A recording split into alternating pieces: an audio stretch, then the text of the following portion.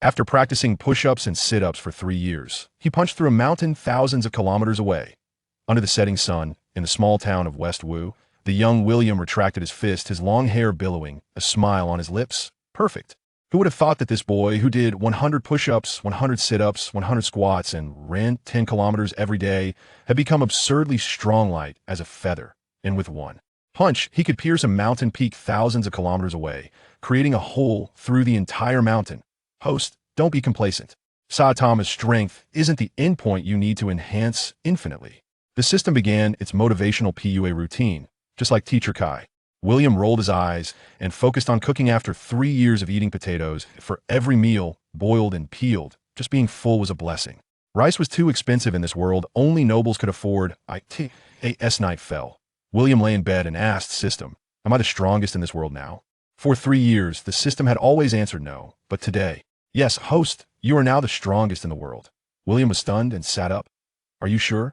You're not lying to me? The system never lies to ha. You said Ada doesn't like me, just lusts after my body. Is that true? William shot back. The system panicked. Did I say something wrong? It's more exhausting to launch once than a train. What about Roy, Germa, and Edith? Are they all lusting after my body too? Women are disasters. Only training is spit. The system almost let something slip. If it weren't for my accurate emotional detection, you would have long been obsessed with women. William didn't respond, softly saying, System, I'm leaving here tomorrow. You finally willing to leave? William lay back down, a bit reluctant about those charming widows. But young man's ambition lies in the vast world. How could he be trapped in a small town? There were princesses and noble women waiting in the distance with his strength. Capturing them wouldn't be a problem. What challenges will William face after leaving the small town? Is there really no opponent for the so-called strongest in the world? Will those women, who the system claimed were lusting after him, let him go? Just then, outside the town, the sound of hooves approached, and a clear female voice called out, William, why didn't you tell me you were leaving? With hopeful thoughts, William fell asleep. The next day, facing the morning sun, William exposed his perfect upper body and began training at in the distance. A series of gazes secretly glanced over, and he could name those people. Good morning, William. Dick greeted as he opened the door. Morning, Dick. William did push-ups, his eyes casually sweeping over the beautiful woman behind Dick. Morning, Roy. Roy blushed at being looked at and quietly closed the door. Dick watched for a while and laughed helplessly. William, does your training really work? Anyone could do this. William stood up, clapped his hands, and showed a look of longing. I'm just practicing casually. My goal is to learn fighting spirit, that kind of technique that exceeds human limits and has the power to destroy the world. Dick frowned. What fighting spirit is there in this world? That's something only gods can achieve. William's expression froze, and after Dick left, he roared. System, get out here. Where's the fighting spirit? You lied to me. Host, let me explain spit. That was a kind lie. Kind my ass. Dick just exposed you. There's no fighting spirit in this world, but there are God-given fruits, similar to the devil fruits that grant superpowers. The system quickly explained. You're not going to say there's also hockey, are you? No, they're only God-given fruits, and they're particularly rare, 1 in 10,000. Are they strong? Not bad. You can kill them with one punch. William laughed in anger. So you just had me practice in the small town for 3 years just to be invincible? I'm human. Youth only lasts a few years. Do you expect me to wait until I'm old and gray to go out? Isn't being invincible good now? Go my ass. You're a sly one. Try to hide something from me again. Are the God-given fruits the system mentioned really that weak? If William can kill fruit users with one punch, does that mean there are no opponents in this world? As he packed his bags to leave, would those women who secretly watched him train let him go? Just then, there was a knock on the door, and a charming voice rang out. William, I heard you're leaving. I made you some food for the road. That won't do. Why did I get stronger? Was it just for self-entertainment? For self-comfort? To spend the rest of my life with a sly one like you? The system hurriedly interrupted. Stop. Is it just concern for your lifespan? He'll take care of it. William's eyes lit up. Can I get a body that's immortal? What are you thinking? I'm an infinite enhancement system, not an invincibility system. Looks like you can't do it. The system was furious. Do you want the ability or not? Don't waste my time. Yes, yes, yes. William suddenly felt warmth in his body and opened the system panel. Host, William Duke. Physique 1, Infinite Enhancement Constitution. Physique 2, Infinite Photosynthesis Constitution. What the heck? Photosynthesis? Isn't that for plants? It's the photosynthetic constitution. A lack of culture is truly terrifying. Do you know Superman? William's eyes sparkled. Can I become Superman? Can't you have some aspirations? Your current physique is not weaker than the movie version of Superman. Seems like it. Although you can't fly, shoot heat vision, or use ice breath, but in a real fight, the movie Superman is just a punch away. Say more. You're really shameless. The system complained, this constitution is similar to Kryptonian physiology in the presence of light. It can infinitely enhance, self-heal, grant eternal life, and even transform into light, possessing the power of light. Could it be Ultraman? In short, it's very strong. William completed his last set of training, changed his clothes, said goodbye to the townspeople one by one, and ran towards the distance without looking back. With a powerful leap, he jumped directly to a mountain peak dozens of kilometers away. Although he couldn't fly, the feeling of freedom was exhilarating. New world, here I come. He laughed, creating a large pit on the mountain peak. And after a few jumps, he disappeared into the distance. System, when can I transform into light? Jumping around feels so silly. About a month, I guess. From morning until afternoon, the outline of the distant city grew closer, but William discovered a group of people by the bushes in their flag were the large characters mountain. Bandit. With a burst of speed, he appeared instantly behind the leader, following the gaze of the other party to see nothing ahead, and curiously asked, "Who are you waiting for? What are the mountain bandits waiting for? How will William deal with them? After a month, when he transforms into light, how powerful will he become?" Just then, the mountain bandit leader suddenly turned around, saw William, and his face changed drastically. "You, when did you get here? What kind of bastard? Don't you know that scaring people can kill?" The bandit leader cursed, and upon seeing William clearly, nearly dropped a short knife. "What are you doing here? Why can't I be here? Damn, who was on lookout? Didn't they see the fat sheep right in front of us?" The leader roared, and 20 bandits immediately surrounded him, wielding either hose or kitchen knives. "Are you going to rob me?" William looked at them playfully. "You look so clean and fair. You must be a noble young master. If I don't rob you, who should I rob?" The leader waved his short knife. "If you don't want to die, kneel down." Behind him, a bandit swung a rolling pin towards William's head. Bang! That bandit flew back like a cannonball. William retracted his foot and brushed off the dust. "I don't like someone hitting my head. Is he a martial artist?" "Everyone go together." The leader shouted, but he himself took a step back. What followed was a one-sided crushing. William struck out with one palm, sending one person flying, along with the ones behind him. With one kick, another person soared into the air. 7 bandits were sent flying in succession, and the remaining ones were left dumbfounded, trembling in fear. Suddenly, the leader drew his short knife and lunged at William's heart, a sinister smile on his face. Thud! The short knife stabbed into William's body, but bent. William had simply blocked it with his palm. "It seems you really want to kill me," William said as he turned and kicked out. Boom! The leader was kicked into a bloody mist. The remaining bandits screamed and scattered, while William kicked the ground, sending stones flying, piercing through their bodies, and screams echoed one after another. "A beauty like you ends up as a thief." William hummed a little tune, "If you lack culture, don't put on airs." "Don't you find it funny to say that to bandits?" The system teased. "Your mouth stinks, just like a pile of dung in a latrine, both smelly and hard. Are you speaking human language?" "I'm proud to have graduated from middle school." "Come on, let's hurt each other." "Didn't you say you graduated from high school last time?" "How can I go to high school if I didn't graduate from middle school?" "I have never seen such a shameless person." William continued on his way, singing a little tune, while the system felt a headache. "Don't you feel ashamed? You sing so badly." "That's why I'm practicing. Aren't you supposed to be enhancing everything?" "Can't singing be enhanced?" "It can't." The system had nothing to say. When they reached the intersection, a beautifully decorated carriage came running from the West Road, driven by an old man who was desperately whipping the reins, with 6 fast horses closely pursuing behind. The carriage held a fair-skinned, beautiful woman, while the 6 pursuers were much better equipped than the bandits, clearly not to be trifled with. Why were these 6 people chasing the carriage? What was the identity of the woman in the carriage? Would William step in to help? At that moment, one of the pursuers drew a bow and aimed at the carriage's wheel. "This other world is really chaotic. I've encountered 2 incidents in such a short time." William sighed, stepping aside, not wanting to get involved in the carriage chase. But the riders on the 6 fast horses had no intention of letting him off the hook. One at the front swung his knife towards William's head. "Who let you see? You're out of luck." Boom! The warhorse and the rider were smashed to the ground by William, dying on the spot. The remaining 5 were stunned, and the masked leader shouted, "We are from the Godslayer Temple. Do you want to go against us?" "They're going to kill me anyway. I don't care what temple you belong to." William sneered. 2 of them jumped off their horses and charged at him, and William grabbed one and twisted. Thud! Blood sprayed from their necks, and they fell to the ground. William picked up a steel knife from the ground and threw it like a javelin. Thud! 2 more fell off their horses. In the blink of an eye, only the leader remained. He was about to speak when William flicked a stone at him. Dong! The leader fell off his horse, a round dent appearing on his forehead. Godslayer Temple, do you really think they're gods? Even if there are, I would spit on them, William spat. This guy is quite impressive. The system rarely praised. Whoosh, the carriage that should have gone far away actually came back. The driver was shocked to see the corpses everywhere. Miss, we don't need to act now. On the carriage, a blonde, blue-eyed woman leaned out, her aura elegant, her plain brocade clothing accentuating her good figure. Glot, what happened? She asked. The guard Glot helped her down, and she looked at William curiously. Did you kill them? Otherwise, should I let them kill me? William raised an eyebrow. I am Dolores, the woman said. You're going to the city of Saya, right? Would you like to go together? Once we arrive in the city, you can make one request, and I'll try my best to fulfill it. Glot hurriedly said, Miss, this is a life-saving grace. Dolores gently shook her head.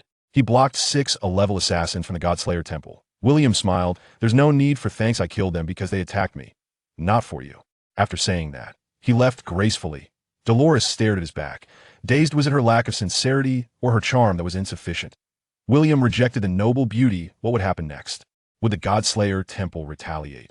In the city of Saya, would there be someone with the ability of the divine fruit he was looking for? At that moment, Dolores' voice came from behind William. Mr. Duke, the Godslayer Temple won't let you go. It's safer for us to go together. Glot drove the carriage to William's side, and Dolores said nothing more, just glanced at him before the carriage disappeared into the distance, kicking up dust. Host, are you overthinking? The system asked. Maybe, but I don't think with my lower half I don't just rush at every pretty face. Don't you? Do I? Don't you? You're just stalling for words here. As dusk approached, the city of Saya appeared before him, with walls towering over 10 meters high, inscribed with 4 big characters. There were many people coming in and out, mostly commoners, with occasional nobles dressed finely. William followed the crowd of commoners in line and smoothly entered the city surprisingly. There was no fee. The buildings in the city resembled those of medieval Europe, much more prosperous than the small town, and William was dazzled, like Lu Lao Lao entering the Grandview Garden. Just a reminder, if you don't want to sleep on the street, get some money. The system said, damn, I should have asked Dolores for some gold coins. William felt a bit regretful, but asking him to suppress the city with force? Forget it. It's better to keep a low profile. In a secluded part of the street, there was a large hall with the sign Shadow Pavilion. Curious, William walked over, but a man in a black robe blocked his way. Show your token. Do I need a token to enter here? The man in the black robe was silent for a moment. Not really. Then why did you say so much? William tried to walk around, but was blocked again. The man in the black robe smiled. You don't know about the Shadow Pavilion? Otherwise, why would I come? The Shadow Pavilion is the world's largest shadow organization. Only 2 types of people can enter here. Shadows like me or employers. You don't have a token, are you looking to hire a shadow? Uncle, isn't a shadow just a killer? William raised an eyebrow. Not the same. We call ourselves shadows. Killing is just a small part of our business. You can also call us bounty hunters, the man in the black robe explained. Then will I disturb you if I just want to take a look inside? It won't disturb, just wanted to ask if you want to become a shadow. And then, the man in the black robe pulled down his hat, smiling brightly. Imrad Garcia, and a level shadow. If you want to become a shadow, I can help you. Offering kindness without reason is either deceitful or thieving. Why are you helping me? William frowned. Rod coughed awkwardly a few times. Actually, the Shadow Pavilion has levels S, A, B, C, and D. I'm stuck at A, and to reach S, I need to train in a level disciple. I've been working hard on this for several years. Will William agree to become Rod's disciple? Are there money-making tasks in the Shadow Pavilion? Will people from the Killing God Temple chase after Saya City? At that moment, a person in a red robe walked out of the Shadow Pavilion, glanced at William, and said to Rod, is this the good seed you mentioned? Doesn't look like much. I have to say, this guy really has a good eye. William was also a bit surprised that Rod could see that he possessed a once-in-a-million extraordinary talent. However, just as the words left his mouth, a laugh from an old man came from the Shadow Pavilion. Rod, are you trying to fool someone again? William. As soon as these words were spoken, Rod's expression became awkward. Looking at the old man sitting in the lounge area of the Shadow Pavilion, sipping tea, William asked curiously, Old man, was he just lying to me? With a chuckle, the old man smiled and said, if you say he lied, then he did. If you say he didn't, he indeed didn't tell a lie. Looking at Rod, the old man continued, Rod is indeed an A-level shadow, and he is indeed just one condition away from upgrading to an S-level shadow. However, whether you possess that rare talent is a question worth discussing, because I know he said the same thing to no less than 10 people. Goodness, casting a wide net, gathering fish, and selecting the best. What a talent. Since he was exposed, Rod stopped pretending. As he turned to walk towards the old man, he said irritably, Hermann, can you not slap my face like this every time? I just simply dislike your opportunistic attitude. Putting down his teacup, Hermann replied, You clearly have the time and ability to train a proper A-level shadow. So why must you show off your wit? If you had put a little effort into this matter, you wouldn't still be unable to complete the upgrade to an S-level shadow by today. Hermann, everything requires fate. If they aren't cut out for it, why waste time on them? If they lack talent, why should you make them shadows? Hermann, don't act like you're innocent. If I hadn't brought a few people here, would you be able to sit here comfortably drinking tea? Rod's words made Hermann cough lightly, his face slightly reddening. Hermann really had no way to refute this. Although none of the people Rodra had sent had been promoted to A-level so far, they had indeed provided fresh blood for the Shadow Guild's branch, and he was the biggest beneficiary among them. Thinking of this, Hermann smiled at William and said, Young man, do you want to become a shadow? Looking at Hermann's kind expression, William replied with a strange look, I don't care about becoming a shadow. I just want to make some money. Hearing this, Rod couldn't help but laugh as he sprayed the tea he had just sipped. After shooting Rod a glare, Hermann found it even more amusing and said, If you want to make money, then being a shadow is perfect for you. Come, let me fill out the application for you. He casually picked up a piece of paper from the table and handed it to William. The words Shadow Membership Application Form appeared in front of William. Name, age, gender, nickname, skills. The application form was very simple, requiring only 5 main items, with the 6th being the recommender. Recommender, A-level shadow, Rod Garcia. S-level city of Saya branch leader, Hermann Jenkins. William felt a strong sense of being tricked. Looking at Hermann's sincere eyes, the feeling intensified. Can't you write? No problem. Old man will help you write, just tell me. Seeing that William made no move, Hermann didn't think too much and placed the application form on the table, preparing to fill it out for William himself. It's fine, I'll do it myself. There's nothing on this, and if it were a scam, it wouldn't deceive anyone. Of course, the main point is that if there really is something fishy, only they will regret it. Name, William Duke. Age, 18. Gender, male. Nickname, Superman. Skill, killing technique. Seeing the words killing technique written by William, not only Hermann, but even Rod were a bit surprised. Are you sure? Are you good at this? Hermann, taking the form William handed over, looked somewhat doubtful. If you don't believe me, you could try. With a confident smile, showing a row of neat white teeth, William replied. After exchanging glances, both of them became interested. So, how about giving a try? I can fight, but I want to do it for free. What do you mean? Hermann didn't quite understand William's words. However, looking at William's fidgeting fingers, Hermann couldn't help but laugh. This kid is really obsessed with money. Facing Hermann's gaze, William answered very straightforwardly. There's no choice. I'm poor. I have to find every way to make money. Otherwise, do you think I would want to come and be this shadow? Judging by your outfit, you must have just arrived in Saya City, right? Yes. No wonder. The two realized, and Hermann laughed. If you don't mind, you can stay at the Shadow Pavilion tonight. Is there a fee? William asked curiously. Of course, 1 silver coin per day. Damn, why don't you go rob someone? After 3 years of crossing over, William also understood the concept of money in this world. 1 silver coin is enough for a family in a small town to eat and drink for a month. And here, just to stay one night costs a silver coin. Don't bring the small town concept to the city, William. 1 silver coin is very cheap. Go ask outside. A hotel with this condition might charge you 3 silver coins. No money, William said bluntly. It's fine, just have a match with Rod. If you lose, I'll give you 3 silver coins. If you win, I'll give you 1 gold coin. Are you treating me like a beggar? Hermann felt a bit embarrassed after being retorted by William. Young man, how about this? If you lose 1 gold coin, and if you win 10 gold coins, that should be fair, right? As the president of the Shadow Branch, aren't you being a bit petty? I want to waste more words with you. Losing 1 gold coin is fine, but if you win, give me 100 gold coins. The price made Hermann hesitate. After all, he proposed a reward just to help William within his means, considering William's background. In fact, there is no practice in the Shadow Hall of giving rewards without certification. Seeing Hermann hesitating, William chuckled and said, Isn't it worth it to spend 100 gold coins to get a genius? Moreover, if I lose, it's just 1 gold coin. Does that mean I can get rich? Deal. Without a second thought, Hermann made the decision on the spot. Indeed, betting a mere 100 gold coins on a genius is absolutely worth it. Furthermore, as the vice president, this money can be fully reimbursed. Thinking of this, Hermann smiled even more happily.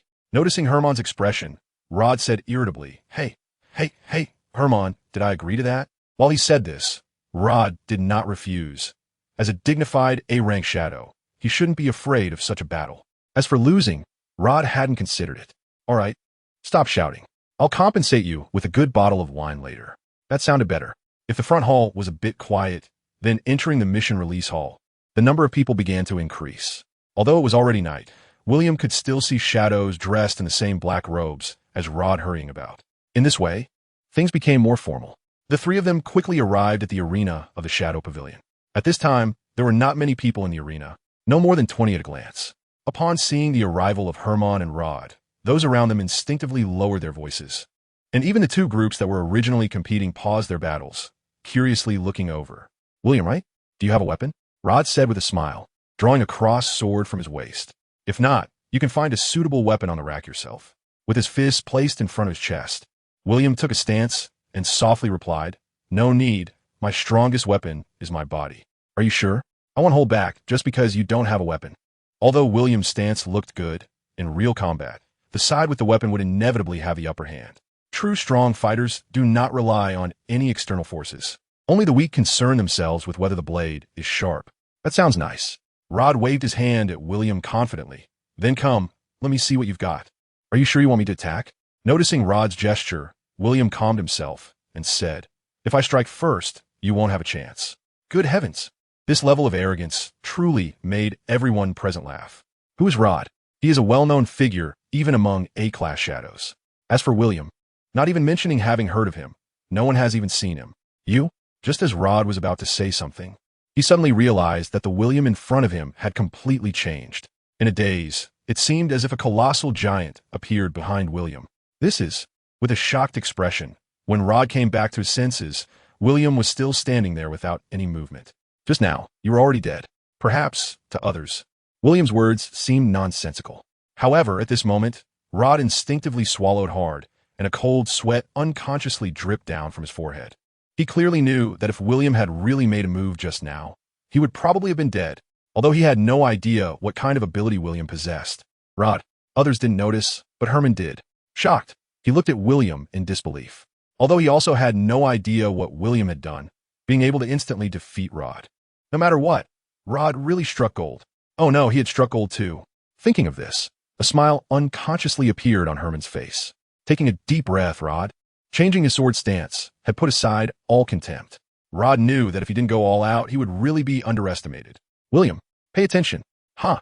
With his energy sinking to his waist, Rod exerted force under his feet, directly creating a shallow pit in the ground. Rod swung his long sword fiercely towards William. This move used all his strength. Good move. Seeing Rod's attack, William smiled, also exerting force under his feet, stepping forward while dodging Rod's sword in an instant. With a flick of his right hand, amidst the gasps, Rod was suddenly pulled by the future and thrown out. In midair, Rod barely managed to flip and land on the ground, sliding a few meters before finally stopping. However, when he looked for William again, he found that William had already vanished without a trace. Where are you looking? A light and carefree sentence, but in Rod's ears, it sounded like a ghostly whisper, causing his body to tense up, and instinctively, Rod swung out a horizontal slash backward. Clang! After a crisp sound of the sword ringing, an astonishing scene unfolded. William had actually managed to pinch Rod's sword edge tightly between two fingers, just a hair's breadth away, coupled with William's earlier words. True strong individuals do not need to rely on any external force. Only the weak care about whether the blade is sharp. Everyone watching felt their scalps tingle. A surge of unprecedented excitement rushing to their heads. With a slight smile, William turned his finger and pushed forward. Like the power of a deity descending. Ouch! A cry of pain. The sword slipped from both hands, and the hilt slammed into Rod's chest. Boom! Watching Rod crash into the wall and disappear at the edge of the arena, everyone was dumbfounded, mechanically turning their heads to look at William.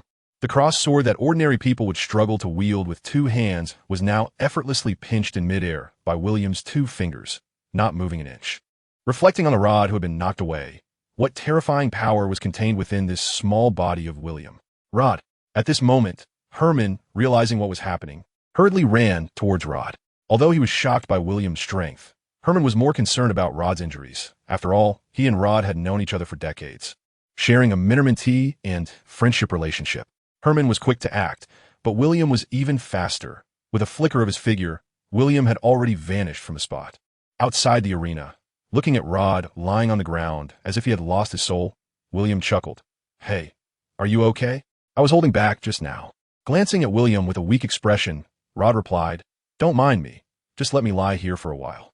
This time, Rod knew he had really embarrassed himself. No matter how strong William was, those who didn't know would probably not think William was that strong, but rather say how weak Rod was. There's nothing to be done. People's words can be terrifying. Moreover, and most importantly, this battle with William truly shattered Rod's confidence. Are the young people nowadays really that terrifying in strength? I'm getting old. Really old. It's time to retire. Are you okay, Rod? Hey, William, when did you arrive? Glancing at William and then back at the arena, Herman was also a bit incredulous. Looking at Rod, lying on the ground, pretending to be dead, Herman let out a sigh of relief and reached out to Rod, saying, All right, it's time to get up. How long are you planning to lie there? Seeing Herman, Rod felt he couldn't keep up the act any longer. Herman, I feel like my back is broken. Broken back? Herman instinctively kicked Rod's leg. Herman, are you even human? I'm like this, and you still kick me? If you can feel it, then you're fine. All right, get up. We'll talk about it later. Grabbing Rod's hand, Herman tried to pull him up from the ground. Ouch. Rod really felt the pain as he gasped. It wasn't his back that hurt, but his butt and chest. His butt was bruised from hitting the wall, and his chest was struck by the hilt of William's sword. As for why Rod's ribs weren't broken, it was naturally because William had held back. Let me help. Seeing Herman supporting Rod, William thought for a moment and decided to lend a hand. However, looking at William holding him by the neck and dragging him along the ground, Rod's face turned red as he said, Put me down. I think I can walk by myself. Ha. In the president's office, Herman sat in the main seat, while below him were William, who was counting coins, and Rod, who looked pale. After confirming that there were exactly 100 gold coins, William finally put the bag of coins into the system space. Clearing his throat, Herman looked at William and said seriously, William, if I'm not mistaken, you must have eaten a divine fruit, right? You are a divine ability user. No wonder. Upon hearing Herman's words, Rod finally understood. If he was defeated by a divine user, it wouldn't be so embarrassing after all. William was also somewhat surprised that Herman would think he had eaten a divine fruit. In fact, President Herman, I also want to know what a divine fruit is. Actually, you don't need to pretend.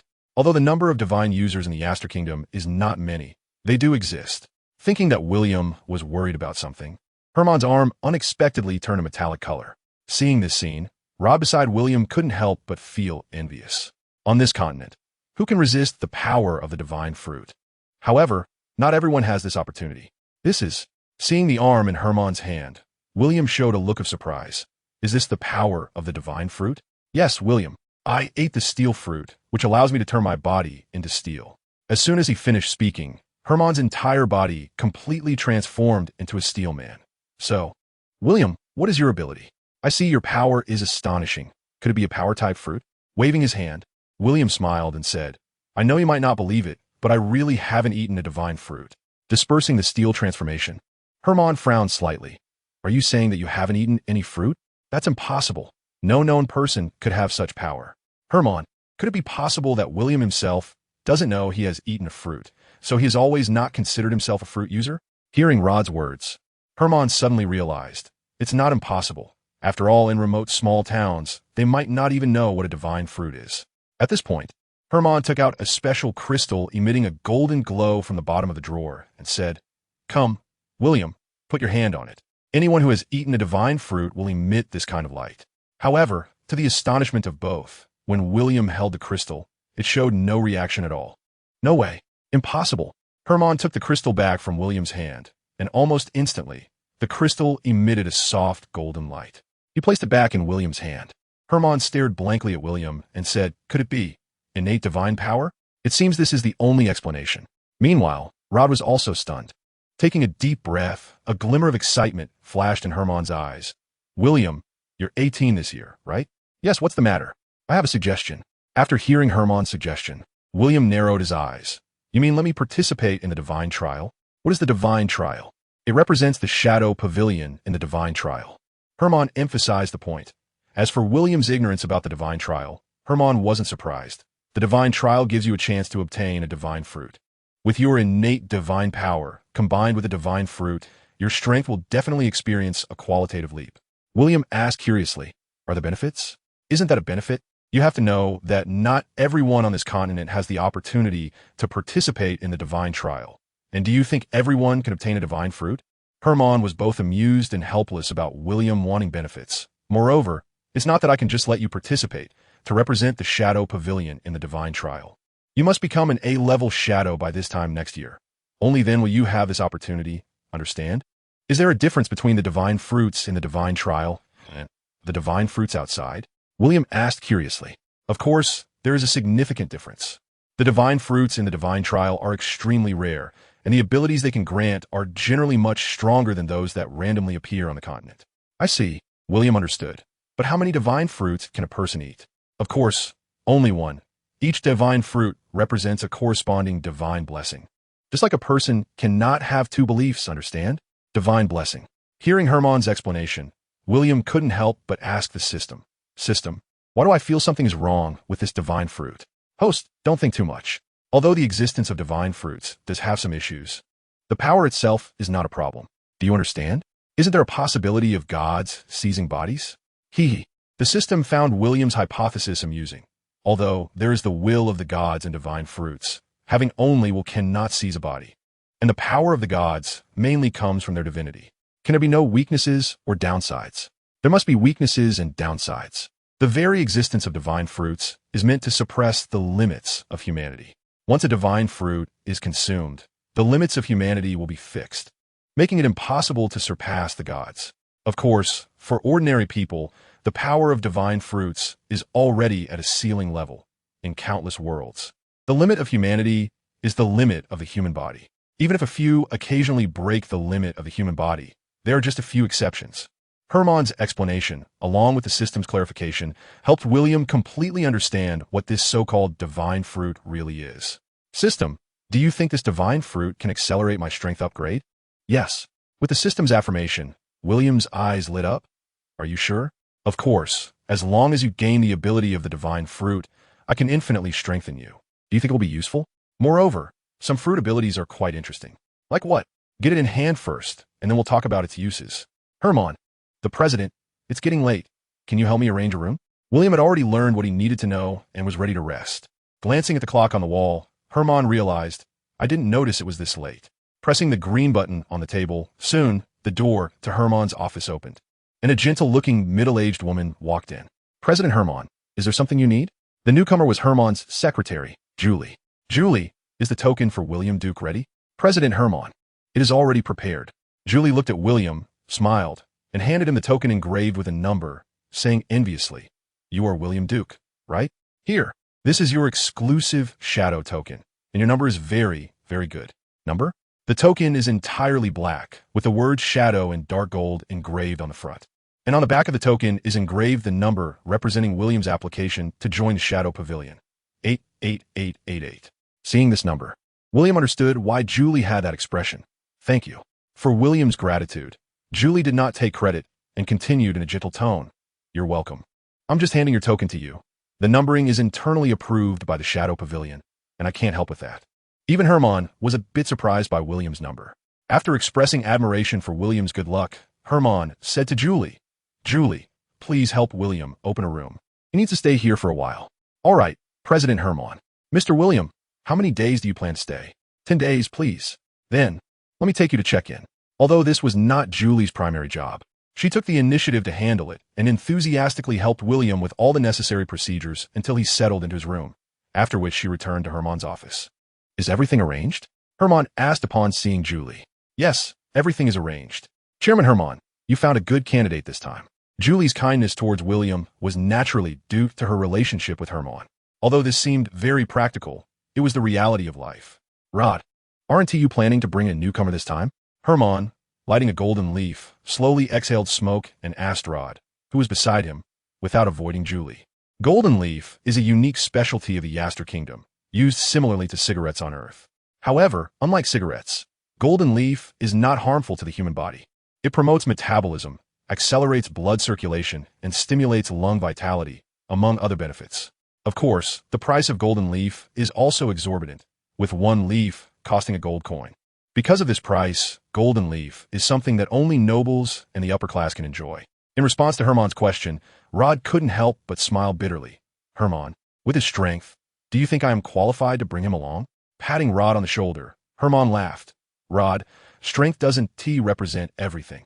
Your experience, your abilities, and your expertise are things that William lacks. If you want William to complete the A-level assessment within a year, he can't do it without your help. Pointing to the token hanging on William's chest, Herman smiled. If you don't seize this opportunity, when do you plan to reach S-level shadow? Don't forget, S-level shadows have the chance to obtain divine fruits. Divine fruits. Hearing Herman's words, Rod couldn't help but feel a bit hopeful. Although not all divine fruits are powerful, they are definitely something that everyone on this path yearns for. Although he felt a bit embarrassed, Rod also couldn't resist the temptation. Herman, I understand. Tomorrow, I will go talk to him. As Rod walked toward the door, Herman exhaled a smoke ring and said meaningfully, Rod, I still say, the position of chairman of the city of Saya is reserved for you. So don't let me down again, understood? Hearing this, Rod paused, waved his hand to Herman while turning his back, and quickly left the office. Concerned, Julie looked at Herman and said softly, Chairman Herman, is it really good to put all your bets on Rod? He has disappointed you many times over the years. Julie, are you still holding on to what happened back then? It's been so many years. You should let it go. Chairman Herman, I don't want to bring up the past. Noticing Julie's changing expression, Herman sighed helplessly. He also understood the complexity of the situation back then and, in fact, didn't know how to resolve the emotional knot between the two. Although Rod back then was not as outstanding as William, he was still a prodigy in his own right. He was even on the verge of obtaining the ticket to the divine trial. But unfortunately, fate played a cruel trick. That year's mission not only caused Rod's team to fall apart, but also led to the near annihilation of Rod's team. This was also the reason for Rod's subsequent loss of will. After all these years, the once prominent talent has now turned into a greasy middle-aged man, and Herman, who once trained Rod, has also gone gray. Although Rod has disappointed Herman time and again over the years, Herman still believes in Rod just as he did back then. Herman firmly believes that if given a chance, Rod will eventually become that spirited young man again. Meanwhile, on the other side, William returned to his room and quickly fell asleep after taking a hot shower. In contrast, Rod was tossing and turning in his room, only turning off the light in the early hours of the morning. The next morning, Rod was waiting outside William's door bright and early. However, it wasn't until he was about to fall asleep that he finally saw a sleepy-eyed William coming out of his room. Trying to muster some energy, Rod said grumpily, Do you usually get up at this time? What else? Of course. I sleep until I wake up naturally, William replied, rubbing his still drowsy eyes.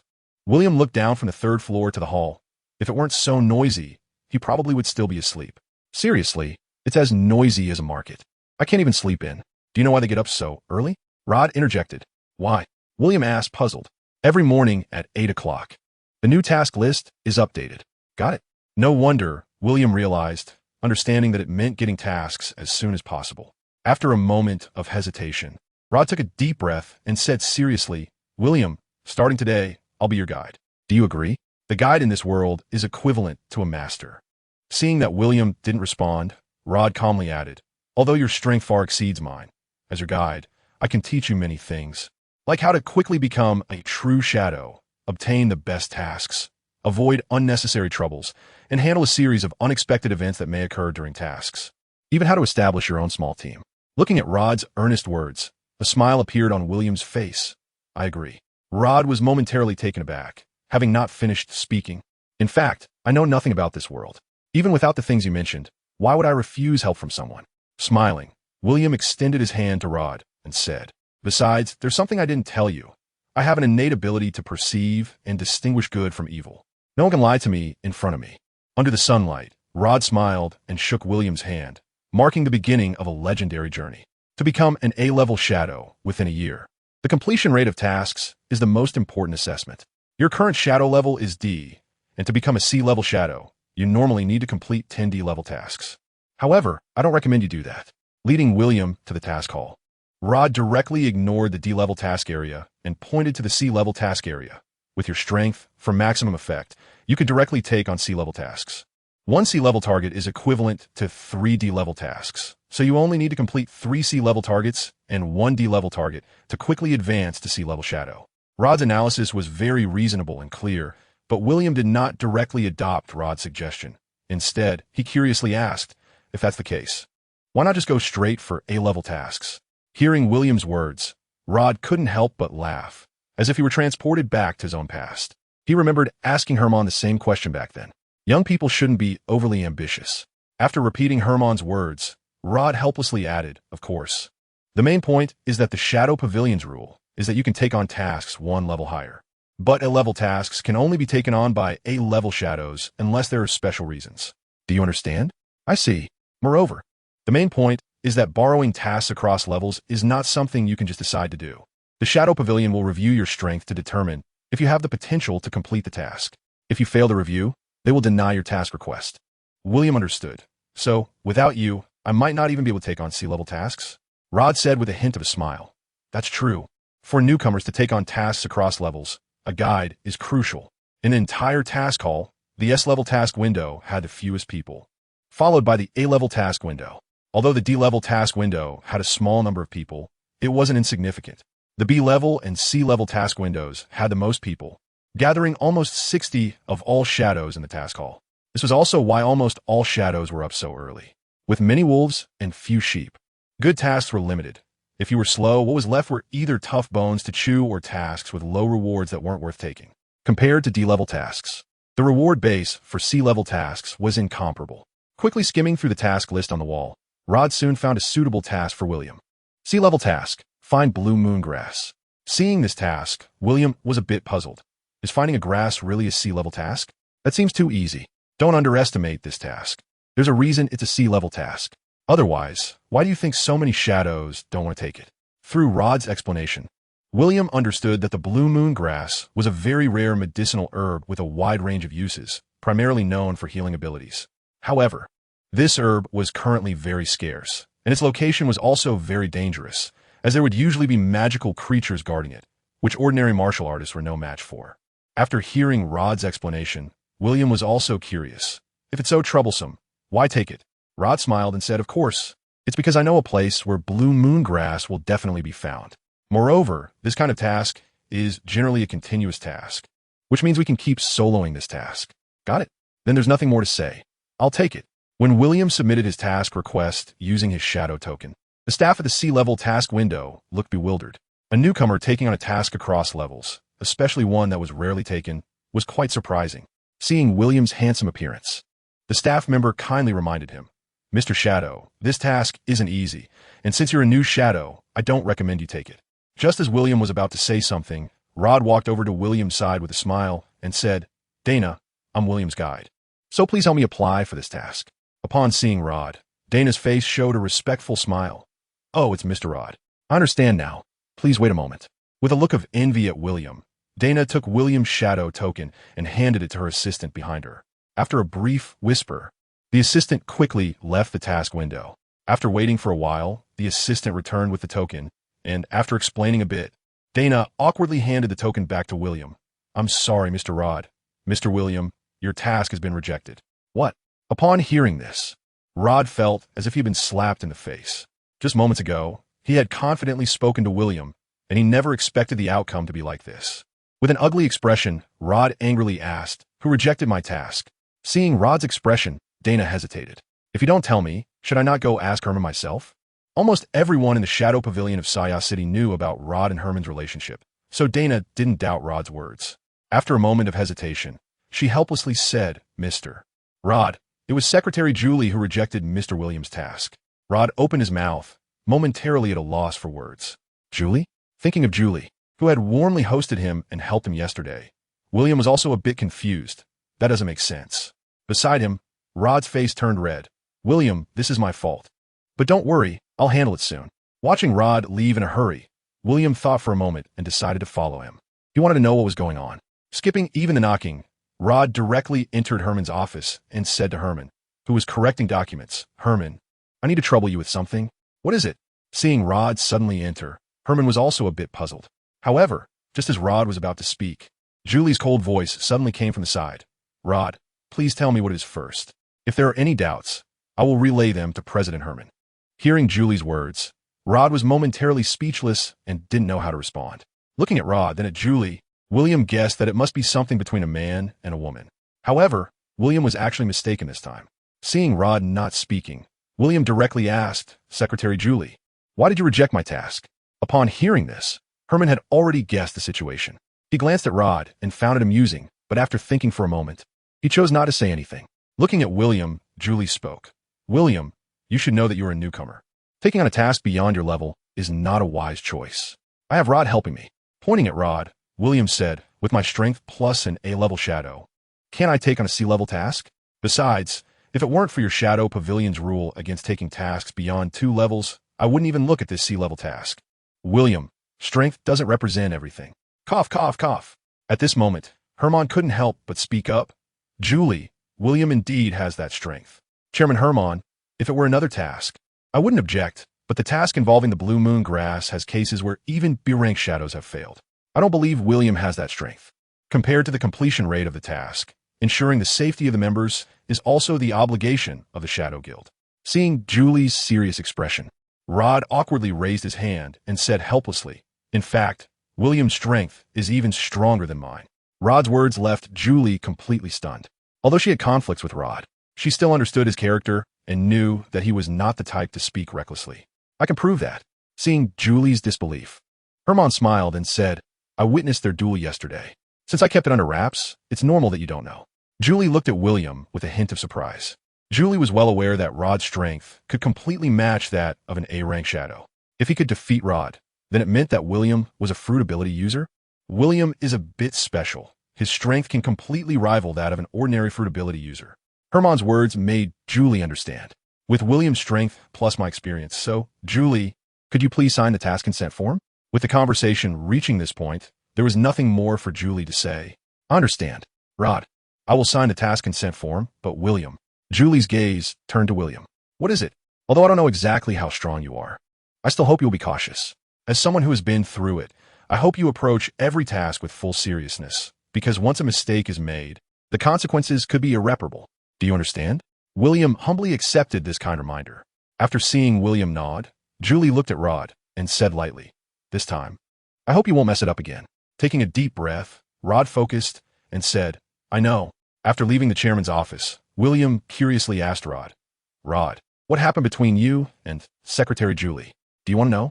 Rod's expression was somewhat complicated regarding this question. "If you don't mind, could you tell me? I'm quite curious. This is not really a secret. It actually goes back to 10 years ago. 10 years ago, Rod was 26 years old, a time of youthful vigor and ambition, and that year was also his most glorious period. During that time, Rod, with his extraordinary talent, strong courage, and Herman's help, finally became the youngest A-rank shadow in the Shadow Guild.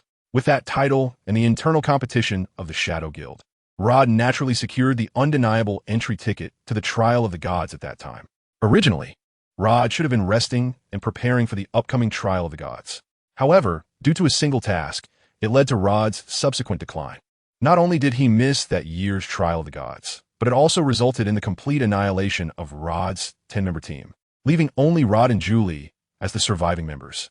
The outcome of this brutal mission shocked the entire Shadow Pavilion at the time. William did not expect that Julie had actually been a member of the same squad as Rod back then. "Rod, what kind of mission made you lose so badly?" William was curious about that mission. When it came to this mission, Rod sighed helplessly. "S-rank mission, Elixir of Immortality." S-rank mission? Wasn't it said that after A-rank, one can't take on higher-level missions? No, that mission was actually classified as an A-rank mission back then. Seeing William's confusion, Rod explained helplessly at that time. Everyone was misled because the location of the mission was very clear and there was a very explicit description of the Guardian monster, along with the mission issuer's description. Therefore, the Shadow Pavilion classified that mission as a rank, although the main reason for the failure of this mission was due to an internal error in the Shadow Pavilion. I could have actually given up halfway through that mission. However, for the sake of a 100 mission completion rate, the Rod back then was full of ambition. At the peak of his life, how could he be willing to admit his failure, even knowing that casualties might occur? Rod still refused to give up, and this was the real reason that led to such a tragic accident. Was that monster really that powerful? Very powerful, so powerful that we had no ability to resist. When recalling that battle from years ago, a hint of fear flashed across Rod's expression. "After all these years, haven't you gone back?" "I have. After I returned, President Herman personally went there, but he also failed." So formidable? William was surprised to hear Rod's words. The situation was a bit special. "I'll tell you more about it later. In Rod's view, as long as William could smoothly become an A-rank shadow, he would have the opportunity to obtain the divine fruit after he became an S-rank shadow. If luck was on his side, he could gain powerful fruit abilities, and then he could take revenge himself. This was also the real reason why Rod was motivated to pick himself up again, to seek personal revenge. There was no other way but to become a fruit ability user.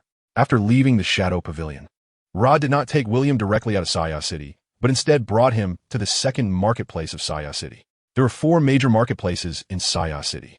The first marketplace mainly provided a series of services for nobles, while the second marketplace offered equipment for shadows like Rod or other guild professionals.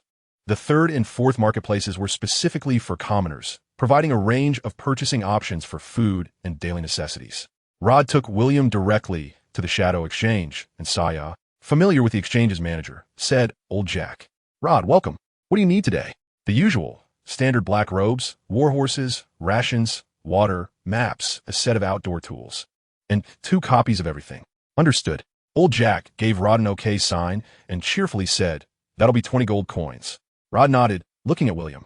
"Wait, you're not expecting me to pay, are you?" William asked uncertainly. "Otherwise, what do you think, kid? I'm the one doing all the work for you. Am I supposed to pay for all this myself?" After thinking about it, William realized that Rod was indeed working for him for free. Moreover, considering that the reward for the C-rank mission, Blue Moon Grass, was 100 gold coins, it seemed like the Shadow Exchange was quite profitable. In the small town William left, a family's yearly expenditure was only about 1 gold coin. So 100 gold coins, minus 40 gold coins in costs, meant that this round trip was equivalent to what their family would earn in 6 years. After all the gold coins were counted, Old Jack quickly wrote down Rod's requirements on the order list, stamped it, and handed it to the assistant beside him. "Go ahead, make sure everything is ready in time." "Okay, boss." Once the assistant left, a smile appeared on Old Jack's face as he gestured to the side. "Mr. Rod, Mr. William, please wait here for a moment. I've already arranged for someone to prepare it." Rod nodded, and, as he walked toward the resting area, replied, "Old Jack, aren't you preparing tea and such?" Of course. Someone prepare tea." When William followed Rod to the resting area, there were already 4 people waiting there. Upon seeing Rod, the 4 smiled and greeted him. Although Rod had fallen from grace, his status as an A-rank shadow still held weight, and along with his relationship with Hermon, the name Rod still carried some prestige in the Shadow Pavilion in Saya City. The waiting time was a bit long, during which Rod also shared some basics about this world and some of his past experiences with William. Although these were basic knowledge for many, they were very valuable to William, because these were precisely what he needed the most at the moment. In contrast, things like the divine fruit and treasures, which everyone else desired, were what William looked down upon the most. "Rod, there's actually a question I've always wanted to ask you." "Go ahead. Are there really dragon races in this world?" Upon hearing William's question, Rod couldn't help but laugh. "William, if I'm not mistaken, you must have read about it in some legendary novel, right? So that's not true?" "Not exactly. There are indeed dragon races in this world, and I've seen them with my own eyes. However, they're not as depicted in novels. They're also a type of mutated monster." "Mutated monster?" "Yes. There's currently no reasonable explanation for how known monsters are produced, but I suspect that, as enemies of the ancient gods, they likely come from the outer realms." "Is there an outer realm in this world?" Upon hearing this term, William was also surprised, as he remembered the last time he heard it was in the Warcraft universe. "The outer realm has always existed. It's just very difficult for us to get there. The only way we can currently access it is through the trials of the gods." Speaking of this, Rod couldn't help but feel regretful. "Unfortunately, because of that incident, I missed my only opportunity to participate in the trials of the gods. So, in fact, I have never been there and can't provide you with more complete information." "Rod, hasn't President Hermon been there either?" When it came to this matter, Rod seemed a bit embarrassed, but he still said, "In fact, President Hermon has not been there either. His divine fruit was granted by the Shadow Pavilion after he became an S-rank shadow." This made William understand why Rod had voluntarily offered to be his guide. However, thinking about it, Rod and William had no familial ties. There was no reason for him to offer help for no reason. Moreover, although Rod's assistance was a paid service, it did not harm his own interests, so William naturally had no complaints. Seeing that William remained calm, Rod also felt a bit relieved. Regarding this matter of exchanging interests, the inherently proud Rod himself feels a bit awkward. "Mr. Rod, Mr. William, everything you need is ready. Please follow me." In the goods trading backroom, after counting all the items with Rod, this procurement came to a successful conclusion. Due to the need to take care of William, Rod's pace was not fast when leaving. And only after William gradually adapted did they quicken their steps. Riding fast, facing the strong wind, William felt as if he were an ancient general, a sensation that stirred his blood. However, as time passed and the excitement faded, boredom began to set in. The speed of the warhorse was already quite fast, but to William, it was even slower than his own legs. When compared to flying, it was even more incomparable. Fortunately, Rod kept him entertained along the way by explaining the common knowledge of this world, so William didn't feel bored. Their destination was the Miracle Forest, which would take nearly 10 days to reach from the city of Saya with the warhorse. The Miracle Forest is located in the western part of the Yaster Kingdom, covering such a vast area that it occupies over 70 of the land area of the West Asia continent. Here is a forbidden land for humans, a paradise for monsters, which contains countless creatures and plants with magical powers. Hence it is named the Miracle Forest. Since the Miracle Forest occupies such a large area, why hasn't the human kingdom attempted to conquer it? In response to William's question, Rod smiled and explained, "It's not that no one has thought about it, but the last kingdom that tried to conquer the monster forest has now become a ruin." "What do you mean?" William asked, puzzled. "Like the human kingdom, there are also kings among the monsters in the Miracle Forest. Currently, humans and monsters are in a relatively peaceful state, but once humans try to take a step closer, the Monster King won't hold back. You can imagine the kind of overwhelming and frenzied siege from the monsters. Moreover, compared to humans, the number of monsters is actually much larger. So, after that, no kingdom has been willing to take such a risk." The term monster siege was familiar to William, making him both amused and helpless. The two hurried until evening, and Rod stopped in front of a village at the foot of a mountain. Looking at the scene of smoke curling up from the village, Rod chuckled. "All right, let's stay here for the night." Seeing Rod securely tie the warhorse to a large tree, William asked curiously, "Rod, why not go to the village ahead?" "William, we are shadows. Remember, during the mission, don't trust any strangers except for teammates. We don't have time to get to know them. Once you lay your guard down, those who greet you with a smile by day might wield a butcher's knife at night.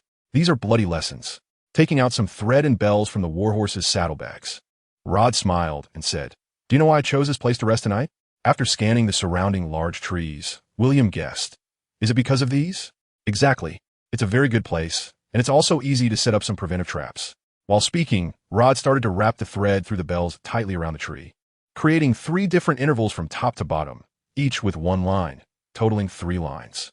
This way, it can prevent not only wild beasts but also enemies, and the bells on the thread can serve as a warning. "Do you understand?" William nodded, proving that Rod was indeed an experienced one. This method had some tricks. Although William wanted to say that he didn't actually need this, as he could sense any malice directed at him instantly, he thought better of it and kept quiet. Although what Rod taught might not be of much use to William, these were lessons learned from Rod's bloody experiences, and only a fool would refuse to learn more knowledge. When the campfire was lit, night had already fallen. Sitting around the campfire and eating dry rations, everything felt so fresh.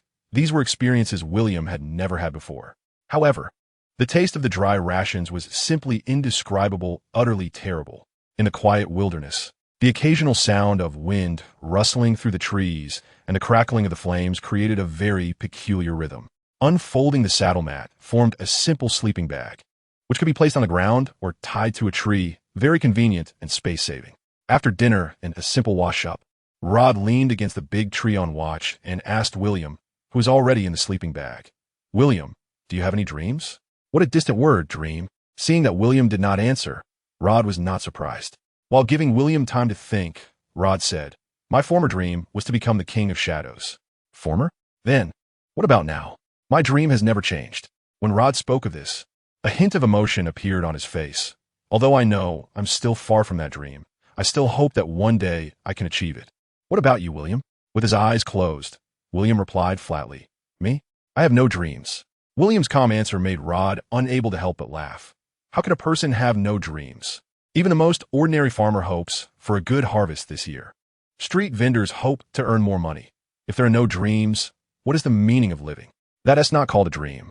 That is just living out of necessity. Slowly opening his eyes and gazing at the starry sky, William's tone carried a hint of emptiness.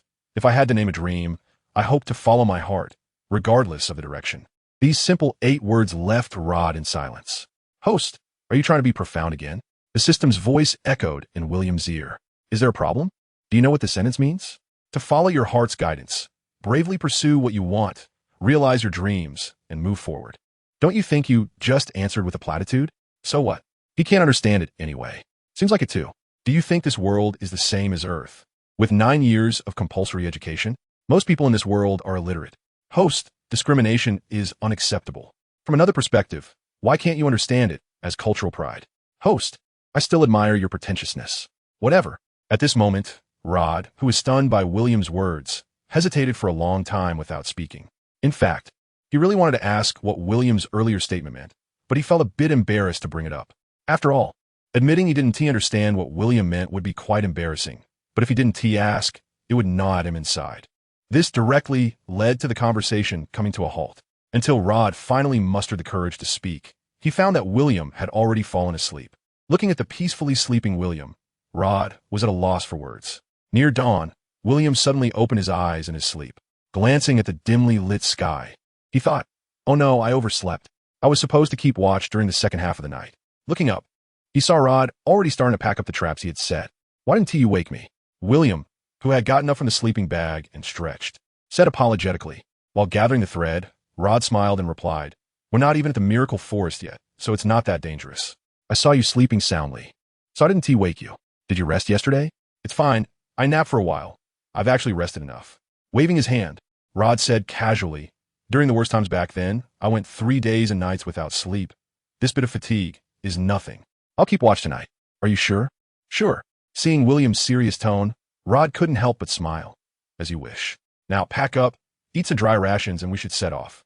"All right." Once again, they set off, still on the monotonous rush. However, as they moved further away from human habitation, the surrounding scenery became completely different from what William was familiar with. Whether it was the animals, plants, or insects they encountered, William felt an incredibly strange sensation. He couldn't tell if it was just an illusion, but he felt a sense of loneliness and desolation creeping into his heart. Fortunately, Rod was there to accompany him. Otherwise, William might not have wanted to continue at all, as there was a fear of the unknown and the unfamiliar. Even William himself didn't know why he felt afraid. "System, I feel like there's something wrong with my mindset. It's not just a problem. I even feel a suffocating sensation, which is quite terrible. Is there a way to solve it?" "Actually, this is not your issue. Leaving your familiar comfort zone and entering a completely strange environment, especially an unknown otherworld, requires your body and brain some time to adapt. This is a very normal physiological reaction and will get better after a while. Is there a quick way to solve it?" William asked. "Yes. You could try to punch with all your strength." "With all my strength?" Glancing at Rod beside him, William thought better of it. If he threw that punch, not to mention the destruction it might cause, it would probably scare Rod into a stupor. "Is there another way?" "You can exercise. A familiar rhythm will help you relax." "I understand." After waving to Rod, who was nearly in the same position as him, William said, "Rod, let's pause for a moment. What's wrong? Are you hungry and ready for lunch?" Hearing William's words, Rod curiously stopped his mounted horse. "No, I forgot about today's daily training, so I want to wait a bit." "Rod?" If Rod found it hard to understand why William insisted on exercising, he was even more baffled when he saw William's so-called training method. "Is this your daily training? Are you sure?" "Of course, Rod. Would I need to lie to you? Is this even a warm-up?" Although William's training method was a bit strange, after trying out, Rod found that these movements seemed simple but were actually quite effective. "William, are you carrying weights?" In Rod's view, this was the only reason that could explain it. "Weights? How tiring would that be?" Rod, after finishing the entire set of daily training, William looked at the sword in Rod's hand and said, "Rod, can you teach me to practice swordsmanship?"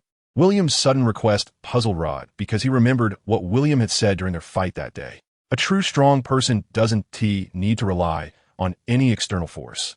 Only the weak care about whether the blade is sharp. "I can teach you, but why did you suddenly want to practice swordsmanship?" William's answer was very straightforward. "Of course, it's because it's cool." Rod stumbled and nearly fell to the ground. Clearing his throat awkwardly, Rod asked in confusion, "What did you say? Don't you think swords are cool?" At some point, the sword in Rod's hand had already appeared in William's grasp. Facing the distance, William swung it dramatically. "Take this. Crescent moon slash." With one strike, the world changed.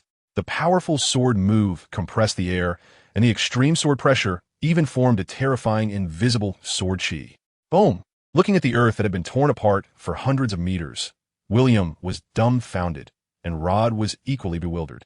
After a long silence, Rod muttered, "William, I think maybe you should teach me swordsmanship instead. Okay? Can I say this was an accident? Please. William, I want to learn swordsmanship.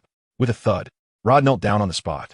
At this moment, Rod no longer cared about any issues of face.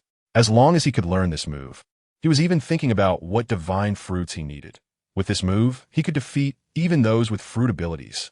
As for whether this would be too embarrassing, damn. As long as he could learn it, he wouldn't care about embarrassment. Even if it cost him 10 years of his life, he would still learn it. What is this called, a one-trick pony? What swordsmanship or no swordsmanship? Any weapon, as long as the strength and speed are there, it's all about brute force. Thinking of this, William suddenly had an epiphany. To put it in an ancient saying, after enlightenment, one greatly advances in martial arts. From then on, he entered a realm where no moves were better than moves. Although he didn't know what had happened to William, Rod could feel a change in the aura around him. Although Rod couldn't describe it, it seemed to be a state of returning to simplicity. Could it be that he has become stronger again? Rod, I can teach you swordsmanship. Really? Upon hearing William's words, Rod's face showed immense joy. However, whether you can learn it or not, I won't be responsible. I understand. Thank you. Get up. Don't kneel in front of me. I don't like it. Reaching out, William helped Rod up from the ground, and they exchanged a knowing smile. Handing the cross sword to Rod, William smiled and said, "Use the moves you know on me first." Okay. In response, Rod did not hesitate, gripping the cross sword and launching an attack on William. Knowing William's strength very well, Rod held nothing back. Thrust, slash, flick, point, crash. A series of moves flowed smoothly, and in William's eyes, Rod's swordsmanship was bold and straightforward, without any flashy movements. Every move was a lethal attack. As the set of attacks came to an end, William suddenly reached out, using the same moves with the same result. The blade in Rod's hand was once again caught by William, who simply turned his hand over. However, what surprised William a bit was that this time, Rod actually learned from the last lesson, and the moment the cross sword rotated into position, he once again grasped the hilt. Interesting. Seeing this scene, William couldn't help but praise. Rod also smiled with pride, but bang! The sword hilt struck his chest, and Rod was sent flying again. Cough, cough, cough. This time, because William had received power, Rod quickly got up after falling. Looking at William, Rod was puzzled. This shouldn't be the case. It's normal. Although you reacted in time, based on your experience, the gap in strength between us is too great. Upon hearing William's words, Rod suddenly understood. So, what you need to do next is very simple. If you want to learn my swordsmanship, you must first strengthen your body. How to become stronger? Rod looked at William with burning eyes. Train. Train like you do. Rod was somewhat confused. You and I are different. With a grin, William took out the weighted tools he had purchased long ago from the system space, iron blocks. However, these things had been left in the system space after being used once, never to be used again, simply because they were too exhausting. Bang! Watching the iron blocks fall heavily to the ground, Rod gasped. The next scene was training like William, except that unlike William, all of Rod's training was done with weights. Until the 10-kilometer-long run, William rode forward on his warhorse, while Rod moved forward with iron blocks tied to his limbs. Although this inevitably slowed their speed, neither of them said anything. Along the way, seeing William at ease, Rod panted heavily while running and curiously asked William, "William, how long did you endure this kind of weight training?" If we count the time, it has been a full 3 years. Anyway, Rod couldn't guarantee if William was exaggerating. 3 years? Rod was shocked, not because he thought the time period was too long, but because it was too short. Rod had originally thought William had started weight training from a young age, but who would have thought it was only a short 3 years? After pondering for a moment, Rod asked out of curiosity, "William, how many years have you been studying martial arts?" For this question, William was speechless. Hadn't he just said it? Seeing William hold up 3 fingers, Rod frowned. 30 years? I'm only 18 this year. Do you think I started practicing without being born? 3 years, just 3 years. Rod nearly couldn't catch his breath. Goodness, can one become this powerful in just 3 years? So what has my 36 years of life been for? William, are you sure you haven't eaten a divine fruit? What will it take for you to believe me? How about I show off again? Upon hearing William's words, Rod was somewhat speechless, but he didn't continue to ask. Everyone has their own secrets, and as someone who has been through it, Rod understood the importance of maintaining a balance. Of course, if William was willing to share, Rod would naturally listen attentively. The 10-kilometer distance was quickly reached, and Rod was called to a stop by William. "William, I can actually keep going." Stretching his muscles, Rod spoke to William. "No, this is already enough." Noticing Rod's confusion and doubt, William couldn't help but laugh. Do you really think that pushing yourself to the limit will allow you to break through the human limits? William's words made Rod's pupils contract. Just as he was expecting William to reveal some secret, he didn't expect William to stop there. At this time, it was exactly lunchtime, so they found a patch of grass to sit casually and started eating their rations, staring at the sun and feeling the mountain breeze. William even began to feel a bit drowsy after filling his stomach. How about a nap? I was thinking the same. Hearing William's words, Rod also showed a smile. However, when William was about to set up traps and warnings, he interrupted Rod's actions. Actually, it doesn't have to be that complicated. What's wrong? Rod was a bit puzzled upon hearing William's words. Do you remember what I told you about my talent? I have the ability to sense and distinguish good from evil. No one can lie to me. Similarly, I can perceive any malicious person as soon as they enter my warning range. Rod looked at William in confusion, unable to comprehend this ability. Are you sure you haven't eaten the divine fruit? Rolling his eyes, William replied speechlessly. I don't want to repeat the same question. While that was true, Rod, still feeling uneasy, set up some simple traps around just to be safe. It wasn't that he didn't trust William. He was just used to it. If he didn't do these things, it felt like something was left undone, and he wouldn't be able to sleep soundly. In the dead of night. Rod. William's voice startled Rod awake from his slumber. What's going on? Is it dark outside? There are people. Hearing William's words, Rod was taken aback and looked around in vain. Then he lay on the ground, quietly listening. Indeed, there were people. Ahead was a carriage, and behind were 6 warhorses. The same configuration made William think of someone, Dolores. Could it be her? Did you sense it through your ability? If at first Rod had some doubts about William's danger perception, this moment shocked him greatly. They all carried a murderous intent, so I could sense it. While speaking, William had already placed the sleeping bag back on the warhorse. The newcomers are not friendly. Let us avoid them for now. As an old shadow, Rod naturally had no intention of confronting them and mounted his warhorse. Their strength is just average. We don't need to avoid them. While that was true, William didn't have the intention to fight either, so the two continued along their originally planned route. The night was dark, and although the bright moon illuminated the path, it still couldn't conceal the ruggedness of the journey. The warhorses did not have night vision, so their speed was much slower than during the day.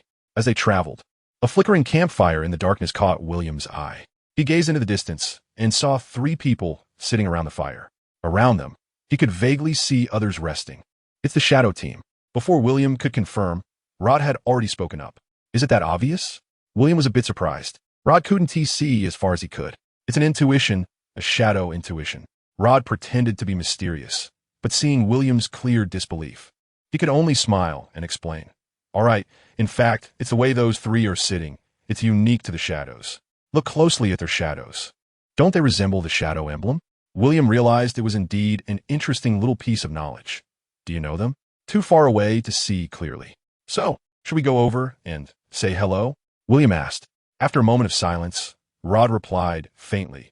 Forget it. They obviously just returned from a mission. If we go over now, it might cause misunderstandings. It's better to change direction. Noticing Rod changing direction, William found it amusing.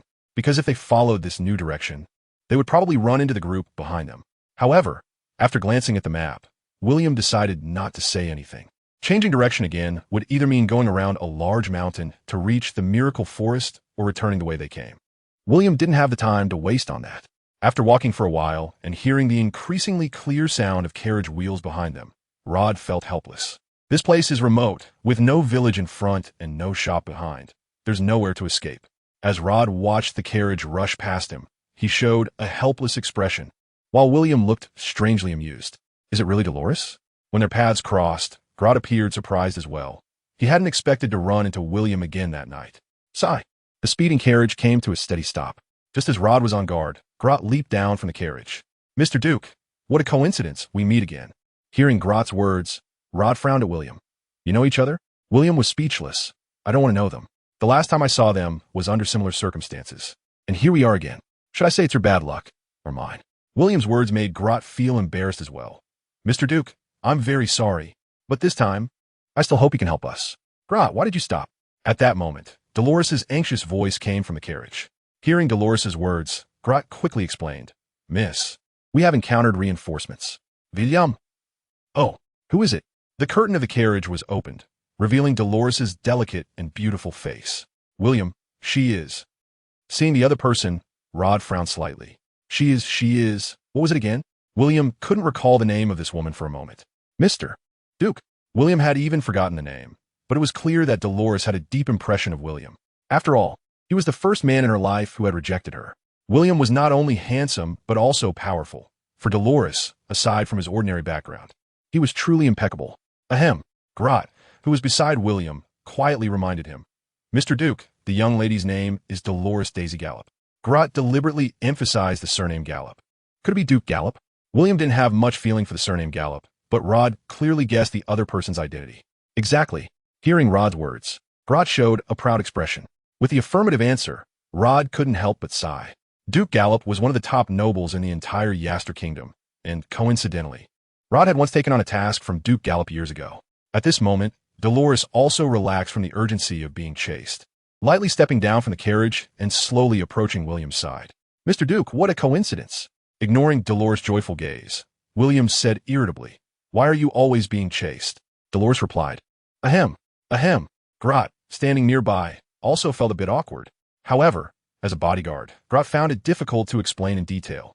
After pondering for a moment, Dolores helplessly said, There's a reason, Mr. Duke. The reason we've been chased all the way is because we accidentally obtained a treasure map related to the God-given. Before Dolores could finish, Grot suddenly interrupted, Miss, please be cautious with your words. It's fine. Dolores interrupted Grot with a wave of her hand, saying, I believe Mr. William is definitely not that kind of person. Moreover, we may need Mr. Duke's help for the next part of our journey. Seeing Dolores was resolute, Grot could only relent. It's like this, Mr. Duke. We accidentally obtained a treasure map that stores the God-given fruit, and that's why we are being chased. Dolores looked at Rod beside William and said, This must be the famous A-level shadow, Mr. Rod from the Shadow Pavilion. You know me? If the treasure map related to the God-given fruit surprised Rod, he was even more astonished when he heard Dolores recognize him. I met Mr. Rod 5 years ago, but I was young then, so it's normal that Mr. Rod wouldn't recognize me. 5 years ago? You're that little girl from back then?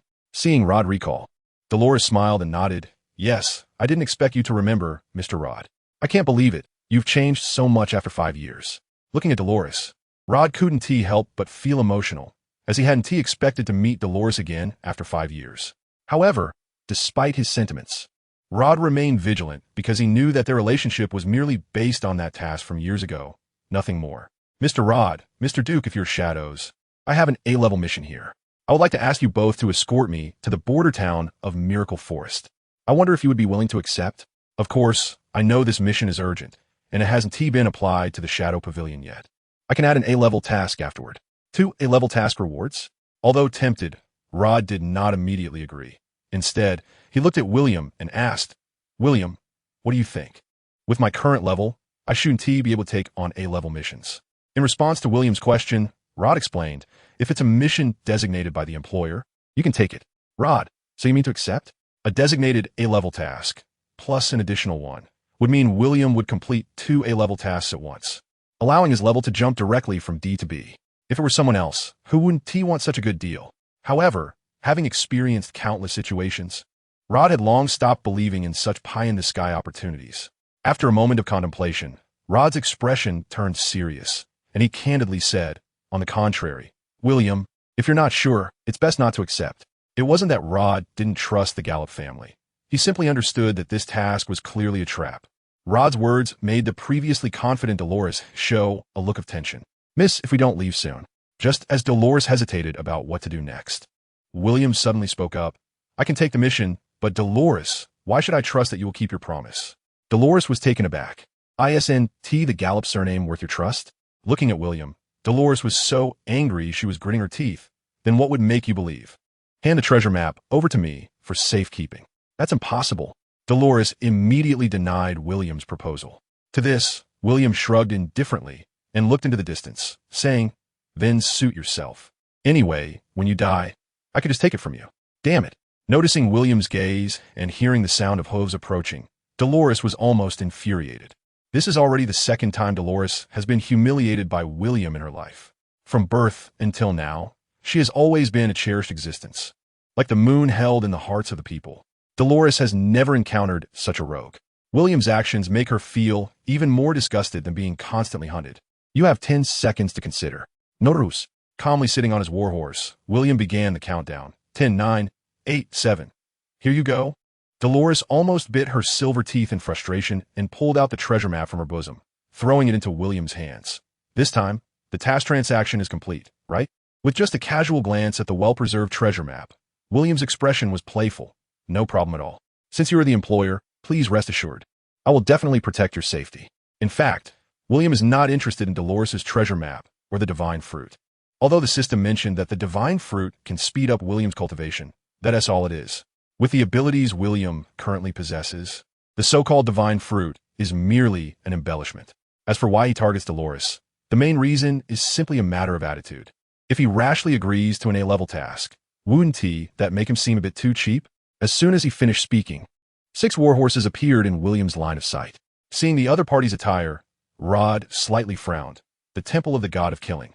At this moment, Rod understood why Dolores was willing to offer 2 A-level missions. The Killing Temple is the most notorious assassin organization on the West Asia continent. Once you attract the attention of the Killing Temple, it is a fight to the death. The largest and most sensational mission of the Killing Temple involved the assassination of a general from a certain kingdom. To accomplish this mission, the Killing Temple even sacrificed more than 1 S-level assassin and 5 A-level assassins before it was finally completed. Although the cost paid was extremely heavy, far exceeding the reward for this mission, it was this assassination that made the Killing Temple famous throughout the West Asia continent. It also laid the groundwork for the Killing Temple to become the #1 assassin organization on the West Asia continent. Although the overall strength of the Killing Temple is comparable to that of the Shadow Pavilion in terms of danger, the Killing Temple is definitely a level above the Shadow Pavilion. If Rod had known that Dolores was provoking the Shadow Pavilion, he would have to think twice even about taking on 3 A-level missions, let alone 2. It's not that Rod was afraid of the Killing Temple, but he believed it was unnecessary to have a conflict with them. Rod knew very well that once you provoke the Killing Temple, it would be a fight to the death, unless he could perfectly cover up all traces on his side. With a serious expression, Rod looked at William and said softly, "William, we absolutely cannot let any of the Killing Temple members leave here. I wasn't planning to let them leave alive anyway." Without any intention of communication, Rod drew the cross sword from his waist. "Kill." With a cold snort, Rod urged his warhorse fiercely toward the 6 assassins from the Killing Temple. Clang! The cold light flashed, and the 6 assassins in brown robes also drew their weapons at the first moment. As Rod began to engage with the 6, William showed no intention of intervening. 1 versus 6. Rod felt no fear at all. Thud! A precise strike from his sword took out one of the assassins. And at the moment when one of them slashed a knife across Rod's chest, he lunged forward, driving his cross sword violently into the chest of the second assassin. In this moment of confrontation, Rod suffered a minor injury, but was the first to kill 2 people. However, the other members of the Killing Temple seemed to treat the deaths of their companions as if they were not even their own allies, and they rushed to attack Dolores, who was standing still in place. Seeing this scene, Rod couldn't help but smile slightly while holding his chest wound. As Rod had anticipated, before the assassins from the Killing Temple could reach Dolores, William threw a punch from his position. Boom! A man and a horse were smashed into a bloody mess. With a push from his feet, crack, he kicked out again. Bang! 2 more were killed on the spot. Witnessing this, the remaining assassins from the Killing Temple finally showed signs of panic. Just as they were about to take Dolores's head, William's figure silently appeared before the assassins. What are you thinking? With a cold laugh, William stepped forward. He threw a punch. Boom! Watching the assassin crash heavily to the ground, his body twisted and deformed. William's gaze, however, was directed toward the darkness behind Dolores. Aren't you coming out? What? Hearing William's words, Dolores looked back in surprise. Clap, clap, clap. Applause echoed from the darkness. Step by step, a man dressed in a chestnut robe appeared in front of everyone. He reached up to remove the hood that covered his face and smiled at William, Rod, and Dolores. As for Dolores's guard, Glot, he was completely ignored. Owen Norton, an S-rank assassin from the Killing Temple. After elegantly performing a courteous gesture, the assassin Owen introduced himself to William and Rod. S-rank assassin. Hearing Owen's words, Glot's face displayed an extremely ugly expression. At the same time, Dolores, who was protected by Glot, looked just as horrified, while Rod had already moved to William's side. On the contrary, William remained unfazed, enjoying the tense expressions of the few people in front of him. Owen smiled. "I.S.N.T. It's strange why I would take this A-rank mission. There's no way around it." Shrugging, Owen sighed helplessly and said, It's really embarrassing to lose an A-rank assassin team just to assassinate the little daughter of Duke Gallop. However, being able to die in my hands, it can only be said that you died a worthy death. A short dagger slid into Owen's hand as he looked at the four of them with a playful expression.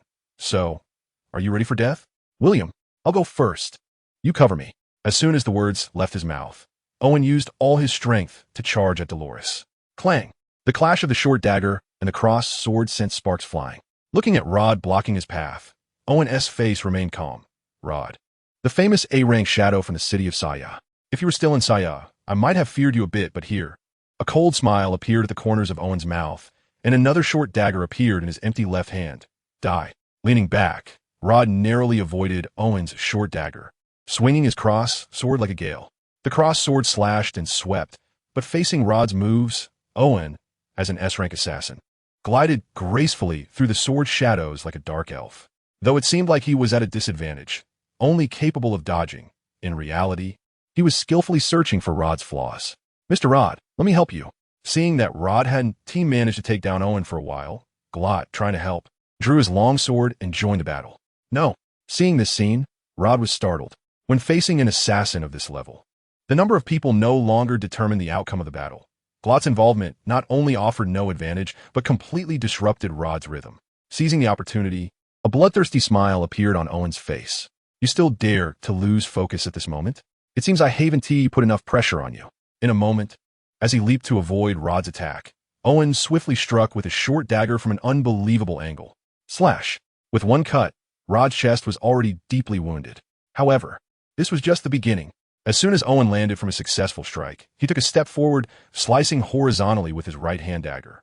Facing this move from Owen, Rod could only retreat once more, but as if he had anticipated it, Owen's body executed a 360-degree spin, his left hand's dagger shifting from reverse grip to regular grip, stabbing like a reaper toward Glot, who had just entered the attack range. Glot was horrified by Owen's move. In a critical moment, he rolled to avoid the deadly strike, disregarding his image. But, not good. Whoosh! Owen spun again, his right hand reverse gripping the short dagger like a dart aimed straight at the completely unshielded Dolores.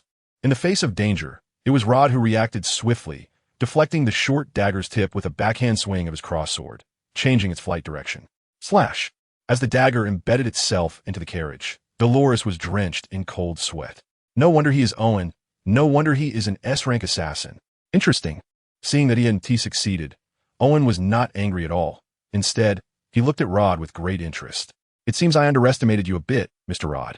Under Owen's gaze, Rod remained cold and indifferent, showing no intention of responding, while Glot was already drenched in cold sweat. Retreat. Then be careful. Frantically retreating back to Dolores' side, Glot felt his heart pounding wildly. Just now, they were so close to losing Dolores for real. In this tense atmosphere, William looked at Rod and asked with a smile, "Do you want me to step in?" Not yet. Hearing Rod's words, Owen couldn't help but laugh heartily. It seems I was really underestimated. Another short dagger appeared in Owen's hand, and he took a stance, coldly saying, "So, Mr. Rod, this time I will be serious. Do you really think I am afraid of you? Bring it on." Clang! The clash of short dagger and cross sword overlapped again. However, this time, Rod was sent flying backward.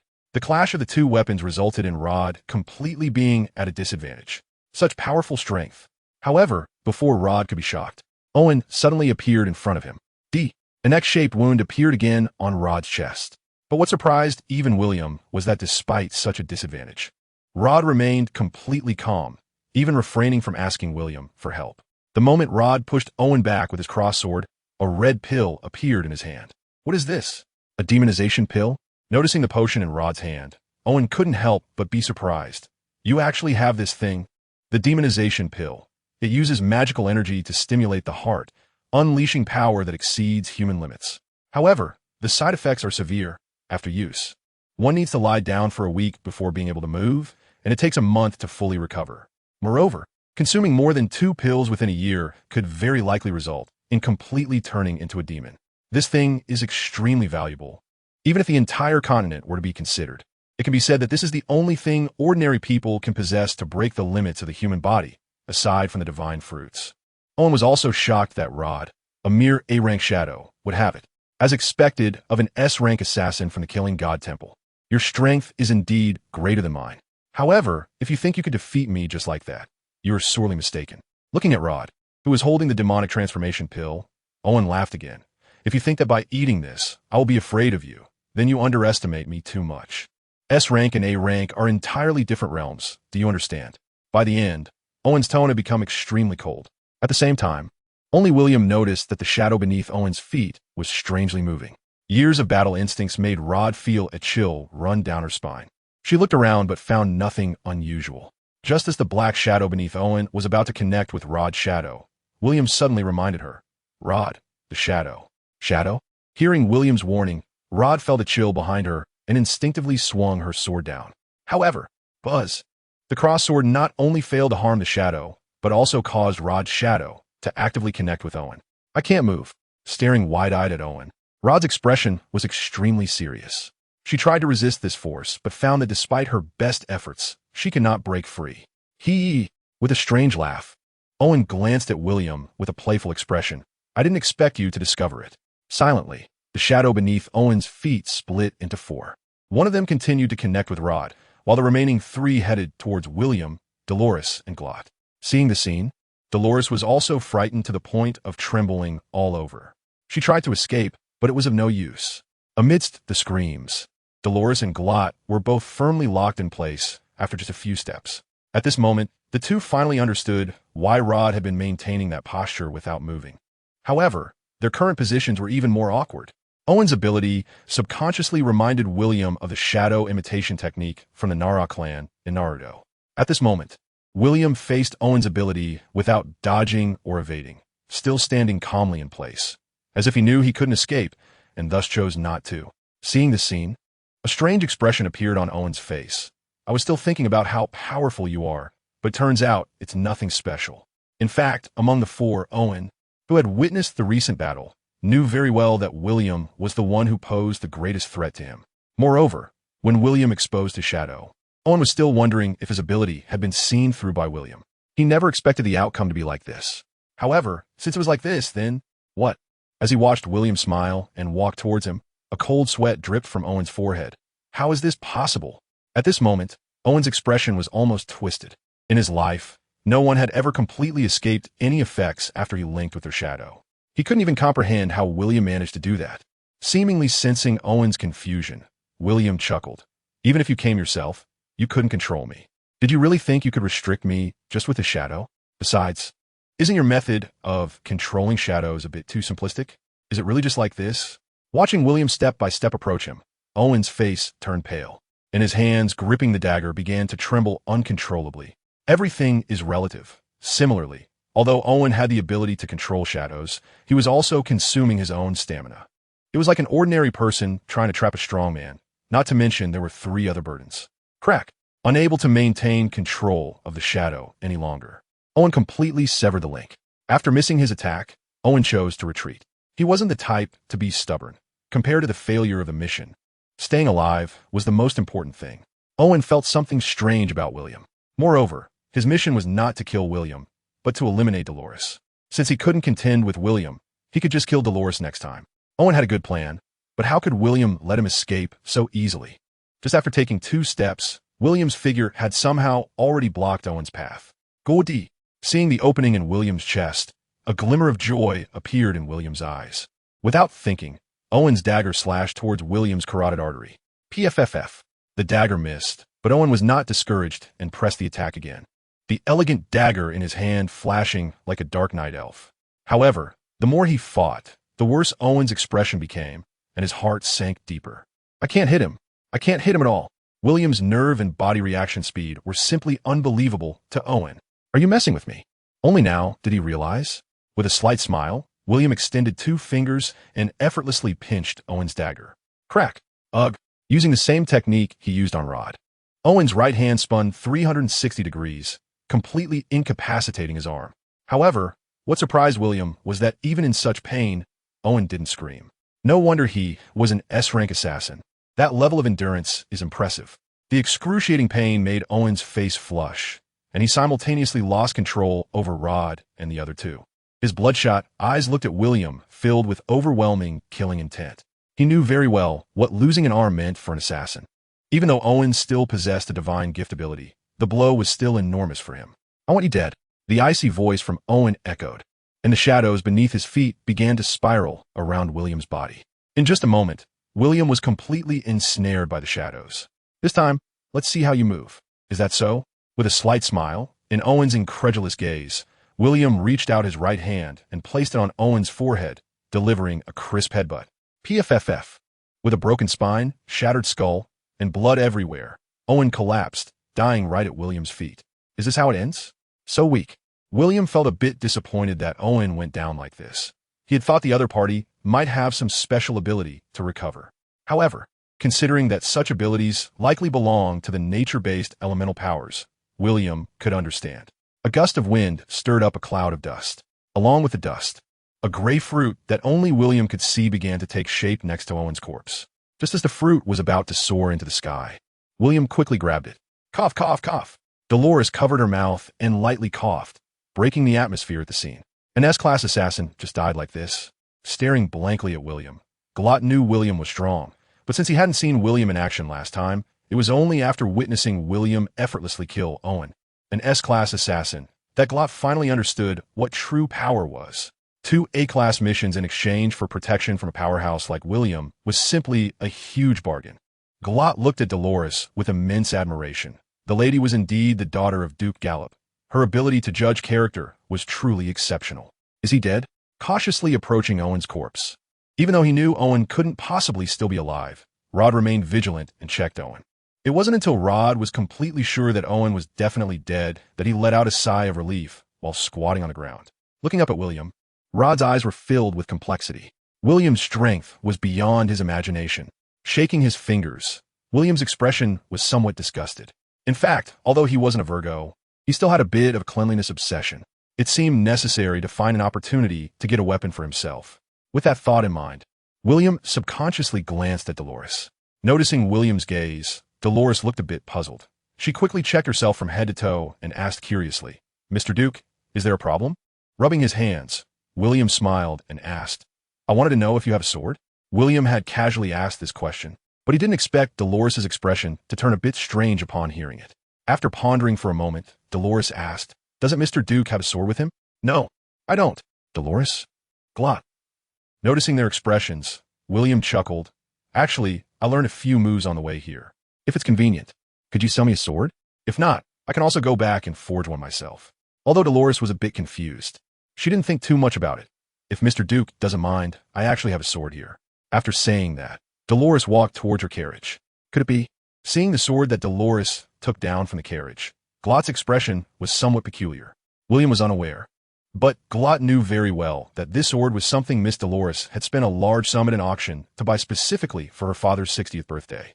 Moreover, this sword was even a treasure held by the same person who possessed the treasure map, now in William's hands. Sword name, Fire God. The blade is made of an unknown metal, entirely blood red, with a length of 66 centimeters, a handle of 25 centimeters, a width of 8 centimeters, and a weight of 68 pounds. The blade is incredibly sharp, capable of cutting through iron like mud. Wielding it feels like holding a flaming sword. Additionally, the previous owner of the Fire God sword was nicknamed the Fire God, which is why the name Fire God sword is recognized as one of the top 10 famous swords on the entire continent. Looking at the Fire God sword that Dolores handed over with some difficulty, William curiously took it. Along with it came the unique fragrance that Dolores carried, wafting into William's nostrils. The smell is very pleasant. Suppressing the impulse in his heart, William grasped the hilt of the sword, and a warm sensation unexpectedly flowed through his hand. In surprise, he drew the sword from its sheath. The Fire God sword? When he saw the sword's body, William instinctively called out that name. "Mr. Duke, this is the Fire God sword." Clearing her throat, Dolores corrected William's terminology. "The Fire God sword? It really is the Fire God's sword." Seeing William's puzzled expression, Rod explained from the side, "William, this is not an ordinary sword, but one of the top 10 famous swords recognized in the West Asia continent. Its first owner was the Fire God Ian Henry, which is how it got its name." As a swordsman himself, Rod looked at the Fire God's sword with intense admiration. He hadn't expected Dolores to be willing to take it out. If that's the case, then forget it. Although he liked the sword at first sight, William still handed it back without hesitation. The sword is great, but William knew he definitely couldn't afford it. Since that's the case, why think too much? After all, for William, whether a sword is good or not doesn't have much to do with his own strength. Don't you like it? Dolores asked, puzzled, seeing the sword being handed back. I do like it, but I can't afford it. Hearing William's words, Dolores couldn't help but chuckle. If it were a different reason, it would be fine, but what does it mean to say you can't afford it? What makes you think the Gallup family would need to sell the Fire God sword due to lack of money? If Mr. Duke likes it, I can give you this Fire God sword. When Dolores said this, Logan widened his eyes, looking at William and then at Dolores. Logan seemed to understand something. A hint of playfulness in his smile. Youth is indeed a wonderful thing. However, William's response was very calm. Although I really like it. I believe in the principle of not accepting rewards without merit. Not accepting rewards without merit? After thinking for a moment, Dolores understood William's meaning. Mr. Duke, if it weren't for you, I would undoubtedly be dead today. Using this sword as a token of gratitude can also be considered a return. After hesitating for a moment, William asked, are you sure? With a slight smile, Dolores didn't say anything but conveyed her meaning. Then I won't be polite in accepting it. Thank you. Mr. Duke is too polite. Just call me William. Calling me Mr. Duke feels too distant. Covering her mouth and laughing, Dolores realized that William seemed to be very practical. Once he got the benefit, he wanted her to call him William. Why didn't you say that before? Then, I will call you William from now on. To avoid the god of killing Temple and others, under Rod's suggestion, the group continued on their way. However, before leaving, Rod didn't forget to handle the corpses of those people on the spot. On the road, Dolores continued to sit in the carriage, while William and Rod were on either side. After all, they had accepted a mission, and the necessary things still needed to be done. While the group was on their way, William took out a fruit in his hand and asked, System, is this the divine fruit? Does killing the divine give or allow one to obtain the divine fruit? Of course not. This is your exclusive ability. William suddenly understood. But since the system itself is a bug-level existence, he could understand some special abilities. However, regarding the shadow fruit, he felt the ability was somewhat lacking. System, do I have a limit of only being able to eat one divine fruit? This question does not exist, so you can eat it with peace of mind, host. Hearing this, William's eyes showed surprise. After inspecting the fruit in his hand, he swallowed it in one bite. It was colorless and tasteless, and he felt nothing at all. Just when William thought he had eaten a fake fruit, he suddenly sensed his shadow. It worked. System, enhance it. Okay, shadow fruit. Enhance 10-foot buzz. In an instant, William could clearly feel that he could not only sense his own shadow, but also the shadows of others around him. At that moment, William even felt that he could teleport through shadows at will. This is, with a thought, William's head popped out from the shadow of the carriage. What a strange ability. Returning to the horse, a hint of surprise appeared in William's eyes. Not only shadow stealth, but William could even clearly feel that he could materialize shadows. Just as William was testing the abilities of the shadow fruit, the system's voice rang in his ear. Host, there's something I've always wanted to ask. Why do you want to be a shadow? Without stopping the experiment with the shadow ability, William quietly asked, then what should I do if I don't want to be a shadow? With your strength, you could easily dominate this world. Why waste time playing this child's game? Ruling is exhausting. I would have to gather subordinates, attack a city, then rule a country, and then conquer the world. It's endless, wasting my time and energy. In the end, what do I gain? Of course, you gain this world. And then what? In a question and answer format, the system was left speechless. Host, can you please ask all your questions at once? After gaining this world, I would go to the next world, conquer another world, and then continue to the next one, repeating it endlessly. Do you think living like that is tiring? You might be right. Thinking about it this way, it does seem a bit tiring. Not just a bit. It's absolutely tiring. That kind of life is not what I want. Gazing into the distance, William spoke lazily. From now on, I won't live the life I should live. I just want to live the life I want. If the system hadn't known the origin of this phrase, it would have felt like it was being fooled by William. Host, your pretentiousness is getting higher and higher. Thank you. All right, I have something to ask you too. Since you are the infinite enhancement system, can I understand that you can also enhance items? Hearing William's words, the system's voice carried a hint of pride. I didn't expect that I'd hidden it so well, and yet you discovered it. Can it really be done? William's face lit up with surprise. Oh, it's just a little bit of water. My ability may not be as good as others, but its potential is not much different. You should stop selling your own melons. I can't even be bothered to say how much the gap is. You still have the nerve to bring it up. Ahem. William's remark made the system feel a bit awkward. Let's get to the point. You want to enhance that Fire God sword, right? Okay, what should I do? As soon as he finished speaking, an item frame appeared in front of William. Following the system's prompt, William put the fire god sword, which he had casually clipped to his waist, into it. Looking at the very low-level enhancement button that appeared above the fire god sword, William clicked it without a word. Bang, bang, bang. The sound of hammering echoed in William's ears. After 10 consecutive strikes, a blinding golden light appeared before William's eyes. Item: Fire God Sword. Level: Common. Enhancement: 1. Is this it? Looking at the Fire God Sword that he held again, William was completely bewildered. That's it? What else did you expect? What did this enhancement 1 even add?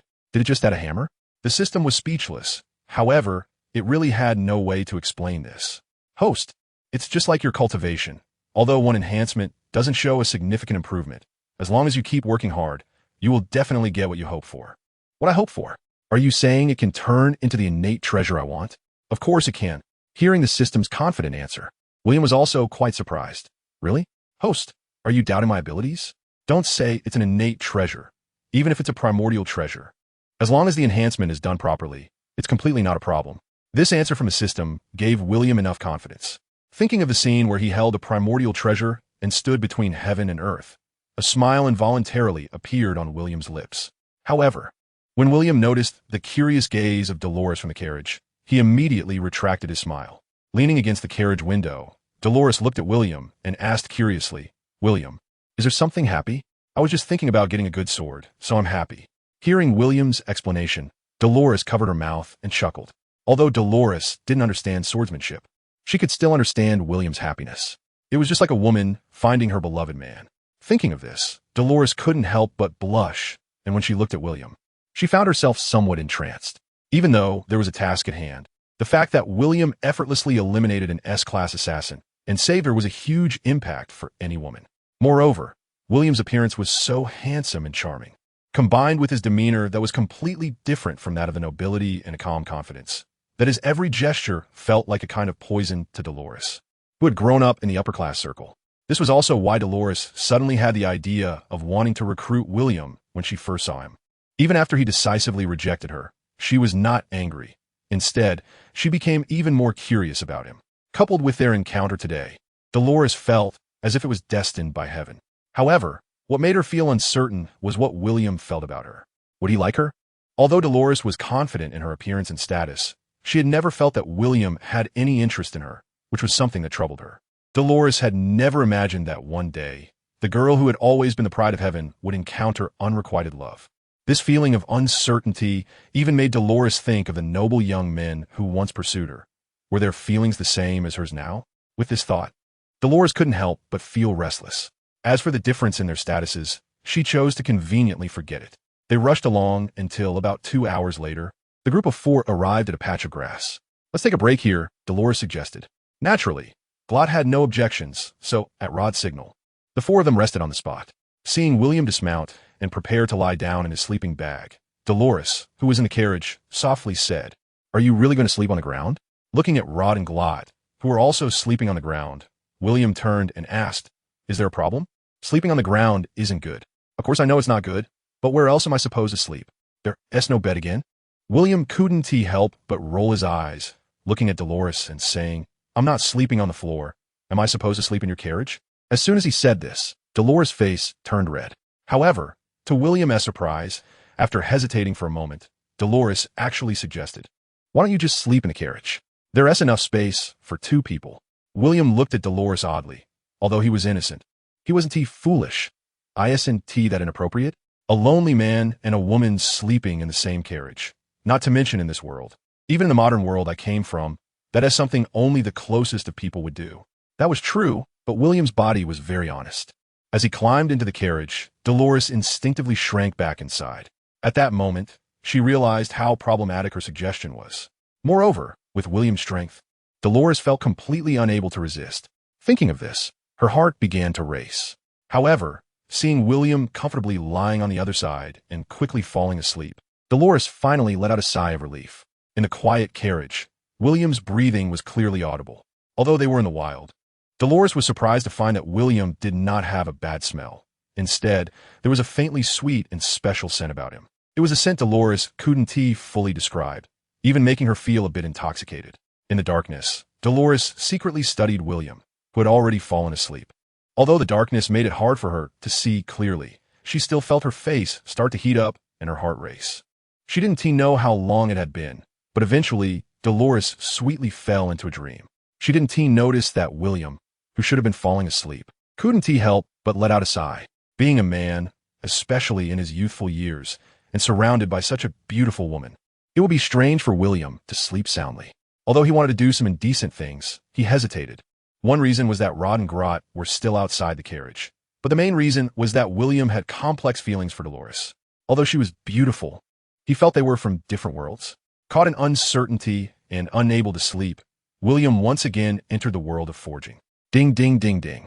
After 10 consecutive strikes, a dazzling golden light appeared before William's eyes. Item, Fire God Sword. Level, Common. Enhancement, 2, Continue. When the Fire God Sword reached 10 enhancement, its attributes finally changed. Item, Fire God Sword. Level, Medium Grade Spirit Tool. Attribute, Tool Spirit. Enhancement, 10. The levels of all items in the enhancement pool can generally be divided into Common, Magical Tool, Spirit Tool, Immortal Tool, Acquired Spiritual Treasure, Acquired Supreme Treasure, Innate Spiritual Treasure, Innate Supreme Treasure, Primordial Spiritual Treasure, Primordial Supreme Treasure. Seeing the attributes of the Fire God Sword, even the system couldn't help but exclaim, "Wow, host, your luck is incredible. You actually jumped 2 levels. There was no helping it. Luck was this strong." Seeing this scene, William couldn't help but laugh heartily. William bit his finger and performed the simplest blood oath for recognition. In an instant, the nascent intelligence of the Fire God Sword appeared in William's consciousness, and feeling the joy and happiness of the Fire God Sword, a smile unconsciously appeared at the corners of William's mouth. Received. With a thought, the Fire God Sword was directly absorbed into William's body for nurturing. This not only increases the compatibility between William and the Fire God Sword, but also allows the Fire God Sword to enhance its quality at an accelerated pace through the infinite power within William. Although William's fighting style is very similar to Saitama's, the biggest difference between them is that William possesses infinite power within him. This power is similar to the Super Saiyan transformation, except that the Saions have a fixed multiplier for their transformations, while William's infinite energy can burst forth infinitely. However, it seems that this world does not allow William to utilize his infinite power. In fact, sometimes the system also feels regret. If the first world he traveled to was the Dragon Ball world, William's strength would probably have increased by several times, dozens of times, or even hundreds of times compared to now. Unfortunately, there are no ifs. Moreover, William doesn't seem to care much about which world he is in. As he puts it, no matter which world he's in, it's all pretty much the same. The only difference lies in the people he encounters and the events he experiences. Instead of running around in a completely unfamiliar world, it's better to enjoy a relatively comfortable life in a familiar world, which is what countless people desire. Of course, if there is a chance in the future, it wouldn't hurt to visit other worlds. Just as William was communicating with the Fire God Sword, a slender long leg suddenly rested on him. Stunned, William looked at the long leg on him and thought to himself, "Why put it there of all places?" Taking a deep breath, William tried hard not to think about it, but he couldn't help but watch as his little brother began to grow. "Damn," he muttered inwardly, and silently closed his eyes, thinking that whoever wakes up first will be awkward, so he might as well pretend to be oblivious. However, Dolores showed no sign of stopping. As she slept, she gradually moved closer to William. By the end, she was already nestled in his arms. Even more surprisingly, in her sleep, Dolores used William's arm as a pillow under her neck. "William, is this even going to let anyone sleep?" Feeling the soft skin of the beauty in his arms and the unique fragrance of orchids, William found himself even less inclined to sleep. If you take action, then you're a beast. If you don't take action, then you're worse than a beast. So, do you want to be a beast or worse than a beast? I'm a person. Forcing himself to concentrate, William decided to count sheep. 1 sheep, 2 sheep, 3 sheep. By the time he counted to 560 sheep, William suddenly realized that not only was he not feeling sleepy at all, but he actually felt more awake. Forget it, let's practice swordsmanship. So, when Dolores woke up in the morning, she saw William there practicing sword gestures. At first, he felt shy when he discovered he was in Dolores' arms, but soon, being held by William gave Dolores an unprecedented sense of security and a unique experience. Because of this, lying in William's arms, Dolores didn't speak. But William's constantly moving right hand unconsciously attracted her gaze. Finally, unable to hold back her curiosity, Dolores asked, "What are you doing?" "Practicing swordsmanship," William replied instinctively, interrupting his movements. How can you practice swordsmanship without a sword? No sword in hand, but a sword in heart. No sword in hand, but a sword in heart? Dolores murmured softly, feeling it was profound yet somewhat confusing. It's normal not to understand swordsmanship. This one sentence left Dolores in silence. She knew that William meant no harm, but she also felt that he was implying something. The heart of a young girl is sensitive. A single word from someone she likes can cause her thoughts to swirl. Are you looking down on me? As soon as Dolores said this, both William and Dolores were taken aback. That mournful tone even surprised Dolores herself as to why she would say such a thing. However, once the words were out, they couldn't be taken back. Stealing a glance at William, there was a hint of expectation in Dolores's eyes. There are countless sword practitioners in this world, but how many truly understand? As he practiced deeply, William felt a bit sad, and with a wry smile, he even began to understand the realm of the invincible swordsman in martial arts novels. Dolores? Putting away his sword gestures, William suddenly reacted and asked, "What did you just ask me?" "Nothing, nothing," Dolores replied, losing her courage to ask again after William's question. The fact that William didn't hear her made her feel relieved. Glancing out the window, the sky was already starting to brighten. "I should go out. If they see me later, it wouldn't be good." Hearing William's words, Dolores softly agreed. As William retracted his left hand, a slight blush appeared on Dolores's face. However, when William carefully opened the curtain of the carriage and stepped down, he was met with two pairs of curious eyes. Watching William step down from the carriage, Grot, as Miss Dolores's captain of the guard, showed a hint of emotion in his eyes. In contrast, Rod secretly gave William a thumbs up. Ahem, a light cough. William pretended to be nonchalant as he stepped down. He had said he was afraid of being seen, but there was no way to hide that. After thinking about the explanations he wanted to give, William decided against it. "Were we planning to set off?" Hearing William's words, Rod chuckled. "We're just waiting for you. As soon as you're ready, we'll set off." As soon as the words were spoken, William felt even more awkward. Just like William, Dolores, who was still in the carriage, felt the same. However, since she was behind a curtain, it was somewhat better for her, though her face was still flushed. "We didn't do anything." After hesitating for a long time, William, who was rinsing his mouth with salt water, defended himself. I understand. You don't need to explain." Saying this, Rod couldn't help but burst into laughter. William, however, seeing William pretending, the system's voice couldn't help but ring in his ear. "Host, can you have some dignity? What are you trying to do by acting so innocent? I'm just a pure little virgin. Is there something wrong with that?" After the system sent 2 middle finger emojis, it said, "Stop messing around. We're still good friends. Don't you think the situation fits my age? I'm only 18. As soon as this was said, even the system felt speechless. "What at 18, I really admire you. However, host, your ability to attract women is indeed impressive. Look at that Dolores. She's completely enchanted by you. Well, what can I say? Who told me I'm charming? Just thank me for finding you a good appearance in this lifetime. Thank you very much." Speaking of William's looks in this life, it's also William's proudest aspect. Even if Leonardo DiCaprio came in the last life, he would probably have to step back. Plus, with William's perfect physique and the charisma from 2 lifetimes, he is truly invincible. And this is also the real reason why so many women in Westwood Town are attracted to William. However, after 3 years, the reason why William has remained chaste is also due to the system's guarantee. After all, compared to women, living a life of 3 years of abstinence for the sake of powerful strength is definitely an acceptable thing, and the results are also quite pleasing. However, there is one thing William does not know. Whether one can become stronger is really not related to abstinence at all. For William, after enduring for 3 years, when he finally has the chance to indulge, he is instead not in a hurry. The desire and the inability to attain it, and then finally getting what he wishes for, is the state of mind William has had for the past 3 years. Since that's the case, why not focus on the person he desires the most?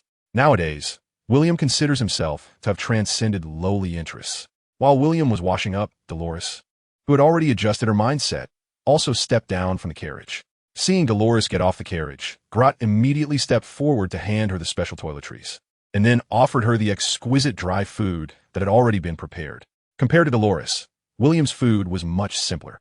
Seeing William eating black bread, Dolores hesitated for a moment and blushed as she offered her own food to William. "Eat mine. Yours doesn't look like food." Rod, realizing she had misspoken, Dolores quickly explained, "I didn't mean anything by it. I just thought." "It's okay. I understand." With a smile, William accepted the food Dolores handed over without hesitation. That black bread, let alone what Dolores thought. In fact, when William ate it for the first time, he almost spat it out. For someone like William, who was used to exquisite food in his last life, that dry food was so unpalatable that even pigs wouldn't eat it. Compared to the dry food prepared by the Shadow Pavilion, Dolores's was much better. Although it was still bread, the color had changed to a normal brown, and after being roasted by Grot, it was crispy on the outside and soft on the inside, topped with a thin layer of jam. The taste compared to black bread was simply world apart. Dolores didn't have a big appetite, so more than half of the bread prepared by Grot ended up in William's mouth, and Dolores even stopped after eating just 2 slices. Watching the crumbs left at the corner of William's mouth, Dolores instinctively took out a handkerchief to wipe it clean for him. However, this action made Grot and Rod, who were watching, have increasingly strange expressions. On the contrary, since Dolores had already been seen, she ignored the gazes of the two, and, as the journey shortened day by day, for Dolores, William was now the most important thing. Caring for her beauty, William was not a fool and naturally would not refuse. In the following journey, the relationship between the two quickly heated up, even reaching a stage of being inseparable. If it weren't for Rod and Grot being present at that moment, William would even have the confidence to push Dolores down directly. While William and Dolores were immersed in the joy of love, Rod was naturally seizing every day to train. After experiencing the strength of the S-Class Killer Owen, Rod's desire for power had reached an unprecedented height. If it weren't for William being there last time, the 4 of them would probably have already died. Every time he thought about this, Rod felt an immense hatred for his own strength. For Rod, he never wanted to experience the death of companions again in this lifetime. Seeing Rod training so hard, Dolores felt a bit sorry for William. William, do you have to work so hard every day? Yeah, if I don't work hard, how can I become stronger and protect you? Hearing William's words, Dolores felt delighted. Rod's efforts also stimulated William. After finishing lunch and resting for half an hour, William got up and walked towards Rod. Rod, Seeing William approaching him, Rod showed a puzzled expression. What's up? William, let's spar. This time I'll only use the same strength and speed as you. Watching the fire god sword appear in William's hand out of nowhere, Rod's face showed excitement. Hearing William's words, Rod couldn't ask for more. Pulling out the cross sword from the ground, Rod also took his stance. Just come at me. William waved his hand at Rod, and Rod understood, not holding back. After all, he understood the gap between himself and William, and for that reason, Rod went all out as soon as he attacked. Bang! The fire god sword collided violently with the cross sword. Watching William block his double-handed cross sword with one hand, Rod didn't believe it, but he didn't think too much about it. He directly executed a horizontal slash. Bang! Sparks flew, and this move was blocked again. However, just as Rod was preparing to launch another attack, the tip of the fire god sword had already reached Rod's neck. Gulp! Instinctively swallowing, Rod didn't even understand how he lost. Noticing Rod's expression, William smiled and said, "Don't understand? Let's go again." Okay. When William took a few steps back, as Rod once again drew his sword, in an instant, the tip of William's sword was once again at Rod's neck. What happened? At this moment, not only was Rod confused, even Grot and Dolores, who were watching from the side, felt a bit dazed. Bend down to engage, raise the momentum. The weapon may not be sharp, but it can be honed. The skill may not be refined, but it can be learned. The way may not be strong, but can be realized. The method may not be high, but it can be practiced. The timing may not be right, but it can be awaited. Planning is in human hands. Success is in the hands of heaven. Hearing William's words, Rod seemed to understand something, his face full of confusion. William, what do you mean? Where's your momentum gone? Boom! In an instant, the might of heaven and earth erupted from William's body, and at that moment, it felt as if the entire world was being suppressed. You fear me, and your attack has already weakened by 3 points. How can you win from a lower position? But, although Rod understood William's meaning, he completely couldn't grasp how to achieve what William did. If you don't understand, then trust the sword in your hand. It will tell you what to do. Trust the sword in his hand. Staring blankly at the cross, sword still held in his hand, Rod suddenly realized. Thank you. You've accompanied me for so many years, never leaving, always believing in me. Looking at William, who still stood before him like a giant, Rod couldn't help but smile. Even if it's the heavens, I will shatter them for you. With a roar, Rod unleashed his sword. The world changes. A powerful sword pressure erupted from the cross sword, cutting through the air and manifesting sword energy. However, in the face of Rod's move, William merely waved his hand, and the sword energy instantly dissipated into nothingness. Even so, Rod couldn't help but burst into laughter. William, Did you see that? Did you see that? Ha ha ha. That exhilarating feeling was completely beyond description. What is this? Did you just elevate the swordsmanship of this world to a new level? You're just a beginner. Don't get too excited too early. With a slight smile, William dispelled the pressure around him and suddenly appeared in front of Rod. As he watched a sword thrusting towards him, Rod followed the sword's guidance and blocked it with his own. With William's help, Rod finally took the first step in the way of the sword, holding a sword in hand and having a sword in his heart. No longer bound by techniques, he struck freely as he wished. The sword pointed where his heart desired. After Rod adapted for a while, William smiled and stopped his movements. Very good, keep it up. Thank you. Rod looked at William with sincerity, his eyes shining with gratitude. No need to thank me. This is your own fortune. Waving his hand casually, William retracted the fire god's sword technique. Let us go. It's time to continue our journey. Not far ahead, there's a river where we can wash off the dust. Hearing Rod's words, even William felt a bit happy. After several days, even William, who had a photosynthetic constitution and could metabolize himself, felt uncomfortable all over. Although he wouldn't get dirty or dusty, washing and not washing were two different things. It was more of a psychological discomfort. A few hours later, a lush green forest appeared before the four of them, prompting them to quicken their pace. By the time dusk approached, they had already entered the forest. Looking at the crystal-clear river water ahead, William was the first to jump down from the carriage. Without hesitation, he plunged straight into the river. Seeing this, Rod couldn't help but laugh. Although he wanted to say, "Aren't you going to check if there's any danger here?" He held back the words, thinking of William's strength. While William could be so bold, Rod, on the other hand, was not. As Grot began to collect firewood, Rod rode his warhorse around to ensure the area was safe. Once he confirmed that everything was secure, Rod helped Grot start the campfire. Refreshing. Leaping out of the river, William rubbed the water off his face and wrung out the clothes he had taken off. At this moment, William was only wearing pants, exposing his perfectly toned muscles. Rod and Glot didn't feel anything. After all, they were both men, but Dolores couldn't help but stare. When she came to her senses, Dolores felt her face flush, looking at the water droplets still dripping from William's shoulders. She took out her towel from the carriage and began to wipe him down while secretly stealing glances at his body. She muttered, "You really should dry off properly. What if you catch a cold?" William replied, "Don't worry, I won't get sick. The lake water is just right. Do you want to wash up too?" Hearing William's words, Dolores felt a bit tempted, but didn't dare to go into the water. She couldn't swim, and besides, she had never bathed in such an open place as a noble lady. Moreover, William was here.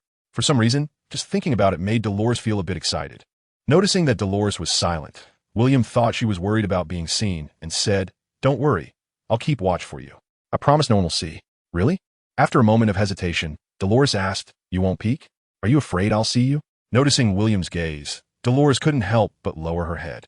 She remembered that she had fallen asleep in William's arms the night before. As a young lady and a noble, Dolores naturally wanted to wash up. After some hesitation, she finally said, "Okay then." After finding her spare clothes from the carriage, Dolores looked at William and said, "You all wait here. I'll take Dolores to wash up."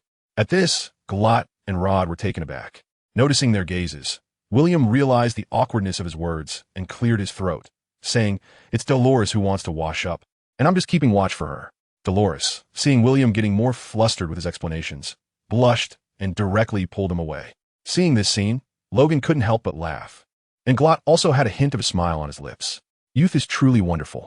It wasn't until they were sure they were out of sight that Dolores finally stopped. Looking around and confirming there was no one, she softly said to William, "You turn around." William complied with a light "oh." When he turned around, Dolores took a deep breath and began to slowly remove her clothes. Hearing the rustling sounds behind him, William felt a tingle of excitement. Although he really wanted to turn around right away, considering his current identity, he felt it was better to ensure Dolores' safety first. It wasn't until he heard the sound of water flowing that he slowly turned back around. Seeing Dolores' head peeking out of the water, William smiled and asked, "So, is the lake water warm?" Nodding gently, Dolores, fully submerged, began to wash herself carefully, although she was a bit flustered at first. Seeing William waiting on the shore made her feel incredibly at ease. Women's bathing is different from men's, and the same is true in another world. Plus, without shampoo or anything like that, just washing her hair would take a long time. During this time, William chatted with Dolores to pass the time, occasionally playfully splashing water onto her face, which always made her pout adorably. As the sky gradually darkened, when a refreshed Dolores reappeared in front of William in clean clothes. He could no longer resist and embraced her for a kiss. After the initial shock and confusion, Dolores quickly responded passionately to William's sudden move. After a heated kiss, Dolores pushed William away, breathing heavily. "What's wrong?" Noticing the puzzled look on William's face, Dolores, feeling weak and her face flushed, said, "We should head back. Otherwise, Glot and Rod might come looking for us." While that was true, the reality was that Dolores was already on the verge of losing her composure from William's kiss. If this continues, she might not be able to hold back anymore. As night fell, when Rod and Glot had started to fall asleep nearby, Dolores snuggled against William's shoulder and softly asked, "William, do you like me?" "Of course." The campfire illuminated William's face, and looking at the girl beside him, he curiously asked, "Are you worried about something?" "I'm a bit scared." Gently nodding, Dolores looked at William's perfect face and asked, "I'm afraid you don't like me. You just see me as a toy, right?" When a woman becomes emotional, she tends to overthink. Although her identity is that of a duke's daughter, William's strength made Dolores feel that her status as a duke's daughter was somewhat unworthy of him. In the West Asia continent, those with the ability to wield divine fruits hold a status that is not inferior to that of ordinary nobles, and coupled with William's identity as a shadow, Dolores was genuinely worried that William was just playing around with her. Gently stroking Dolores's golden hair, William chuckled. "Do you remember when I first met you? You were that noble daughter of the Grand Duke. What's with the lack of confidence now?" Thinking back to the scene of their first encounter, Dolores felt a bit shy. "When I saw you that time, I thought, how can there be such a beautiful woman in this world?" "Really?" William's words made Dolores a bit skeptical, because she clearly remembered that William's expression that day was not like that at all. In fact, it even carried some disdain. "As for whether I like you or not." Just as Dolores was eagerly awaiting William's answer, he suddenly lightly patted her head and said, "Wait, trouble is coming." Standing up from the ground, William's left hand had already gripped the hilt of his sword at his waist. In the darkness, a terrifying spider with blood-red eyes, a grotesque appearance, 8 legs, and covered in black patterns, emerged from the forest. Seeing this spider, which was larger than a person, Dolores nearly screamed in fright. Examining the spider in front of him, William curiously asked, "Is this the monster Rod mentioned?" Ding-ling-ling, as the spider's footsteps touched the defensive circle set by Rod. A crisp bell sound suddenly rang out. In the darkness, Rod suddenly opened his eyes wide. Instinctively grabbing the cross sword beside him, Rod jumped up from the ground. When he saw the monster spider not far from him, Rod's expression changed. "That's a magic pattern spider. Be careful of its webs." Just as his voice fell, a mass of white liquid suddenly fell towards William. By the time it reached Rod's eyes, the white liquid had transformed into a massive web. Seeing the scene, Rod shouted, "Get out of the way!" Whoosh! A flash of sword light passed, and the web was instantly split in two. At this sight, the magic pattern spider was momentarily stunned. However, the next moment, the roaring magic pattern spider rapidly lunged at William, its sharp claws like blades, capable of tearing apart human flesh. Beside William, Dolores was so scared that her legs went completely weak. If it weren't for William supporting her, she would probably have collapsed to the ground by now. "Be careful." Not far away, Rod also rushed towards William. However, before he could reach William, William stepped out with Dolores in his arms, easily dodging the magic pattern spider's attack while thrusting out his second sword. Whoosh! The fluid and poetic strike left Rod and Dolores, who was in William's arms, astonished. "So handsome. How can he be this handsome?" Dolores, held in William's embrace, felt her whole body go weak. Crack! Thud! The magic pattern spider, pierced through the brain, fell heavily to the ground, completely losing its breath. Casually pulling out the fire god sword, William looked at Dolores beside him and gently asked, "Did I scare you?" "No, I'm fine."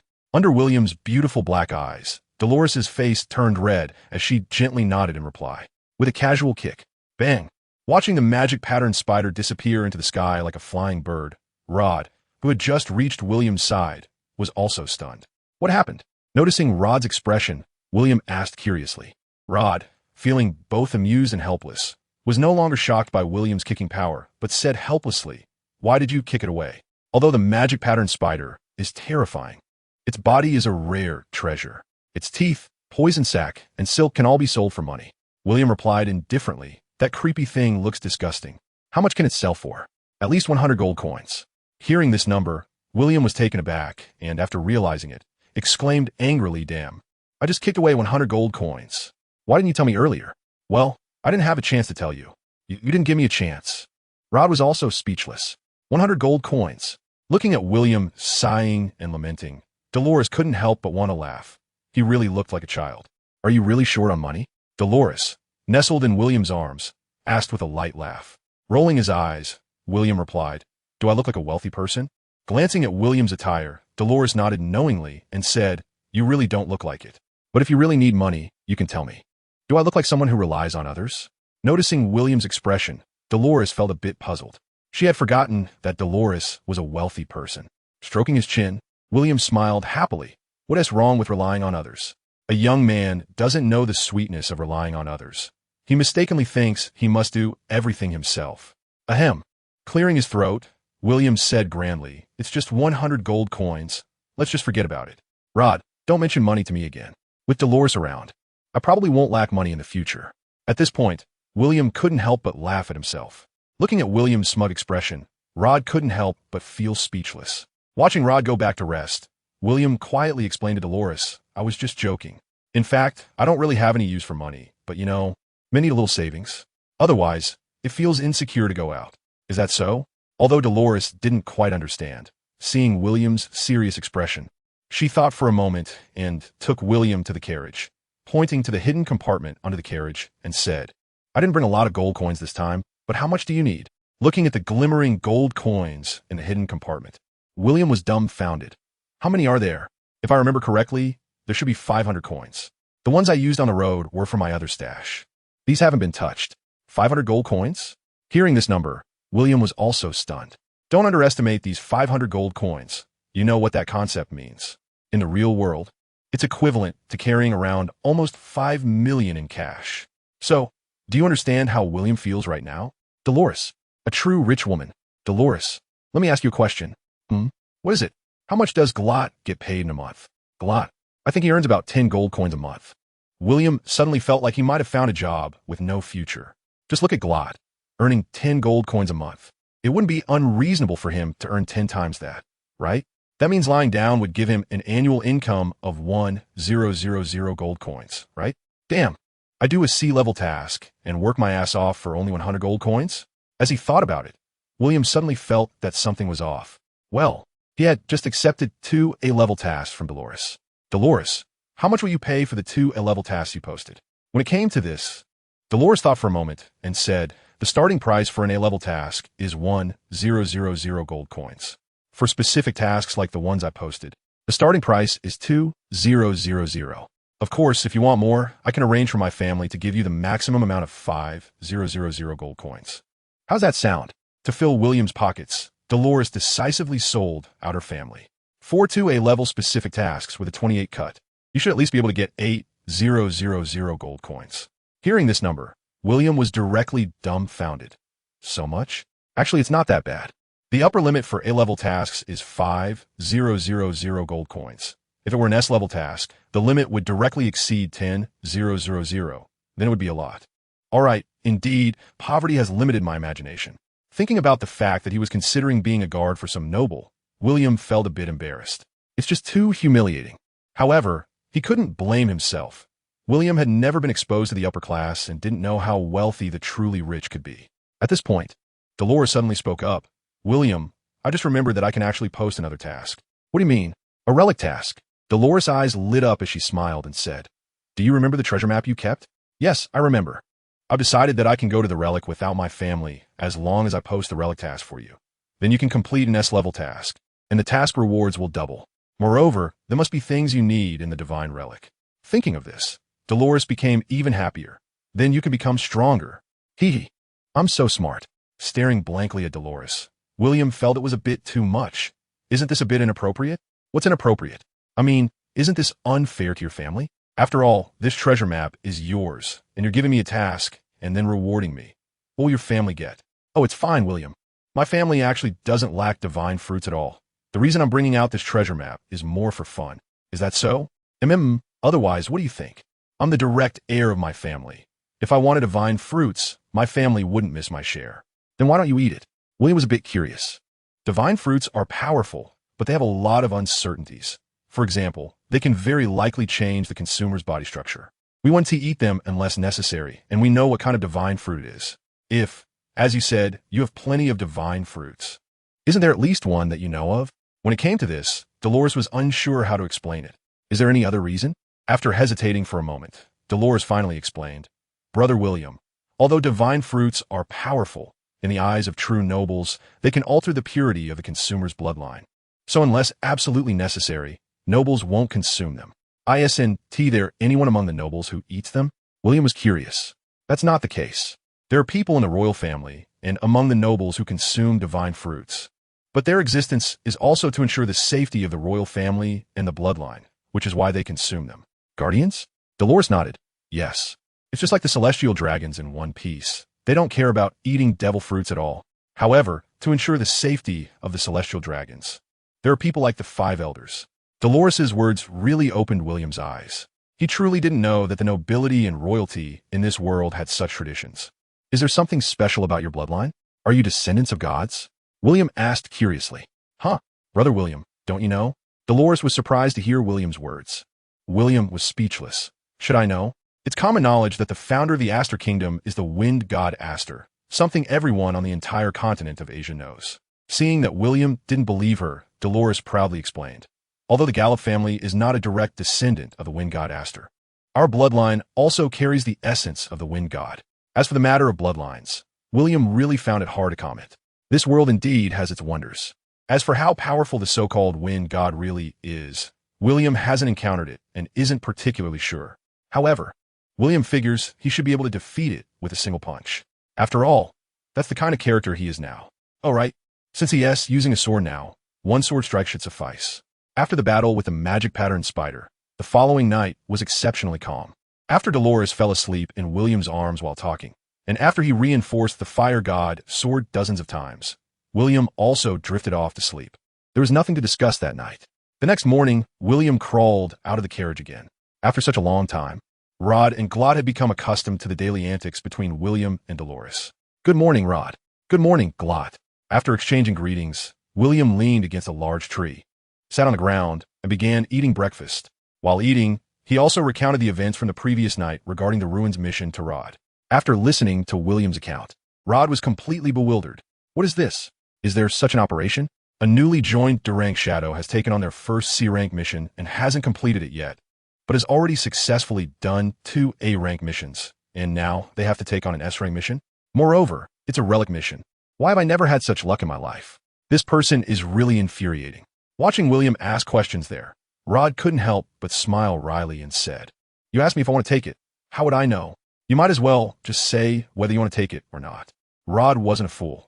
He certainly knew that the reason Dolores was willing to assign this task was because of William. Without William, dreaming of taking on this S-level task is just wishful thinking. However, I must remind you of one thing, William. Although relic missions have high returns, they also come with significant risks. Have you ever done such a task? Shaking his head, Rod helplessly said, Where have I done such a task? It's precisely because I haven't done it that I have no confidence.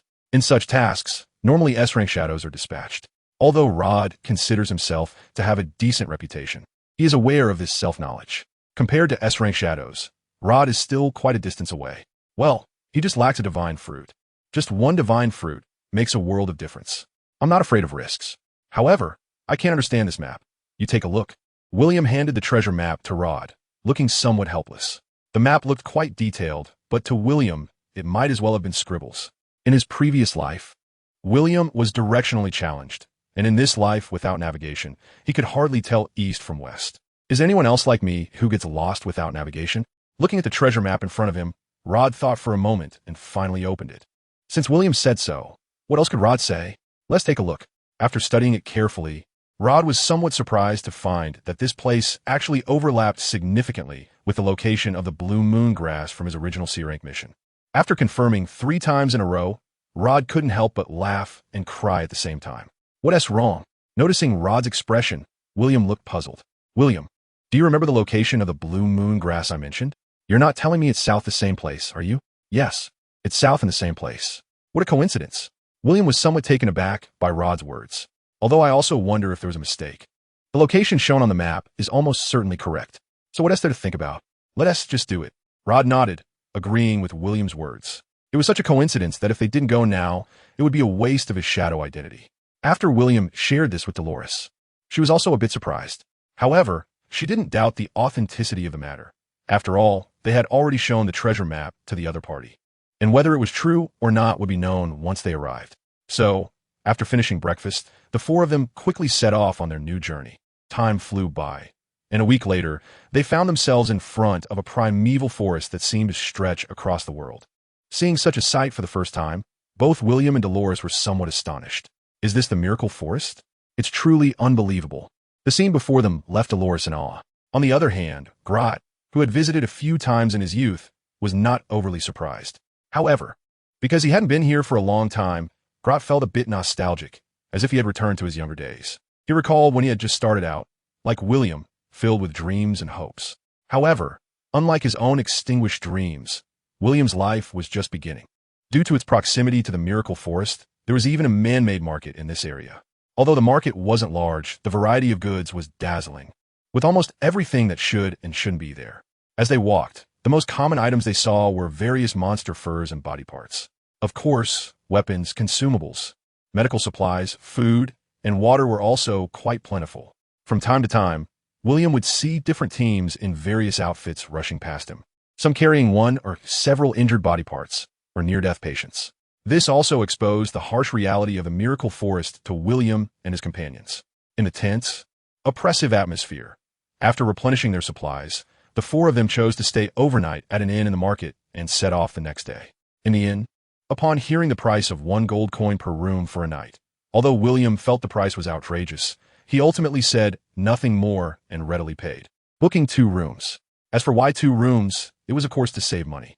Then didn't specify how many people could stay in one room, and William was used to sharing a room with Dolores, while Rod shared with Grot. Regarding this arrangement, although Grot wanted to say something, he decided to remain silent when he saw that a blushing Dolores didn't refuse. After the innkeeper led the 4 of them to 2 rooms with courtyards, William suddenly felt that perhaps spending 1 gold coin wasn't so unreasonable after all. After all, this was a garden inn with independent courtyards. However, if William thought about it carefully, he would realize, this place is not a city. All the land is free. Besides the risk of encountering monsters at any time, there are no land purchase costs here. As a result, the cost of building such an inn has been driven to a minimum. Coupled with the naturally independent courtyard, perhaps this kind of house is rare in the city. But in the wild, isn't this environment found everywhere? Pushing open the door to the room, William surveyed the simple, 1-story room. Sure enough, he was too happy too soon. This house is simply the worst of the worst. Not only is it bright on all sides, but lacks everything one could want. The only somewhat acceptable thing is that the bedding and pillows in the room are clean, although the accommodations are a bit shabby. Everything here is incredibly fresh for William and Dolores. Moreover, the feeling of being alone together in one room led to a moment of silence between the two. I'll go take a shower first. After saying this, unable to suppress her inner turmoil, Dolores took her change of clothes and walked into the bathroom, which was also in the same room. Like the room, the bathroom was very basic. Inside was a shower head resembling a modern design, the other end of which was connected to the hotel's boiler room. To get water, one had to pull a lever in the shower room, which would prompt the workers in the boiler room to open the valve of the iron pipe, allowing water to flow. Similarly, after using it, pulling the lever again would cut off the water supply. In William's words, the existence of this thing felt completely out of place, and he was curious about who had invented it in the first place. As for whether the users might waste water, well, sorry, but using water incurs an additional charge. And it's not cheap. Anyone who isn't foolish wouldn't waste it casually. Listening to the sound of water flowing in the bathroom, William felt a bit restless. On this journey, to be honest, William was almost at his wit's end. To go or not to go? After pondering for a moment, William silently took off his clothes. What was there to be afraid of? After all, if we consider his past life, William was no novice. If Dolores truly wanted to reject him, she wouldn't have shared a bed with him for such a long time. Because Dolores had her back to William, she didn't notice his entrance. It wasn't until William hugged her from behind that Dolores was startled and almost screamed. If William hadn't quickly covered her mouth, Grot and Rod in the next room would probably have been awakened. Upon realizing it was William, Dolores's face instantly turned crimson. Why you? How did you get in? With William's arms around her, Dolores's breathing quickened. Dolores. When William kissed her on the lips, It didn't take long for Dolores to become completely lost in his embrace. In the quiet of the deep night, Dolores lay shyly in William's arms. In that state, they had almost done everything they should and shouldn't have done. If Dolores had already acknowledged William before, after what they had just experienced, her body and mind were utterly conquered by him. Dolores. Hearing William's call, she softly asked, "What's wrong?" "I thought about it again." Being pressed under William, Dolores was startled. Although she was also captivated by that feeling, her body simply couldn't handle it. "Darling, I can't take it anymore. Please spare me." Pulling William into her embrace, she pushed him back onto the bed. "If we do it again, I probably won't be able to walk tomorrow." Hearing this, William could only helplessly give in. The night passed without a word. Dolores, lying in William's arms, had already fallen into a deep sleep, but William was full of energy. With nothing to do, he continued his daily work of blacksmithing. As the sound of clanging metal echoed in his ears, William suddenly had a thought. "System, can I enhance a gold coin?" "Enhance a gold coin? What for?" The system didn't understand. "That thing, even if enhanced, is still just a gold coin. Are you expecting it to turn 1 into 2 or 2 into 3? "System, I'm not expecting the gold coins to increase, but isn't a gold coin still just an object? If it's enhanced, wouldn't it also become stronger? Don't you remember that among innate treasures, there's a thing called falling treasure money? Moreover, not just falling treasure money, the so-called innate treasures, aside from their abilities, aren't they all just ordinary objects? For instance, the heaven-subduing seal, the golden cicada scissors, the universe-measuring ruler, etc. Anyway, for you, the material isn't the main point. Enhancement is the most important thing, isn't it? That seems to make some sense. Perhaps you can really give it a try." Soon, following the fire god sword, a gold coin was tossed into the enhancement pool by William. Ding! Unlike the fire god sword, the gold coin showed a difference after just one enhancement. The gold coin was still that gold coin. However, unlike its original state, it had completely changed its identity. Item, gold coin. Level, magical artifact. Attribute, form change. Enhancement, 1. The so-called form change meant that William could control the gold coin in various forms. It could be square, round, solid, or liquid. Quite interesting. With a thought, after William threw all 500 gold coins given by Dolores into the enhancement pool and enhanced them 20 times, he obtained something very interesting. Item, gold brick. Level, low-grade spiritual artifact. Attribute, form change. Hardness, enhancement, 20. The speed of this enhancement was astonishingly fast. William hadn't expected that the gold brick would enhance much faster than the fire god sword. However, he also realized that although the speed of the gold brick's enhancement was fast, even if it was enhanced to a spiritual treasure, it still didn't awaken a spirit. In the system's words, a magical treasure without a spirit was destined to have a low grade. But it didn't matter. William was only enhancing the gold brick for fun.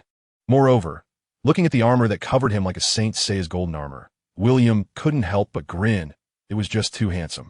Retrieving the armor to his wrist, William's consciousness re-entered the enhancement pool. Having had enough fun, he decided to continue with the fire god sword. Miracle Forest. The four of them gradually ventured deeper as if they were on a trip, thanks to William's danger perception ability. And since they were only on the outskirts of the Miracle Forest, even the seasoned Rod appeared quite calm. It was William's first time, and it was also Dolores's. The two walked and stopped, finding everything curious. Even the weakest magical butterfly captivated Dolores for a while. During this time, William said nothing, and naturally, Rod and Grot did not mention the time issue. Holding a colorful magical butterfly, William himself was curious about why it could look so beautiful. In the distance, a magical deer with eyes shimmering with dark light watched the four of them curiously, neither afraid nor attacking, just observing, though its twitching ears remained vigilant for any potential danger. Noticing William's gaze, Rod smiled and explained, although this magical deer is also affected by magical energy. Since it's a herbivore, it won't attack humans unless provoked. No, what I mean is, can this thing be eaten? William's question left Rod momentarily stunned before he burst into laughter. Although it's infected with magical energy, of course it can be eaten, and its meat is delicious. A rare delicacy. Then what are we waiting for? With a crunch, William watched as a shadow twisted and broke the magical deer's neck. What is this? Rod felt a chill run down his spine. He had never seen William use such a method before. Moreover, Rod's instincts linked this to the assassin Owen from the Killing God Temple that William had killed. You didn't see wrong. This is Owen's ability. But how is that possible? Seeing William admit it, Rod gasped. Didn't you say you didn't eat the divine fruit? I used to think I hadn't eaten it, but after killing Owen, I realized I had eaten a divine fruit. Pointing to the moving shadow beneath his feet, William explained, "The fruit I ate is called the copy fruit. As long as I kill an ability user, I can replicate their ability." William mentioned the duplication fruit to lay a foundation for his own abilities in the future, which also spared him some unnecessary explanations. Although William believed he didn't need to explain himself, since there was a reasonable explanation, there was nothing wrong with saying it. The explanation of the duplication fruit made Rod's eyes widen, feeling as if his features were about to explode. This ability was too perverse, wasn't it? "So what about your power?" "As for my body, it is a capability that comes with the fruit itself. Without a strong physique, how could one control these abilities?" "Are you saying that you can duplicate infinitely?" "I'm not particularly sure about that. I just learned about my fruit ability recently." Hearing William's words, Rod didn't doubt too much. In fact, there were many people like William on the Xia continent, and many of them didn't even know they had consumed a divine fruit. Moreover, due to their lack of understanding of fruit abilities, some people didn't even realize they were divine bestowers until they died. With a thought, countless tentacle shadows appeared on the demon deer, and with a tearing sound, the demon deer was instantly dismembered into several pieces. "Let's go." Leaving the best leg meat tied to the cart, the group continued deeper. During this time, William naturally explained his abilities to Dolores. As time passed, William encountered various magical creatures, among which there were not many powerful ones. Most were weak magical creatures. However, even these weakest magical creatures could be deadly to ordinary martial artists. Because of this, Dolores had already returned to the cart later on. It wasn't that she didn't want to come out, but these magical creatures appeared too strangely. A flower that looked ordinary or an ant on the ground could potentially be a deadly magical creature. After encountering many of them, Dolores put away her previous underestimation and became more vigilant. "William, that big tree looks like a magical creature." William, that snake, the green one, yes. Did you see it?" William. With repeated reminders and further explanations from Rod, Dolores seemed to realize she might have been a bit too talkative. So, after a while, she obediently closed her mouth. However, looking at her cute appearance with wide eyes, carefully defending against her surroundings, even William found it a bit funny. "Dolores, you really don't need to. Have you forgotten my ability?" "You mean, sensing danger?" "Yes, I know what is around." Following William's finger in an instant, overwhelming shadows erupted from all around. A simple move instantly annihilated all the magical creatures nearby. "Did you see that?" Sticking out her tongue adorably, Dolores finally felt relieved and sat back in front of the cart. However, Rod was left speechless by William's display. "William, if it's not necessary, please don't do that next time. The strong smell of blood will only attract more powerful magical creatures. We should better speed up our advance." "All right." It's like killing a whale in the ocean. Although human senses cannot detect that bloody scent, it is an extreme stimulus for some creatures. Accelerating forward, 5 minutes later, William suddenly raised his hand. Noticing William's gesture, Rod immediately stopped, calming himself. Even without William saying anything, Rod sensed that something was wrong. It was too quiet around them. "Rod, trouble is coming our way." In fact, at the moment William killed, he sensed a powerful killing intent. Initially, he didn't think the threat was aimed at him. But after 5 minutes of speeding ahead, he was certain that the target was himself and his group. Just as Rod said, he had indeed caused some unnecessary trouble. "Glot, you take Dolores away from here." At that moment, Rod issued the most correct command. However, just as Glot hesitated, William spoke up. "It's too late." A strange sound echoed around them. "They're coming." "They?" Upon hearing this word, Rod's expression changed. A wolf, accompanied by a loud wolf howl. Over 30 magical wolves surrounded William and his group. Looking at the cold, killing intent in the eyes of the magical wolves, Glot gasped. "This is bad." Glot looked at William and said gravely, "Mr. Duke, what should we do?" "What to do? Just chill." Even in such a situation, William's expression remained calm. "With me here. Don't panic." Completely ignoring the magical wolves surrounding him, William's gaze turned to a majestic magical wolf king, significantly larger than the surrounding magical wolves, with fur gleaming like silver. When William's provocative gaze met that of the magical wolf king, it was clear that the king was provoked. In its limited wolf life, it had never seen such an arrogant human. Those it had encountered before, whether human or magical creature, were all terrified by its display. The provoked magical wolf king let out a wolf howl. A wolf. With the howl, the pack of wolves quickly launched their attack. However, before they could take a second step, countless shadow tentacles connected with all the magical wolves present. "They can't move." After a moment of waiting, The magical Wolf King howled again, but received no response. Rod. A smile appeared on William's lips as he softly said, "Understood." With a swing of his crossword, a magical wolf was decapitated on the spot. As the first magical wolf fell, more and more were continuously beheaded by Rod. Watching his subjects perish one by one, the magical Wolf King could no longer remain calm. Although its child-sized brain could not comprehend why things had turned out this way. With an angry roar, a fist-sized, blazing fireball was expelled from the magical Wolf King's mouth towards Rod. The high temperature of the flames changed Rod's expression, and with his hair singeing, he quickly dodged. Boom! With a loud crash, Rod was fortunate to have anticipated this attack and managed to evade. Otherwise, he would have been done for with just that hit. Rod, do you need help? The shadows entwined with the magical wolves as William twisted his hand, snapping the necks of all the magical wolves except the Wolf King. The reason he didn't kill the Wolf King wasn't because he forgot or couldn't control it. It was simply to test Rod's strength. Hearing William's words, Rod replied without looking back, "No, if it's just that beast, I can handle alone." As soon as he finished speaking, Rod rolled to evade the magical Wolf King's pounce and swiftly slashed with his crossword. Puff! A visible wound appeared on the underside of the magical Wolf King's belly. Feeling the pain in its abdomen, the magical Wolf King became extremely furious. It opened its massive mouth and hurled a fireball towards Rod. Facing the enraged magical Wolf King, Rod's eyes were incredibly calm. Although he was in a tough spot, he narrowly dodged each of the deadly fireballs. Watching 3 fireballs descend, Rod seized a moment to charge towards the magical Wolf King. At the same time, the fireball in the Wolf King's mouth began to coalesce again. Seeing this, Rod showed no fear. With a cold snort, he aggressively thrust his crossed sword at the magical Wolf King. Before the sword reached, the sword energy erupted. In an instant, the sword energy collided violently with the fireball. Boom! Rod was violently thrown back, crashing into a large tree and collapsed to the ground. However, compared to Rod, the magical Wolf King was undoubtedly in a worse state. The fireball exploded on its face, severely injuring the Wolf King.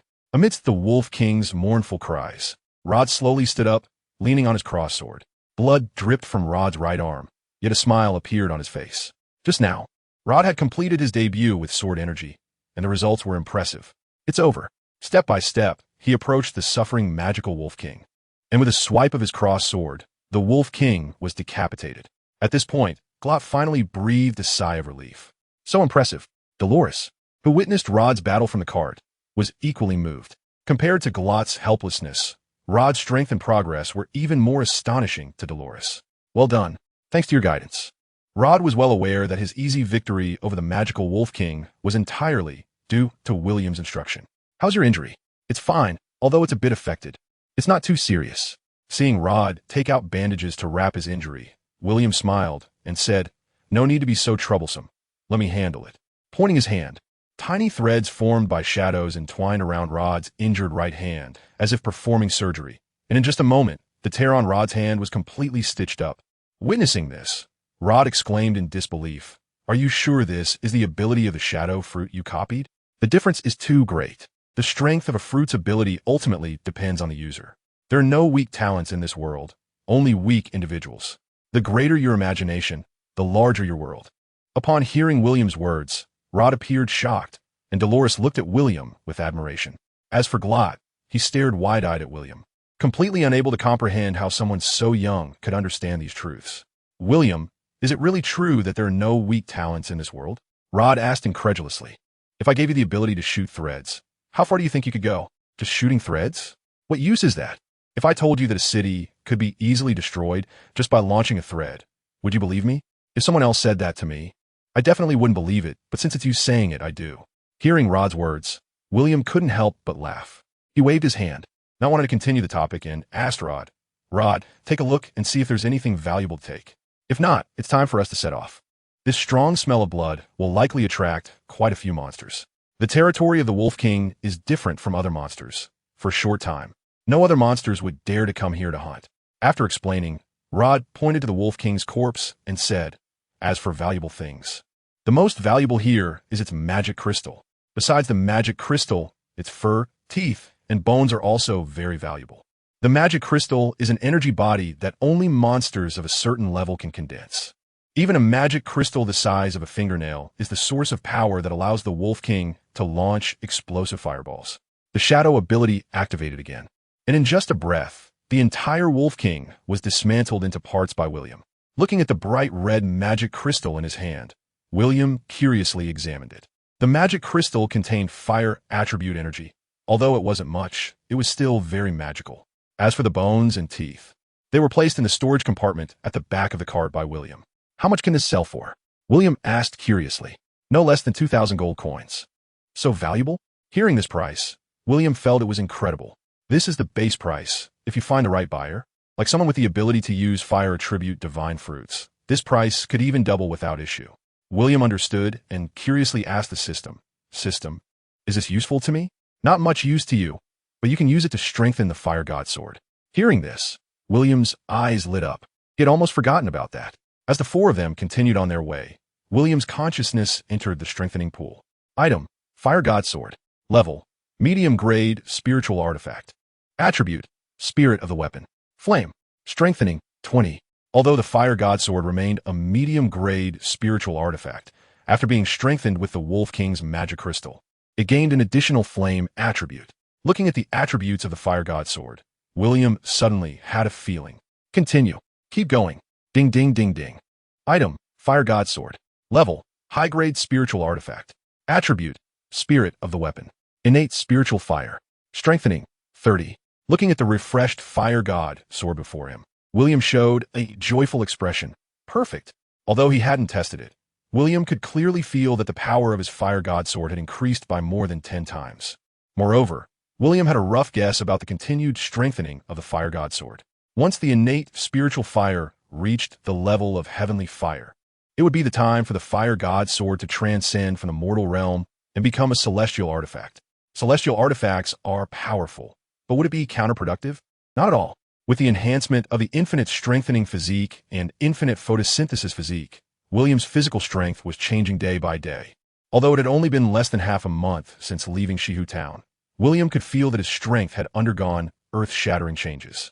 Combined with the outrageous attributes after awakening the photosynthesis physique today, William even felt that his strength enhancement would enter a phase of geometric growth from now on.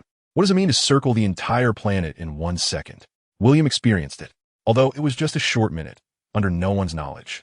William had already flown around the entire world, and this brief minute also gave William a completely different understanding of this world. If the existence of the outer domain was not a big deal, then the divine tree connecting heaven and earth at the deepest part of the miracle forest was something even William found incredible. Could this be the source of divine fruits?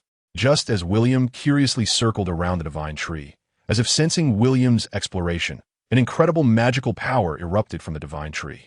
Its magical power was so strong that it even made William's light body buzz. Although this couldn't harm William's main body, after thinking it over, William still retreated a distance. From afar, the towering divine tree quickly disappeared into the heavens and the earth, as if what William had just seen was merely an illusion. System, what is this thing? William asked curiously. Host, this is a good thing. William even had a feeling that the system was drooling. This tree is obviously strange. However, now is not the time. Let's wait until it bears fruit before we return. This thing can't really be the god tree, can it? The system's response made William's expression odd. Is there really a Tsutsuki clan in this world? No, no, no. Host, this god tree nurtures true deities. Nurturing deities? This thing must taste amazing. Tastes amazing? Upon hearing this, William couldn't help but twitch the corners of his mouth. Just the taste? Ahem. That's what I've heard. Seeming a bit awkward, the system explained, of course, I've also heard that eating this fruit allows mortals to become gods. Isn't that a good thing? It might be a good thing for others, but it doesn't have much effect for you, host. Moreover, once you eat this fruit, you will be forever bound to this world. Then forget it. Although William didn't think there was anything wrong with staying in this world, as a traveler, he naturally yearned for the stars and the sea. Besides, if possible, William actually wanted to go home even more. Roar. Just as William was communicating with the system, a thunderous roar suddenly erupted beneath his feet. Accompanied by a terrifying pressure that seemed capable of destroying the world, an overwhelming force impacted William. Frowning slightly, William's gaze turned to the monstrous figure of the Dragon King on the ground. Without any movement from William, his figure had already appeared in front of the dragon. Ignoring the violent killing intent in the dragon's eyes, William sneered and said, "Little bug, what are you looking at?" Immediately, a A pressure 100 times greater than that of the Dragon King swept over. Buzz. The dragon looked at William in terror, letting out a low groan and trembling. Dominating the miracle forest for 100,000 years, the dragon had never seen such a terrifying existence. In William, the dragon seemed to see a true god. Remember, that thing is mine. If you dare to touch it, I'll crush you. Hearing William's words, the dragon nodded repeatedly. Get lost. Upon hearing this word, the dragon not only did not feel humiliated, but instead showed joy, diving headfirst into the bottomless lake without looking back, until the lake was calm again. William glanced once more at the direction of the god tree before vanishing into the air like light. When he reunited with Dolores and the others, the three clearly encountered some trouble. Before the two could react, the already formed light-condensed William had stomped down and killed the gigantic magic bear that even Rod could barely hold back. William, you finally returned. Looking at the dead magic bear on the ground, Rod, holding the crossed sword, finally breathed a sigh of relief. If it had been any other magical creature, Rod might not have thought much of it, but when faced with the magic bear known for its strength, Rod realized just how much his injuries affected his capabilities. Although Rod had confidence in killing the magic bear if he truly had a fight, he knew very well that in the miracle forest, if he got injured again, he would probably become a burden to William. Continuously being hit, Rod's desire for the divine fruit grew stronger. Seeing Rod hesitate to speak, William noticed and felt amused. Although Rod didn't voice it, William could guess some things. Don't be fooled by Rod's continuous suppression. As an ordinary human, he truly deserved the title of A-grade shadow. But unfortunately, he was limited by his physical condition. Why didn't you take off the weight just now? William curiously asked while moving forward. Rod's expression was helpless. I didn't have time to take it off during the fight. William understood and couldn't help but smile. Even a lion uses all its strength to catch a rabbit. This is a big taboo. In fact, if it weren't for the weight, you might not have seen me now. Pulling open his torn clothes, Rod revealed a deep scratch from the weight. Were you ambushed? William was surprised. He knew how vigilant Rod was. In fact, Rod was injured while trying to support Dolores, but that was no excuse. In this crisis-filled miracle forest, both Dolores and Glot were actually burdens, but there was no way around it. After all, Dolores was not only the financial backer, but more importantly, had a relationship with William. If Dolores were to be harmed even slightly in his presence, Rod was certain that his relationship with William would be completely shattered. This was also the reason why Rod was determined to save Dolores. Rod didn't explain, but as the person involved, Dolores conveyed the reasons to William. After hearing the entire process, William finally understood. After hesitating for a long time, Dolores softly said, William, it's already so dangerous just entering the miracle forest. How about Grot and I wait for you at the market instead? The novelty had worn off, and Dolores had gained a profound understanding of the dangers of the miracle forest. She knew very well that if it weren't for William and Rod, she and Grot would not survive long here. Gently patting Dolores on the head, William comforted her. It's not your fault. It was my decision to leave that put you in danger. I won't let this happen again. But don't worry, I'm here. Seeing William's confident demeanor, Dolores's inner fear completely vanished. Throughout the journey, the four of them encountered no crises. Just as William had said, all threats were eliminated in advance by him. This allowed the four to reach their final destination with ease by the third day, clearing away the dense weeds. A valley that resembled a paradise appeared before William and the others. Everything here feels like a miraculous valley hidden within the miracle forest. At a glance, there are no magical creatures in the entire valley. The surroundings are filled with the sounds of birds and the fragrance of flowers, with various blossoms competing for beauty, creating a captivating landscape. Above the valley is a small waterfall, and beneath its cascade lies a tranquil and clear lake, where butterflies dance in the air, making the entire valley seem like a paradise on earth. Rod, how did you find this place? After stepping into the valley and surveying the area, William couldn't help but ask Rod with curiosity. Rod appeared a bit embarrassed by the question. In fact, discovering this place was a coincidence. I encountered a very powerful magical creature, and in my panic, accidentally stumbled in here. Even though it wasn't his first time seeing it, Rod still felt an immense shock upon returning. If it weren't for being deep in the miracle forest and having many things left to do, this place would definitely be a good retirement spot. As they strolled through the valley, Rod pointed to a plant on the ground that looked like a blue moon and said, William, look, this is blue moon grass. Glancing at the large patches of blue moon grass around, William couldn't help but exclaim, there are quite a few blue moon grasses here. The task of finding blue moon grass is a year-round mission for the Shadow Pavilion. This place is like a gold mine for any shadow. This shows how much Rod sacrificed to bring William here. Although the amount of blue moon grass scattered throughout the valley is vast, William stopped after only picking 10. Seeing this, Rod chuckled lightly. It's okay. Just feel free to gather as much as you want. The conditions here are very special, and the blue moon grass grows very quickly. When I first came here, I even picked more than half of the blue moon grass in this area, and now, so much has grown back. The blue moon grass is a sea-level task, and there isn't much point in over-farming it. Hearing William's words, Rod couldn't help but smile. All right then, do as you like. While speaking, Rod took out Dolores's treasure map. Compared to blue moon grass, exploring the ruins is now the most important thing. After checking the location on the treasure map, Rod led William to the waterfall. The clear lake water allowed visibility to the bottom, which is also why Rod had come here twice without finding any signs of ruins. According to the treasure map, this ruin requires activating an anchor mechanism at the bottom of the lake. I'll go down and take a look. After removing his top clothing, Rod leaped into the water. Opening his eyes underwater, Rod's hands continuously searched the lake bed. When he pushed aside the pebbles at the bottom, he suddenly grasped a heavy object. Found it. Overwhelmed with joy, Rod pulled with all his might. Huh. Gurgle, gurgle. Turbid air escaped Rod's mouth, but to his astonishment, no matter how hard he tried, he couldn't move the metal object. After several failed attempts, Rod frowned and returned to the surface. Wiping the water off his face, he looked at William on the shore and said, William, I can't move that thing. I'll need your help. William nodded and followed Rod down to the lake bed. Seeing the clearly artificially made ring in front of him, William curiously tugged at it. It didn't budge at all, just as Rod was puzzled that even William couldn't pull it. William suddenly had an idea and pressed down on it. Common sense would suggest that with a ring like this, anyone would instinctively pull it outward, but the ruins in front of them clearly defied logic. With a click, Rod's face showed shock. However, the next moment, the entire lake bed began to shake violently. Not good. As a powerful suction force came from beneath their feet, Rod instinctively grabbed William to prepare to escape. But the massive whirlpool suction instantly pulled both of them into the lake bed. Seeing this scene, Dolores and Glot's expressions changed on the shore. No. In a panic, Dolores instinctively tried to jump into the water, but thankfully Glot, quick on his feet, grabbed her, otherwise Dolores would have likely been sucked into the whirlpool. Glot, don't hold me back. Miss, calm down. William is powerful and a divine gifted. Although there was a little accident, I believe they will surely turn the situation around. Upon hearing Glot's words, Dolores finally calmed down. But what if William doesn't come back up? Although he is a divine gifted, he is still human. If he can't breathe, even a divine gifted might perish. Miss, look, that passage is already closed. I believe the entrance to the ruins is below the lake bed. Since a treasure map was left for the ruins, I don't believe it will be a dead end. What if it is?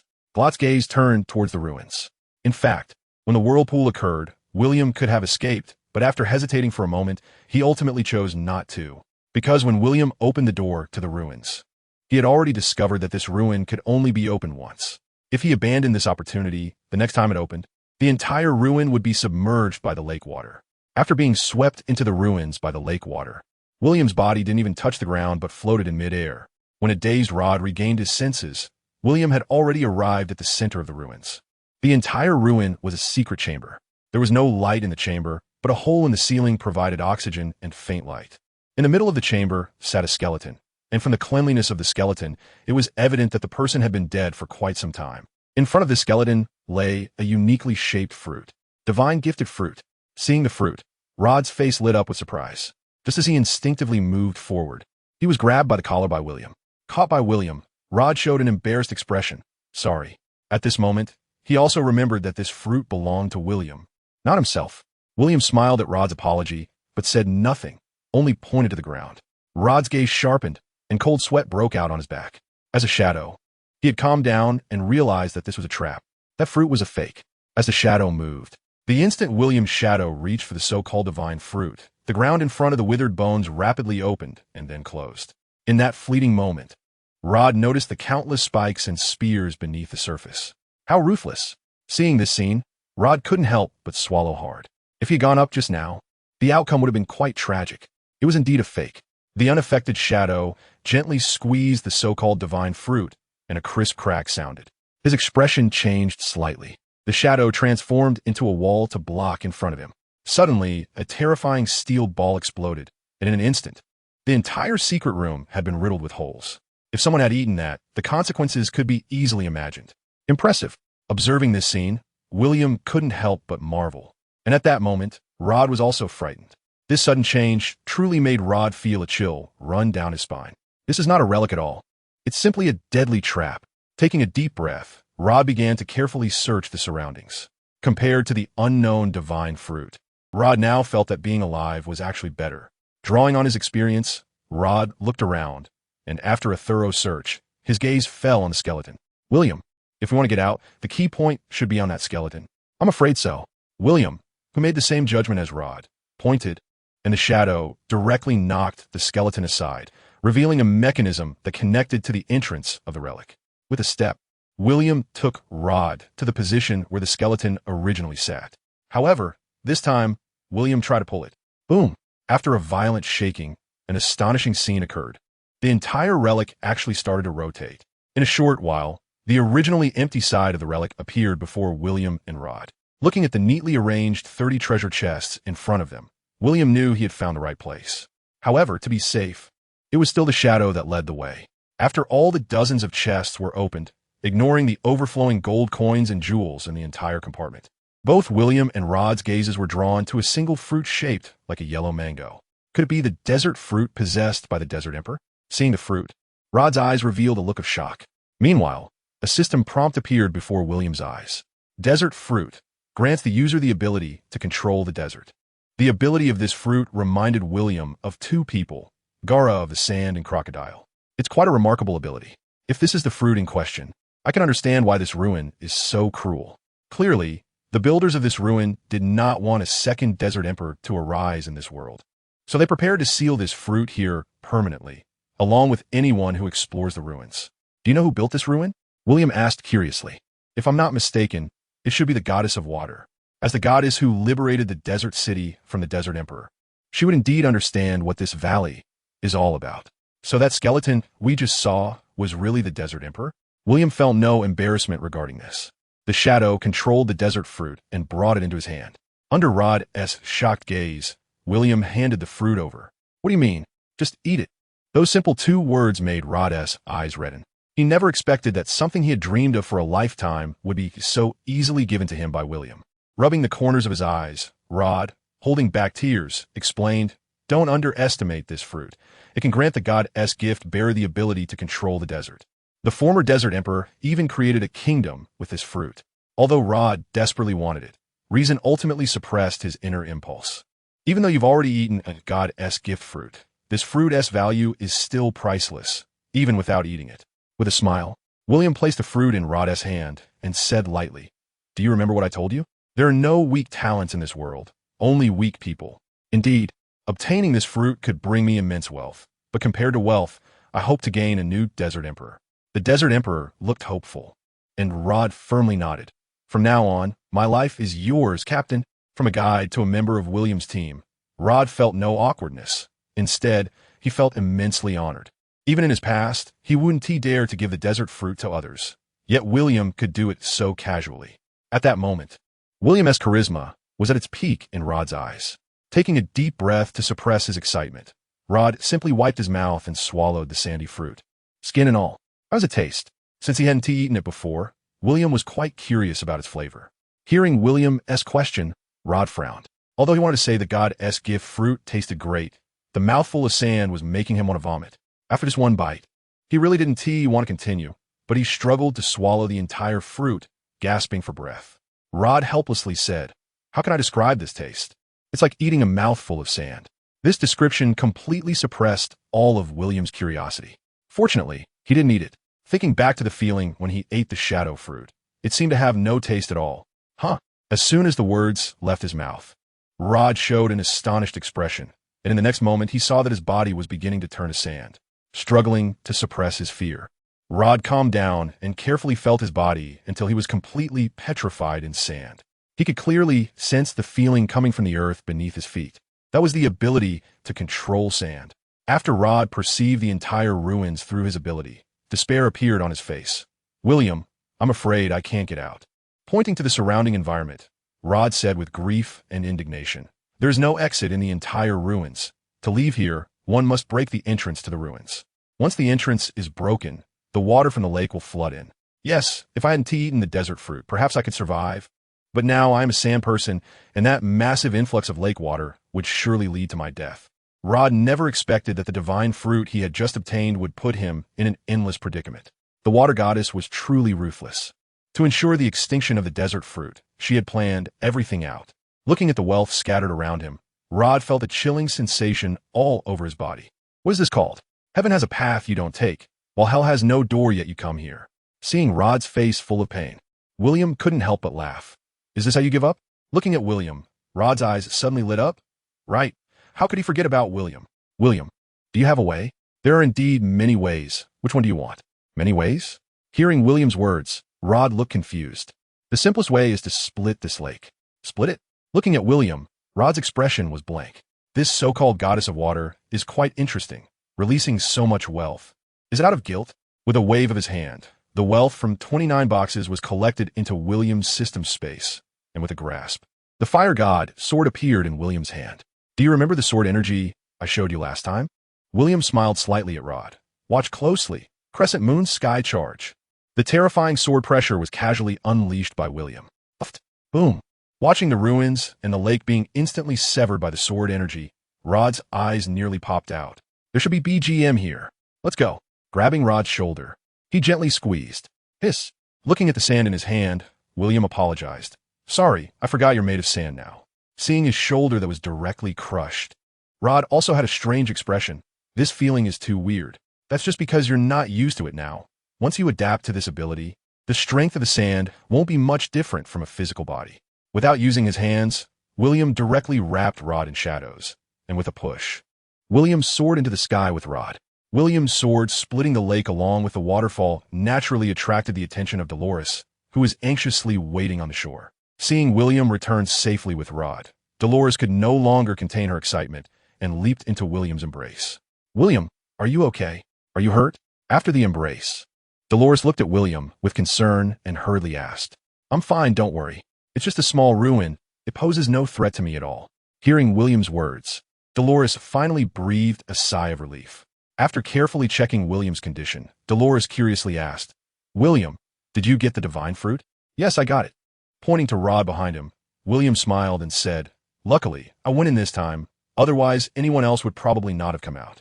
After William explained the deadly traps in the ruins, Dolores also felt a wave of fear. What is this, a blessing in disguise? If I don't give the treasure map to William, then the ones who go in will inevitably be Dolores and the Gallup family. According to William, it seems that everyone who enters the ruins will have to die. Although it's not certain that Dolores will be the one to eat the desert fruit in the end, she can imagine that even if she doesn't eat it, her mortal body would probably be unable to withstand the force of the lake water flooding back. Reflecting on her actions, Dolores can't help but feel a sense of pride in her insight. Indeed, all this effort was worthwhile. Although it wasn't William who obtained the desert fruit, in Dolores's eyes, Rod is clearly also one of William's people. Therefore, Rod's strength increasing is equivalent to indirectly enhancing William's strength. The reasoning is the same. Let's rest here for the night and leave tomorrow, William suggested, and naturally, no one had any objections. As Glot picked up dry branches to start a bonfire, Rod was testing the new powers within his body. Meanwhile, William was sweet-talking Dolores while casually pointing out some operational techniques regarding the desert fruit to Rod. Rod didn't go into detail, but broadly shared some techniques and principles he knew. After breaking through the limits of the human body, Rod quickly grasped the concepts, and soon he was making progress. In fact, compared to Sand Crocodile, William preferred Gaara's use of sand. This directly led Rod's techniques to gradually align more with Gaara's. Sand Shuriken, Sandstorm Burial, Sand Hand, Sand Binding Prison, and so on. What amused William the most was that just as a casual mention, Rod actually had a sand gourd on his back. Although only half a day had passed, Rod's strength had clearly undergone a qualitative leap. As evening approached, William reminded them while sitting by the bonfire. Although the abilities of the desert fruit are powerful, I hope you won't forget your swordsmanship. When practiced to the extreme, swordsmanship can be just as strong as the gifts of the gods. Rod humbly accepted William's kind reminder. After all, he had witnessed the power of swordsmanship at noon. The elegance of the crescent moon slash still captivated him. After finishing the last piece of bread, with the bonfire illuminating his cheeks, Rod's expression was still calm, but his eyes couldn't hide his excitement. After returning, if I plan to form a team, I already have a few good candidates. The minimum standard for forming a team is B-level shadow. Am I currently at the required task completion? Absolutely enough. By soloing the Blue Moon Grass task, along with an A-level task, you can directly advance from D-level shadow to B-level. Add another A-level task and one S-level task. And upon returning, you can directly advance to A-level shadow. Thinking about it this way, even Rod felt it was incredible. William, even in the Shadow Pavilion, your speed of leveling up is unprecedented and will never be replicated. If you pass the trial of the gods, you will surely become the most legendary shadow of the Shadow Pavilion. Really? That's quite amazing. With a smile, William thought that while such an improvement might be unbelievable for others, for him, it felt like a trivial matter. In the middle of the night, William was holding the delicate body of Dolores in the carriage. The time and place were not right, and the two of them didn't do anything, just quietly embraced each other and whispered sweet nothings. Unknowingly, Dolores fell asleep in William's arms. Just as William was about to drift off to sleep, a sudden, intense malice approached from afar. In the darkness, William suddenly opened his eyes. Gently setting Dolores down, William floated down from the carriage. What's wrong? Noticing William's movement, Rod, who was on watch, immediately gripped his crossword. It's here. As soon as he spoke, a fierce wind began to swirl rapidly around the campfire. What is that? Although Rod sensed something was wrong, he didn't know what kind of creature it was due to his lack of understanding of its abilities. Could it be a contingency left by the water goddess? Rod couldn't see it, but that didn't mean William couldn't. In William's line of sight, a bizarre, three-headed crocodile, resembling a chameleon, was racing towards them. The three-headed crocodile didn't seem to intend to attack William and the others directly. Instead, it circled around them, toying with them, looking for death. Seeing it attempt to sneak up from behind, William snorted coldly. The golden brick transformed, and a set of winged armor appeared on him. With a swift grab, ugh, crying out in pain, the three-headed crocodile was lifted into the air by William. The head he was holding thrashed in agony, trying to break free, while the remaining two heads glared at William with icy, murderous intent, one on the left and one on the right. The three-headed crocodile opened its massive jaws and bit down on William's arm. However, before those sharp teeth could bite William, he pressed down with his left hand. Boom! The three-headed crocodile was slammed to the ground by William. Before it could regain its senses, William stomped down heavily again. Boom! The earth cracked, and blood gushed uncontrollably from the three-headed crocodile's mouth. Although the three-headed crocodile had 3 heads, it had only one body, so William's strike had severely injured it. Just as the three-headed crocodile was preparing to roll over and escape, countless grains of sand surged from the ground. In the blink of an eye, the terrifying three-headed crocodile was wrapped tightly in a sandball. Nice! William acknowledged Rod's timing. However, just as William thought the battle was over, suddenly, a drop of water fell from the sandball. With the first drop of water, more and more water began to surge from the sandball. Something's wrong. Just as Rod prepared to unleash his ability again, the tightly wrapped sandball began to disassemble on its own. It wasn't that Rod's desert fruit was completely countered by water. The current situation could only be described as Rod's control over his ability being too shallow. If it were truly a desert, how could this little bit of water have any effect? Suddenly, a high-speed spinning water arrow rushed toward William's head. With a slap, he shattered the water arrow in front of him and looked at the three-headed crocodile, which had completely transformed into water, with some surprise. Could it be that this three-headed crocodile ate the water fruit? No. Without a sound, the three-headed crocodile vanished from William's sight. The next moment, the reformed three-headed crocodile descended from the sky, its massive jaws poised to swallow William whole. Watch out! Seeing this scene, Rod couldn't help but show a look of horror. Rod underestimated the three-headed crocodile's abilities, and the three-headed crocodile, too, underestimated William. A faint smile appeared on William's lips as he watched the three-headed crocodile about to swallow him. Suddenly, he transformed into light and silently disappeared from his original spot. Noticing the three-headed crocodile looking around in confusion, William, suspended in midair, said lightly, "What are you looking at?" Roar. The three-headed crocodile roared in response to such provocation. However, the next moment, it regretted it. Piercing wave. Ofthe. A light wave shot from William's fingertip, instantly piercing through the three-headed crocodile's body. The extreme power of the light wave not only pierced the three-headed crocodile's skin, but also penetrated its heart. At this moment, the three-headed crocodile, lying on the ground, was in pain and despair. Although it possessed the ability to control water, it was not a user of the water fruit, and unable to elementalize. The three-headed crocodile could only await death in despair with its heart pierced. Having lost its heart, all the power within its body dissipated at that moment. It tried to open its eyes, but could only make a futile effort. As William's footsteps approached, the three-headed crocodile had already fallen silent, staring blankly ahead as its consciousness gradually sank into darkness. "William, are you okay?" Dolores, awakened by the commotion, looked at William with concern. After William gestured to her, Dolores sighed in relief and returned to the carriage. As for Grot, who had turned into a transparent person since entering the miracle forest, he did not show much reaction to William killing the three-headed crocodile, as if it were all a matter of course. Curious about the three-headed crocodile, he stepped forward to examine the massive creature. "Looks like I was overthinking it. This three-headed crocodile must have wandered in here by accident." Looking around, although the valley still appeared very calm on the surface, William had a feeling that the environment had undergone some unknown changes. Could it be because I destroyed the ruins? Although William couldn't see it with his naked eye, the infinite energy quickly made him aware of the reason behind it. This valley was originally a natural formation, and although the formation is not advanced, it can conceal the entire valley. This is also why this valley feels so out of place compared to the miracle forest. System. Is there a way to repair it? It's very simple. In William's astonished gaze, the entire valley was drawn into the enhancement pool by the system. After a series of clinking sounds, the original valley not only recovered, but the system also enhanced the formation of the entire valley. Not to mention, from now on, this valley would be inaccessible to anyone but William. System. You. Looking at the intact valley before him, William was dumbfounded. "What do you mean? Speak up. Don't you think this is a bit of a bug?" "Ha ha." William's words made the system laugh uncontrollably. Just a sprinkle of water. "It seems I underestimated my own system." City of Saya. Unknowingly, almost a month had passed back and forth. Upon returning to the city of Saya, William felt a sense of nostalgia, and Rod felt the same. However, Dolores and Grot didn't have much of a feeling, as this city truly felt like a stopover for the two of them. Shadow Pavilion. There were no flowers or applause, nor was there any welcoming party. 2 people went, and 3 came back. The arrival of William and his group was like that of passers-by, and this was the daily norm for the Shadow Pavilion.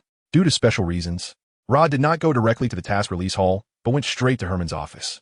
Herman, seeing Rod walk in from outside, Herman's wrinkled face broke into a genuine smile. "You're back."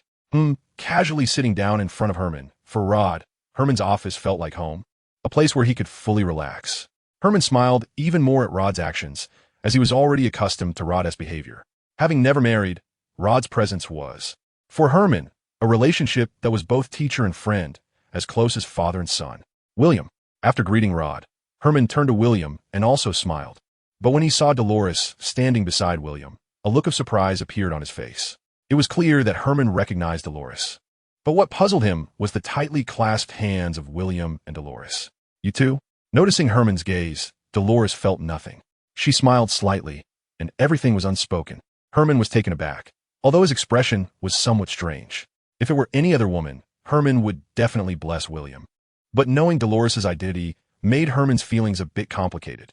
"Herman, William needs to certify a level shadow." "Herman." Herman's previously complicated expression turned into shock. "This matter is indeed a bit incredible," so Rod explained with a smile. "C-level task. Find blue moon grass. William can solo 10. 2 A-level designated tasks. 1 S-level designated task." Taking a deep breath, Herman said solemnly, "Rod, I can understand the blue moon grass task, but what about those 2 A-level tasks and the S-level task?" It's not that Herman doesn't trust Rod. It's just that this is too unbelievable. After Rod explained everything that happened along the way, even Herman couldn't help but gasp. However, at this moment, Herman's gaze towards Dolores became even stranger. If he could still understand the 2 A-level tasks, what was the situation with this S-level task? You're the task publisher. Not only did you gain nothing, but you also gave away gold coins just to get William to A-level shadow, right? Well, I'm getting older, and I really can't understand love in this era. After pondering for a long time, Herman said helplessly, "Rod, certifying William as a level shadow is not a problem. But the premise is that we should first let Dolores pay the task reward." Noticing the gazes of Rod and Herman, Dolores smiled slightly and confidently said, "Chairman Herman, regarding the task commission, I've already sent my bodyguard Grot to the headquarters to publish it. If all goes well, it should reach the city of Sayre in a few days. And this is also the reason why William's group turned into 3 people when they returned. The Gallup family's residence is in the royal city, and bringing a large amount of gold to the city of Sayre is obviously not appropriate. So after leaving the miracle forest, Grot was sent by Dolores to the royal city. Just as she finished speaking, there was a knock on the door of Herman's office. Chairman Herman. Outside, the secretary Julie's surprised voice came through. Come in. Chairman Herman, Rod, William, you are all here. After glancing at everyone present, Julie handed a document to Herman with a strange expression. Chairman Herman, this is a document from the headquarters. Please take a look. Herman took the document and opened it to read. The content was very simple, and it corresponded exactly with what Rod and Dolores had just said. Taking a deep breath, Herman could no longer suppress the smile on his face. Putting down the document in his hand, Herman looked at Julie and said softly, Assistant Secretary, please fill out the information regarding William Duke's A-level shadow certification. If the document from the headquarters had already left Julie in disbelief, then Herman's words completely broke her defense. Julie remembered very clearly that when William left, he had just become a shadow, and now he had completed what an ordinary shadow could only achieve in a lifetime in just one round trip. How absurd is that? However, thinking about how William had completed 2 A-level tasks and 1 S-level task as a D-level shadow, wasn't that also an unbelievable situation? I understand. Chairman Herman. With a deep gaze directed at William, Julie said softly, William Shadow, please come with me to the task hall. Okay. William nodded, looking at Dolores, and said softly, why don't you rest here for a bit? I'll wait for you here. Watching William and Julie leave the office, Herman couldn't help but smile. Dolores was not just the daughter of Duke Gallup to him. She was also a major investor. Therefore, soon, Herman personally took Dolores to the VIP room and served her a large array of delicious treats. Watching Herman talk about pleasantries beside her, Dolores couldn't help but chuckle. Chairman Herman, if you have something to do, just go ahead and be busy. Herman understood and left the VIP room with a smile. Back in the office, unable to contain his inner joy, Herman gave Rod a big hug. Rod, you finally succeeded. Yes. They exchanged glances and laughter echoed in the office. I'm getting old. This world is changing too quickly. After the congratulations, rubbing his eyes, Herman couldn't help but sigh. Rod, the certification for S-level shadow needs to go to the headquarters. When are you planning to go? What are you so eager to retire? Rod knew exactly what Herman meant. He had been waiting for Rod to become an S-level shadow and take the position of president of the city of Sayre. Perhaps in the past, Rod would not have rejected such a proposal, but now, Rod no longer held the same thoughts. Herman, you may have to wait a little longer. Herman was puzzled. What's wrong? I promised him that I would form a team for him. Is that so? With a light laugh, Herman sighed. That's fine. You remind me of the past. Sitting back in his chair, Herman lit a golden leaf. I still say, whenever you want it, my position will always be reserved for you. But don't make me wait too long. You know, I want to experience retirement life soon. On the city wall of the city of Sayre, leaning against William's shoulder, the two quietly watched the sunset. Tom seemed to stop at that moment. William, do you love me? This question seems to be one that many people like to ask, and Dolores is no exception. Suddenly, I remembered a passage I once saw. Do you want to hear it? William's voice was soft and gentle. You tell me. Honestly, would you wait for someone for 3 to 5 years? It was as if he was asking, yet also questioning himself. Before Dolores could contemplate the answer to this question, William's voice came again. Some say that the 3 to 5 years in novels and biographies are merely a page of text accompanied by a narrative, a period that has already passed. However, in reality, 3 to 5 years requires you to feel every single moment. The deeper the obsession, the more painful it becomes. Instead of doing things you think are romantic or impressive, why not look up and see the sun rise and set? Life is slowly, yet steadily unfolding. Others say, never speak lightly of waiting. Waiting is such a luxurious thing. Yet, in novels and biographies, it only takes a few words and a few lines of small print. And 20 years later, beauty fades to gray, and everything has an ending. But in real life, 3 years or 5 years, what second doesn't T require you to endure? A lifetime is truly too long. But isn't life also a kind of biographical novel? Life is like a play. There will indeed be someone waiting. I know you will. I know you are waiting. I know you still hold on to a glimmer of hope that one day they will look back at themselves. Or perhaps you are waiting for yourself to let go. Waiting with a result is called waiting. Waiting without a result is called torment. Someone who truly loves you won't make you wait too long. All waiting, in the end, stems from uncertainty and lack of resolve. What is most feared in a relationship is never the passage of time, but the endless waiting with no end in sight. As the saying goes, the sea is beautiful, but the boat must reach the shore. After all, no one can drift endlessly on an ocean without boundaries. Nor can anyone keep groping in a tunnel where no light can be seen. The flowers of spring have withered too quickly. Alas, the morning brings cold rain and the evening brings wind. The tears of rouge, lingering in drunkenness, when will we meet again? Life is inherently filled with long regrets. Like water flowing eastward. Under Dolores's astonished gaze, William kissed her forehead and softly said, "So, you ask me, do I love you? My answer is love. I don't want to wait, so I will grasp you at all costs, even if there is no future." A blush rose to her cheeks, and a crystal tear slid down her face, seeming both excited and moved. "This is the man I've set my sights on." A voice from the system sighed in William's ear. "Host, you're amazing. Shut up, be quiet," until the last trace of red in the sky disappeared. Dolores softly said to William, "William, let's go back." "All right." He picked up Dolores, and their figures turned into light, disappearing over the city wall. The sun rose and set. Dolores woke up leisurely in William's arms. She quietly raised her head and silently observed the man she had chosen, a hint of tenderness unconsciously revealing in her eyes. "Are you awake?" Mitchum, gently stroking Dolores's golden hair. William chuckled. "Do you want to keep lying down or get up?" "I want to lie down." That may be true, but after greedily enjoying William's embrace for a while, Dolores still sat up from his arms, because she knew that every morning was William's exercise time. "Let me help you get dressed." Seeing William get up, Dolores's face turned slightly red. "You? Can you do it?" "I can learn." Although a bit clumsy, Dolores really enjoyed this playful interaction between them. After finishing washing up, when William opened the door, he saw Rod waiting in the yard. It was already noon. "Shall we have a match?" During this time, Rod, who exercises with William every day, has also gotten used to this kind of life. Although it was obvious that William woke up late today, Rod could understand. After all, who hasn't been young before? This courtyard was purchased by William through the Shadow Pavilion yesterday. The house has 4 entrances and exits. The backyard serves as the residence.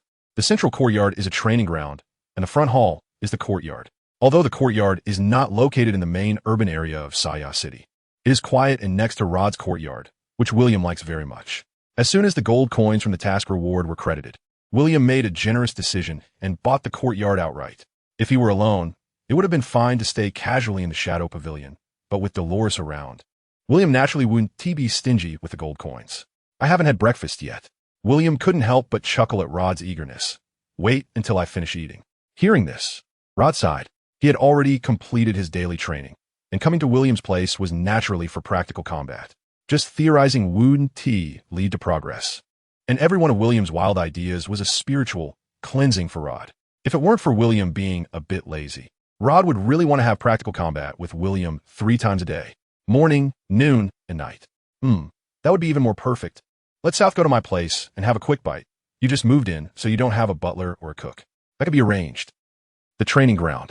Sitting in a lounge chair, Dolores watched the 2 combatants in the training ground with a happy smile on her face.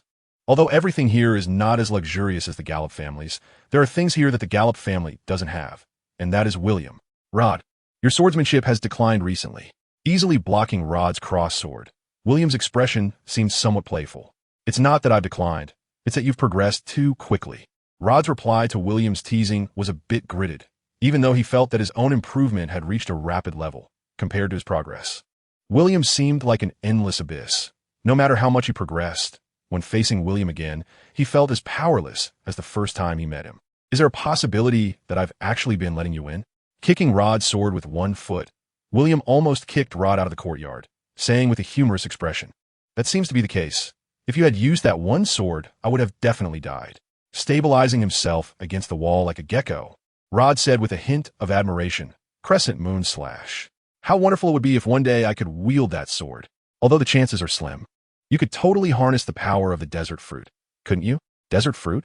With a thought, the sand in the sand gourd on Rod's back began to gather continuously. "Let's give it a try." Once the sand condensed to a certain extent, a glint flashed in Rod's eyes. Sand sword. Slash. A sand sword, formed from 40 meters of condensed sand, struck down towards William. "Are you joking?" Seeing the sand sword descending from the sky, William couldn't help but laugh. With a flash of light, he vanished from his original spot without anyone noticing. Bang! The sound of the sand sword was quite loud, but apart from raising a cloud of dust in the courtyard, it had no effect. With a wave of his hand, A powerful gust of wind carried the sand and dust high into the sky. "Are you okay?" Cough, cough, cough. Although William was very fast, Dolores still got choked. "Oh, I'm sorry, I didn't mean to." Seeing this scene, Rod awkwardly scratched the back of his head. Next time, think a bit more. Without any intention of ending the battle, William once again appeared in front of Rod. "Your sword technique is almost there. Let's try your ability." The fire god sword returned to the system space in William's hand, and he tapped his fists together. "Are you ready? Come on." As soon as the words fell, William's figure vanished from the spot again. Bang! A punch was thrown, barely blocked by the sand shield. And at the same time, countless sands transformed into a rain of sand swords falling towards William. Not bad. Seeing the scene, William effortlessly weaved through the sandstorm. And at some point, Rod was dumbfounded to find that William had already arrived in front of him. Just as a fist the size of a cooking pot was about to land on his face, Rod's body trembled. Ofthe. His body was directly pierced through. However, a body made entirely of sand emerged slowly from the ground a few meters away. Impressive. Facing William's praise, Rod, clutching his heart, could only feel it was unbelievable. "William, just how fast are you?" "As fast as I can be, that's how fast I am." Without a sound, William's body had already arrived behind Rod. His body stiffened, and countless grains of sand continuously gathered behind him to form a shield. But before the sand shield could fully take shape, William's fist had already crushed Rod's head. How can this be done? The speed of light? That's simply ridiculous. Once again, Rod stood astonished, half concentrating from a distance. "William, I'm really curious. How did you kill that divine bestower who possesses the speed of light?" "How to kill? Isn't it enough to be faster and stronger than him?" William's answer was quite simple, but it sounded like thunder in Rod's ears. The speed of light is already unimaginable. What does superliminal speed even mean? Rod asked curiously. "William, just how strong are you?" Dolores was equally curious about this question. Noticing the gaze of the two, William stroked his chin and said jokingly, "I don't really know how strong I am specifically, but if I wanted to destroy this world, I might only need 1 second." "Rod, Dolores." Their eyes widened, and Rod exclaimed in shock. "William, you're not joking with me, are you?" "Do I look like I'm joking?" William waved his fist, laughing. "How about we give it a try?" No, no, no." Although somewhat incredulous, Rod was still frightened by William's words. If trying out leads to death, that would really be a joke. Let's not fight anymore. Waving his hand, Rod, knowing he could never be a match for William, didn't want to continue. Hearing Rod's words, a smile appeared on William's face. In fact, this was William's true intention. It was hard to finally avoid training, but because of Rod's presence, William ended up having to clock in and out like at work every day. You should know that when he said daily training, it was just talk. Why bother training hard every day when he could get stronger by lying down? As time went by, the daily training had long lost its effect on William. In fact, the core of William's rapid growth now is the photosynthetic physique and infinite energy. The photosynthetic physique is quite simple. Getting stronger infinitely just by sunbathing is easy, while the infinite energy, for example, if one training session gives a 1 boost, then the boost from infinite energy is a geometric increase. What kind of concept is that? Think of Super Saiyan. Although it's not as exaggerated as a 1,000,000-fold increase, a 1,000-fold increase is still achievable now. After 1,000-fold, the increase from infinite energy slows down a bit. However, William is still young, and he's not in a hurry. William set a goal for himself. When he reaches a 1,000,000-fold increase, that will be the time for him to leave this world for the next one. Sitting down on the ground, Rod felt somewhat defeated. Don't you think this gives you even stronger motivation? What is the Desert Emperor compared to that? When you catch up to me, your life will truly be perfect. Can I really do it? Of course. Just as Rod was encouraged by William to gain confidence, William laughed and said, "Impossible." Rod, haha. The feeling of PUing others, I have to say, is quite enjoyable. Facing Rod's speechless gaze, William smiled and said, "Although you can never reach my height, surpassing that so-called Desert Emperor is completely within your reach. Sometimes, changing to a dream that can be realized is not such a bad thing. Is it? Dreams? My dream is to become the greatest Shadow King, not to surpass you, you pervert."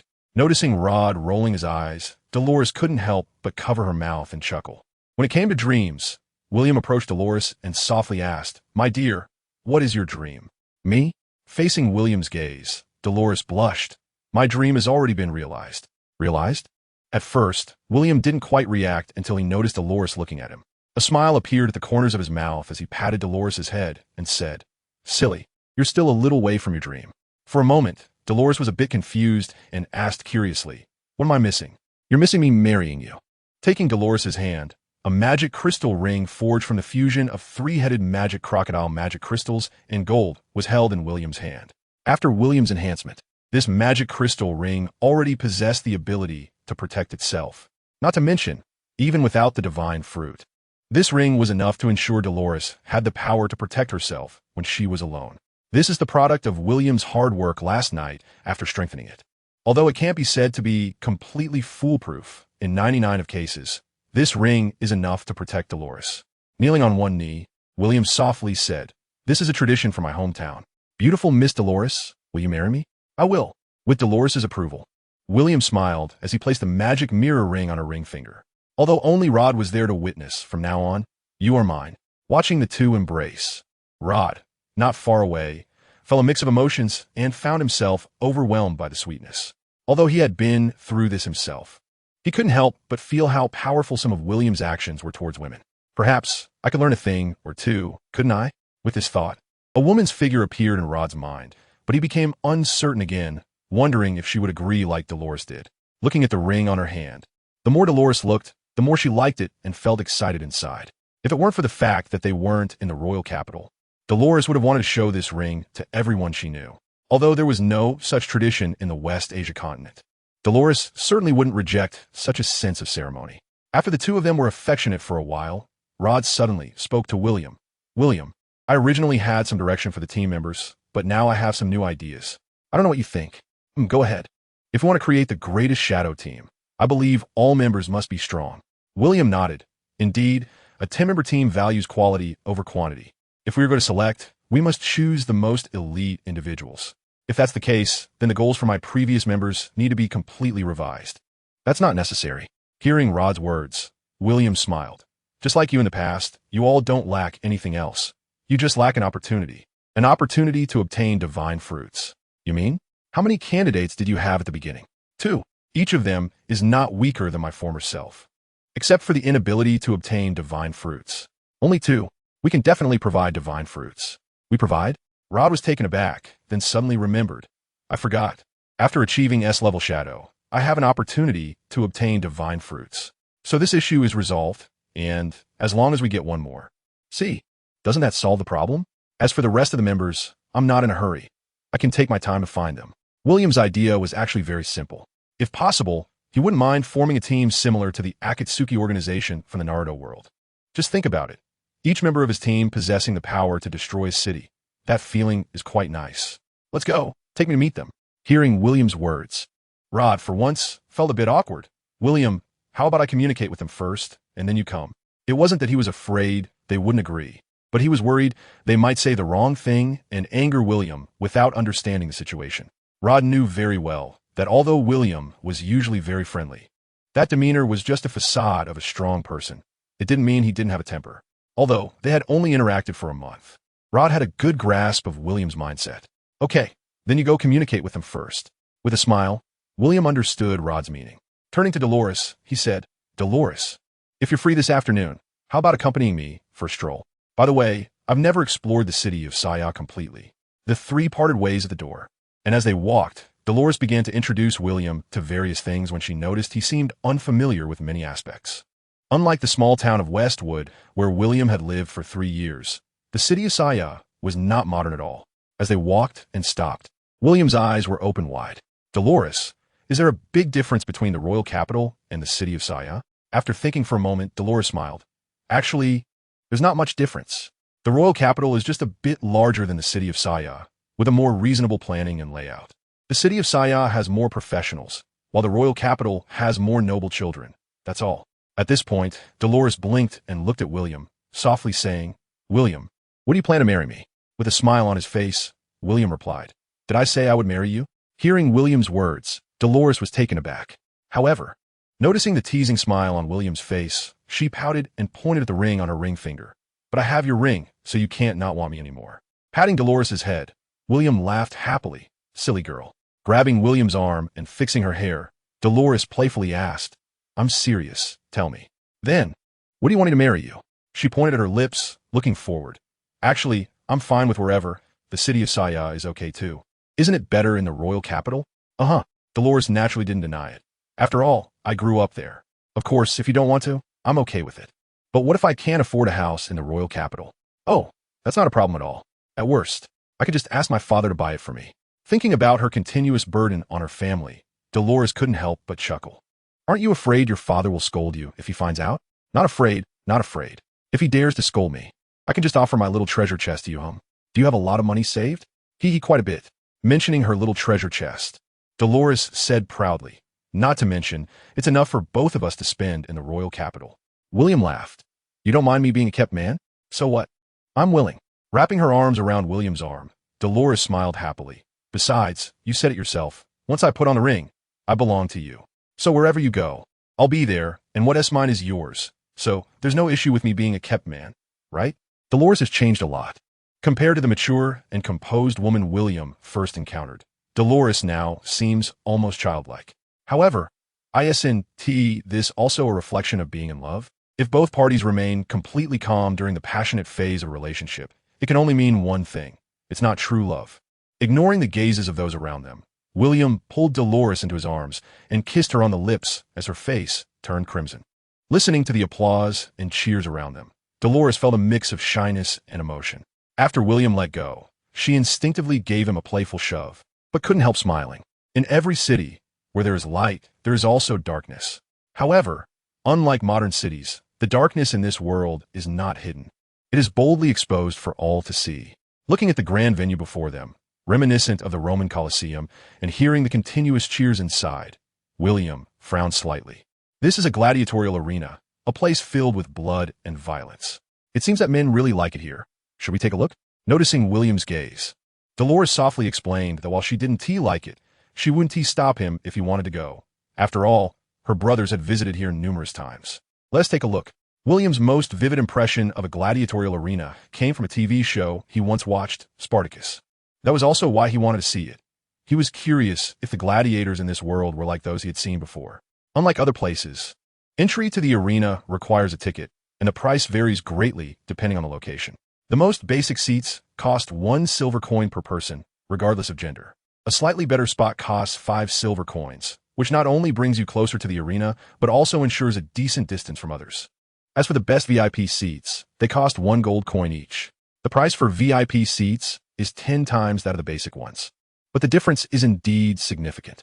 Not only do they offer the best viewing experience, but they also provide exclusive VIP rooms, ensuring no interruptions from ordinary people. Of course, snacks and fruits are charged separately. Neither of them was short on money, so William handed over 2 gold coins directly.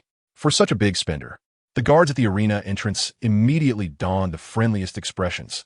Sir, please allow us to escort our esteemed VIP guests inside. With a command, a beautiful maid quickly approached. Esteemed guest, please follow me. Under the maid's guidance, William and Dolores walked into the exclusive VIP passage of the arena. However, shortly after entering, the deafening cheers and curses made them both frown. Indeed, no matter how many times he came, William still didn't like this place. Dolores thought to herself, and noticing William's expression, she was surprised to find that he also seemed to dislike it.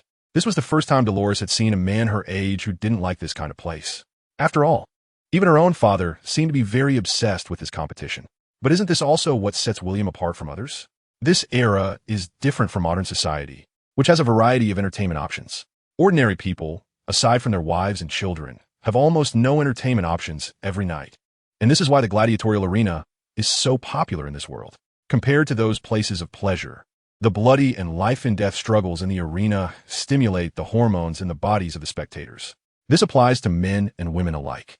Therefore, although most of the audience at the gladiatorial arena is male, there are also more than 20 of women. Sometimes, their pathological frenzy can be even more intense than that of men. As he walked towards the VIP room, William's gaze frequently scanned everything happening in the gladiatorial arena. Ignoring the madness of the audience, the gladiators fighting for their lives were the most captivating presence for William. Who is he? Looking at the muscular man on the stage, wielding a long knife and roaring in madness, William curiously asked the maid attending to him. Esteemed sir, he is the Tyrannosaurus, one of the most popular gladiators in the arena, the maid explained to William professionally. With the recent victory, the Tyrannosaurus has now achieved 9 consecutive wins. If he wins one more match, he will qualify to challenge the gladiatorial king. Gladiatorial king?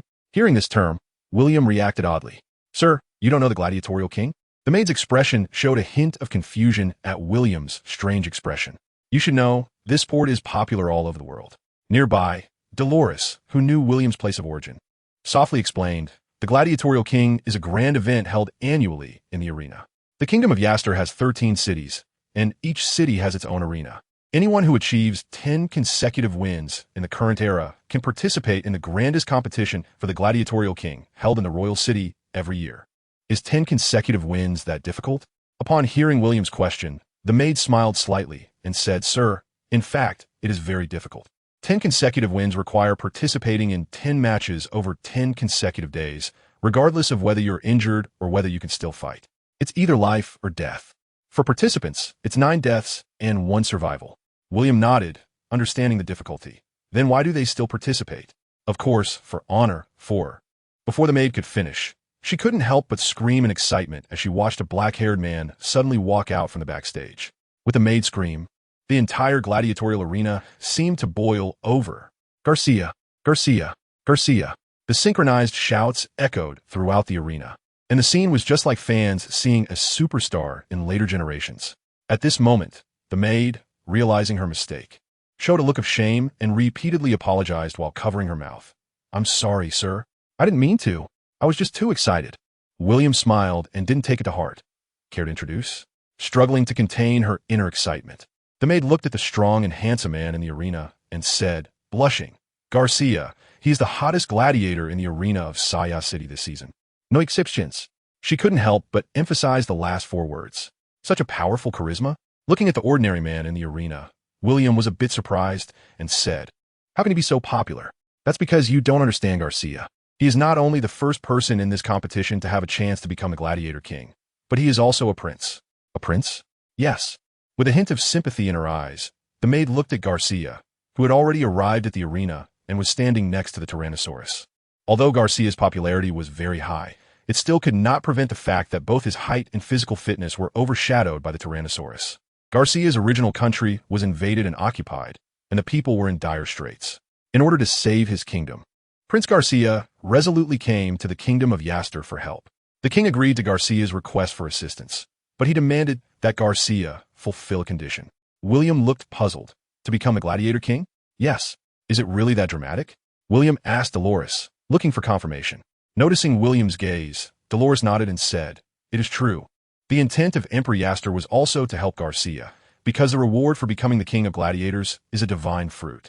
For the small nation of Bruce, a powerful divine bestower is enough to help Garcia overthrow the invaders. Given that, why not just send a divine bestower directly? William found it hard to understand the king of Yaster's reasoning. It's not like that, William. Shaking her head, Dolores explained. Although the kingdom of Bruce may not be as large as the Duchy of Gallop, it is an independent nation. If the kingdom sends troops, it will send a wrong signal to other kingdoms. William understood. Once the kingdom of Yaster deployed troops, neighboring kingdoms of Bruce could also send their forces. By then, it wouldn't just be about overthrowing the invaders. The entire regime of the kingdom of Bruce could be overturned. This is also the sorrow of small nations. Their existence is not because they possess this strength, but rather because more powerful kingdoms choose to let them exist for certain reasons, while surviving in the cracks. Once a war breaks out between kingdoms, they become the largest buffer zone and battlefield between them. The identity of a gladiator may seem glamorous at first glance, but in reality, this identity is not only undignified but also carries humiliation. Even if one ultimately becomes the champion of gladiators and obtains divine rewards to outsiders, such an identity is undoubtedly no different from that of a slave or a king of slaves in a feudal society. Ultimately, the identity of a gladiator is primarily a profession created to please the wealthy and the nobility. Meanwhile, in the arena, when Garcia, who is a head shorter than the Tyrannosaurus, approaches his opponent, the cheers of the entire gladiatorial arena suddenly come to a halt. The scene before them resembles the century battle of the future world, the confrontation between a king and one who is about to become a king. Ignoring the gaze of over 1,000 spectators in the stands, Garcia calmly says to the Tyrannosaurus, Your next opponent is me. Is that so? A playful smile appears on the Tyrannosaurus's face, his eyes filled with cruel killing intent. Then, I am truly honored. Looking at the serious injuries on the Tyrannosaurus and the bandages wrapped around his waist, Garcia solemnly replies, "Although I am sorry to face you in this way, I will not hold back." Ha ha ha. Hearing Garcia's words, the Tyrannosaurus bursts into laughter. Do you really think you can win? Perhaps, to the audience in the arena, Garcia is undoubtedly the most popular gladiator, but to real gladiators, he is undoubtedly a clown.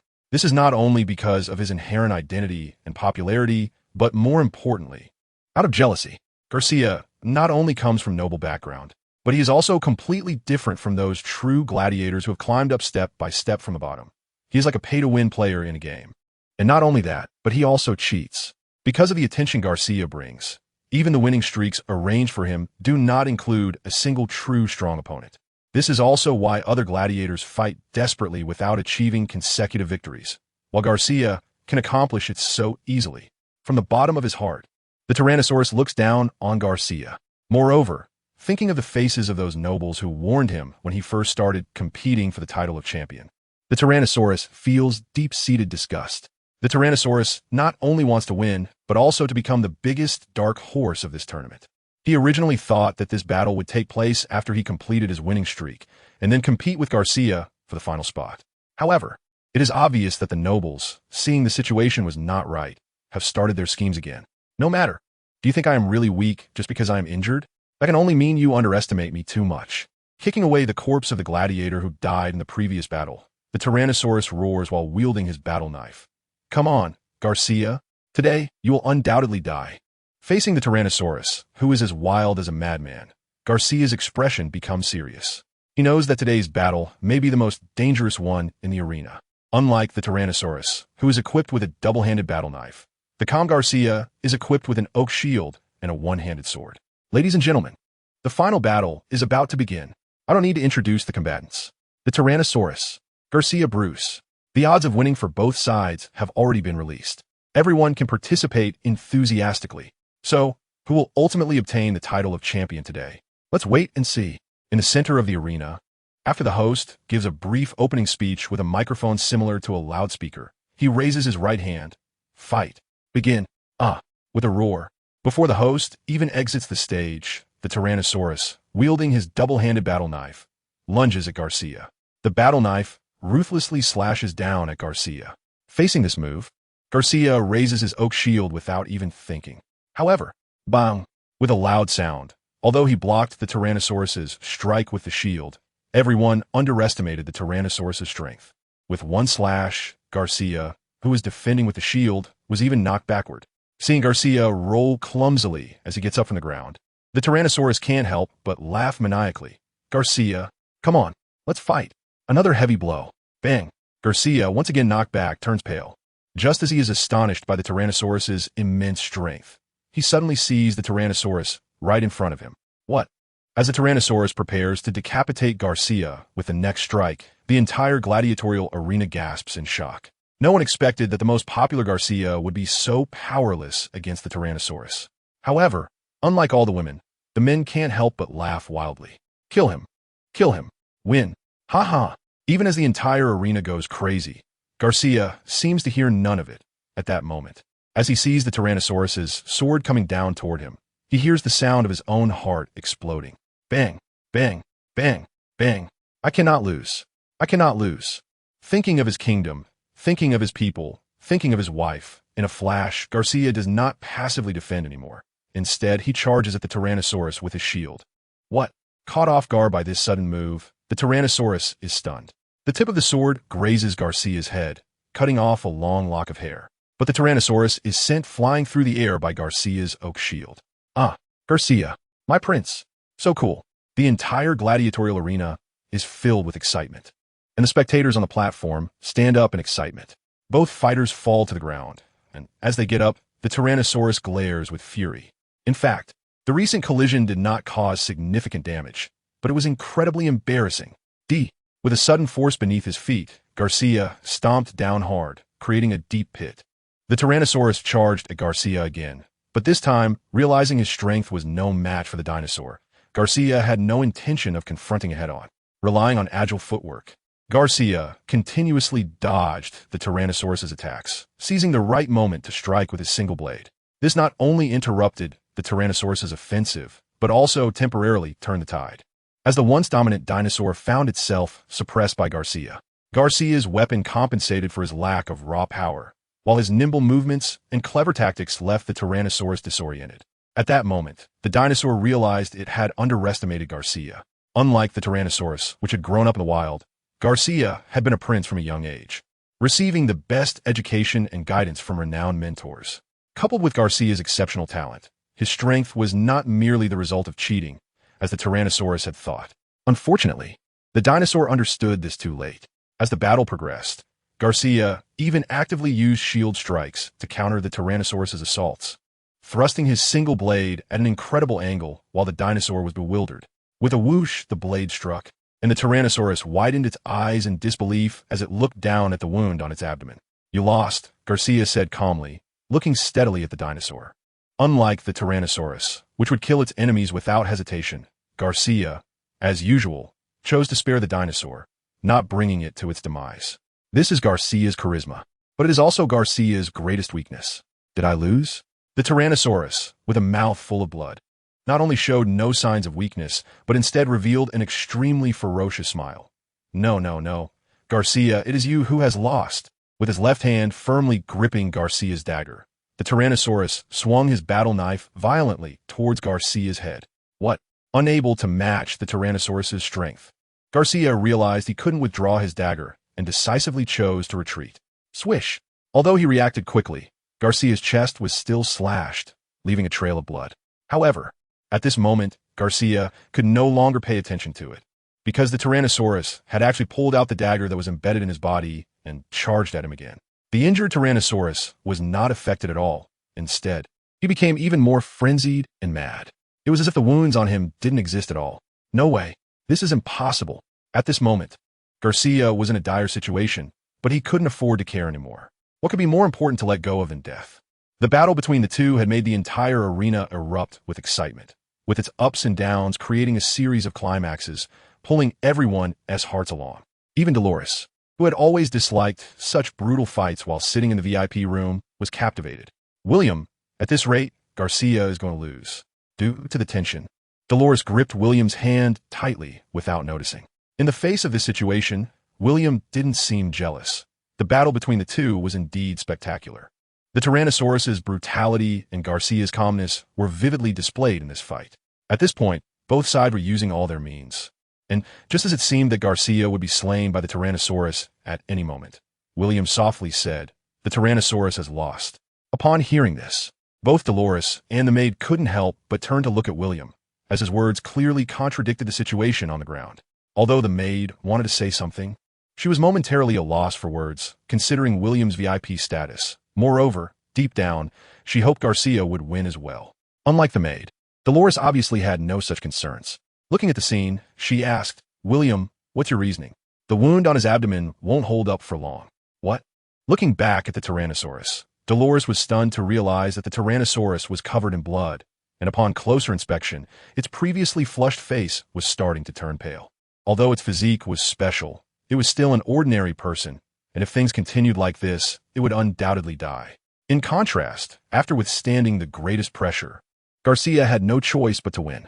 Just as the words left his mouth with a roll, Garcia surprisingly picked up the single knife that the Tyrannosaurus had thrown on the ground during their fight. A swift counterstab, watching the knife pierce through its chest. The Tyrannosaurus was momentarily stunned, its eyes gradually losing focus. "I lost," it murmured with blood spilling from its mouth, and with a tilt of its head. The Tyrannosaurus completely lost its breath. At this point, Garcia also sat down on the ground. The recent battle had drained all his strength, and with his mind in turmoil, Garcia now felt weak all over. He had almost died. When the Tyrannosaurus fell, the entire arena erupted into thunderous cheers. More than that, there were shrill screams from women, mixed with some curses from men. The noise in the venue was so overwhelming that even the host could not suppress it and could only helplessly watch the scene unfold. After this continued for a long time, the host finally announced loudly that the next match would officially begin. As two scantily clad female gladiators entered the arena, the atmosphere was reignited. Although female gladiatorial fights were not as intense as men's, they had their unique highlights. Watching the two female gladiators take the stage, Dolores instinctively glanced at William. "What are you looking at me for?" Noticing Dolores's gaze, William couldn't help but chuckle. Nothing, just taking a look. Is that so? Dolores's insincere words were seen through by William, but he didn't expose her. As the remaining fabric on the two combatants was ripped apart, William lightly coughed and said to Dolores, "Let's go." Okay. Naturally, Dolores would not refuse this. Indeed, she realized she still did not like the arena. "Are you leaving already?" The maid was surprised to hear William's words. After all, they had just spent 2 gold coins to buy tickets to get in. 2 gold coins are not a small amount. Of course, more importantly, without placing a bet, it meant that this time she wouldn't receive any tips for her service. However, as a maid, she naturally didn't dare to say much. After leaving the arena, they exchanged glances, and for some reason, both felt like laughing. Just as William was about to say something, a sense of malice suddenly came from afar. Looking up, the appearance of a middle-aged man in the distance made William frown. The man's aura clearly stood out from those around him. Following William's gaze, Dolores also saw him. As Lawrence Cobble slowly approached them with a strange expression on Dolores's face, he spoke. Dolores. Having watched Dolores grow up, Lawrence regarded her as his own daughter, so their way of addressing each other was quite affectionate. Uncle Lawrence. Lawrence Cobble, one of the 3 offerings of Duke Gallop and the owner of the giant fruit. His strength was such that he was one of the notable figures even in the royal capital. After consecutive assassination attempts from the god of Death's Hall, although Dolores had thought her father would send someone to protect her, she never expected her father would send Lawrence. "Dolores, if you're done playing, let's go back." Hearing Lawrence's words, Dolores stuck out her tongue cutely. But when it came to going back, she subconsciously looked at William. Noticing Dolores's little gesture and seeing their intertwined hands, Lawrence frowned slightly. After sizing William up, he coldly asked, "Who is he?" Perhaps William's looks had a strong appeal to women. But Lawrence's first impression of him was not good at all. It wasn't just because William lacked any aura of a strong person. More importantly, William was too handsome, to the point where Lawrence instinctively felt that William was unreliable. It felt as if his daughter had fallen for a playboy, given Dolores's status. How could she possibly be in a relationship with a complete stranger whose background was unknown? "Uncle Lawrence, let me introduce you. This is William Duke, my husband." After hesitating for a moment, Dolores introduced him generously. Although feeling a bit guilty, since she had already recognized William, Dolores was naturally prepared for everything. What?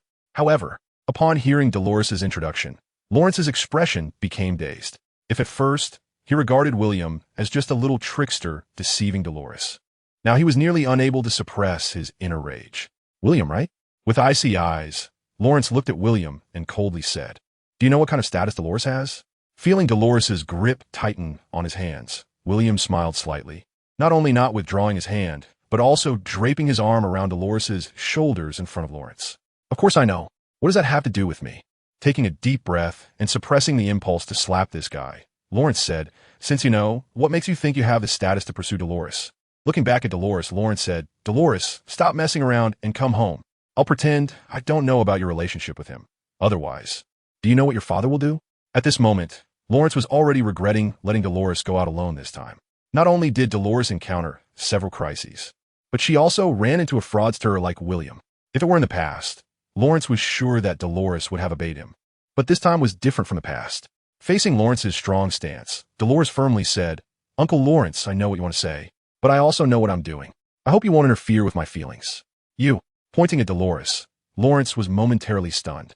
He never expected that the obedient and sensible Dolores would be so confused about this matter. Unwilling to lose his temper with Dolores, Lawrence had directed all his anger towards William. "William, I think we need to have a good talk. What do you think?" "Uncle Lawrence, is there anything that can't be said in front of me? I'm not a child anymore," Dolores said seriously, looking directly into Lawrence's eyes. However, Lawrence did not look at Dolores. Instead, he kept his gaze on William. Patting Dolores on the shoulder, William smiled and said, "It's okay. I'll talk to him." But William shook his head and said softly, "Don't you trust me?" "I understand. Concern can lead to chaos." Although Dolores knew William was strong, she didn't want him to encounter any danger. Just as the two were about to leave, Dolores wanted to say something, but after hesitating for a long time, she still couldn't bring herself to speak. William was her lover, but in Dolores's eyes, wasn't Lawrence also a family member? Dolores really couldn't say anything serious to Lawrence, because she knew that everything he did was also for her own good. Going outside the city, after walking for a while, Lawrence said lightly, "Sure." Hearing William's response, Lawrence was somewhat surprised. However, thinking that William probably didn't know his identity, Lawrence didn't think much of it. with a sudden movement. Amidst a huge rumble, Lawrence jumped directly from the city to the outside. Such a way of moving left William stunned, as it reminded him of the scene when he had just left Westworld Town. When Lawrence noticed that William was still in place, disappointment appeared on his face. He had originally thought that the man Dolores had chosen would have something special about him, but it seemed that he was just an ordinary person. Since that's the case. When Lawrence landed, he suddenly noticed William, who had somehow appeared beside him, and was taken aback. Ignoring Lawrence's surprise, William calmly said, "I know what you're going to say. Although I'm not a prince or from a noble family, if you're asking me what qualifies me for Dolores, I can confidently tell you it's my fists." "Your fists?" Hearing William's words, Lawrence couldn't help but laugh heartily. "Then let me see how hard your fists are." "Cool, me."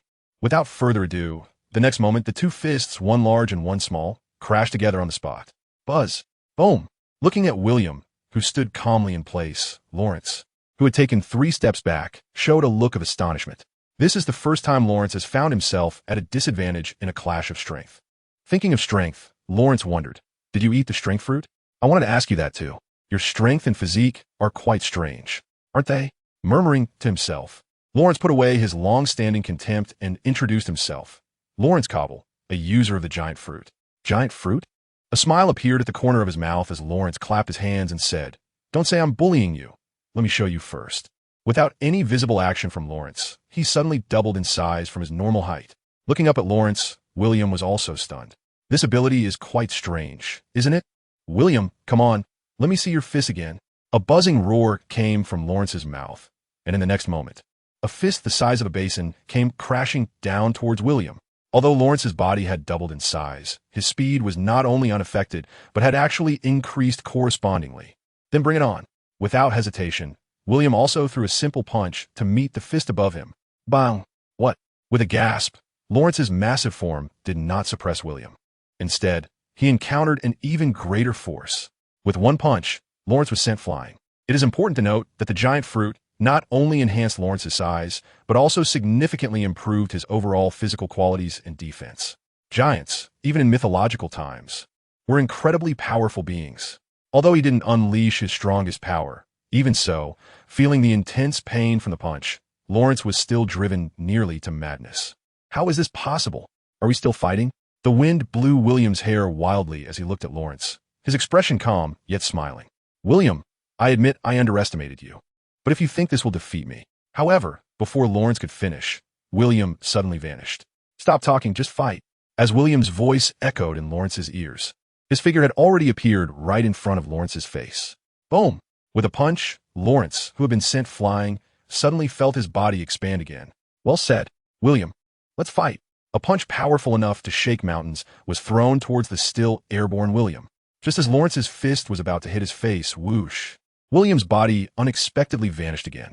When he landed, William was already standing on Lawrence's arm. "Watch my fist. Come on." Facing William's punch, Lawrence quickly dodged to the side, but his outstretched arm suddenly turned into an elbow strike. In midair, William vanished again, defying the laws of physics, and, after a 90-degree drop, he landed on the ground. By the time Lawrence reacted, William had appeared in front of him once more. "Don't underestimate me." With a roar and a deep breath, the now larger Lawrence swung a punch, his fist exuding a terrifying force like a giant reaching the heavens in front of William. Impressive. Seeing this, excitement appeared on William's face. Lawrence could be said to be the strongest opponent William had encountered in this world so far. "In that case, let me show you my power." A normal punch. The 4 light words fell into Lawrence's ears, and the next moment, a giant that seemed completely out of place and connected to the heavens appeared before Lawrence. How is this possible? Boom! With a thunderous sound, Lawrence's vision darkened, and his cheek throbbed with pain. With one punch, he was knocked to the ground. Furthermore, due to the overwhelming power, not only was Lawrence's giant body shattered, but he was also buried into the dirt. Crack, crack, crack. Trembling, Lawrence looked incredulously at William, who was slowly descending, his face showing shock. "How can you be this strong?" Brushing off the dust, William smiled and said, "You're quite impressive too." Looking at the hand that came before him, under the sunlight, William appeared like a warm sun. At that moment, Lawrence suddenly understood why Dolores was attracted to William. Which girl could resist such charm? Gently holding William's hand, the disheveled Lawrence stood up from the ground. "Are you okay?" William asked with a smile, brushing the dirt off Lawrence's clothes. Cough, cough. Clearing his throat, Lawrence suppressed the pain on his face and casually replied, I'm fine. Although your strength is impressive, the giant's body is not to be underestimated. In fact, I haven't even unleashed my full power. Hearing Lawrence's words, William chuckled, I see. It's a pity, though. If only we could have a match in your prime. It would surely be enjoyable. Upon hearing William's words, Lawrence couldn't help but laugh heartily. There will be a chance. There will be. So, shall we head back? Will we drink? A drink in the evening? I'd be delighted. The atmosphere between the two was tense when they left, but completely transformed on the way back. Watching the two chat happily, Dolores sighed in relief, but also found it a bit strange. This was too odd. Before Dolores could ask, William smiled and said, Let's go find a place to eat. Now? Dinner? Dolores looked at the sky, a bit puzzled. Noticing the awkward timing, William smiled and said, True. How about we go my place first? Laughing and chatting, they brought Lawrence to William's residence. William politely stated, The house is simple, so please don't mind it. What's there to mind? This courtyard is quite nice and clean. As they entered, William noticed the servant cleaning. Rod, who are they? William, you're back. These are the servants I found for you. Don't blame me for taking the initiative. Rod leaned in close to William and whispered, These are all relatives of some of my former comrades. You don't need to worry about safety. Seemingly still worried, Rod added, Also, you don't need to worry about the costs. I'll take care of that. With such a large courtyard, it naturally needed servants. Rod had saved William a lot of trouble. As for the costs, I'll cover them. There's no need for that. Gesturing to Lawrence beside him, William introduced, This is Lawrence Cobble from the Dolores family. Lawrence, this is Rod Garcia, my friend. Lawrence? Upon hearing that name, Rod seemed to feel a sense of familiarity and excitement.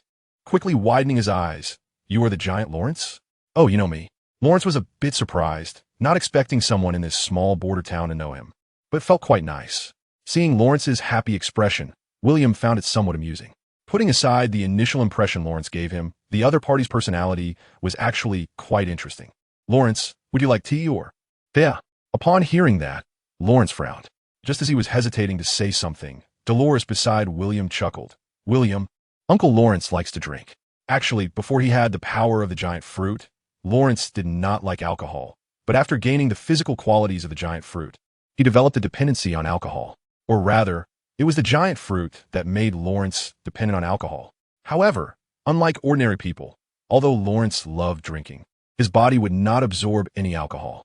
At the most ridiculous times, Lawrence even tried drinking continuously for a day without any issues. He has the stomach of a giant, was how many of Lawrence's familiar friends described him.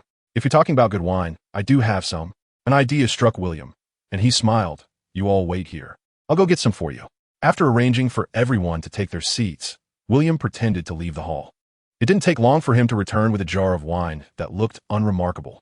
Seeing the small jar of wine in William's hands, Lawrence couldn't help but laugh. William, this little bit of wine is just enough to wet my throat. Is that so? Then let's see you try. I guarantee you won't be able to finish a third cup. William's words sounded exaggerated, but Lawrence naturally didn't believe it. 3 cups, huh? How about if I drink it all? Lawrence was confident in his drinking capacity. And what if you can't drink it all? Hey, William, if I can't drink it, I'll take care of the situation between you and Dolores. Hearing Lawrence's words, Dolores's face turned slightly red. Nearby, William, who had brought the jar of wine to the table, smiled. There's really no need for you to take care of things between Dolores and me. You brat. Lawrence laughed helplessly and said, Although you are strong, you should know that this time I brought Dolores back, and you have quite a few competitors. What do you mean? William frowned at Lawrence's words. It's normal not to know. Before I left, someone had already proposed to Dolores's father, Duke Gallop, and he's a prince from the Yaster Kingdom. Uncle Lawrence, the prince you're talking about, ISNT Prince Pinello, is it? Oh, you know about this? With Lawrence's confirmation, Dolores frowned even more. Grandpa Lawrence, you know what kind of person Pinello is. How can my father agree? Duke Gallop hasn't directly agreed, which is why I'm bringing you back to discuss this matter. Moreover, I heard that Pinello has turned over a new leaf, so Duke Gallop has been hesitating lately. I don't believe it. Besides, I already have someone I like. Mentioning this, Lawrence looked at William and said, William, with your strength, you must come from a notable background, right? Which family are you from? Raising an eyebrow, William helplessly replied, Lawrence, you've really misunderstood. I'm just an ordinary person. If I had to say my status, the only title I have is an A-class shadow. But I doubt that title would mean much. However, upon hearing William's words, Rod disagreed. William, the title of A-class shadow is not insignificant. Not insignificant, William retorted. But at this moment, he also noticed Lawrence's gaze and frowned. Is A-class shadow really that impressive? If it were the A-class shadow from the Shadow Pavilion, then that title would indeed be quite impressive for an ordinary noble. However, when competing with a prince, it still falls short. Rod confidently stated, Lawrence, what if you add an S-class shadow identity to that? If it's S-class, then there will be no problem. William, astonished, asked, is the Shadow Pavilion that powerful? William, although an A-class shadow doesn't have a noble title, its status can already match that of an ordinary noble. If it's an S-level shadow, it can definitely stand shoulder to shoulder with nobles at the level of city lords. The reason you find the identity of the shadows quite ordinary is that you joined the Shadow Pavilion too recently, so you know too little about it. Seeing that William still looked a bit confused, Rod sighed. It seems I need to educate you on the basic knowledge of the Shadow Pavilion.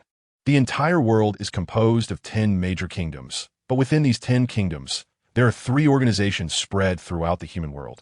The Shadow Pavilion is one of them, and the other 2 organizations are the Temple of Assassins and the Temple of Gods.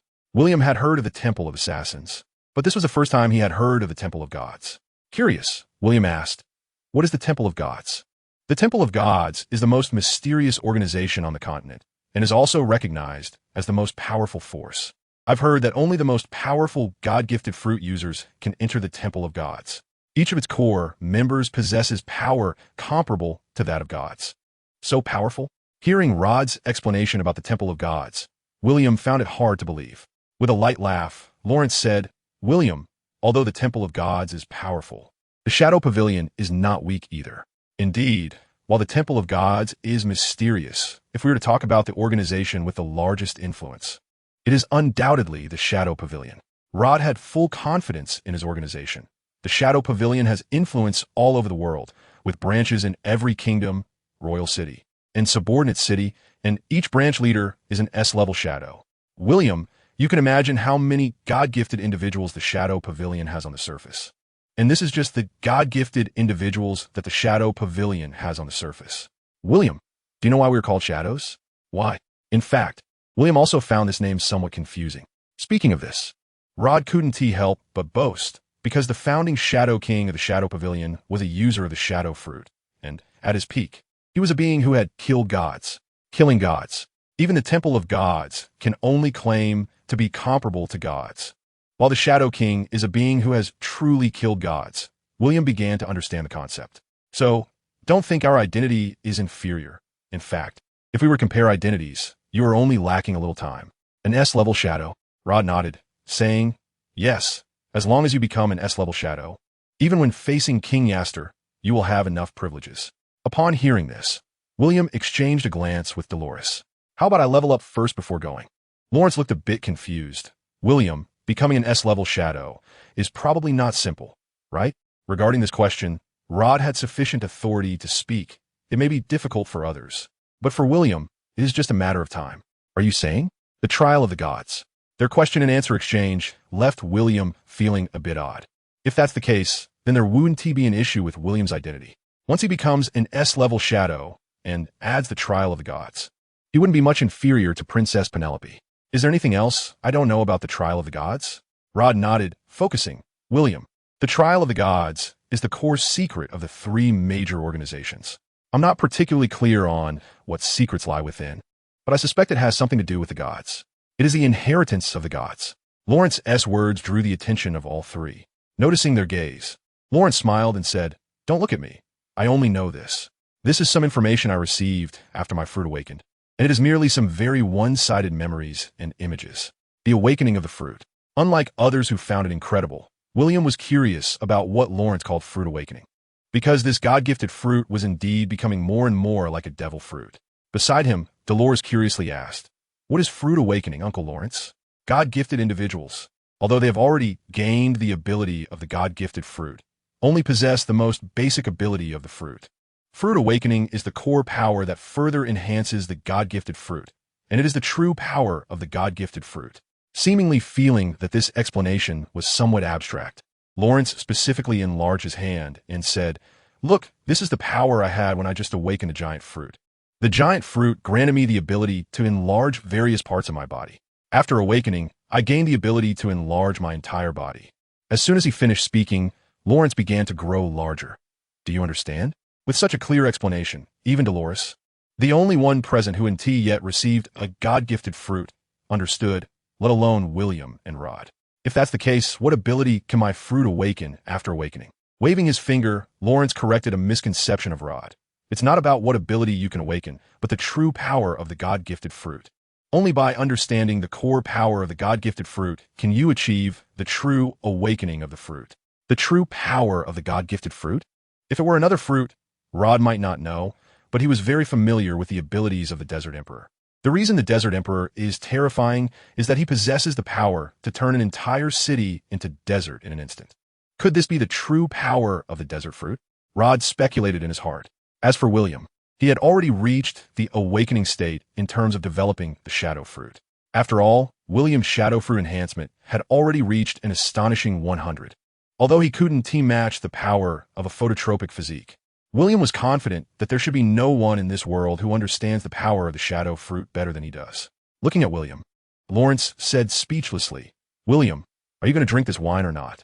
After talking so much, William still showed no intention of opening the wine jar, and Lawrence couldn't help but feel a bit impatient. Saying he couldn't drink 3 bowls, Lawrence naturally didn't believe it. "I forgot about this, come on. Let us drink." After that, William opened the wine jar, and suddenly, a rich aroma of wine mixed with fruity and floral scents filled the entire hall. Involuntarily sniffing, Lawrence's eyes nearly bulged. What kind of wine is this? The wine was originally just the most ordinary wine in this world, but after system enhancement, it had reached the level of exquisite nectar. And this is also why William said Lawrence couldn't drink the 3rd cup. The heavenly brew is not to be taken lightly. Carefully pouring a small cup for the 3 of them, Lawrence felt a twitch at the corner of his mouth. "William, you gone too far, huh? This little bit of wine, isn't even enough to fill the gaps between my teeth." Looking at the tiny wine cup in front of him, Lawrence felt utterly humiliated. "Let us not talk about anything else. Let us drink this cup first." "Are you kidding? Do you know my drinking capacity?" Lifting his wine glass, Lawrence eagerly downed the drink in front of him in one gulp, right in front of the 3 of them. Just as he was about to say, "You won't say, I can't handle 3 small cups of this," the moment the wine went down his throat, he felt a powerful aura of celestial spirits surge into his heart along with the alcohol. In an instant, Lawrence's originally white skin flushed with a rosy hue. In the next moment, his head swayed, nearly causing him to topple over. What kind of wine is this? Covering his head, Lawrence felt as if his entire body, heart, and soul were about to get drunk. Looking at Lawrence, his once clear gaze now showed a hint of inebriation. So strong? Seeing Lawrence's state, Rod, who also enjoyed drinking, couldn't help but curiously lift his glass. However, noticing Lawrence's condition, Rod naturally dared not gulp it down, so he took a small sip. Instantly, Rod's eyes widened. Good wine. Good wine. Because of the small dosage, the celestial spirit in the brew started washing through Rod's limbs and bones just right. In a moment, Rod felt as if his entire body had been refreshed and invigorated. Looking at the wine in his cup, Rod was astonished to the extreme. He truly couldn't imagine that such a small glass of wine could have such a great effect. Seeing the looks on the 2 of them, Dolores couldn't help but feel a surge of curiosity. However, as Dolores was about to drink, William reminded her, "Your constitution isn't the same as theirs. Take a sip, just a little at a time." Hearing William's words, Dolores understood and took the smallest sip. Instantly, Dolores felt as if all the blood in her body had been unblocked. Thus, the scene that followed turned into Rod and Dolores taking small sips every now and then, with smiles on their faces that never faded. As for Lawrence, although he was tough talking, he was now struggling to even complete his sentences. His body felt weak, and his head was a blur. The question of whether to continue with his 2nd cup was no longer something Lawrence was considering. He was now focusing all his efforts on resisting getting drunk. If he really got drunk, Lawrence was sure he would have no face to see anyone tomorrow. But, bang! Lawrence, who had fallen head first onto the table, startled Rod and Dolores, who were sipping their drinks. The 2, regaining their composure, almost burst out laughing. "Where's the supposed high tolerance? After just 1 cup, he's down, and he can't even compare to me." However, looking at the drinks in their cups, they felt a bit embarrassed. Their small glasses hadn't decreased much. Even so, both of them were starting to feel a bit tipsy. Not drinking anymore?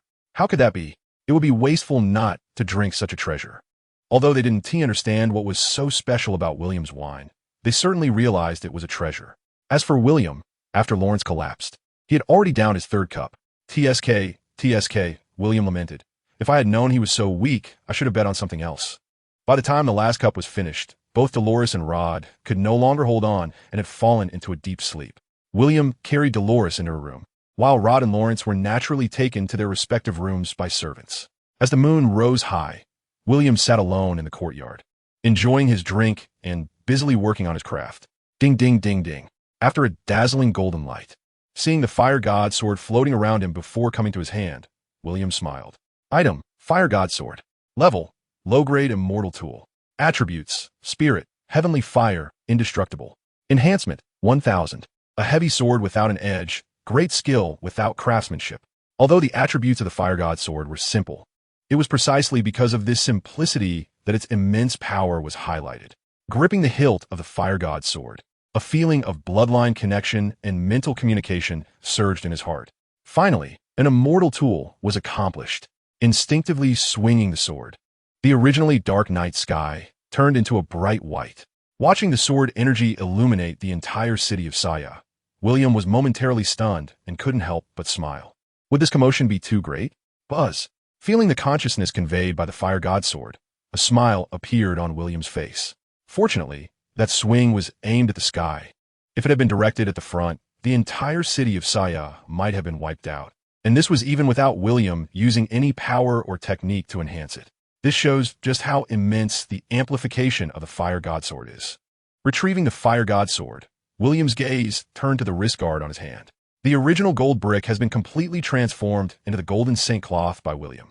However, unlike the sword of the fire god, due to the inability to awaken the spirit of the artifact, William is almost certain that the golden Saint cloth can no longer break through the celestial artifact level. Although William does not need the protection of the golden Saint cloth, it is still a matter of prestige.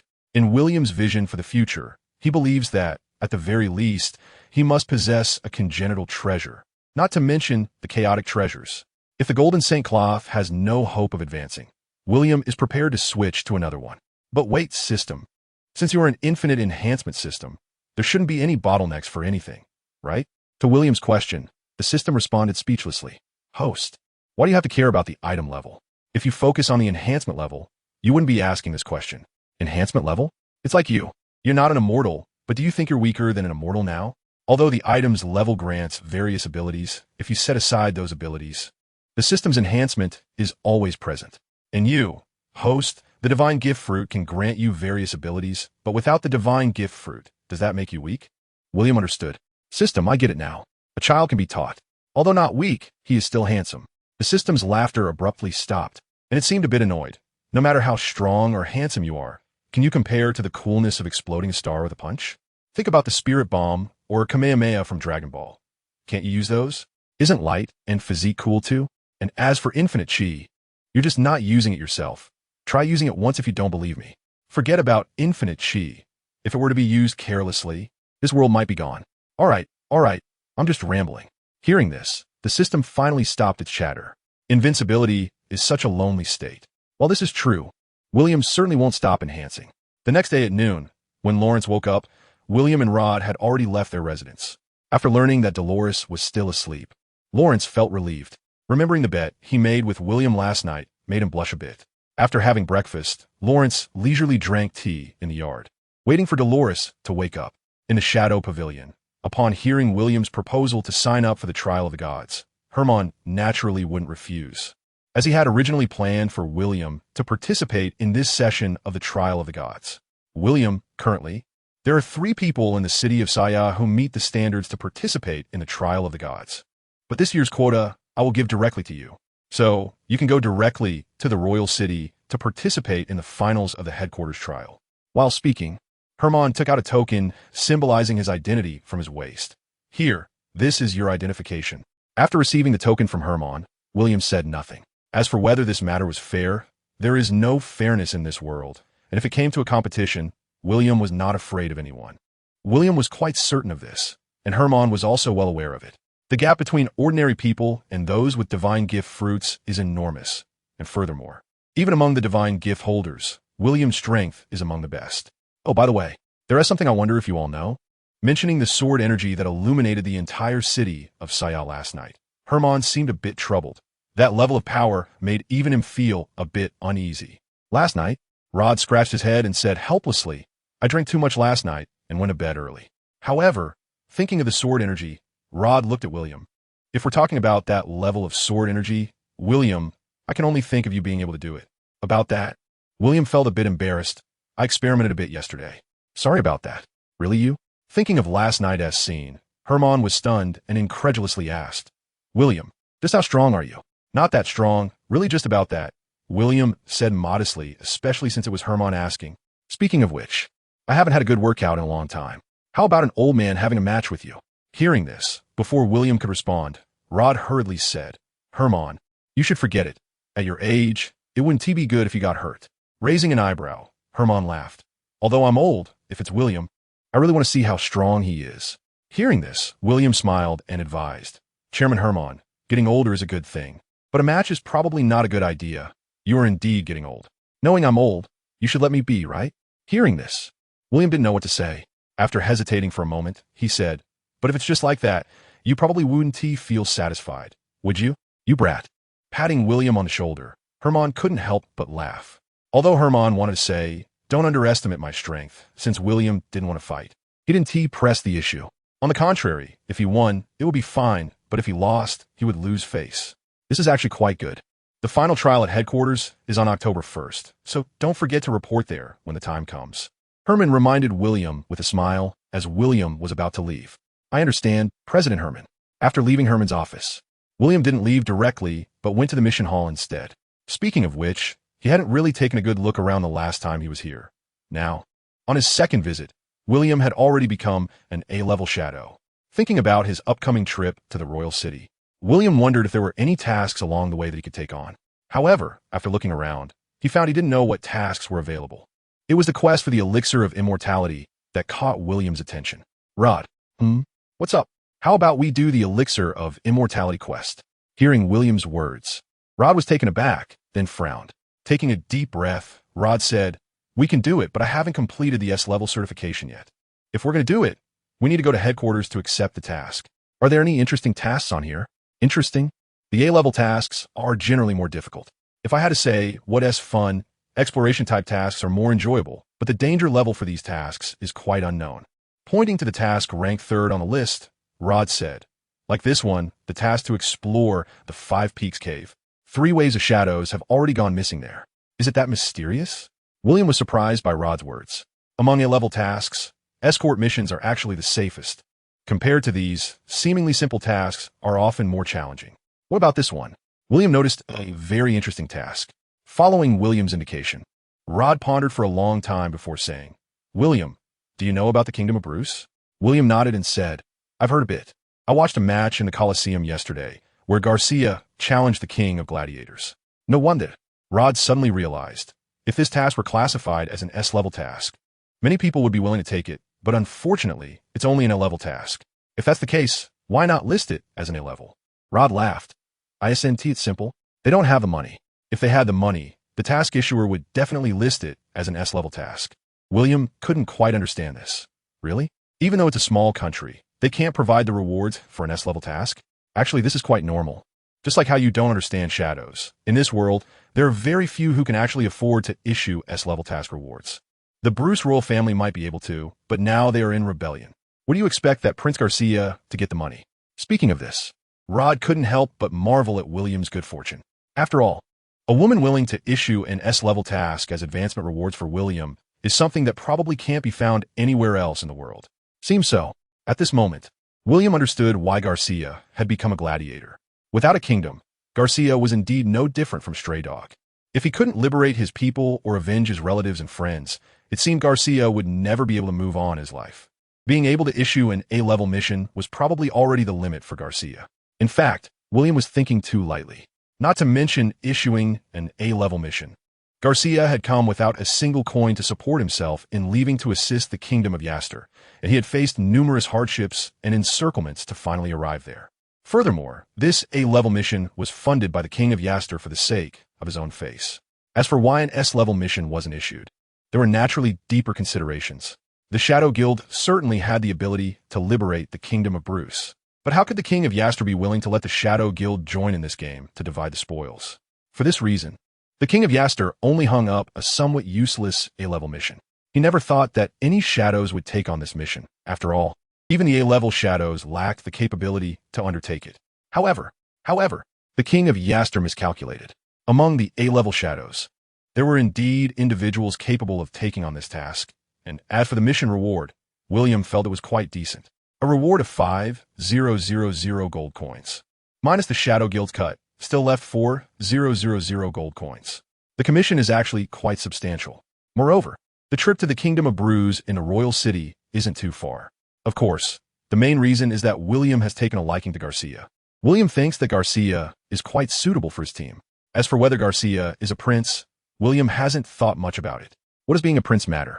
Being able to join my small team, even if you were a king, it would still be an honor for you. Upon hearing that William was going to take on this task, not only was the staff at the task window stunned, but even Rod was taken aback. Duke Shadow, are you sure you want to take on this task? Facing the staff's doubts, William replied calmly, of course. Is there a problem? Oh, no problem. If you're sure you want to take on this task, please provide your shadow token. William nodded and took out his token from his space. After some operations, the staff at the task window returned the shadow token to William with a strange expression. Duke Shadow, the task has been successfully accepted. I wish you a smooth completion of the task. Taking back his token, William and the oddly expressing Rod left the Shadow Pavilion. Just as Rod was about to say something, William asked Rod, how did it go with those two people of yours? Rod felt a bit awkward about this. One person agreed, but the other hasn't responded yet. I plan to talk to him again in the next couple of days. No need to say more, agreeing is fate, and if not, I won't force it. Hearing William's words, Rod felt regretful. Not for William, but for the friend who hadn't agreed. Let's go. Take me to meet the members of my future team. Rod led the way, and soon, the two arrived at an old house in a remote area of the city of Saya. Contrary to William's expectations, the team member Rod had arranged for him was currently working as a blacksmith. Seeing Rod, Jeff Hart, with his muscular build, smiled while hammering a battle knife. Rod, Jeff. After the two embraced, just as Rod was about to introduce William to Jeff, Jeff spoke up with a smile. You must be William Duke that Rod mentioned. Nice to meet you. I'm Jeff Hart. Looking at the somewhat grimy hand extended towards him, William smiled slightly and shook it. Hello, I'm William. From now on, we will be comrades. Although William looked nothing like a shadow, and if it weren't for Rod mentioning William's strength, most people would view him as a pretty-faced noble. However, in Jeff's eyes, there was no sign of disdain, but rather respect. Patting his chest, Jeff smiled and said, This life of mine was given by Rod. Since he believes in you, then my life will be entrusted to you. Although Jeff was smiling, his tone was filled with sincerity. Oh, it seems you two have quite a story. Jeff laughed heartily and said, There are many stories. It would take 3 days and nights to tell them all. Hearing Jeff's words, Rod couldn't help but laugh as well. After that incident, Jeff and I formed a two-person team. To be honest, it was Jeff who helped me out of that shadow. If it weren't for Jeff, I might have died in some corner by now. The two exchanged smiles, and everything was unspoken. Watching the two act so close, William couldn't help but chuckle. Through their interaction, William understood the relationship between them. Their meeting occurred during a low point in Rod's life, and Jeff Hart was in a similar situation. However, unlike Rod, Jeff fell into despair because his wife and child were killed by a group of bullies. Rod helped Jeff avenge his deep-seated grievances, while Jeff helped Rod out of the lowest point in his life. After that, they formed a two-person team and gradually developed a deep friendship. However, although Jeff was also an A-level shadow, after experiencing significant ups and downs in life, he gradually withdrew from the shadow lifestyle and found an opportunity to open this blacksmith shop in the city of Saya. He usually ran this modest shop, but whenever Rod needed help, he would unhesitatingly return to the shadow life. Of course, in the following years, Rod actually hadn't sought out Jeff for help. It was only this time, when William was forming a team, that he thought of Jeff, but fundamentally, Rod didn't want Jeff to miss this opportunity. Jeff is a master of weapons. Although he may not necessarily be Rod's match in swordsmanship, he has the ability to turn any weapon into something extraordinary. Coupled with years of blacksmithing experience, he has developed a strong muscular build. I'm quite curious, who is stronger between the two of you? William initially thought the two would be modest, but to his surprise, they both replied in unison, Of course it's me. As soon as these words were spoken, the two immediately froze, then exchanged glances and unexpectedly began to mutually dislike each other. Rod suggested, How about we have a fight? Bring it on. You think I'm afraid of you? Jeff rolled up his sleeves, easily lifting the giant iron hammer from the ground with one hand. Seeing this, William laughed and intervened. All right, no need to fight. There's no reason to ruin the mood. I was just curious and asked casually. Looking at Rod, William found it amusing. And you, Rod, don't you think fighting now would be a bit unfair? Holding the head-sized hammer on his shoulder with one hand, Jeff confidently replied, although Rod has become a god-given, I might not necessarily be afraid of him. Oh, raising an eyebrow, even Rod was a bit surprised. Are you sure? We'll find out by trying, Jeff responded. At this point, William had nothing more to say. In fact, he was quite curious about how strong Jeff, who was praised by Rod, really was. The two stood in the courtyard, and without any further greetings, they began to strike at each other. Swinging the hammer, Jeff leaped down like a berserker. Faced with this move, even Rod instinctively dodged. With a thunderous crash, the hammer struck the ground, creating a large crater. Rod, my strength isn't bad, right? Indeed impressive. But it's just that, Rod replied as he dodged the hammer and slashed horizontally with his hand. While looking up to avoid the blow, Jeff swung the hammer back with great force, causing the air to explode. The two exchanged blows, fighting fiercely. As they continued, they used both fists and feet. Rod had the advantage in agility and varied sword techniques, while Jeff's strength was overwhelming and imposing. More importantly, Jeff not only had immense power, but also remarkable endurance. For what he observed, William concluded Jeff's combat ability was extraordinary. Jeff's physical condition had reached the limits of the human body. William estimated that if Rod hadn't encountered him, he might not have been a match for Jeff. However, now, Rod, where's your fruit ability? Is that all you can do? The two were evenly matched, locked in a fierce battle, but Jeff was somewhat dissatisfied. He could tell that Rod had been holding back. As a warrior, there was a sense of honor, and Jeff wanted to see just how strong Rod had become after becoming a god-given. Are you sure? Gripping Jeff's right hand that was wielding the hammer, Rod surprised Jeff by blocking his strength easily and without much effort. You? Don't underestimate me, Jeff. Unbeknownst to them, countless bits of sand and gravel began to spread slowly from the ground, soon firmly pinning Jeff down.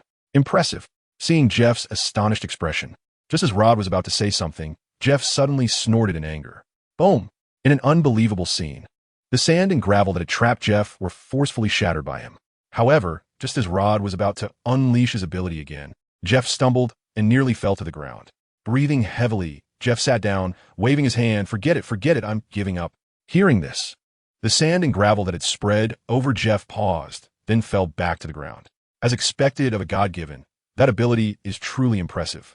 After Jeff conceded, William also praised, Jeff, my victory relied on the fruit ability. When it comes to physical fitness, I truly can't compare to you.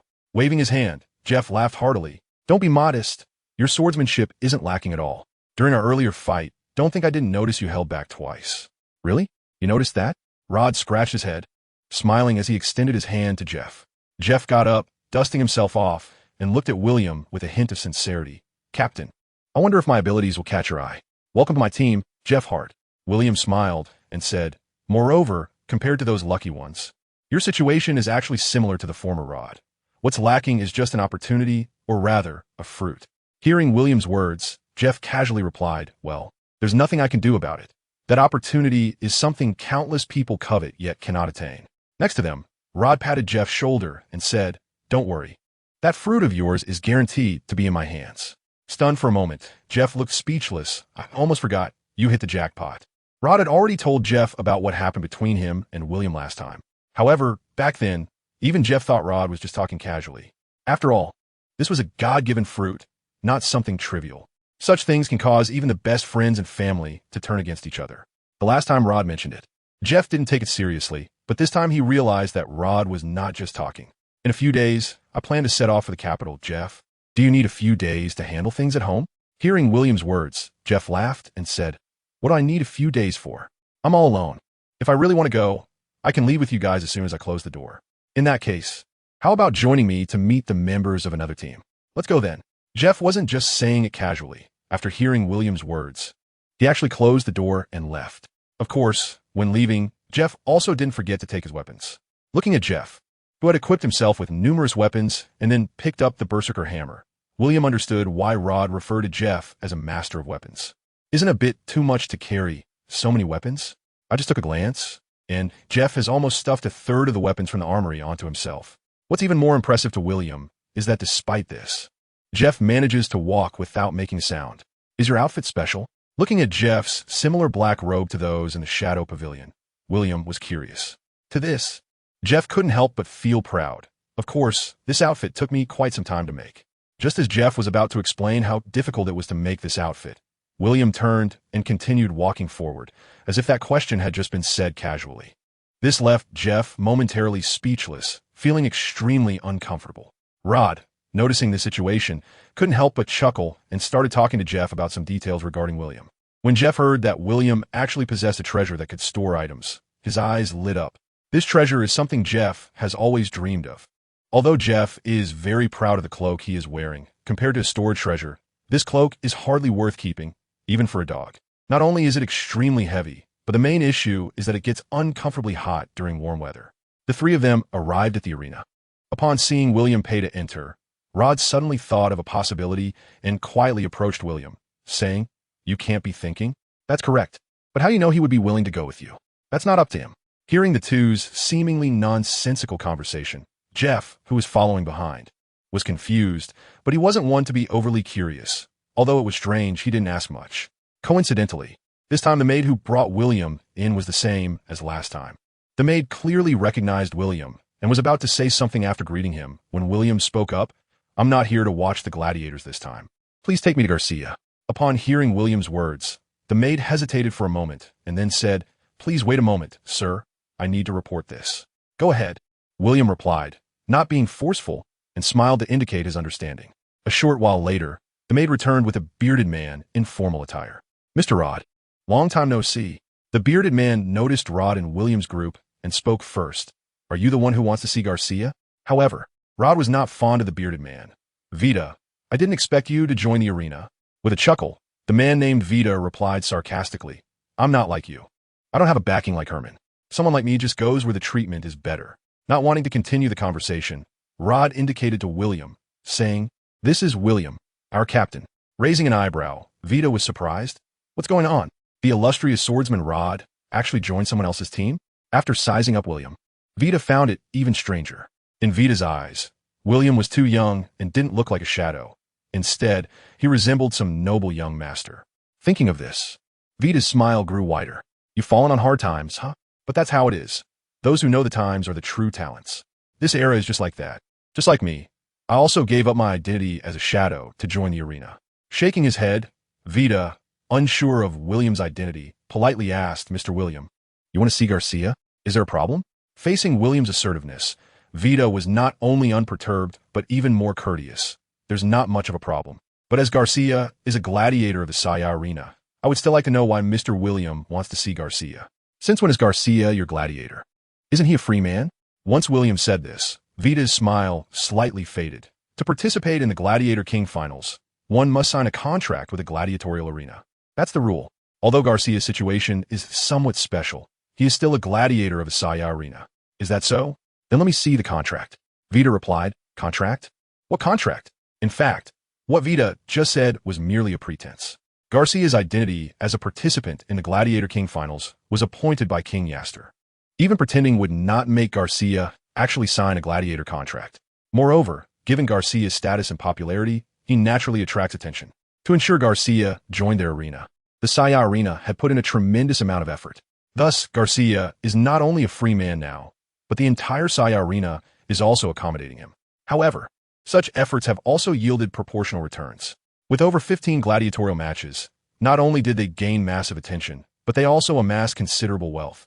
For the Saya Arena, Garcia is like a treasure trove. Therefore, the Saya Arena would not allow anyone to approach Garcia casually. "I think I've already given you enough face. But if you continue to block me, don't blame me for slapping you in the face." With that, William took out the token, symbolizing an A-grade shadow. Seeing the token in William's hand, Vita's brows furrowed tightly. A-grade shadow. What a joke. It should be noted that even when Vita gave up his identity as a shadow, he only reached the B-grade level. How old does William look? With his expression changing, Vita said darkly, "Although you are an A-grade shadow, without a reasonable explanation, the Shadow Pavilion may not help you."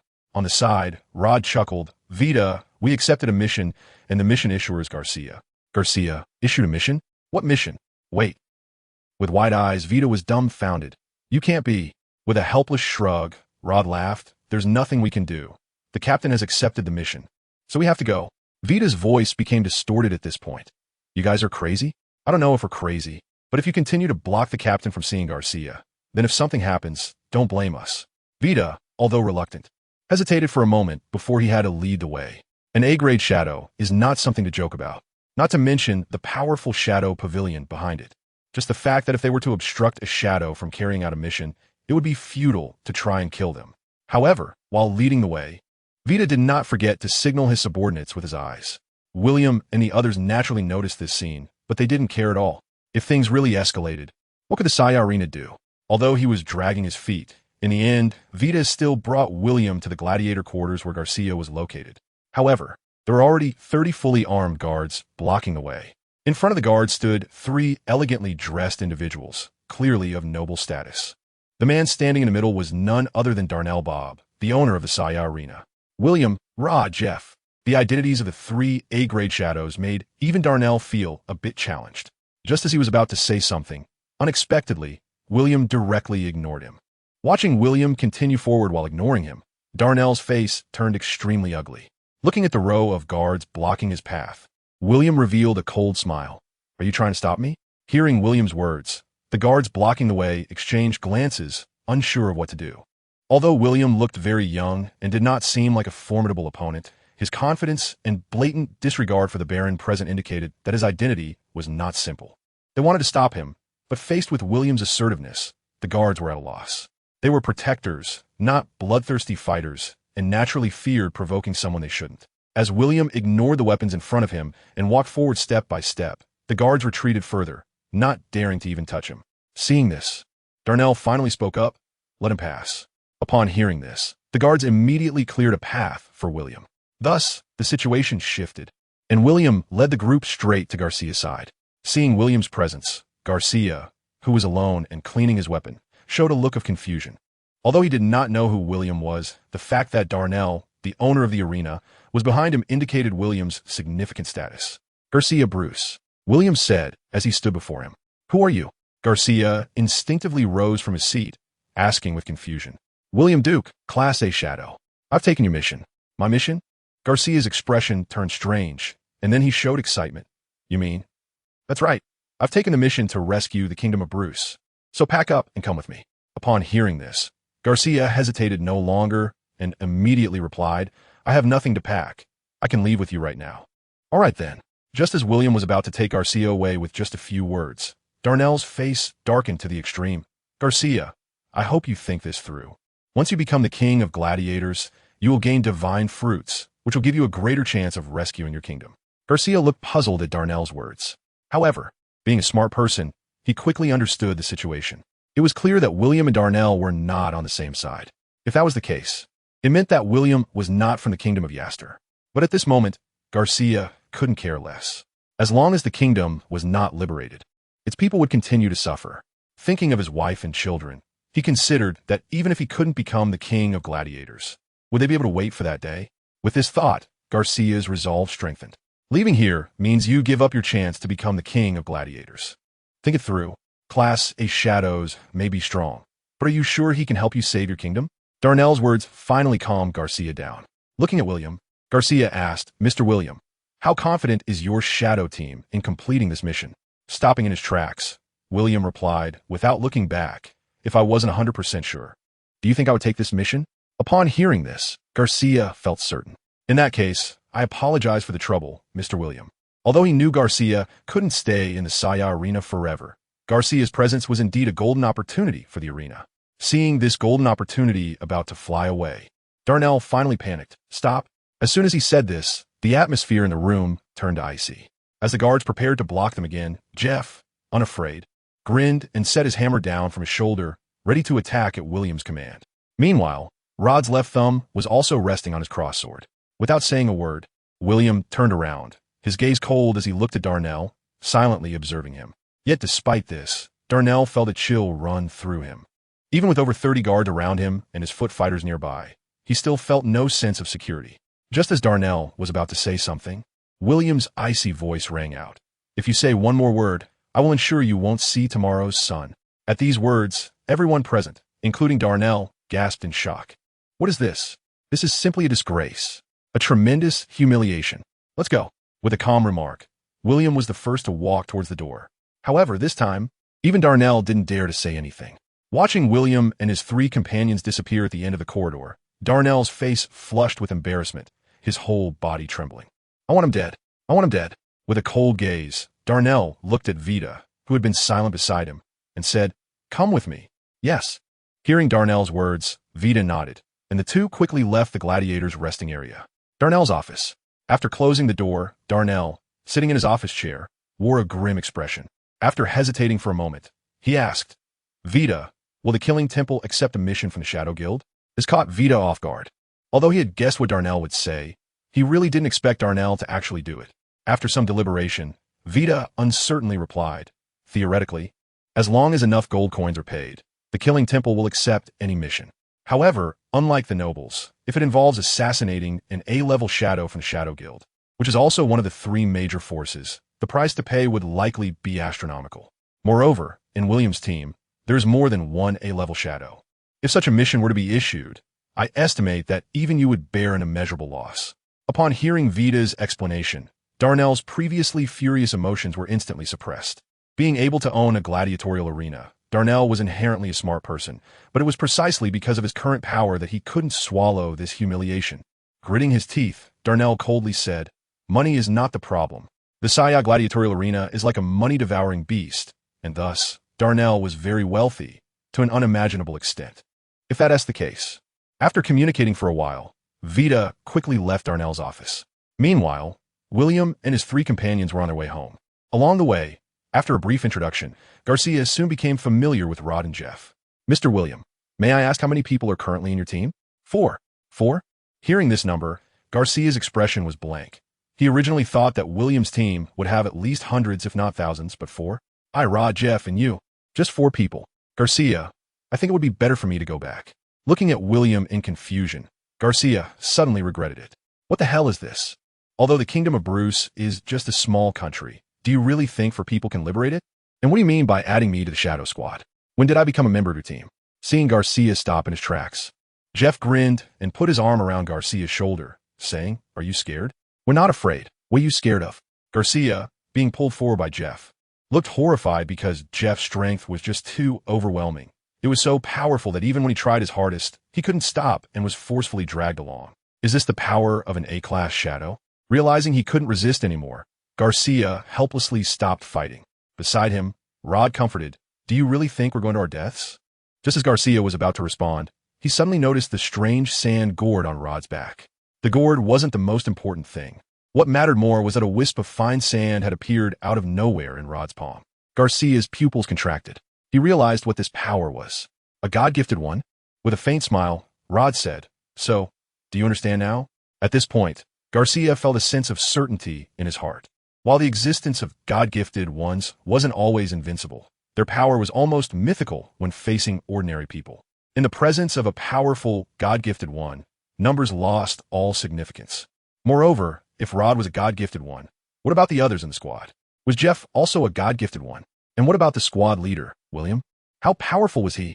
Thinking of this, the regretful Garcia now wore a broad smile.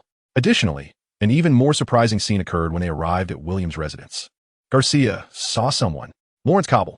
If William, Rod, and Jeff felt unfamiliar to Garcia, then the title of giant was very familiar to Garnett. Did Lawrence join this mission too? But then he thought it didn't make sense. Garcia knew very well that King Yaster had only issued an A-class mission. How could so many powerful individuals arrive at once? Was there a conspiracy? Was the kingdom of Yaster preparing to swallow the kingdom of Bruce? With this thought, a shadow rose in Garcia's heart. William, however, paid no mind to Garnett's constant inner turmoil. Just then, Dolores, who had already gotten up, happily approached William. "William, look at me. Do I look different?" As she spoke, Dolores twirled in front of William. Cough, cough, cough. Seeing this scene, Rod and Jeff immediately took the cue to leave William's side. Garcia, who was lost in thought, was also led away by Rod.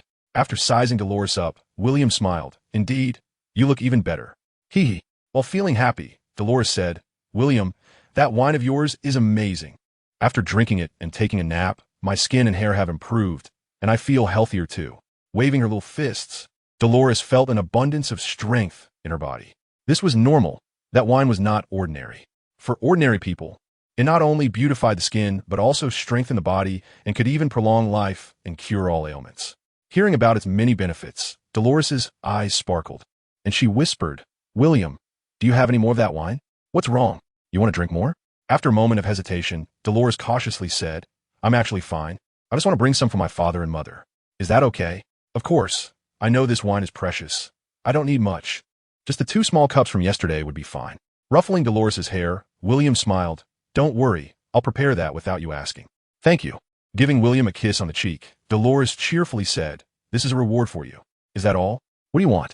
After whispering something in Dolores's ear, she couldn't help but blush.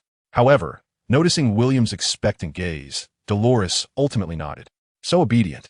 Pinching Dolores's cheek, William laughed. "We'll set off tomorrow morning. After finishing the mission in the Kingdom of Bruce, I'll take you to the royal capital." "The mission in the Kingdom of Bruce? Wait, isn't he?" At this moment, with her eyes only on William, Dolores finally noticed Garcia. "Garcia, do you know why I accepted your mission?" Hearing William's words, Garcia looked a bit puzzled. "My team is still short on manpower, and I think you're decent, so I'm giving you a chance to join my team." "You're helping me just to join your team?" In response to Garcia's strange expression, William said casually, "Of course. What did you think? Do you really think I care about those task rewards?" Taking a deep breath, Garcia said seriously, "If I refuse, will you stop this mission?" William smiled slightly and said, "You don't need to test me. Even if you don't join my team, liberating the Kingdom of Bruce is something I can easily accomplish. So this is not a deal. You can consider this condition as our sincerity." After a pause, William continued, "As for any other messy thoughts, you don't need to think too much about them. A small country like this is not worth my attention, whether it's the Shadow Pavilion or me." Garcia understood the meaning behind William's words. Indeed, if the Shadow Pavilion really wanted to plot against the Kingdom of Bruce, why wait until now? Moreover, historically, there has been no precedent of the Shadow Pavilion attempting to overthrow a kingdom. Thinking back to his earlier thoughts, Garcia realized he had indeed overthought. Taking a deep breath, Garcia nodded. "As long as you can liberate the Kingdom of Bruce, I can agree to whatever you ask." In the sunlight, Garcia gratefully extended his hand to William. Then, "Welcome to my team." Shaking hands, William smiled and said, "In the future, I will make you proud of today's decision." "I hope so." Garcia muttered to himself, and due to just getting acquainted, he didn't say much more. Clapping his hands, William said, "So, let us take a day off today, and tomorrow we set off." "Okay," Rod replied. "Understood." Jeff added. As for Lawrence, he looked at William with a strange expression. Although he was not a man of King Astor, everyone with eyes in the royal capital knew that Garcia was just a pawn, a piece set up by Astor. Yet, this originally predetermined piece was pulled out today. Lawrence didn't know how King Astor would react after learning about this, but anger was definitely certain. Moreover, with his son having lost Dolores to William, it seemed that William had unknowingly squared off against the Astor royal family. Lawrence didn't know whether William did this on purpose or not. William, of course, did on purpose. In fact, the engagement of Prince Penelo to the Gallup family had already disgusted William. Although he knew that no one could take Dolores away from him, he still felt disgusted. It's like your woman being eyed by someone else. Even though he knows the other party can't take her away, it still provokes William, which is why he suddenly becomes so assertive. "Since you make me feel disgusted, I will make it hard for you." William wants to see what the Astor royal family can do about him. "If you dare to keep talking back, I'll even topple your kingdom." Although William also knows that subjectively, this can't be said to be the Astor royal family's fault. Only in a child's world is there right and wrong. In the adult world, there are only advantages and disadvantages.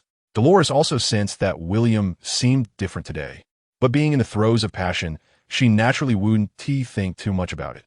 For Dolores, as long as William can be with her and treat her well, she already feels incredibly happy and fulfilled. As for the rest, Dolores believes that William can handle it well. Nighttime. Just as William was sitting in the courtyard admiring the moonlight, Garcia's figure slowly approached him. Noticing Garcia's arrival, William didn't turn around and handed over a wine glass. "What's wrong? Can't sleep?" Garcia lightly nodded, sitting beside William.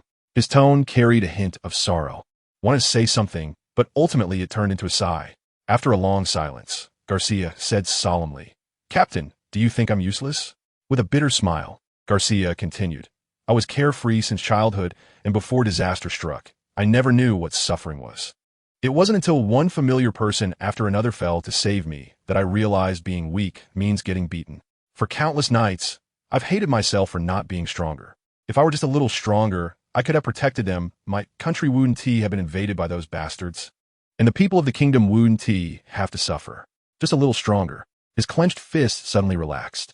And Garcia's expression gradually calmed from anger as he quietly looked at the wine in his glass, falling into silence. After Garcia finished speaking, William finally said, I understood a long time ago that relying on others is not as good as relying on yourself. When you are in a desperate situation, the only one who can save you is yourself. William's words were like a stone dropping into a calm lake and looking blankly at the sky. Garcia said softly, what if I can't even save myself? Then I'm here, aren't I? Hearing William's words, Garcia was taken aback, and a forced smile appeared on his lips. Is there still someone important there? I don't know. Speaking of this, Garcia's confusion was mixed with hatred. At that time, I didn't even have the chance to save her. Garcia's hatred was directed at the rebels, but more so, it was actually directed at himself. Is that so? Hearing this, William didn't know how to comfort him. Family, friends, lovers, an unforgettable hatred. Who are the rebels? Mentioning the rebels, Garcia couldn't help but clench his fists. Spencer Bruce. The surname stunned William. To be precise, he was exiled from the kingdom of Bruce by my father for conspiring to seize power many years ago, after being discovered by my uncle. When this matter was mentioned, Garcia became even more helpless. The whole incident stemmed from King Bruce's leniency back then. With just Spencer, I'm afraid he didn't have the ability to overthrow the kingdom. Do you know who helped him? If I'm not mistaken, it should be the kingdom of O'Connor. In this continent, there are a total of 10 kingdoms, and currently, William is in the Yaster Kingdom, while the O'Connor Kingdom is also one of the 10 kingdoms. If that is the case, William understands why the Yaster Kingdom has been holding back and not taking direct action. He also wonders why Garcia chose to come to the Yaster Kingdom instead of going to the O'Connor Kingdom. Moreover, if the Yaster Kingdom were to take direct action, the people of the O'Connor Kingdom would no longer need to pretend. They could reveal their true intentions and easily take control of the buffer state, the Bruce Kingdom. It seems that the leader of the rebels, Spencer, has won this time, but in reality, Spencer is just a pawn that can be discarded at any moment. William even suspects that Spencer's power has long been undermined. Noticing Garcia's subtle attention on him, William couldn't help but smile. It seems that there is still a lack of trust. However, William had no intention of proving anything. Slowly getting up, William patted Garcia on the shoulder and said lightly, have a drink, then go back to rest early. We need to get up and continue our journey tomorrow. Upon hearing William's words, a smile appeared on Garcia's lips. Although William did not say much, his earlier statement had already indicated his stance. Gazing towards the direction of the Bruce Kingdom, Garcia silently vowed, wait for me. I'll be back soon. This time, regardless of the outcome, whether success is achievable or not, Garcia has made up his mind. Even if it means death. He wants to die in his hometown. A night without conversation. The next morning, after everyone had packed their things, Dolores boarded the carriage driven by Lawrence, and the group of 6 left the city of Saya at a steady pace. As they traveled silently, Rod guided the direction while William pondered how to strengthen the team members. The God-given fruit was indeed the fastest and simplest method. However, it is also true that obtaining God-given fruit is not that simple. So far, although William has eaten one and obtained another from the ruins, ultimately, both of these God-given fruits actually belong to someone else. Moreover, the God-given fruit is indeed a matter of luck. Can a certain ability be created? William thought of hockey. The 3 types of hockey in one piece. Observation hockey, armament hockey, and conqueror's hockey. William thought of the 3 types of hockey because of the elementalization ability of the God-given fruit. Although William could easily crush this elemental power, what about the other members of his team? Since they have joined his team, William's requirements are not just for them to be simple God-givers. In William's view, the awakening of the fruit is merely the most basic level. What he wants is for each of them to possess the strength to sweep across the world. With this in mind, William activated the infinite power within him. In just a moment of breathing, armament hockey appeared. When the black armament hockey enveloped William's right hand, Rod next to him blinked, rubbed his eyes, and after confirming that his vision was clear, he stared in shock. William, your arm? Hearing Rod's words, a smile appeared on William's lips. I discovered something good. Although simulating armament hockey with infinite power is like using a cannon to shoot a mosquito, there is no other way. Infinite power is not something an ordinary person can withstand. After armament hockey, Observation hockey was even simpler.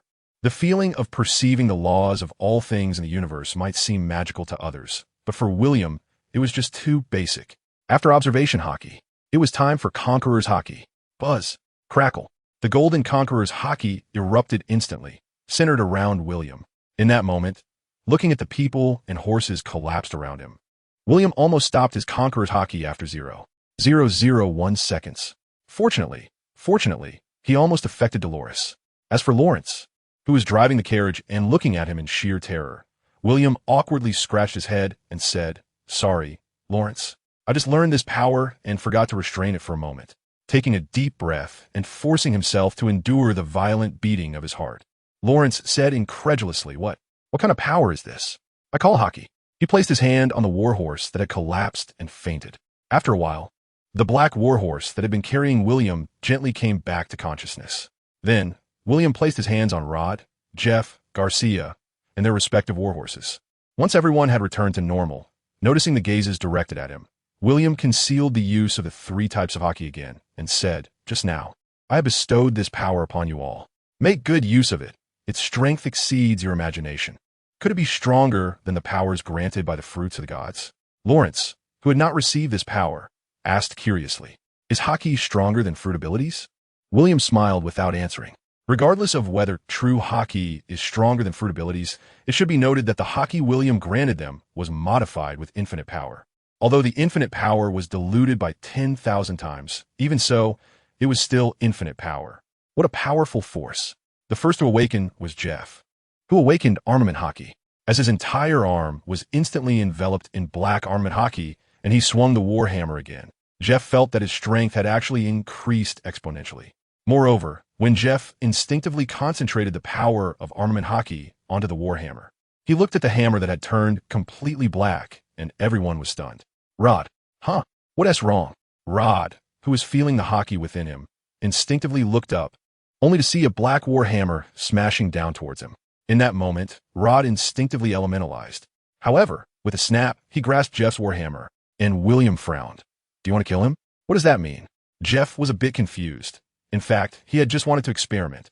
And it was precisely because he knew Rod possessed the power of elementalization that Jeff acted this way. Armed hockey can restrain the divine fruit of elementalization.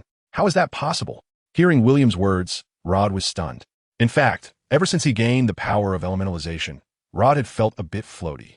Aside from being restrained by his own water, he never believed there was any power that could kill him. Don't believe it? Glancing at Rod, William casually swung his left hand, and at the moment his fist was about to make contact with Rod, the armed hockey condensed. Ofthe, boom. Watching Rod being sent flying through the air, blood spewing from his mouth, Jeff was completely dumbfounded. Thinking back to his earlier actions, Jeff couldn't help but break into a cold sweat. If that hammer had landed. Sorry. No need to apologize. You were just being careless. Just be more careful next time. Jeff nodded and approached Rod. "Are you okay?" Coughing and holding his shoulder, Rod stood up from the ground with a bitter smile. This feeling is just terrible. In the following time, due to William's infinite power, the 3 of them easily awakened the 3 types of hockey. This opportunity made even Lawrence a bit envious. However, even though he was jealous, Lawrence did not shamelessly ask William for it. He knew very well that such power was not something William would give away easily. As for Dolores, similarly, with William's help, she was the 4th to awaken the 3 types of hockey. Moreover, with William's special enhancement and her own determination, Dolores' armament hockey even manifested as a pink color when activated. Watching Dolores having so much fun, Lawrence was contemplating whether he should also join William's team. Because in William, Lawrence saw the future. He was certain that the power of hockey would undoubtedly change the entire world's landscape. Especially the Conqueror's hockey. That kind of power could sweep across the whole world. In just half a day's time, the strength of William's team had already made a qualitative leap. If Garcia had been somewhat anxious when leaving the city of Saya, now his face was filled with confidence. At this moment, Garcia was even eager to return to the kingdom. 1 day, 2 days, 3 days, a week. When the kingdom's territory was in sight, Garcia's face showed signs of unease. Border city, for William and his group who had come from afar. The soldiers on the border city walls did not take them seriously. From the high walls, the soldiers looking down at William and his group shouted, "Who are you? What business do you have in the kingdom of Bruce?" Upon hearing this, William said nothing but glanced at Garcia. Garcia understood and quietly led his horse to the front of the line. Although the soldiers at Border City had all changed, they still felt a sense of familiarity towards Garcia, though they couldn't quite place it. I'm Garcia Bruce. I have returned. Upon hearing Garcia's self-introduction from below the wall, the soldiers on the wall were taken aback, then exclaimed in shock, "The prince has returned. Archers, ready your bows." As a row of 10 archers aimed at him, Garcia's face showed no signs of panic. Instead, a smile appeared. Buzz. The Red Conqueror's hockey swept through. Thud. In an instant, all the soldiers before Garcia rolled their eyes and fell to the ground. Garcia was not surprised by this scene at all. He calmly led his horse to the towering city gate, drawing his one-handed sword, and after the black armament hockey covered the blade, Garcia slashed down. With a loud crash, the city gate collapsed, revealing thousands of soldiers on alert behind the wall. However, facing the thousands of soldiers, Garcia felt no fear. One person, one horse, one sword, confidently confronting thousands. For a moment, the atmosphere in the entire border city became extremely tense. Are you ready? Hearing Garcia's words, the thousands of soldiers exchanged glances. In their view, Garcia was simply insane. Didn't he see the massive difference in numbers? Did he really think he could take down all of them by himself? Was he dreaming? However, the next moment, buzz from above Border City. In an instant, the thousands of soldiers inside the city fell down like cut wheat. Moreover, Garcia even strangely allowed the hockey's power to bypass the general of Border City. When General Grove, eyes wide and trembling all over, came to his senses, Garcia casually rode his warhorse to stand before him. With a clang, Grove's sword slipped from his grasp and fell to the ground, and he too knelt down. Prince, spare my life. In Grove's eyes, Garcia's methods were like those of a god. Although Grove did not understand how Garcia had managed to bring down his soldiers, at this moment, he just wanted to survive. Quietly looking at Grove, who was kneeling before him, Garcia's gaze was calm. I remember. Your position was given to you by my father, right? Is this how you repay the Bruce royal family? Facing Garcia's questioning, Grove pleaded, Prince, I didn't want this either. But I had no choice. My family, my children are in their hands. Please understand. Is that so?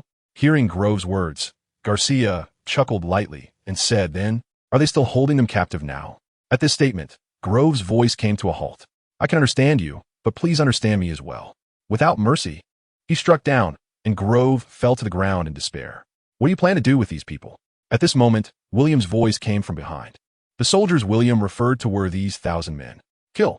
Although the kingdom of Bruce was a small country, the border city originally had a considerable population.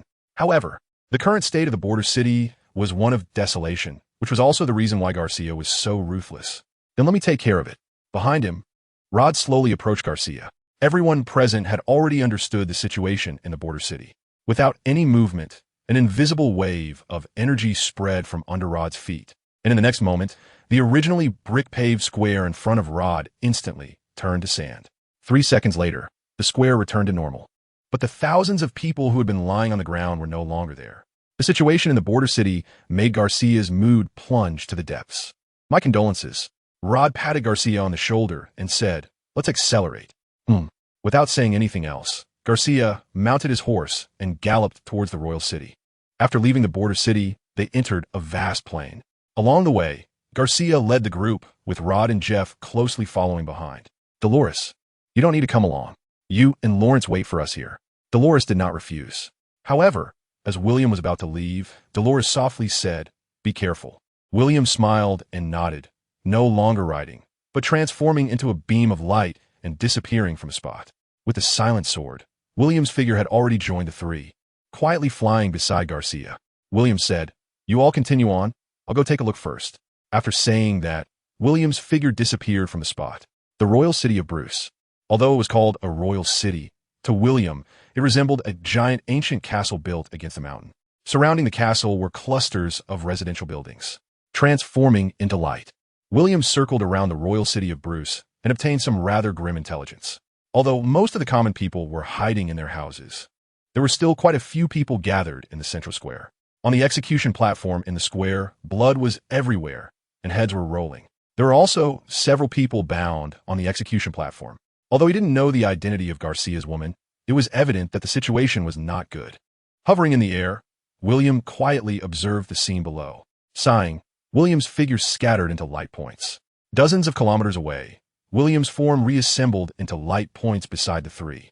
Noticing Garcia's anxious yet hopeful gaze, William gently shook his head and comforted him. Although the situation is bad, you're too slow. Let me take you there. After saying that, William pointed, and the fire god sword expanded out of thin air. Get on. When all three stood on the fire god sword, a hum sounded. Flying on the sword, William instantly broke the sound barrier. In midair, unable to hold back, Jeff let out a terrified scream. Accompanying Jeff's voice, Garcia and Rod's expressions were also not very good. Behind them, Jeff's scream even startled William. Once he realized what was happening, William couldn't help but chuckle. This tough guy Jeff was actually afraid of heights. Just as William was about to say something, Jeff, trembling all over, screamed, "Mom, I want to go home." As soon as the words were spoken, William felt as if all his merits were about to burst out laughing. Beside him, Rod, who covered Jeff's mouth and was struggling to hold back his reddening face, felt an immense sense of shame. It was truly embarrassing, far too embarrassing. Didn't they see that Garcia was fine? The next moment, Garcia finally couldn't hold it in and threw up. William, while finding it funny, suddenly forgot that he had been too scared to ride roller coasters back on Earth. Slow down, Garcia quickly said, covering his mouth. William was taken aback. Then he realized that at this speed, it could probably rival a fifth-generation fighter jet. Having adapted to light speed, William felt nothing but for Garcia and the others. It was their first time trying this. Looking at Rod, he was even using elementalization. Otherwise, he would probably fare no better than Garcia. In the central square of Bruce King City, the four of them descended from the sky. The sudden appearance of the four left everyone present in disbelief. However, the only flaw was that two of them had pale faces. William, Rod, and Jeff were all unfamiliar faces to the crowd, which was completely normal. But when they noticed that the newcomer was actually Garcia, the square erupted in exclamations. Your Highness, are you here to save us? Can we finally live? The commotion awakened the soldiers around them. Just as the armed soldiers were preparing to attack, Rod pressed a button, and in silence, countless streams of sand instantly sliced through their necks. Watching the soldiers collapse around them, Garcia, who was holding back his nausea, looked at Rod and said gratefully, "Thanks. No need to be polite. Don't forget, we're a team," Rod replied calmly as the patrolling soldiers launched their attack on the four. "You go ahead and kill. We'll cover your back." Understood. Drawing his one-handed sword from his waist, Garcia activated his armed haki and charged towards the palace. Facing hundreds and thousands of soldiers, Garcia was like a moth to the flame. However, what unfolded before everyone's eyes was astonishing. The moment they clashed, the soldiers of the royal city began to be slaughtered as if they were being mowed down like wheat. Without even the intention of using Conqueror's haki, Garcia began a frenzied massacre with just his sword. Although Garcia's sword was merely an ordinary one-handed sword, after being coated with armed haki, it became like a peerless treasure, cutting through any weapon that collided with it. Coupled with the fact that his body, protected by armed haki, completely ignored weapons, this resulted in a one-sided slaughter. As for stamina, Garcia, with the seed of infinite power as his foundation, had no need to worry about that. Moreover, as Garcia continued to use haki, the transformation brought by infinite power reached an astonishing level, causing Garcia not only to not feel fatigued, but to grow stronger with each fight. However, despite Garcia's strength, the number of soldiers in the royal city was also increasing. If it weren't for Jeff and Rod behind him, Garcia, who wasn't using Conqueror's haki, would likely have been surrounded by now. Yet, at this moment, the three of them tacitly chose not to use Conqueror's haki. As the battle intensified, fervor appeared on their faces. Garcia, charge out. Understood.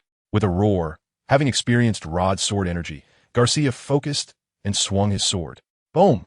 A massive sword energy swept through, and with one swing, hundreds of soldiers were instantly bisected. Seeing this godlike scene, the entire battlefield seemed to have been paused, and at the same time, Jeff's hammer heavily struck the ground. With a loud boom, the earth before Jeff was split, creating a crack that stretched over 100 meters. Where the crack extended, the surrounding soldiers lost their footing and collapsed, with some unfortunate ones directly falling into the fissure. At this moment, Rod's voice echoed softly. Sandstorm burial. With both hands pressed against the ground, in an instant, the terrifying sand altered the entire terrain of the royal city. The soldiers below screamed as they were dragged into quicksand, and then, poof, silence, complete silence. In the entire square, all the spectators who witnessed this scene were stunned. Everything happening before their eyes was nothing short of a miracle. Looking up, the only one who hadn't taken action, William, quietly gazed into the distance. Only after all the battles had ended did William's figure slowly descend to the ground. At this moment, the road to the palace was completely unobstructed. In no time, a middle-aged man dressed in luxurious royal attire, who bore a resemblance to Garcia, was dragged to the execution platform by Garcia.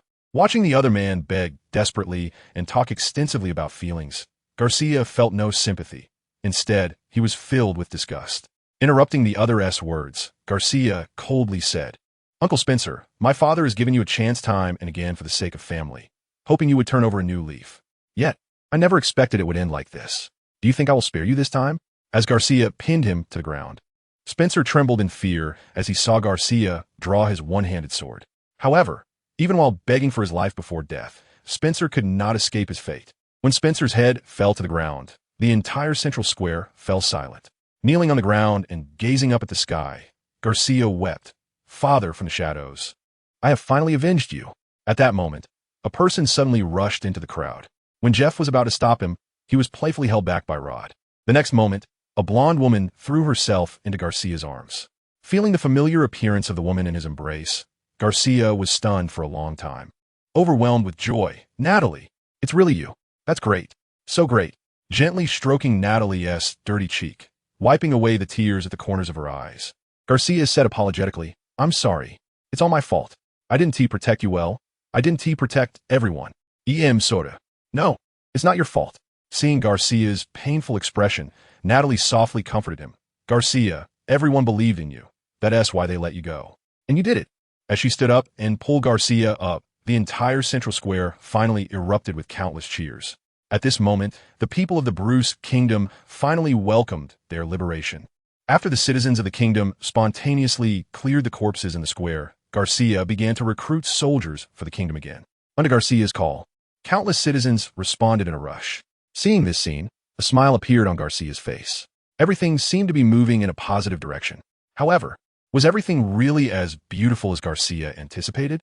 Late at night, after finishing the tasks at hand, Garcia wearily arrived at the palace hall. It wasn't physical exhaustion, but mental fatigue.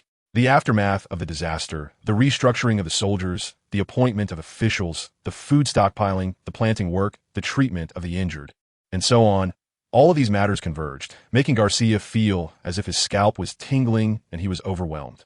In the past, Garcia had never dealt with so many things. Everything needed him to connect one by one, and he felt like his head was about to explode. Returning to the palace and seeing Natalie, who was also awake and waiting for him, Garcia let down his inner strength. "Natalie, I feel like I might not be able to do it well." Gently caressing Garcia's cheek, Natalie softly said with concern, "Don't rush, take your time. Everything will pass. I'm afraid I will let them down again." "You won't. Everyone believes in you. I believe in you. After enduring so much suffering, you've made it through. I believe you will become a king even more outstanding than your father." "Really?" Looking into Natalie's eyes, Garcia asked doubtfully, "Believe in yourself. You can do it." "Natalie, thank you." Time flew by, and it was already 3 days later.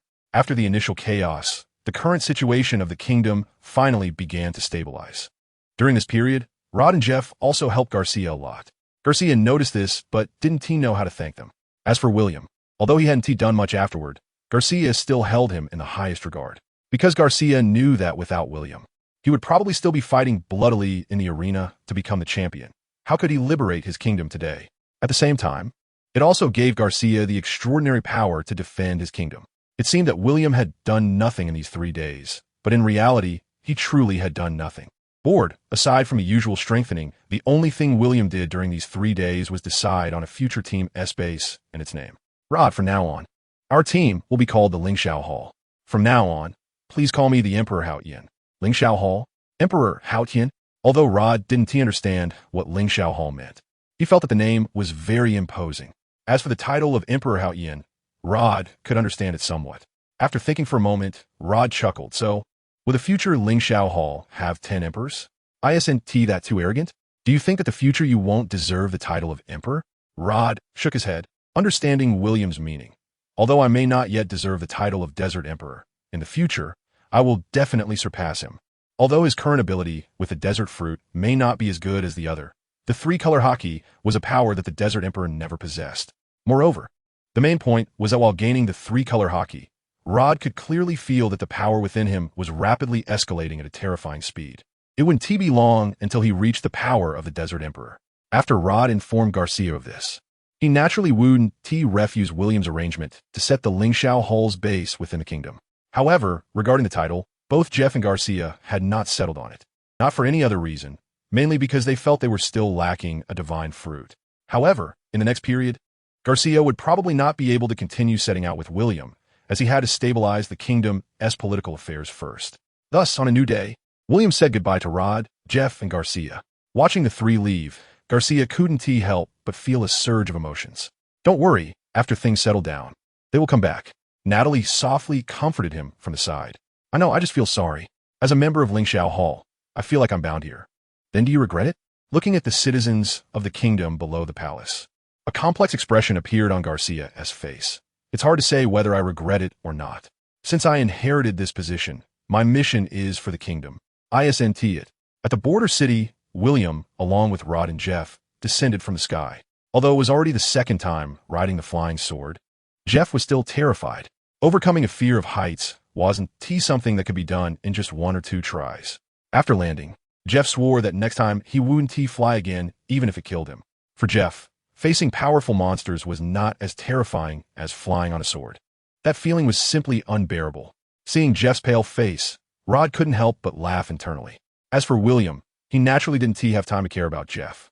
After spending some time sweetly with Dolores, William recounted the events of the past few days. Upon learning that the Bruce Kingdom had been liberated, Dolores couldn't help but feel relieved for Garcia. Although the process had been a bit convoluted, the outcome was fairly satisfactory. However, liberating the Bruce Kingdom was just the beginning. Garcia would have even more to do.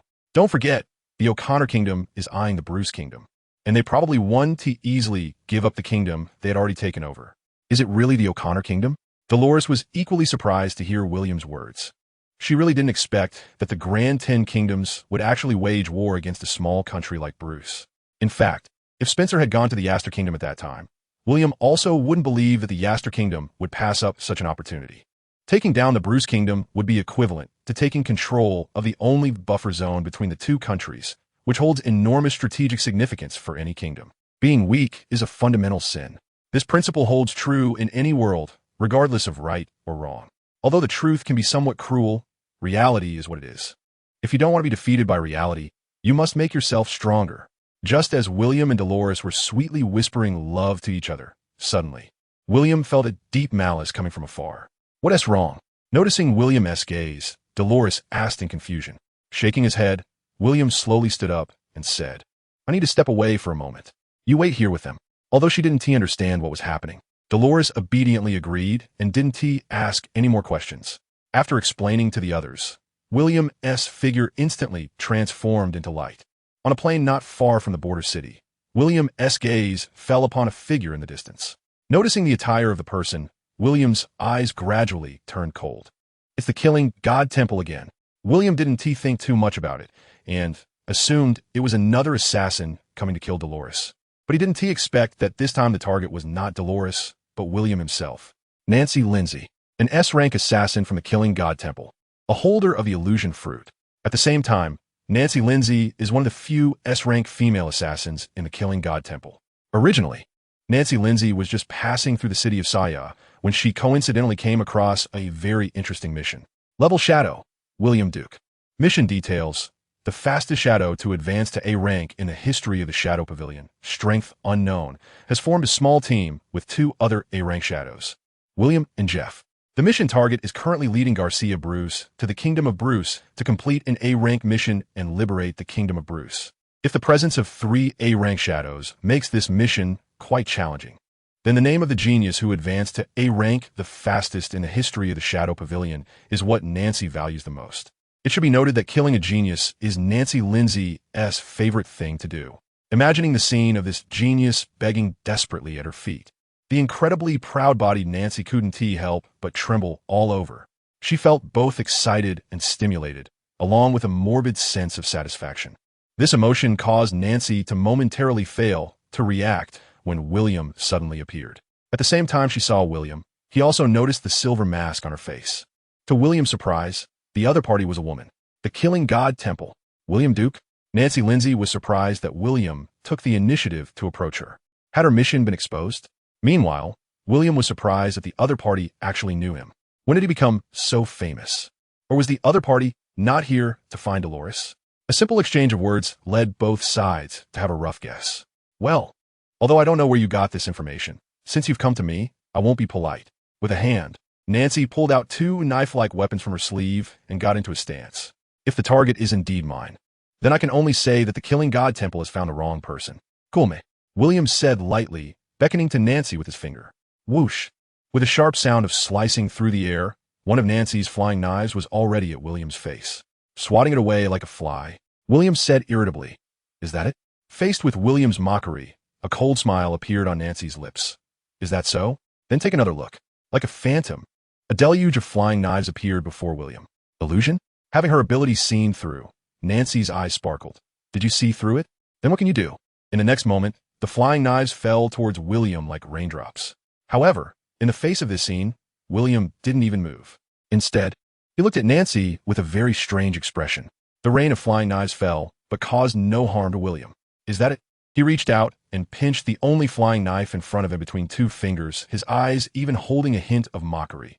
"Your illusion is really garbage. Don't underestimate me." Hearing William's words, Nancy couldn't contain her anger and suddenly charged at him. Seeing this, William felt increasingly disappointed. Illusions, what an interesting ability. Whether it's Itachi Uchiha from Naruto, Shursui Uchiha, or even the later infinite Tsukuyomi from Kagaya Otsutsuki, or characters like Shinji Hirako and Aizen Sosuke from Bleach, all left a deep impression on William, making him exclaim in artistry. But what is this illusion of Nancy's? Although he had to admit she had a great figure and looked quite good, what was this ability? So disappointing. Watching Nancy actually wanting to compete with him in close combat, William was full of question marks. As she was about to reach him, William reached out and grabbed her, locking her neck in place and lifting her into the air. "Is your ability only this?" Grasping William's arm painfully, Nancy, however, revealed a strange smile. In the next moment, William was dragged into the illusion space. "Welcome to my world." In the dark world, Nancy's sickly voice echoed. "Here, I am God." As soon as she finished speaking, a light shone down on William. The next moment, countless lights illuminated the entire illusion world. It was a huge prison, and around it were various strange torture devices. As his vision blurred, William found himself bound to a cross. This is somewhat similar to the world of Tsukuyomi. In fact, William himself is immune to illusions. And the reason his consciousness was drawn into the illusionary world is simply out of curiosity to see what Nancy wants to do. Looking at Nancy, who appeared before him in the illusionary world, William curiously asked, "Does your ability require you to be close to activate it?" "Of course not," Nancy replied, a sickly smile spreading across her face. Just as William was still pondering the situation, a series of torture devices appeared in Nancy's hands. "Instead of worrying about my questions, you might want to think about how much longer you can endure this." A freak? Watching Nancy crazily tormenting his consciousness in this realm, William felt goosebumps all over his body. Is this woman really that twisted? But thinking about it, anyone who can enter the Killing God Temple must have some issues. Normal people don't kill, right? With a snap, William mercilessly snapped the other person's neck. In an instant, Nancy's consciousness was pulled out of the illusion space. In her final moments, Nancy's eyes were filled with terror, despair, and a strong sense of unwillingness. But in the end, everything returned to death. The illusion fruit is mine. Watching the divine fruit coalesce beside Nancy's corpse, William curiously swallowed it. As the power of the illusion awakened, William's eyes underwent a wonderful transformation. Single hook jade, double hook jade, triple hook jade, kaleidoscope, reincarnation eye. Patterns appeared in William's eyes. Of course, it wasn't he that his eyes actually mutated, but rather the power of the illusion fruit. In William's hands, the ability of the illusion fruit was directly pushed to the deepest level of power. Illusion was no longer just an illusion, but absolute hypnosis, control of the five senses, and even direct attacks on consciousness and soul form. Interesting. Returning to Border City. Just as William was about to find Dolores, he suddenly had a bad idea. With a chuckle, the illusion world descended upon Border City. Watching the monsters crawling out from beneath the ground, not to mention others, even William himself felt a bit creeped out. In just a breath, the entire Border City had turned into a hellish nightmare.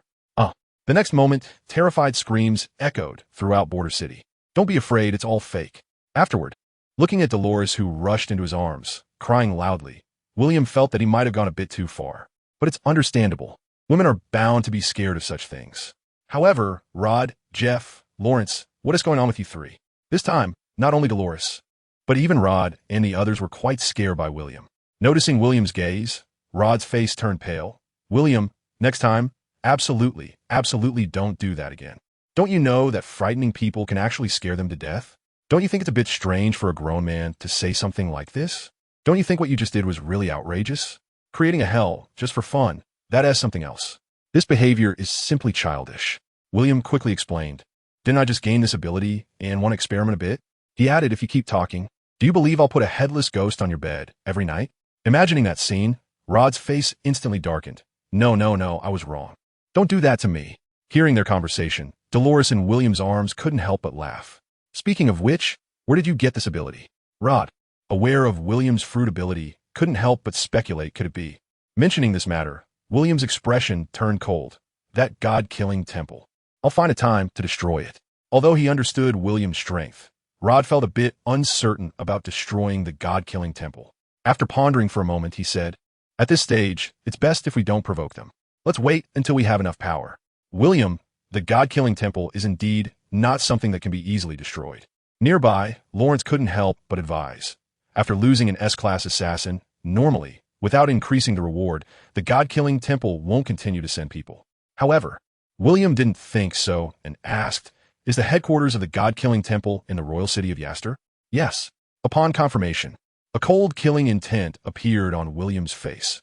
Once we reach the royal city, I'll destroy their headquarters first. Everyone. It seems William didn't hear a word of what was said. The royal city of Yaster. Due to taking a detour around the kingdom of Bruce, it took William and his group 10 days to arrive at this magnificent city that William had seen before. The towering city walls, 12 meters high, were filled with traces of history and time.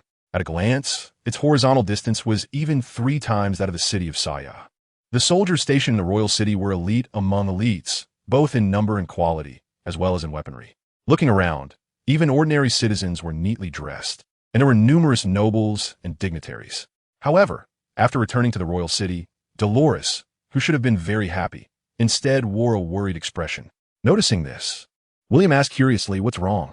Holding William's hand, Dolores appeared somewhat anxious. William, I'm a bit worried. Hearing this, William already understood what Dolores meant. Don't be afraid. I'm here.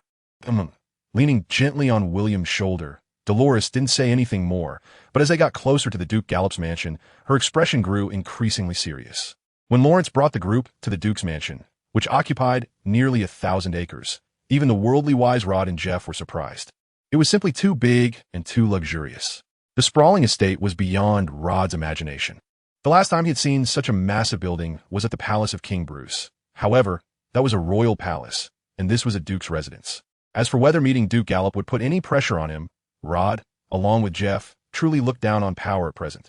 This confidence came from their own strength, which was equally bolstered by William. Lord Lawrence, Miss Dolores. Upon seeing Lawrence and Dolores, the guard at the entrance respectfully greeted them, and then promptly opened the Duke's grand door. Is the Duke at home today? Lawrence casually asked as they walked through the door. He is at home. Lawrence nodded and looked at the attendant standing inside. Take us to the Duke. Yes. The attendant understood and quickly led the way. The Gallop Duke's estate was vast, exceeding imagination. If the exterior was already extravagant, the luxurious interior decoration was no less than that of the palace of King Bruce. Various pavilions, towers, artificial hills, and ponds. Just one courtyard was beyond what an ordinary person could imagine, and this was merely one of the courtyards within the Duke's residence. There are 3 such courtyards in the entire Duke's residence. Without stopping, led by the attendant, it took nearly 3 minutes for the group to arrive at the back courtyard of the Duke's residence. Here is also the place where the Duke and his family reside. When Dolores and her companions arrived, Duke Gallop, who had received the news ahead of time, was already waiting in the hall of the backyard. Seeing his precious daughter, a middle-aged man dressed in simple brocade, exuded an aura of authority without anger, and a smile appeared on his face. She is back. This simple sentence was the most straightforward expression of Duke Gallop's feelings. Father. Upon seeing her father, Dolores timidly called out, if you're tired, you should rest early. When he said this, Duke Gallop looked at Lawrence and said, thank you for your hard work, Lawrence. At the same time, Duke Gallop's gaze also swept over William and the others. It's not hard work, just a good way to stretch my muscles. Smiling in response, Lawrence pointed to William and the others beside him and introduced them. Your Grace, this is William, Logan, and Jeff. They are all A-level shadows from the Shadow Pavilion. Duke Gallop nodded, not thinking too much about it. He assumed they were here to protect Dolores after she issued a task. However, Lawrence's next sentence left Duke Gallop stunned. Your Grace, there is something you might need to know. What is it? Duke Gallop questioned, puzzled. It's about William and the young lady. What do you mean? Noticing Duke Gallop's gaze, Dolores felt a tightness in her heart. Father, I am prepared to marry William. What? With wide eyes, Duke Gallop angrily shouted, ridiculous. Do you know what you're saying? As soon as the words were out, feeling that he might have scared his daughter, Duke Gallop suppressed his anger and lowered his voice. Dolores, come in with me. We need to talk. As he stood up, Duke Gallop didn't even ask William a single question, nor did he glance at him again. Duke Gallop, I think we should talk first, William said. With a cold snort, Duke Gallop looked at William with a respectful yet icy gaze, saying nothing. However, from a concealed spot, two guards in standard armor suddenly stepped out. From the aura of the two men, William could sense that they were clearly also gifted ones. Impressive. The ones casually brought out are actually fruit ability users. Seeing the situation becoming somewhat unfavorable, Lawrence quickly said, Your Grace, calm down. After saying that, he stepped forward and briefly explained William's strength in some situations to Duke Gallop. After listening to Lawrence's introduction, Duke Gallop frowned. Really? You don't believe my words? Seeing Lawrence's displeasure, Duke Gallop helplessly said, You know very well that that's not what I mean, and this concerns Dolores' happiness. Moreover, you know that Prince Penelo has already proposed to me. If you wanted Dolores to marry Penelo, you would have agreed long ago. Duke Gallop nodded and coldly snorted. The Gallop family does not need to rely on marriage alliances to stabilize the family. I am well aware of Penelo's intentions.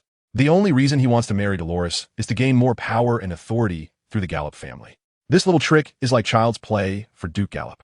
However, putting everything else aside, Penelope's status does indeed match that of his daughter, which is a fact. Hearing the Duke of Penelope's words, Lawrence chuckled lightly and said, If that's the case, then there's a very reasonable explanation now. Noticing Lawrence's gaze, Duke Penelope understood. As the saying goes, concern leads to confusion. Lawrence's words made Duke Gallop react. After carefully examining William, Duke Gallop said in a deep voice, Then let's talk. After saying that, Gallop respectfully turned and left the hall. Seeing this scene, Dolores worriedly grabbed William's hand. It's fine. Just leave everything to me. Following Duke Gallop's steps, William entered the side hall. Once they stood still, their eyes met, and a powerful aura emanated from Duke Gallop. It was not the pressure of ability, but the innate aura that comes from being in a position of power. It is just like the ancient emperors, although they had no power themselves. Their every word and action was enough to instill fear in the nobles and ministers.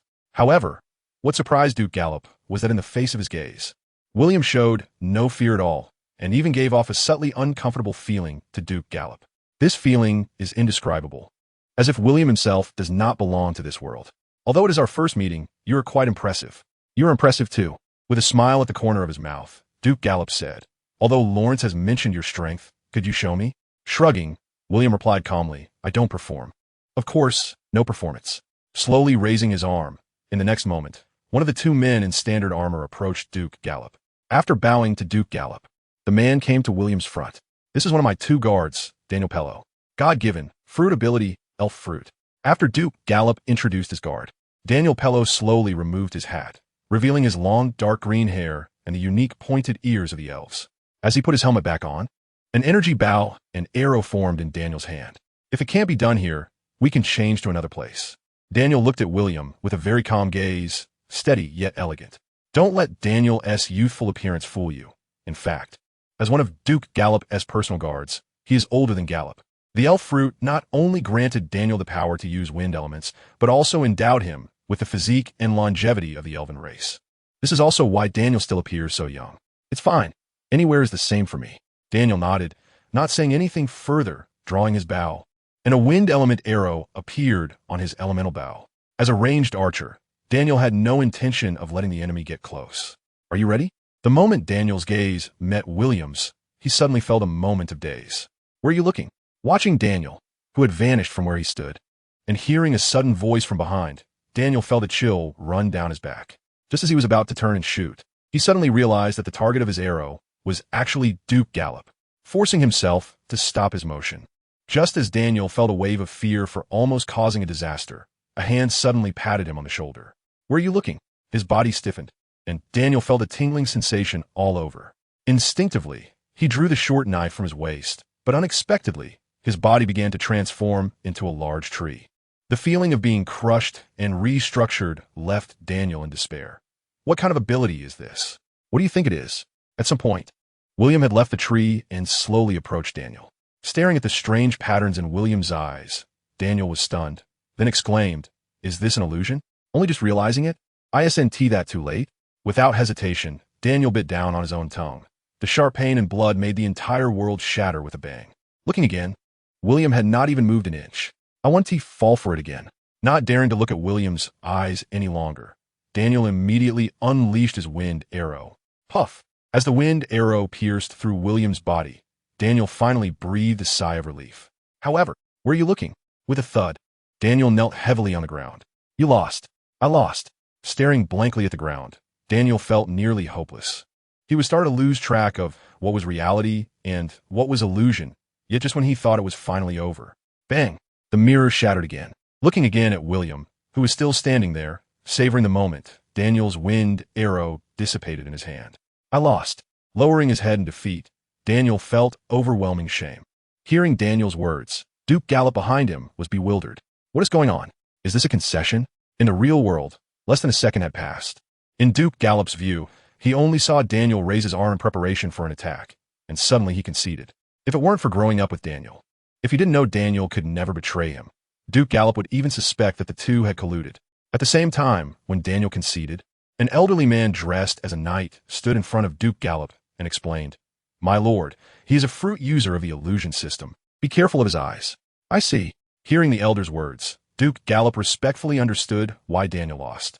However, thinking of the dream fruit's ability, Duke Gallop's expression was not good either. The illusion system's abilities are considered taboo across the continent. Hundreds of years ago, a user of the dream fruit nearly plunged all of humanity on the continent into an endless dream, leading to catastrophic natural disasters. It almost caused the extinction of humanity. And since then, any user of illusion system fruits has been reviled by all God-bestowed ones. This is also why Nancy has been wearing a mask for years, and why her personality and behavior are so extremely terrible. Users of illusion system fruits can be said to be public enemies. Duke Gallop asked in a deep voice, "William, what fruit did you consume?" "I have the replication fruit." Replication fruit? Upon hearing this fruit's name, everyone present was stunned. They had never heard of such a fruit. "As long as I kill a user of abilities, I can replicate their powers." "What?" Upon hearing this, the faces of the three, including Duke Gallop, changed. How is that possible? It must be known that on this continent, the rule that one person can only consume one God-bestowed fruit is absolute. If William's fruit has such an ability, what does that mean? Don't believe me? With a slight smile, William's shadow suddenly elongated, connecting with the shadows of the three in an instant. "This is the power I obtained from shadow fruit user I killed." With William's movement, Duke Gallop and the other two also made the same understanding gesture. From this point on, even if the three were still skeptical, they had to believe it. If that's the case, then you can replicate various abilities infinitely? Thinking of this, Duke Gallop was also amazed by the power of this fruit. In theory, yes. However, in practice, I haven't tested this limit yet, nor do I know how many abilities I can possess at the same time. Perhaps you can let me experience it? Noticing William's gaze, Daniel and the elders' expressions changed. They understood the implication of William's words. With a bright smile, Daniel said, "Let's leave it at that. Your abilities probably wouldn't interest you." "That may not be the case. Your ability is average to me, but I still don't know his." Noticing William's gaze, the elder helplessly explained, "I am Camille Garden, a dragon fruit user." As he spoke, the elder transformed into a half-dragon. However, unlike a real dragon, Camille did not have the characteristic dragon scales and did not breathe fire. He looked more like a lizard. Noticing William's somewhat disdainful gaze, Camille was not angry, but rather relieved. After all, William could kill users of the hypnosis fruit, and his strength was likely far beyond their imagination. With surprise, Duke Gallop said solemnly, "So, you possess the ability of multiple fruits? Is there a problem?" Duke Gallop looked at Rod and said solemnly, "Your illusion system ability, unless necessary. It's best not to use it, otherwise, it may cause unnecessary trouble. Also, it's best if you don't mention your replication fruit to anyone." Hearing this, William nodded. Understanding Duke Gallop's meaning, I understand this very well. The reason I told you is that you are Dolores' family. Seeing William's thoughtfulness, Duke Gallop felt gratified. However, thinking of his daughter, he felt somewhat conflicted. William's strength, identity as a member of the Shadow Pavilion, and his status as a candidate for the trial of the gods were indeed impeccable. However, even so, the thought of giving away his precious daughter, whom he had raised for nearly 20 years, made him feel somewhat reluctant. William, do you really like my daughter? Yes. William's answer to Duke Gallop's question was very affirmative. After pondering for a moment, Duke Gallop tentatively asked, "What if I don't agree to you two being together?" Looking at Duke Gallop, William confidently replied word for word, "No one can stop me from marrying Dolores." "Oh, not even me?" Hearing William's words, Duke Gallop's tone became serious. Yes. Hearing William's words, Duke Gallop finally couldn't help but laugh heartily. At this moment, he was not angry, but rather appreciated William even more. After all, he too had once defied public opinion and married a woman who was then just a commoner, but is now the Duchess. Now, she had given birth to 2 sons and 1 daughter for Duke Gallop. Even though their marriage had lasted for 30 years, their love remained very affectionate. This is also why Duke Gallop doted on Dolores so much. Because Dolores resembled his young wife very closely, he naturally bestowed his greatest affection on his only precious daughter. Given your sincerity, wanting to marry my daughter is not impossible. However, you must fulfill 3 conditions of mine. Can you do it? William said with a smile. You say. Very well. The first condition is that although you have obtained a quota for the trial of the gods, you have not yet obtained the inheritance.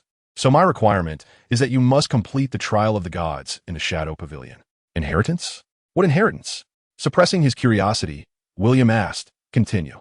The second condition is that after the trial of the gods, next year, the kingdom will hold a selection for a new general. I want you to become the candidate for the new general. Selection for the general? What the hell is that? Hearing this, William instinctively thought of a naval admiral. Not understanding, William asked in confusion, what is the selection for the general? You don't know about the selection for the general? Duke Gallop was actually a bit baffled by William's question. Seeing that William really didn't understand, Duke Gallop helplessly explained. The general is the highest combat power of the Yaster kingdom besides the marshal, symbolizing the strongest God-bestowed user of the kingdom. Normally there are 3, and currently one of the 3 generals is about to retire, so there's a vacancy. That's really something. William couldn't help but laugh. And what is the third condition? The third condition, and the most important one. Looking deeply at William, Duke Gallop said solemnly, I want you to promise, forever, never to harm Dolores. Watching William extend his hand, Duke Gallop smiled and reached out his hand as well. The large and small hands clasped together, and everything was understood without words. As she watched William's departing figure, Camille softly said, Your Grace, isn't this condition a bit too difficult? How to complete the trial of the gods is the most core secret of the 3 major organizations. Even the kingdom is not very clear about the relationships involved. However, it can be anticipated that completing it will certainly be very challenging. If we set aside the trial of the gods, then the selection of a general is even more difficult. As a divine bestower, Camille is well aware of how many people are eyeing this position. Trying to win the general selection is undoubtedly fraught with difficulties. Although she has witnessed William's strength, Camille believes that even William cannot be completely confident of winning this battle. On the contrary, the third condition mentioned by Duke Gallop is the easiest to fulfill. However, in Duke Gallop's view, the first 2 challenging conditions are not as important as the last, easier condition. Perhaps this is just a matter of perspective. Different positions lead to different considerations. Regarding Camille's concerns, Duke Gallop smiled lightly. If you are worried about William's strength, then I can only say that you underestimate him too much. William's strength is something even Lawrence cannot match. Hearing Duke Gallop's words, Daniel couldn't help but smile wryly. If even Lord Lawrence cannot be defeated, then why does your grace want me to take the stage? Duke Gallop's answer to this question was quite playful. Of course, I don't believe it either. Although I know Lawrence wouldn't deceive me, I am genuinely curious to see how powerful William is, someone who can easily defeat Lawrence. Daniel, patting Daniel's shoulder, Duke Gallop gently said, If I hadn't seen it with my own eyes, how could I be at ease giving him the opportunity to compete for the general position? Upon hearing this, Daniel finally understood. After all, the importance of the general position is immense. The choice of a general is equivalent to directly holding military power in the kingdom. Such a position is not something just anyone can hold. In fact, without recommendations and guarantees, even if your strength is exceptional, you might not even qualify to compete. Of course, The prerequisite for a recommendation is that you must be strong enough. In the hall, when Dolores saw William return, a worried expression appeared on her face. When Dolores learned about the 3 conditions that William had reached with her father, she felt a slight sense of relief. Not to mention anything else, Dolores is quite confident in William's strength. At this moment, Duke Gallop returned to the hall and looked at William. With a smile, Duke Gallop said, "It's getting late, William. You 3 should stay at the Duke's residence. In the evening, I will host a lavish dinner for everyone, and please be sure to attend on time." William did not refuse this invitation. The grand dinner allowed William to witness the so-called luxury of the nobility. Throughout the dinner, under Duke Gallop's introduction, William also met other members of the Gallop Duke's household. Among them, the one who caught William's attention the most was the Duchess, who bore a striking resemblance to Dolores. Unlike the youthful and beautiful Dolores, the Duchess was not only gentle and kind, but also stunningly beautiful. Every word and action, every frown and smile, made one feel as if they were basking in the warmth of spring, evoking genuine respect. Moreover, unlike the initial hostility that Duke Gallop showed towards William, upon learning that William was Dolores's beloved, Lady Gallop became quite fond of him, with all eyes at the banquet almost exclusively on William. As for Duke Gallop's 2 sons, the eldest, Stuart, was refined and elegant, exuding an aristocratic demeanor. Although he carried an inherent sense of superiority, one could understand it, as Stuart's birth was the culmination of everyone's efforts. The second son, Aubrey, was lively and active, with a great passion for swordsmanship. Surprisingly, his dream was to become the Shadow King, just like Rod, but due to Duke Gallop's reasons, he couldn't even aspire to be a shadow. This led to the situation at the banquet where, upon discovering that William was indeed a shadow, he was the first to express his blessings regarding his sister's marriage. "William, after dinner, can we have a swordsmanship match? Let's see whose skills are better." After getting to know each other better, Aubrey approached William without any modesty, expressing his intentions.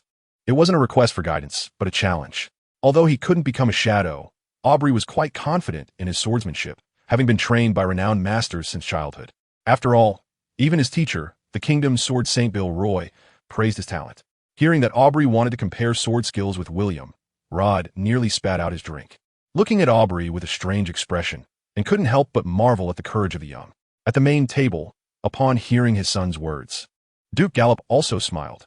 "Aubrey, confidence is a good thing, but arrogance is not." Duke Gallop certainly knew that his second son had a talent for swordsmanship, but as a father, he also understood that Aubrey's talent was only significant against ordinary people. Facing William was like a child playing house. "Father, I am really strong." Yes, you are very strong." Hearing Aubrey's words, Duke Gallop couldn't help but laugh, while Lady Daisy, the Duchess, also covered her mouth and chuckled secretly. Seeing Aubrey's flushed face, William knew that most young people couldn't handle this, and he didn't want to embarrass the little guy. At this moment, William himself didn't even realize that his current body was actually 3 years younger than Aubrey. William responded, "I'm not particularly skilled in swordsmanship, but there is a master swordsman in my team. If you really want to compete, I can have Rod fight you." Hearing this, Rod couldn't help but smile wryly. He was enjoying his meal, so why did he have to get involved in this? Besides, "You're not skilled in swordsmanship?" This was something he could only say to fool Aubrey. On the other side, upon hearing William's response, Dolores also stifled a laugh. However, when she noticed her mother's half-smiling gaze, her face immediately turned red. So after the dinner, unable to wait any longer, Aubrey and Rod set up for a match outside the restaurant. In this competition, there were no outsiders. Watching Aubrey, who was fully focused at first, Rod didn't take it to heart. However, when Aubrey's swordsmanship unfolded one move after another, Rod was somewhat surprised. To be honest, Aubrey did have some skills. In Rod's eyes, Aubrey's swordsmanship was not only steady and solid, but also subtly exuded a certain grandeur in each move. As Aubrey's swordsmanship flowed smoothly, not only was Rod surprised, but even the Gallop family was taken aback. They truly did not expect Aubrey's swordsmanship to have reached such a level.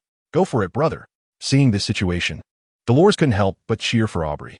Hearing Dolores's voice, Aubrey's fighting spirit surged even more, and his sword technique became increasingly fierce. In contrast, Rod appeared serious, but in reality, he was holding back. Although Aubrey's swordsmanship was decent, it was only decent. If Rod were to get serious, not to mention unleashing his dominance, even if he were to perform normally, Aubrey would likely have already lost at this point. Compared to Aubrey's solid fundamentals, his biggest weakness was that he was too steady and lacked practical combat experience. which meant that he posed no real threat to Rod. Suddenly, with a crisp sound, the forceful strike not only halted Aubrey's movement, but also shattered his entire sword momentum. With a swipe and a pull of the cross sword in his hand, as Rod's cross sword came to rest at Aubrey's neck, the terrified Aubrey even forgot how to react. It wasn't until Rod's cross sword stopped at Aubrey's neck that Aubrey felt completely drained. That feeling was as if he had experienced life and death. "I lost," Aubrey said bitterly, his fighting spirit dissipating. At this moment, he realized that Rod had always been accommodating him. With a slight smile, Rod patted Aubrey's shoulder and retracted his cross sword, saying, "At your age, your swordsmanship is already quite impressive. Mr. Rod, please don't comfort me. I've guessed it. You were letting me win all along, weren't you?" To this, Rod chuckled and replied, "You've only been practicing swordsmanship for a few years. I've been training for years. It's normal that you can't defeat me. Mr. Rod, tell me honestly, if it really came down to a fight, how many moves could I block from you?" Regarding this question, Rod smiled but said nothing. When Aubrey saw Rod sheath his sword, he was completely stunned. Just as he saw Rod turning to leave, Aubrey suddenly called out, "Mr. Rod, can you teach me swordsmanship?" "Oh." Hearing Aubrey's words, Rod turned around with a frown and said, "The master who teaches you swordsmanship is not weak. Why should I teach you?" In fact, Rod felt somewhat annoyed by Aubrey's request. Although Aubrey couldn't fully grasp the essence of the opponent's swordsmanship, Rod could clearly sense the skill in Aubrey's technique. To have such a renowned master guiding him and yet still be dissatisfied was why Rod felt this way. "But I feel that you are stronger than him, Mr. Rod." Just as Rod was about to respond, a loud laugh suddenly came from the distance. "Oh, a swordsmanship master stronger than me? I would love to see that." Upon hearing this, everyone turned their attention to the approaching figure, who was none other than the kingdom's sword saint, Bill Roy. He is a very clean-looking middle-aged man at first glance, dressed in a wrinkle-free plain robe, with neatly combed black hair, long hands, and a simple face. Bill's appearance is quite ordinary, even understated, but his bright sword-like eyes are striking even in the dark. Upon seeing Bill, Rod couldn't help but show a look of surprise. "Bill, oh, you are?" Hearing William directly state his name, the sword saint Bill looked at Rod with a contemplative expression, then suddenly realized, "You are Rod? You actually remember me." Rod felt a sense of emotion hearing the sword saint call his name. "Ha ha!" Bill burst into laughter, his initial hostility instantly dissipating. "It really has been a long time." Coming to Rod, the two of them reached out to shake hands, and for a moment, they both felt a bit sentimental. 10 years ago, Bill was not the sword saint he is today, but a sword madman challenging everyone, while Rod, equally spirited, was the youngest A-rank shadow of the Shadow Pavilion. They unexpectedly met when Herman brought Rod to the royal city to participate in the trial of the gods. With similar ages and comparable strengths, they developed a deep friendship through their exchanges, but neither of them expected to meet again 10 years later. Master Bill, at this moment, the Duke of Gallop, as the host, finally spoke up. Hearing the Duke's words, Bill released Rod's hand. Looking at the Duke of Gallop, Bill bowed and said, "Your Grace." The Duke of Gallop nodded and asked, "What brings you to my residence this evening?" He added, "I had no plans tonight and just wanted to come and teach Aubrey, but I didn't expect to encounter an old friend."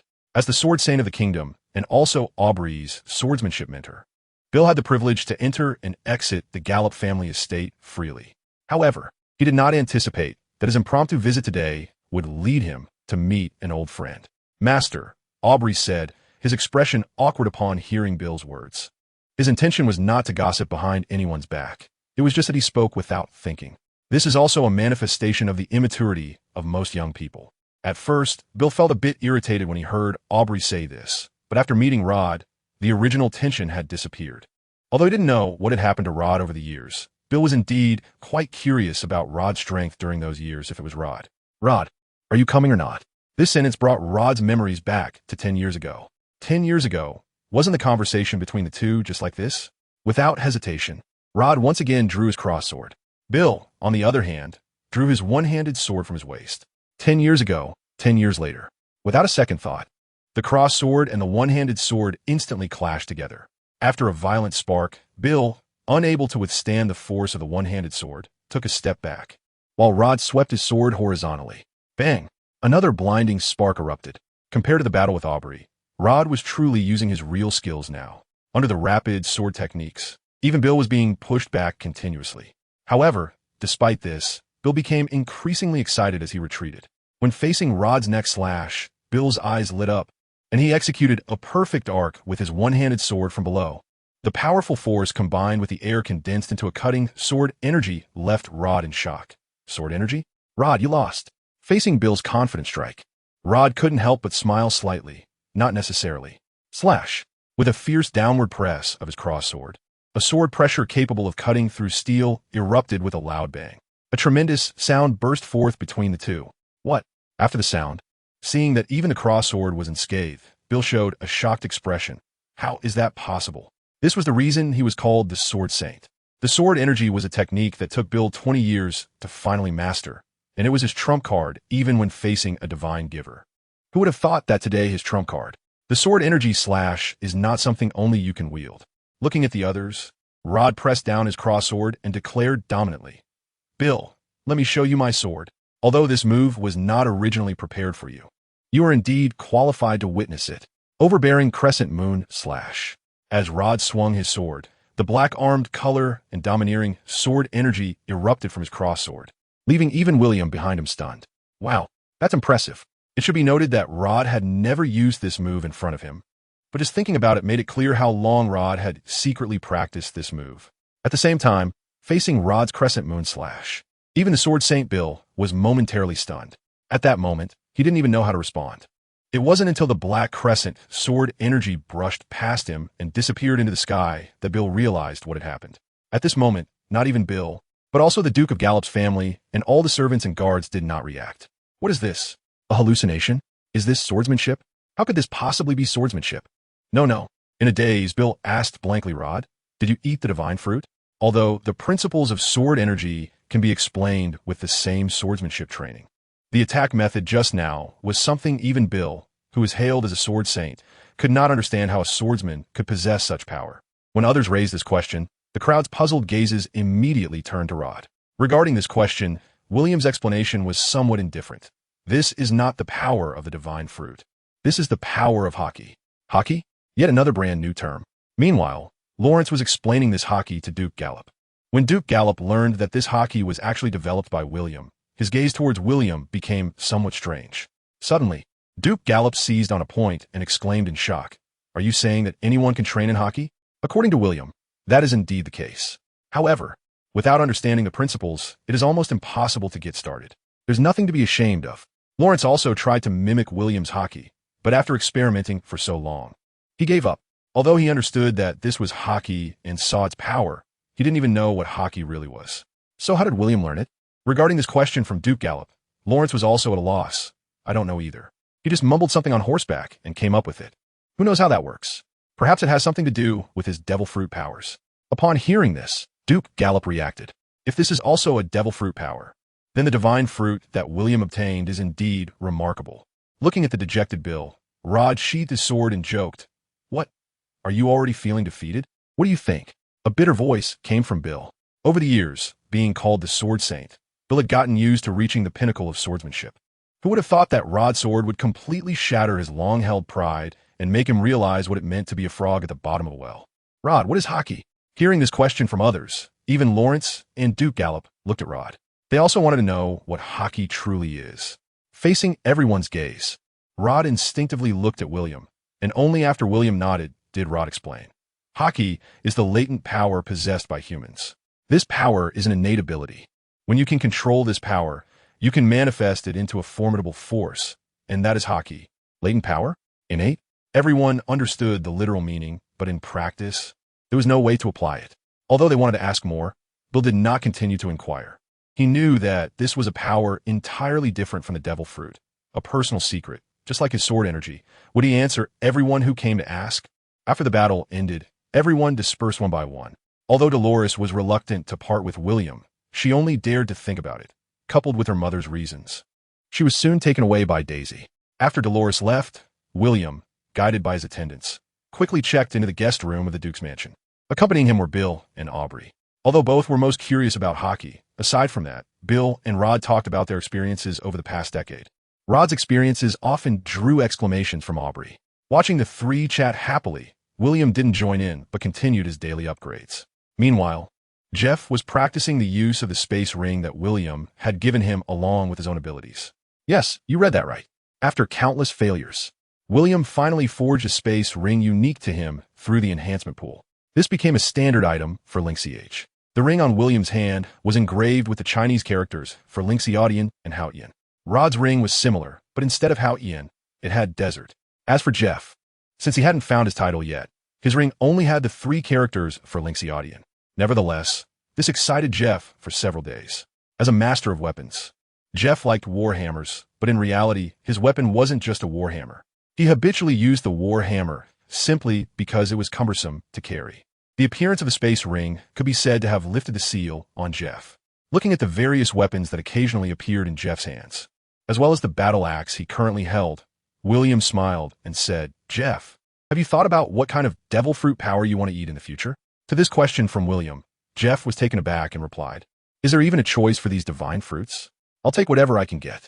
Raising an eyebrow, William said, "Your expectations are that low?" Jeff smiled wryly. "It's not that my expectations are low. Even as a shadow for so many years, apart from seeing the divine fruits in the Devil Fruit Compendium, I've never encountered a divine fruit in real life. It's not that Jeff lacks insight, but rather that 99 of the people on the continent have never truly seen a divinely granted fruit. Although William often encounters those who have been granted by the gods, or encounters the divine grantors from the temple of the god of murder. In fact, ordinary people might go their whole lives without ever meeting a divine grantor. This is the reality." Upon hearing this, William couldn't help but feel a mix of amusement and tears. Imagine if you had to choose. What kind of fruit of power would you prefer to eat, if you could really choose? This question, in fact, Jeff had also fantasized about. I would actually prefer to eat fruits from the paramecia type.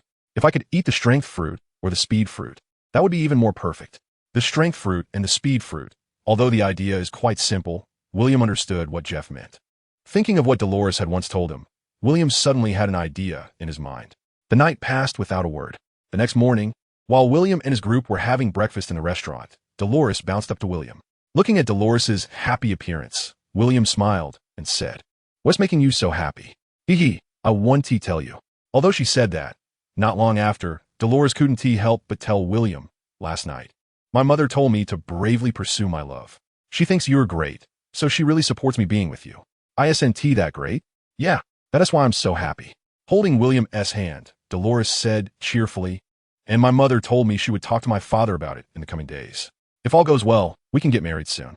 Thinking about marrying William soon, Dolores's eyes became even more dreamy.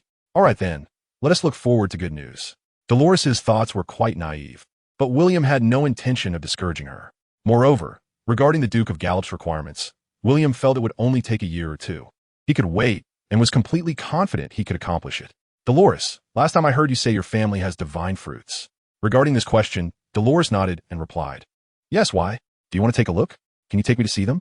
"Of course, no problem." Soon, William followed Dolores to the Gallop family's treasure vault. As expected of the Duke of Gallop's most beloved daughter, the entire vault was completely unguarded for Dolores. Even the guards protecting the vault did not stop her when they saw her. As the treasure vault of the entire Duke's mansion, there was a single guard here. Although the path to the treasure chamber was filled with traps, the defenses here were too lax. Just as William was wondering, an elderly man with gray hair and bleary eyes appeared at the end of the corridor. Upon seeing Dolores and William, the old man's eyes flashed with a strange look, but he showed no intention of getting up, only weakly saying, "Dolores, why did you bring an outsider here?"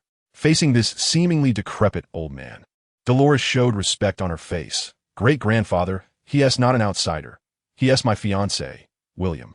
William, this is my great-grandfather, the oldest elder of the Gallop family." "Oh."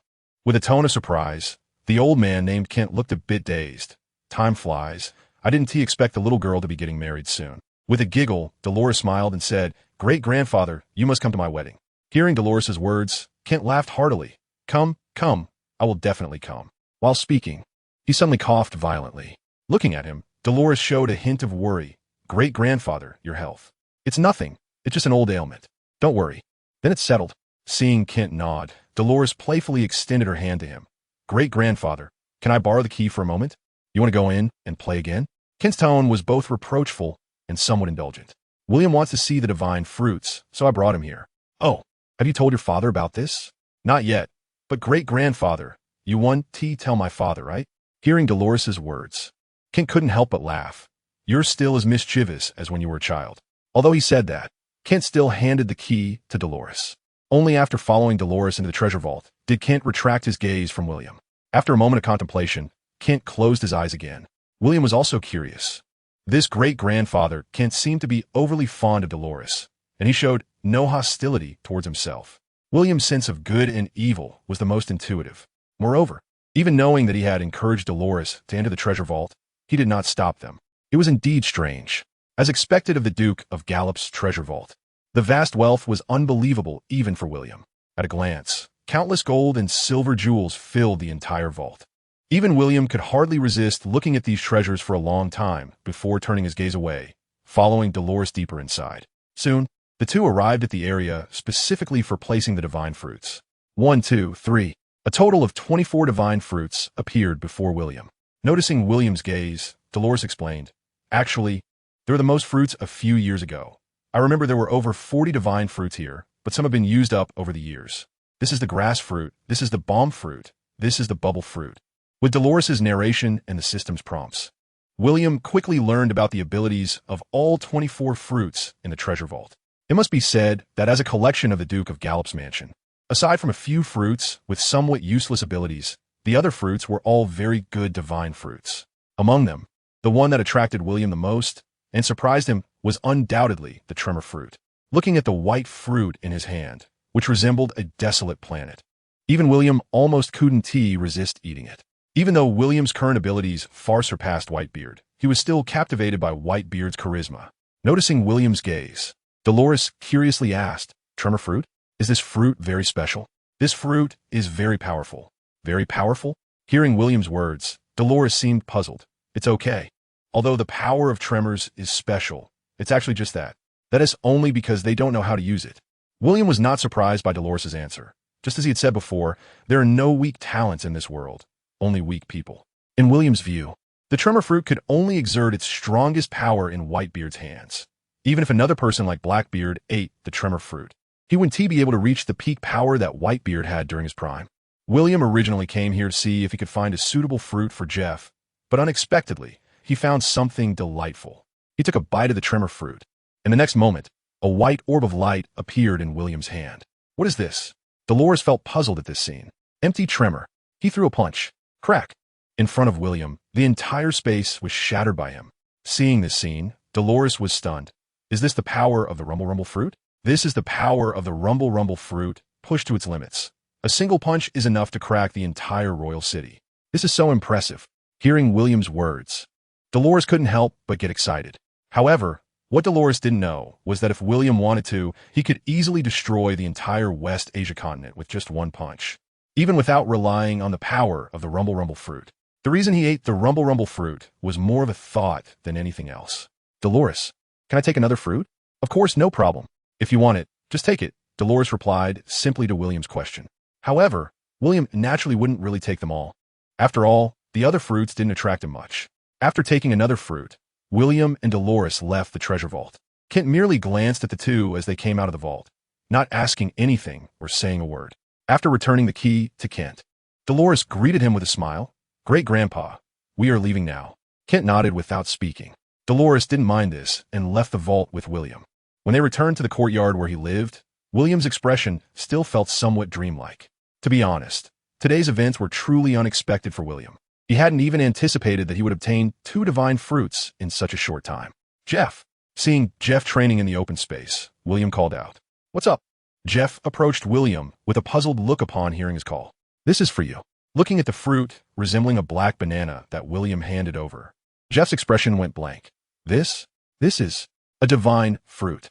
Seeing the fruit in Jeff's hand, Rod couldn't help but rush over in surprise. "What kind of fruit is this?" Curious, Rod compared it to his memory, but couldn't recall it for a moment. "This is the diamond fruit," Dolores explained from the side.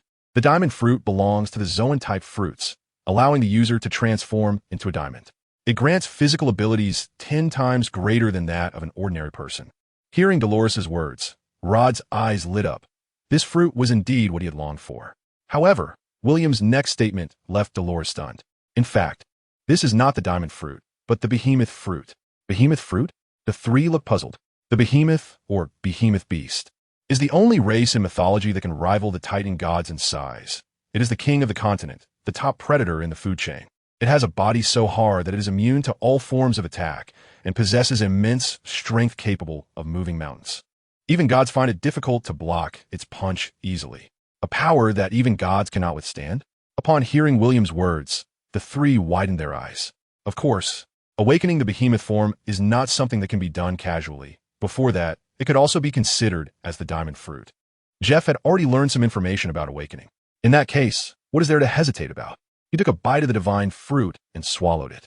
The next moment, Jeff's body transformed into a behemoth towering over two people. Feeling the explosive power within him, Jeff couldn't help but roar towards the sky. After venting for a while, Jeff quickly calmed down. Once his body gradually returned to human form, he turned to Rod and said, "Rod, shall we have a competition?" "Sure." Unlike the last time, this time the two unleashed a nearly frenzied battle without holding back. However, they both tacitly refrained from using hockey, which resulted in Rod being completely overwhelmed for a time. Regardless of strength, speed, or physical defense, there was a huge difference. The power of the Zoan-type divine fruit far exceeded that of the elemental type, until Rod began to use the powers of the desert fruit, at which point the battle was completely turned around.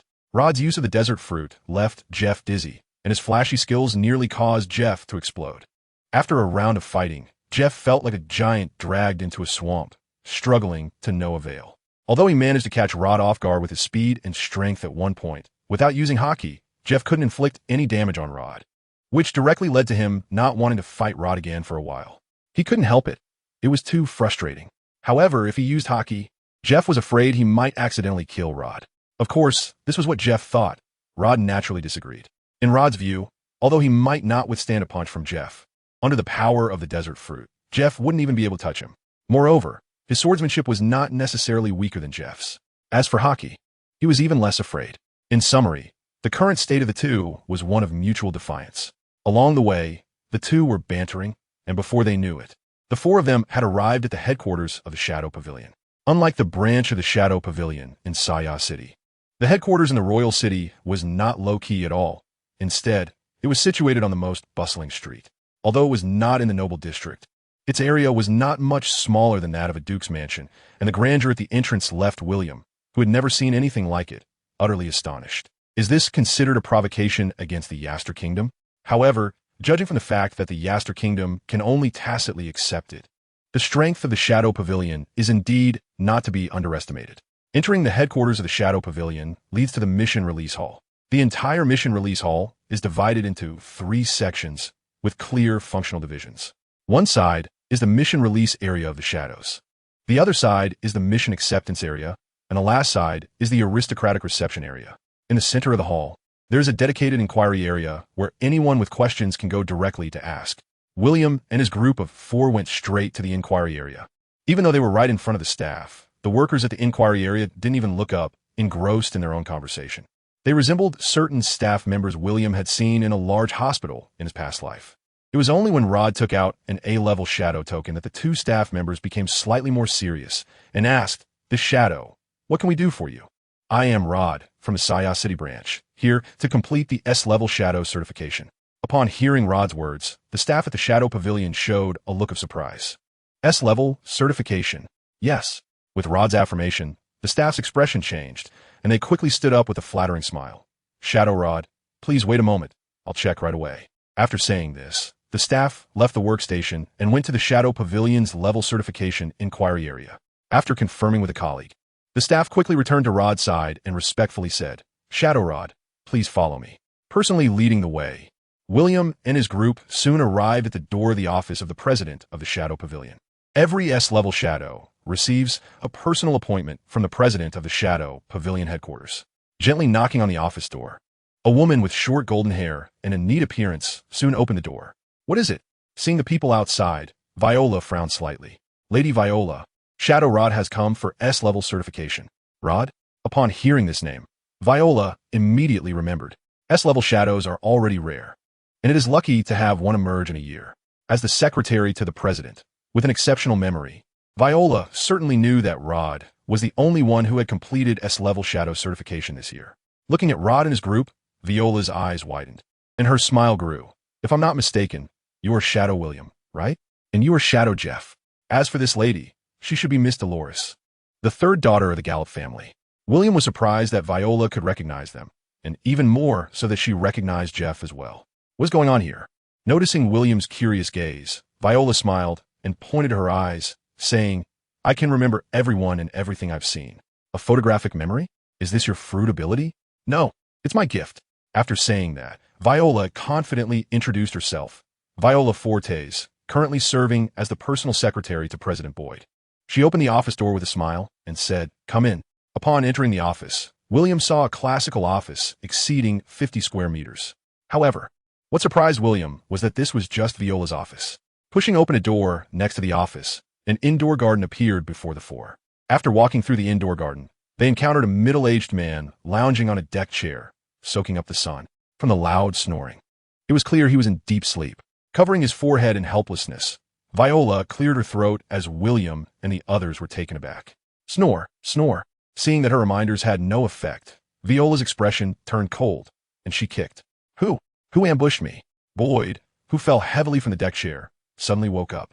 Upon noticing it was Viola, Boyd couldn't help but smile wryly. Viola, what are you doing?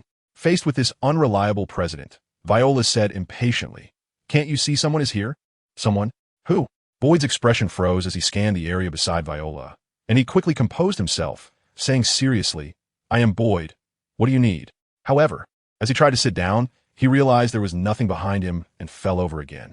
William and the others, after a moment of calm, Boyd returned to the office, where he had now completely regained his serious demeanor. However, the earlier scene was too memorable, and thus, Dolores couldn't help but stifle a laugh while looking at Boyd. Not just Dolores, even William felt this guy was a bit of a clown. Viola, the shadow token for Rod should be ready, right?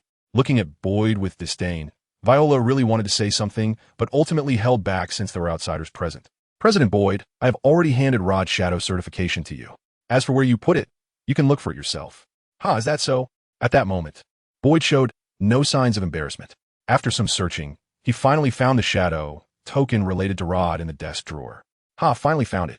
Digging out Rod's token from a pile of items, Boyd smiled and handed it to Rod, saying, Congratulations, Rod Shadow. Thank you. Although this token seemed insignificant to Boyd, it was like a treasure in Rod's hands. After carefully examining the token, Rod carefully stored it in the Ling Shao ring. Clapping his hands, Boyd looked at Viola, sighed in relief, and asked, So, is there anything else I haven't done? Viola couldn't help but roll her eyes. Of course there is. As a newly promoted S-rank shadow, Rod Shadow has a chance to enter the Shadow Treasury. There's this too? Seeing William and the others looking at him strangely, Boyd awkwardly said, Sorry. I only became president last year, and some of the business matters I'm not particularly familiar with. No wonder. Hearing this, everyone understood why this guy seemed unreliable. Rod curiously asked, What about the former president? Just as he was about to speak, Boyd suddenly noticed Viola's gaze and quickly changed his words. That's a secret, so you don't need to worry about it. As for entering the Shadow Treasury, you can go in with this. Searching through the drawer again, Boyd took out a token with a special pattern, and after handing it to Rod, he said, As for the others, they can't go. Outsiders are not allowed in. William nodded and said to Rod, Then you can go by yourself for now. I understand. I'll come find you later. After saying that, Rod turned to leave. At that moment, Viola spoke up, If no one takes you to the Shadow Treasury, you won't find it. Wait a moment. I'll have someone take you there. Naturally, Rod would not refuse. After speaking to Rod, Viola looked at William with a strange expression. According to the news from the Saya branch, you should be one of the participants in this year's divine trial, right? Yes. William nodded and took out the token that Hermann had given him from his ring. After receiving and examining the token, Viola nodded in confirmation. Yes, this is indeed President Hermann's token. At this moment, Boyd, who had been silent, sighed and said, The trial of the gods is approaching. The annual competition is coming up so fast, Viola. How many recommenders from other branches have arrived? President Boyd, William is currently the first to arrive, but there's no rush. There are still 3 months until the trial of the gods. Perhaps because there were others present. Boyd and Viola didn't discuss the trial of the gods much. After registering William's information, they didn't say anything further. Meanwhile, the person Viola had specially arranged for Rod had already arrived at the office. After Rod left, William was also preparing to leave when Boyd's voice suddenly echoed in his ear. If you have time, come find me alone. Nodding subtly, William left the office with the others. Time passed slowly, and just as William was about to fall asleep while waiting, Rod approached him with a joyful expression. So happy. Noticing the smile on Rod's face, William felt a bit puzzled. I got a very powerful fruit. As he spoke, Rod took out the fruit from the Ling Xiao ring. Because there were no other people in the VIP room, Rod wasn't worried about being seen. While talking, Rod retrieved the divine fruit he had obtained from the treasure vault in the Shadow Pavilion. This is a fruit that resembles a volcanic eruption, the magma fruit. Looking at the fruit in Rod's hand, the voice from the system informed William of the name of this fruit. It is indeed the magma fruit. William couldn't help but feel surprised upon seeing this fruit. Regardless of how Sakazuki is portrayed in One Piece, and regardless of whether Oda's claim that the magma fruit is a higher tier fruit than the Mera Mera no Mi is correct, the power of the magma fruit is undoubtedly formidable. Giving this fruit to Garcia is simply impeccable. At this point, a smile unconsciously appeared on Rod's lips. Currently, in Ling Xiao Pavilion, only Garcia has not consumed a divine fruit. Giving this magma fruit to Garcia means that Ling Xiao Pavilion will now have 4 divine beings. Coupled with the power of Haki, this level of strength is something that Rod once wouldn't even have dared to imagine. At this moment, Dolores suddenly spoke up. William, do you think I can join the Ling Xiao Hall as well? Dolores' words caught William off guard, and he replied, of course you can, but if you want to join, you must enhance your strength. William had his own plans for the Ling Xiao Hall. Even though it was Dolores, he didn't want to break his own setting. If it's about getting stronger, I can do that too. Along the way, being constantly hunted and facing various encounters, Dolores actually began to have thoughts about becoming stronger. Moreover, the power of Haki was also bestowed upon her by William. If it were a God-given fruit, she could find it readily available in the Duke's mansion if she wanted it. As for your God-given fruit, I have other arrangements. If you want to join the Ling Xiao Palace, then starting tomorrow, you need to practice hard. Can you persevere? Trust me, Dolores said firmly. That afternoon, after returning to the Duke's mansion, Dolores couldn't help but start training. To accelerate Dolores' training speed, William even chose to personally instruct her. What pleased William was that even though he didn't hold back, Dolores gritted her teeth and persisted. However, after the training ended, Dolores couldn't help but shed tears in William's arms. After all, persistence is one thing, and feeling wronged is another. As for William, he naturally left a private message.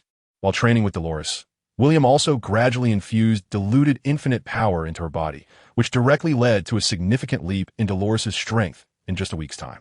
Peak observation Haki, peak armament Haki, and even Conqueror's Haki entanglement. Even Rod and Jeff were utterly shocked by Dolores' training in Haki, to the point where Dolores even thought she was truly a martial arts genius among millions. About 4 kilometers away from the Gallop Duke's mansion, this residence had now become William's home. With the friendship and help of Duke Gallop, William purchased this mansion at a price 3 times lower than the market value. Here, it also became the base of the Ling Xiao Palace's Royal City Division. Perhaps for most people in this world, such a mansion would be a lifelong dream home. But for William, this mansion could never become the headquarters of the Ling Xiao Palace. On the 3rd day of moving into the new mansion, Rod approached William with a serious expression. What's wrong? Noticing Rod's demeanor, William asked curiously. William, I want to complete the task of the Elixir of Immortality. William naturally understood the task of the Elixir of Immortality. It was a mission that changed Rod's destiny and also his lifelong pain. Do you need my help? William didn't say much, just asked softly. I came to ask for your help.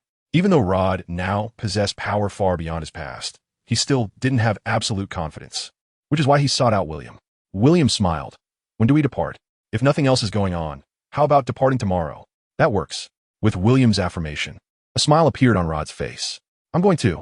At this moment, Dolores, who was beside them, couldn't help but speak up. After much effort, she had developed powerful abilities and was eager to try them out. This, if it were her own mission, William wouldn't have said anything. However, knowing that the nature of this mission was different, William looked at Rod. No problem, let's go together then. If it were the old Dolores, Rod definitely wouldn't have let her go, not to mention the cumbersome issues. The danger level, there was something Rod wouldn't want to bear the consequences of if anything went wrong. However, the current Dolores was such that even Rod couldn't guarantee a win, so he naturally didn't have to worry. While Rod left to purchase supplies, William took out the lady's golden holy armor that he had prepared long ago from the system space. As he handed over the golden necklace, Dolores was puzzled about why William was giving this to her. Click, click, click, click.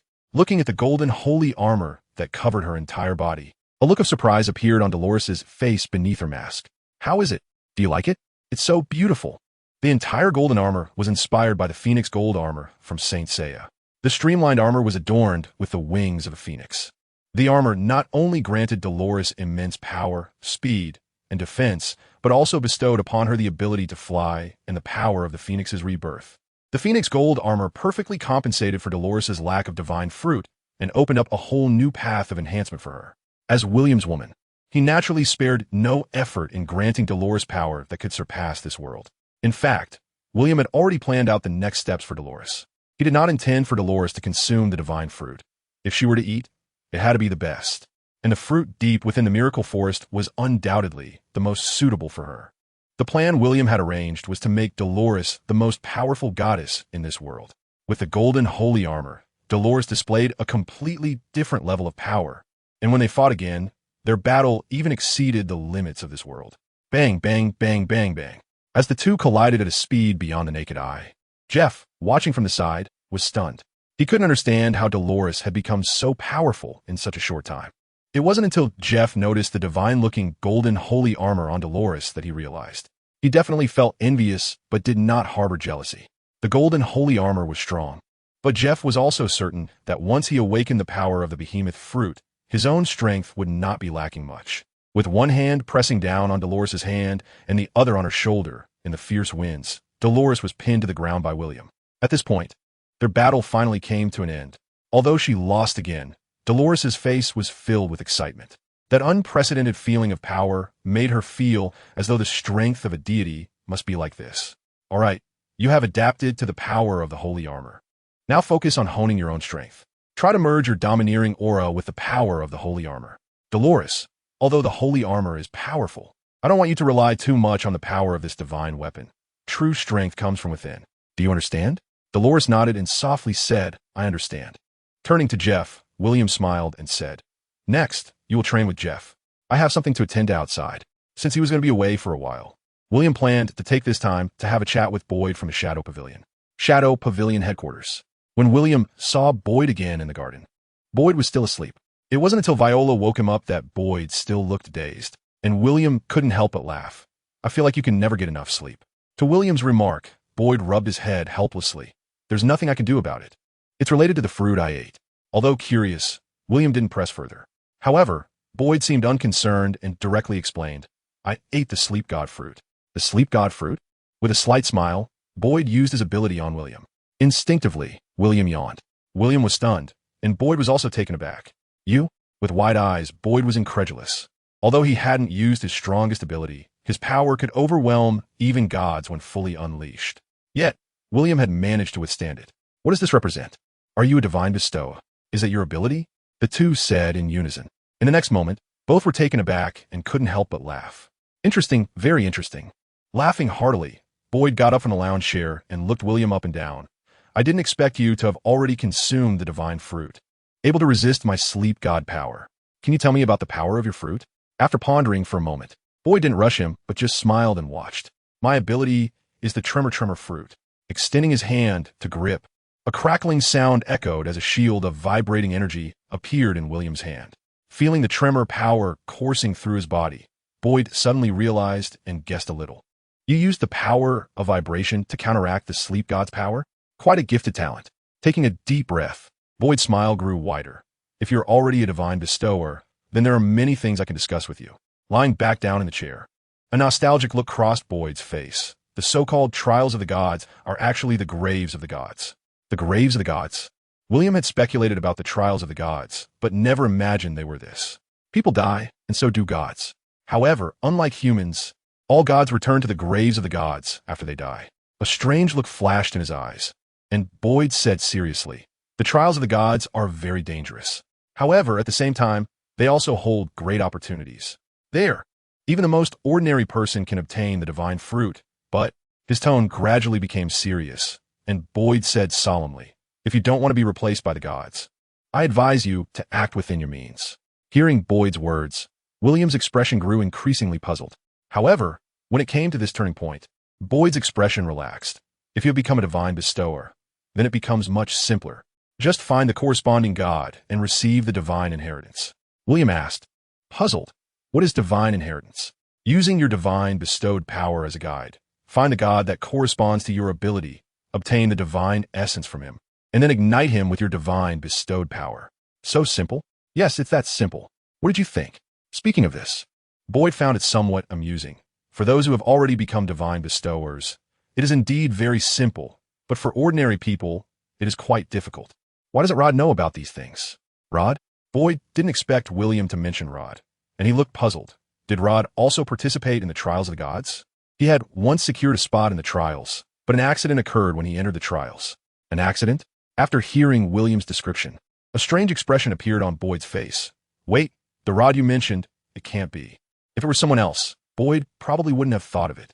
However, as the first and only shadow in the history of the Shadow Pavilion to successfully advance in the trials of the gods, but ultimately not participate, Boyd remembered it vividly. Could it be that there was some hidden truth behind that incident? Noticing the expression on Boyd's face, William's brows furrowed slightly. Thinking of this, William asked, Boyd, who exactly issued the mission regarding the water of life back then? Although surprised that William had guessed some things, Boyd ultimately apologized. I'm sorry. The issuer of this mission does not want to disclose their identity, so the Shadow Pavilion must also adhere to the relevant agreements. Hearing Boyd's words, William's expression gradually turned cold. Although he didn't obtain the information he wanted, Boyd's words made William understand that he had already grasped the key to the problem. Thinking of this, William changed his approach and asked, I want to know who replaced Rod to participate in the trials of the gods. As soon as the words were spoken, Boyd's heart sank and a complex expression crossed his eyes. Did he guess it? But then again, with such an obvious hint, it wouldn't be surprising if he could figure it out with a little reasoning. It was Lambert Marshall. Thank you. Without saying anything more, after greeting Boyd, William quickly left Boyd's office. Seeing William approach her, Viola asked curiously, William, is there something you need? I need some information on a person. Can you help me find it? Whose information do you want? Viola inquired with curiosity. Lambert Marshall. Upon hearing this name, a subtle look of weirdness appeared on Viola's face. But in the end, she didn't say much more. It wasn't until William left with Lambert's information that Boyd, with a calm expression, walked over. He left? Yeah. He took Lambert Marshall's information with him. Nodding, Viola looked at Boyd with a puzzled expression. Why did you tell him about this? Not looking at the way Viola was gazing at him, Boyd's eyes held a hint of amusement. Although I can't take action myself. It's time to clean up the mess in the organization. Aren't you afraid he might have an opinion about you? These things will eventually come to light. Do they really think they can hide it forever? Otherwise, why do you think that old man was in such a hurry to retire? It's because some things can no longer be suppressed. At this point, a hint of self-mockery appeared on Boyd's face. Otherwise, why do you think he willingly gave this position to me? It's a public scheme, and I couldn't refuse. After all, who wouldn't want to sit in this position? Besides, I'm not necessarily going to lose. Do you think William can win? I don't know. He gives me a strange feeling. Perhaps he'll surprise me. Besides, he's just my backup. Even if he loses, it won't be a loss for me, right? However, what Boyd and Viola didn't know was that their entire conversation was overheard by William. If from the beginning, William's sense of good and evil did not detect Boyd's malice, then when Boyd mentioned Rod, the sense of good and evil alerted William. Although it wasn't pure malice, it did catch William's attention. A group of ants attempting to scheme against a giant. I wonder who gave you this courage. A smirk appeared on William's face as he vanished into the Shadow Pavilion. Rod, let me show you something. What? Taking the information William handed over, Rod looked puzzled. However, when he flipped through all the information about Lambert Marshall, Rod's expression turned very grim. Lambert Marshall, what an impressive name. After all, he was Rod's ultimate opponent back in the day. At this moment, he finally faintly understood why there were no divine bestowers in that year's finals of the God Trial. It turned out that the God Trial was originally a predetermined event, and Rod's appearance completely changed the outcome of this originally fixed situation. To make up for this mistake, the Shadow Pavilion headquarters even directly assigned a task that was originally a high-level mission. Moreover, to lure Rod into the trap, the previous president, Morton Marshall, personally took the stage to let Rod take on this task. Rod never expected that everything from back then was actually a trap. Clenching his fists tightly, Rod's expression turned extremely grim. At present, the only thing preventing Rod from exploding was that all of this was merely his own speculation. Even though Rod was well aware that this speculation was nearly close to reality, without any evidence, all of this was just speculation. Noticing Rod's expression, William calmly said, If you want to know the reason behind all this, you must go to the Life Water mission. Perhaps we can find all the answers there. Taking a deep breath, Rod nodded and said, For now, we have no other choice. However, at this moment, Rod's heart was extremely conflicted. Because Rod knew that after he got into trouble back then, Herman had also gone to the Life Water mission site. but the outcome was unknown. Herman, I hope you had no part in all this. Lowering his head, Rod felt bitter to the extreme. If Herman was also involved in this matter, then Rod's whole life would truly be a joke. Herman, before this matter is clarified, please don't tell anyone, William. Don't worry, I have it under control. Nodding, without saying anything more, Rod silently left the hall. A night without conversation. The next morning, as if nothing had happened the day before, Rod was leaning on his horse, chatting and laughing with Jeff. It wasn't he until William came out that the two exchanged a tacit nod. When the four of them were ready to leave, unexpectedly, at the city gate, William noticed a familiar figure. Lawrence. Upon seeing the other party, Dolores's face turned a bit awkward. Dolores, where are you planning to go? Stepping forward, Lawrence asked with a smile. In fact, Lawrence had noticed some strange behavior from Dolores the day before, and thus, when he discovered that Dolores had surprisingly gotten up early, he quietly waited at the city gate. And the result indeed did not exceed Lawrence's expectations. Noticing Dolores's expression, William couldn't help but smile wryly. Didn't you tell your family? Dolores retorted, if I told them, they wouldn't let me go out. Sighing helplessly, Lawrence said, Dolores, it's not that I don't want you to go, but if you go on a mission with Master William, you'll only hold him back. Do you understand? I become stronger. Hearing this, Lawrence became even more speechless. Dolores, do you know what becoming stronger means? Don't you believe me? A smile appeared on Dolores's lips. Just as William was about to stop this scene, suddenly, a golden conqueror's hockey erupted, centered on Dolores. Boom! At the moment of the hockey's eruption, everyone in sight at the city gate of the royal city was swept away. Until everyone had collapsed, Lawrence, with a flushed face and wide-open eyes, could no longer withstand it and fell heavily to the ground with a thud. At this point, the entire city gate was silent. Seeing this scene, Dolores realized that she might have gone a bit too far. Playfully sticking out her tongue, Dolores instinctively looked at William. What should we do? Just let it go. Let's leave. Hearing this, William couldn't help but smile wryly, now that it had come to this. What else could they do but act as if nothing had happened, until the four of them had left the royal city far behind? It was only after a long time that the strongest, Lawrence, finally woke up. At this moment, countless people surrounded the area, including groups of soldiers from the kingdom. Upon noticing the kingdom's soldiers, Lawrence immediately chose to withdraw. However, just as he was about to leave, he was stopped in his tracks by a familiar figure.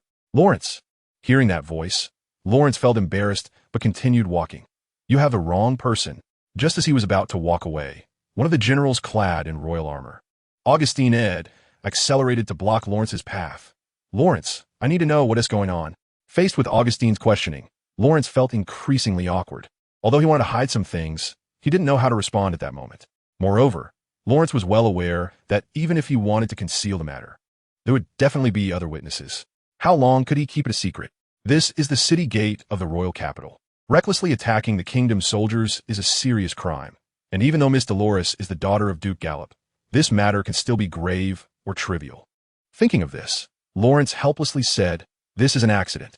Although Lawrence wanted to downplay the situation, Augustine pressed him further, asking, an accident? What kind of accident? Stepping closer, Lawrence whispered in Augustine's ear, this incident was caused by Miss Dolores accidentally awakening a divine fruit. So, can you give us some consideration? Augustine, with a square face and a serious expression, was taken aback, also surprised that this incident was caused by the third miss of the Gallop family. However, given the circumstances, Augustine couldn't simply let it go.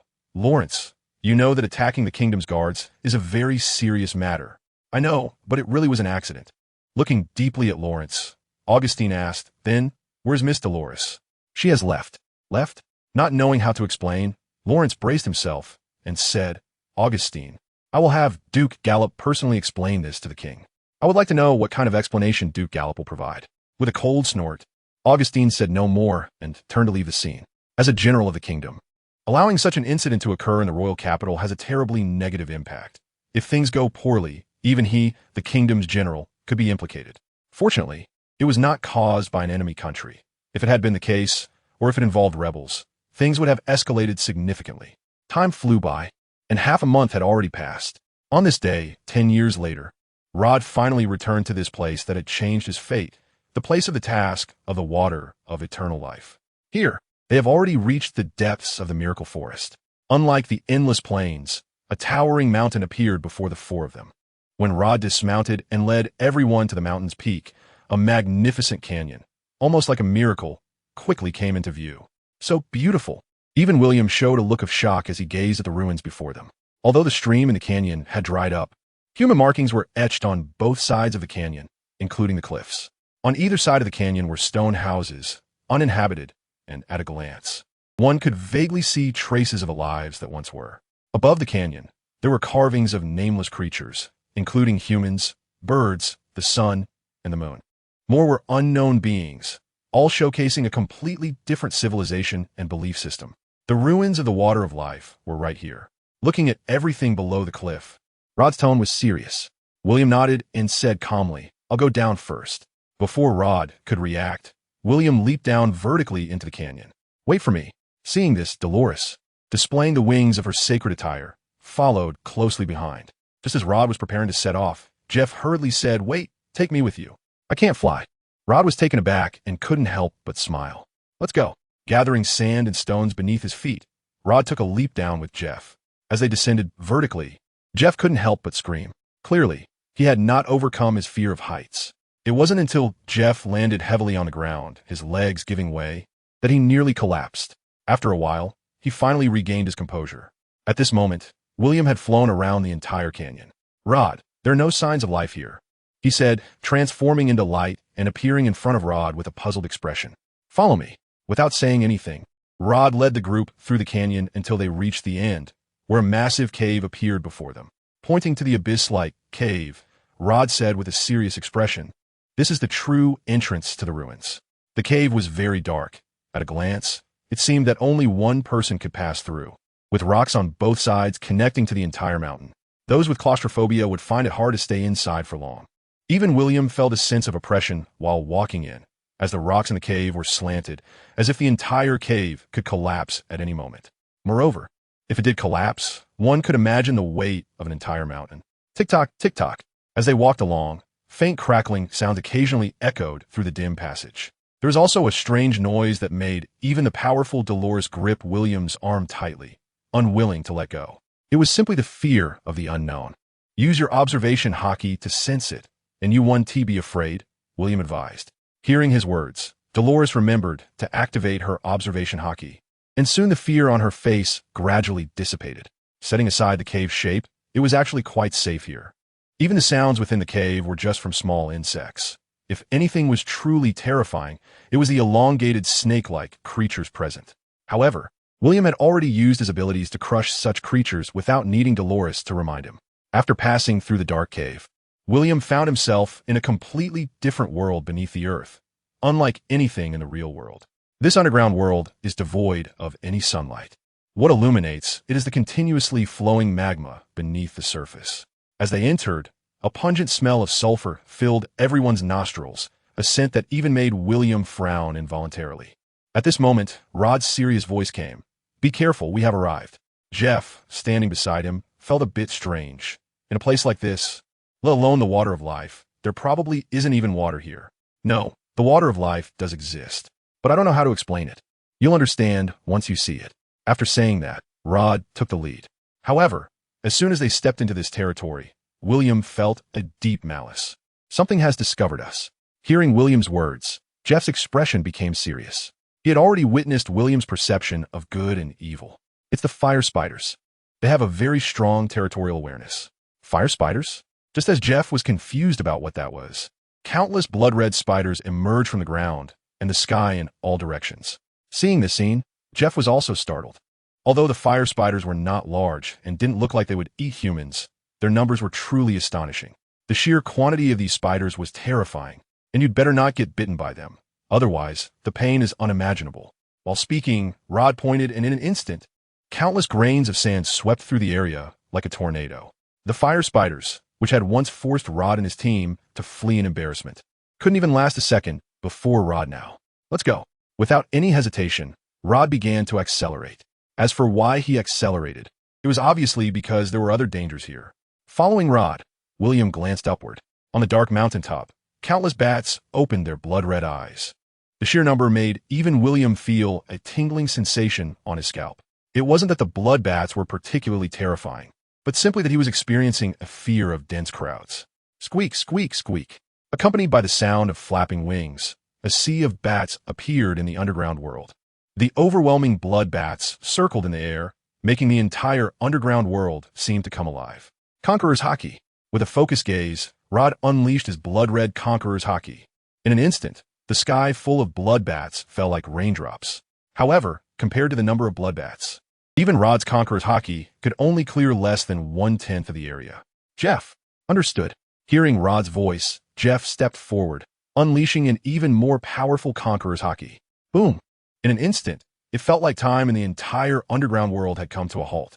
At the same time, Rod took a step forward and placed his hand on the ground. Sanjutsu, quicksand torrent. Boom! The next moment, countless waves of sand surged toward the blood bats before them. At this point, there were no more blood bats in front of the four. Let's go. Still showing no signs of stopping, Rod stepped forward on the waves of sand. As they delved deeper into the underground, the temperature around them kept rising. And before they knew it, the air was becoming thin under the scorching heat. Struggling to breathe, Dolores asked, Rod, haven't we arrived yet?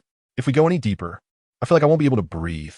Pointing to the distant mountain, Rod said, just hold on a bit longer. We'll be fine once we get inside there. After saying that, Rod accelerated again. However, suddenly, William's sense of malice kept reminding him. Stop.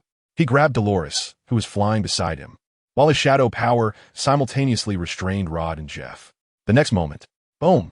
In the depths of the underground, terrifying magma erupted into the sky. Seeing the scene, Rod and Jeff broke out in a cold sweat. If they had taken one more step, they might have died. Watching the magma erupting, William pulled the four back a distance, and in a short while, the ground beneath them had turned into a sea of fire. In the magma, a demon's hand covered in magma appeared, along with a devil that was nearly 3 meters tall. What the hell is that? Seeing this monster, Jeff's face changed dramatically. Upon seeing the being, William instinctively said, Flame Demon? With a look of surprise, Rod also didn't expect that William would recognize its identity. This is a flame demon, a creature that lives off magma. Its most terrifying ability is to spew magma, but it shouldn't be here. Last time, our team only encountered such a terrifying monster in the later stages of the ruins. However, Rod also didn't expect that they would encounter a flame demon so soon after just entering the first layer of the ruins. It seemed someone had brought it out. William gestured to the massive penetrating wound on the flame demon's chest, his tone puzzled. How can it survive with such an injury? As long as the magic crystal isn't shattered and there's magma, it can continuously heal itself. As soon as Rod finished speaking, the flame demon charged at the four like a mad ghost. Scatter. With the command, the four immediately scattered. With the power of observation Haki, the flame demon couldn't even touch them. Even Dolores, relying on her observation Haki and the wings of her sacred garment, easily dodged the flame demon's attack. Just when Dolores thought this monster was all it could do, suddenly, a whip made of condensed magma appeared in the flame demon's hand. Seeing the fiery whip coming toward her, a glimmer of fear flashed in Dolores' eyes. Bang! The fiery whip collided violently with the sand, and Rod shouted from a distance. Fall back. You scared me. Take this punch. Seeing this scene, Dolores charged forward instead of retreating, stepping onto the sand, her armament Haki manifesting. She delivered a heavy punch to the flame demon's face. Boom! With a scream, the flame demon was knocked to the ground by Dolores. As she watched the giant body fall, a surprised Rod pressed down with both hands. Sanjutsu, sandstorm burial. Buzz. Countless grains of sand swallowed the flame demon, and in no time, the entire flame demon was consumed by Rod's sandstorm burial. The next moment, bang! Black blood continuously oozed from the quicksand. The flame demon was dead. At this point, the malice dissipated. Let's go. William, who had not intervened throughout, took the lead and walked into the next cave. Initially thinking it would be better once they entered the cave, they found that the entire cave had become even hotter. How we walked into magma? Rod, didn't you say it would be fine once we got inside? At this moment, Dolores was breathing heavily, her face flushed. Yet there was not a trace of sweat on her body, because any moisture here would evaporate in an instant. It's getting better.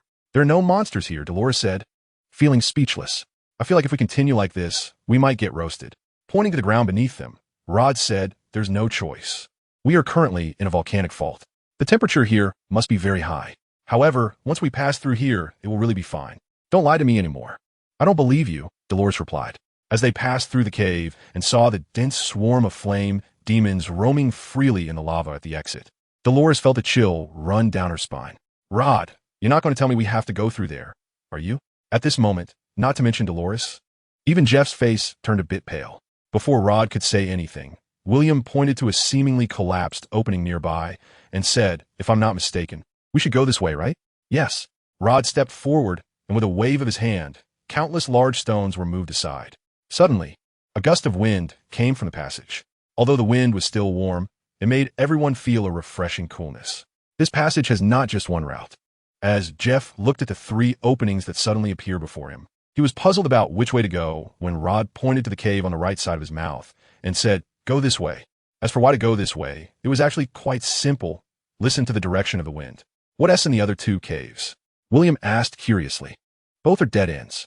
However, one is filled with traps, and the other leads to the infernal demon's lair." Although Rod spoke lightly, William could guess that these 2 paths had probably cost Rod's team a significant price in the past. Noticing William's gaze, Rod said with sadness, "Back then, we lost 2 brothers on those 2 paths. When we reached this point, I should have turned back. But my pride and arrogance ultimately led the team into a dead end." At this moment, William also understood why Rod's team suffered such heavy losses this time. To say it was a disaster is an understatement. It was fortunate that Rod was able to return alive. As they advanced, the original high temperature gradually dissipated, replaced by a chill. Jeff spoke up, "Am I imagining things? Why do I feel cold?" It wasn't an illusion. This was the terrifying aspect of this mission, 2 extremes of ice and fire. While speaking, Rod took out a woolen cloak from his ring and handed it to the 3 of them. "Don't worry, I've prepared everything." However, only Jeff accepted the cloak, while William and Dolores waved their hands to refuse. William's body could handle this little bit of cold. Even if he were to soak in magma, it wouldn't be a problem. As for Dolores, it didn't matter much due to her divine armor. Seeing this, Rod didn't say anything more and, after wrapping himself and Jeff in the cloak, they continued onward. Before long, the entire passage even showed signs of frost. In this icy passage, William unexpectedly saw no fewer than 1 frozen corpse. The corpses were all facing towards the cave's exit, which showed how terrifying the creature they had encountered was. Looking at the bodies, William's expression held a hint of confusion. "Rod, are any of these your team members?" "No, these corpses were already here when we arrived." Shaking his head, Rod quietly said, "In fact, their existence serves as a warning to outsiders. Do not step inside."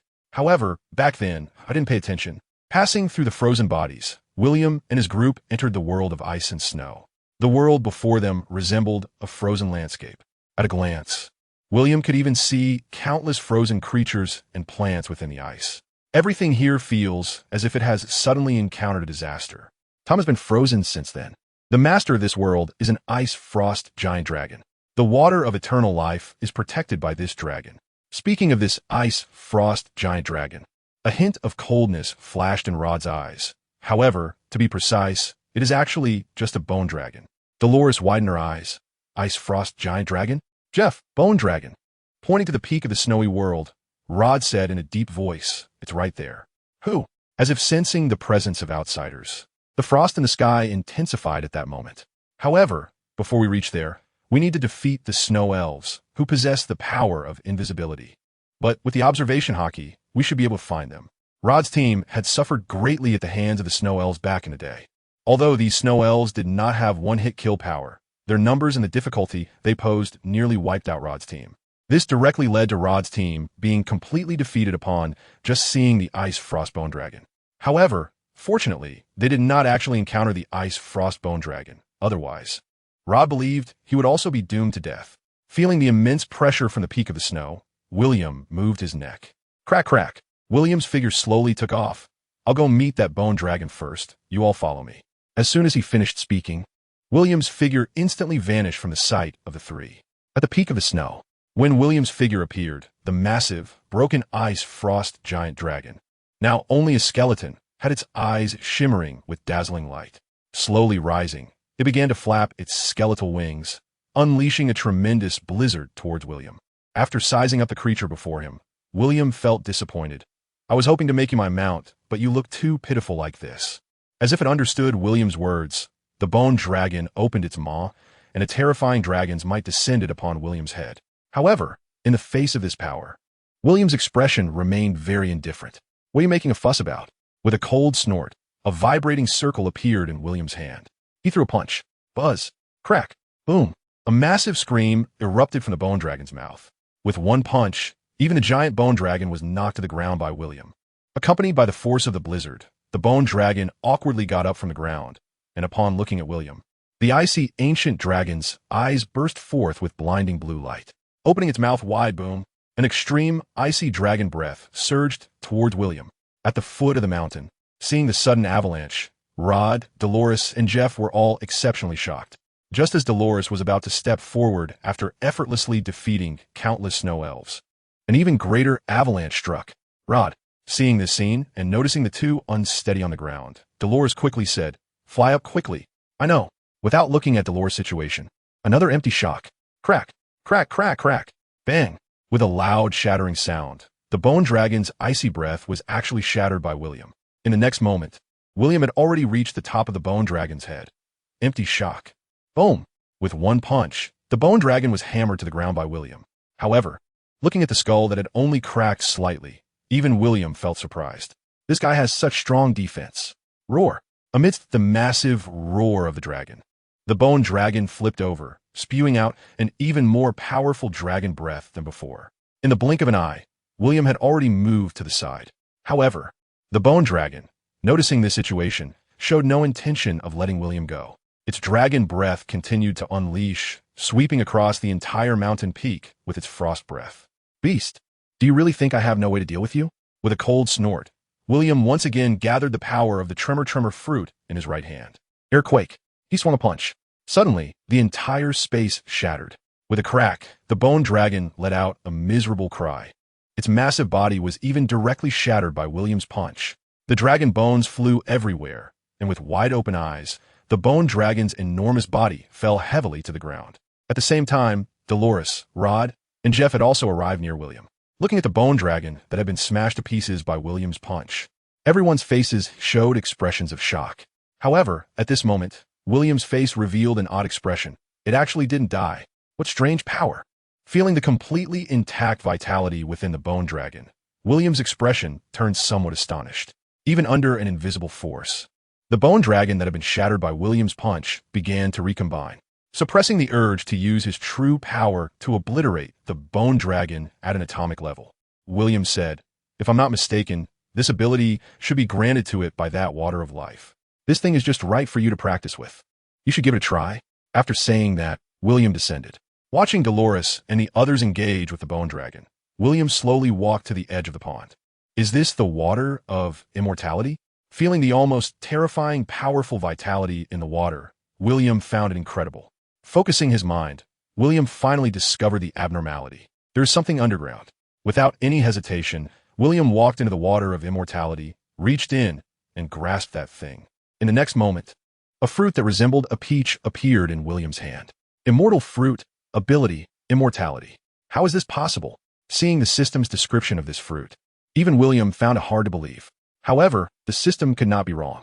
This means that this fruit is indeed the immortal fruit. When William took the immortal fruit out of the water of immortality, the bone dragon, which was fighting Dolores, let out a mournful cry.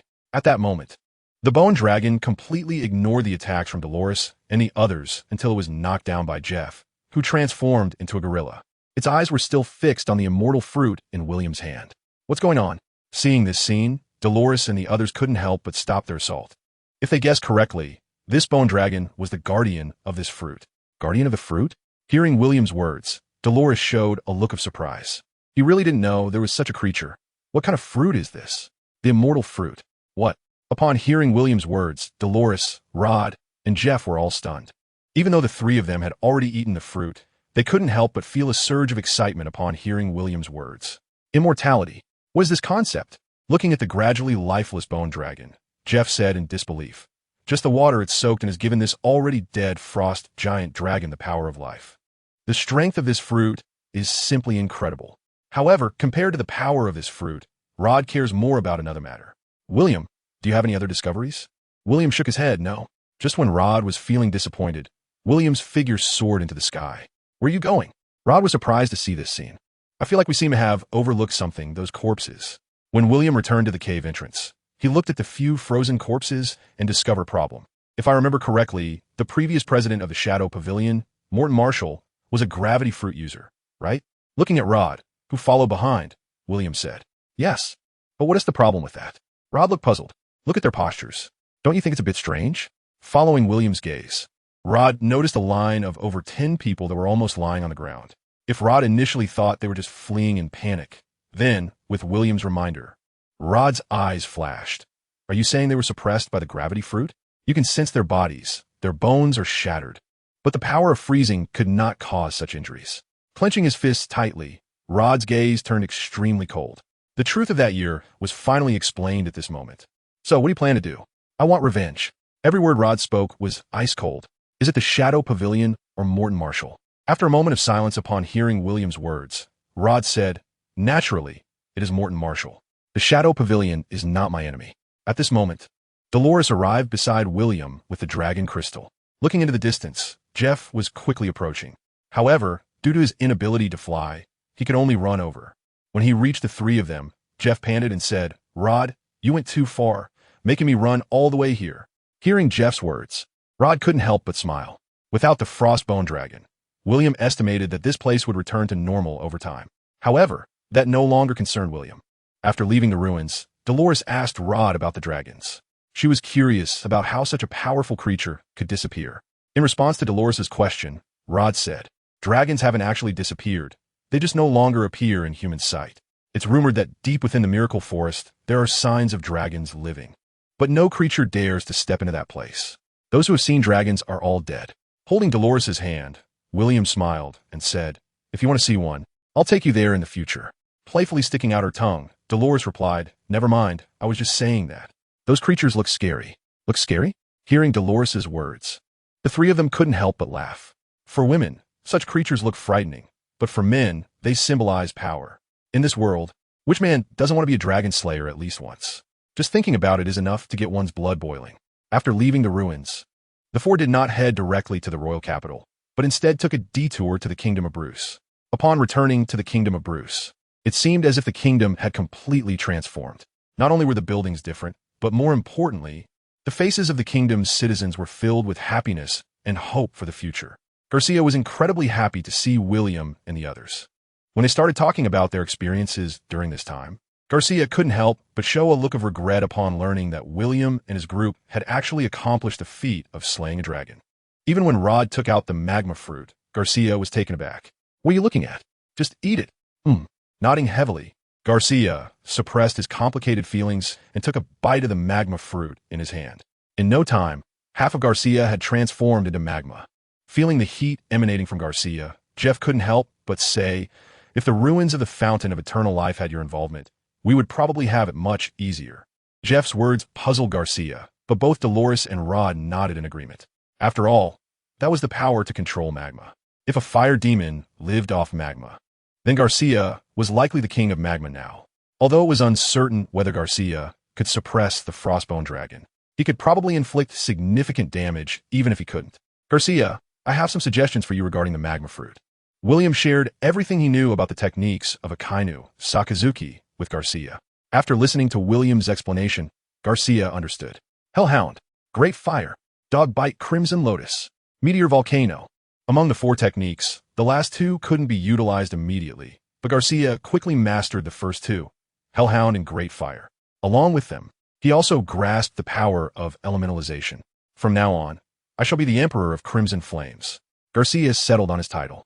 William nodded and handed over the Lingxiao ring marked with crimson flames, saying from now on, keep an eye out for new member candidates. If there are suitable ones, you can recommend them. Looking at Rod and the others, William said lightly, "Once all 10 emperors of the Lingxiao Hall are gathered, I will announce something." Hearing this, the expressions of the three were slightly peculiar. However, in the end, none of them said anything. They were not fools. Although not completely certain, they had a rough idea of what William intended to do by gathering 10 emperors. However, as men, how could they refuse to change this world? In the hall, William sat in his chair, looking at the eternal life fruit in his hand. This fruit is quite impressive, but for William, it feels somewhat wasteful because he knows that after acquiring the photosynthetic constitution, he essentially possesses endless life. However, William is also attracted to the other abilities granted by the fruit of immortality. After hesitating for a moment, William couldn't help but laugh at himself. Why think so much? If it's a waste, then it's a waste. It's just a fruit, and I've actually been so tangled up for so long. After muttering to himself, William took a bite of the fruit of immortality. In the next moment, endless vitality poured back into William's body. He realized that he had been thinking too simply.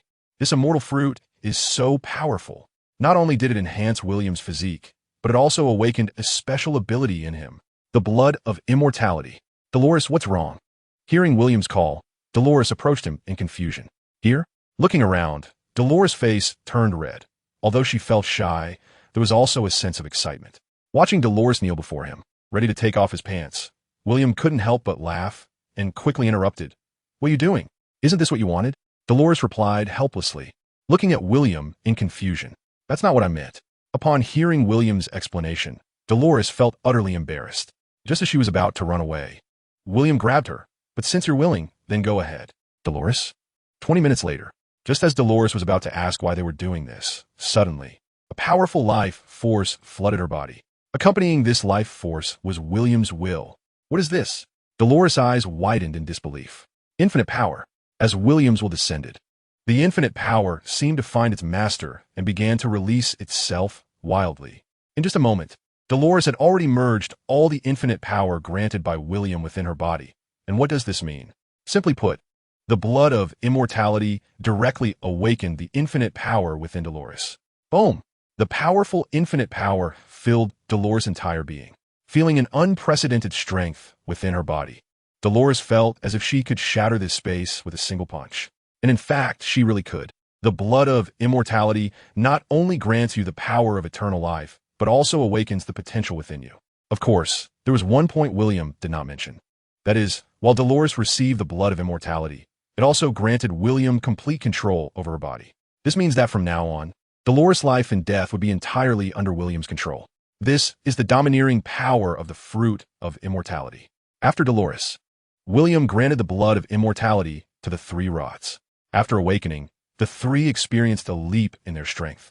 Rod gained the power to turn all non-living objects into desert. Jeff awakened the true power of the behemoth fruit, and Garcia awakened the power of the underworld volcano. At this point, the three truly possessed Emperor-level power. During the time that everyone, including Dolores, was adapting to their new powers, William wandered around the city of Bruce. Although the city was far inferior to Yaster in both scale and architecture, William felt a sense of familiarity here. This feeling made William feel as if he had returned to Westwood Town. There were no class differences, no nobles, and no shadow pavilion. Everyone in the royal city, except for the royal soldiers, was an equal commoner. Watching a group of children running and laughing as they ran past him, a smile involuntarily appeared on William's face. How does it feel? Just as William was strolling through the streets like a tourist, Garcia's figure appeared beside him. What are you doing here? Noticing the courtyard from which Garcia had emerged, William asked curiously. Pointing to the courtyard, Garcia said with a helpless expression, "This is an orphanage, taking in all the orphans from the royal city. Unless there's something urgent, I come here almost every day." Orphans, huh? In the courtyard, there were quite a few children. Although the war had taken away their loved ones, William still saw innocence, kindness, and hope for the future in their eyes. William asked curiously, "How do you plan to settle them?" "The kingdom has just experienced turmoil, and I plan to train them to become soldiers for the kingdom, essentially reservists." Sighing, Garcia said solemnly, "Although this may not be fair to them, for now, it is the best solution. I have a suggestion." "What suggestion?" "You can train them in hockey." "Hockey?" Garcia was taken aback, then showed a thoughtful expression. After a long time, Garcia said seriously, "If that is the case, they will probably face a lot of hardships." Garcia knew very well that without the help of unlimited power, it was almost impossible to rely on self-cultivation to develop hockey. "Don't forget, you already have my blood of immortality." Upon hearing William's words, Garcia was shocked. "Could it be?" William nodded and smiled. "Although your hockey seeds won't be able to grow as quickly as my unlimited power, similarly, you can selectively allow them to awaken a single hockey ability. Just being able to awaken hockey is already a sign of genius. As for the Conqueror's hockey, not everyone can awaken it. That power is unique. Only those with the qualifications of a king can awaken it." Qualifications of a king? Hearing William's words, Garcia's expression became somewhat strange. "So, those who can awaken Conqueror's hockey are the geniuses among geniuses." Looking at the group of children in the courtyard who were looking at him, Garcia nodded and said softly, "Then, Let me wait and see who among you can awaken this rare qualification. When they returned to Yaster Royal City, there was less than a month until the new year of the West Asia continent. Walking along the road, the atmosphere of the new year was already visible. William asked, Rod, Jeff, are you going back to Size City for the new year? After thinking for a moment, Rod shook his head. Not going back this year. As for Jeff, he was more carefree. I'm all alone anyway. It doesn't matter where I am. After saying that, he nudged Rod and winked. Rod, we haven't gone out to have fun in a long time. How about we go out for a drink tonight? Drinking is of course fine. After saying that, he signaled William with his eyes and asked, William, are you going? At first, William didn't react, but following Rod's gaze, he noticed the colorful lights and nightlife on the other side of the street, and suddenly felt speechless. Although he was tempted for a moment, William still shook his head and declined. Forget it, you guys go drink by yourselves. Why not go? Seeing William refuse, Dolores quickly said, I'm going home today too. They can keep you company. Silly girl, are they going to drink? Hearing Dolores's words, William couldn't help but laugh. Next to him, Rod and Jeff also nearly burst into laughter. At the Shadow Pavilion headquarters, upon learning that Rod had actually completed the task of the Water of Immortality, the staff responsible for S-level tasks in the task reception hall changed their expressions. You have to know, this task had been on the task list for many years, and no one had completed it for 10 years. Sorry, please wait. I need to report on the Water of Immortality task. Shortly after, Viola arrived in front of Rod. You completed the Water of Immortality task? William nodded and handed over the water bottle he had specially customized. This is the Water of Immortality. Looking at the water bottle in front of her, Viola showed a strange expression. The Water of Immortality was something even Viola had never seen. So when she took the bottle and opened the lid, she couldn't determine if it was really the Water of Immortality. If you don't believe it, just drink a little and you'll know. Drink a little? Upon hearing this, Viola's expression became even stranger. You've drunk it? Of course. How could we let go of such a good thing? What effects does this water have? Viola asked curiously, leaning closer to Viola. Rod glanced around to confirm that no one was paying attention, then whispered to Viola, the Water of Immortality naturally has the ability to grant immortality. What? Viola's pupils contracted, revealing a look of shock. Are you sure? If I say I'm sure, you won't believe me, right? Pointing to the water bottle in Viola's hand, Rod said lightly, whether it's true or not, just try it and you'll know. Looking at the water bottle in her hand, it was impossible for Viola not to feel tempted. Suppressing her inner desire, she took a deep breath and said with a serious expression, please wait a moment. I must verify this task first. After bringing William and the others to the VIP room, Viola quickened her pace to Boyd's side. After hearing Viola's account, Boyd also showed a look of shock. The Water of Immortality. Boyd had originally thought the task was a trap set by Morton Marshall specifically for Rod, but he didn't expect that there really was Water of Immortality in this task. What does it mean to have water that grants immortality? Moreover, there was another question. If Rod really obtained the Water of Immortality, would he hand it over to the Shadow Pavilion? Not only was Viola skeptical, but Boyd was also doubtful. There must be a conspiracy. There is definitely a conspiracy. However, whether there is a conspiracy or not, we can find someone tested. Thinking of this, Boyd subconsciously looked at Viola. Why are you looking at me? Hey, you don't want me to try this, do you? Viola said with an unhappy expression. Viola was reluctant to even touch this mysterious object, even knowing that it might grant her the power of immortality. Who knows what the cost of that immortality might be?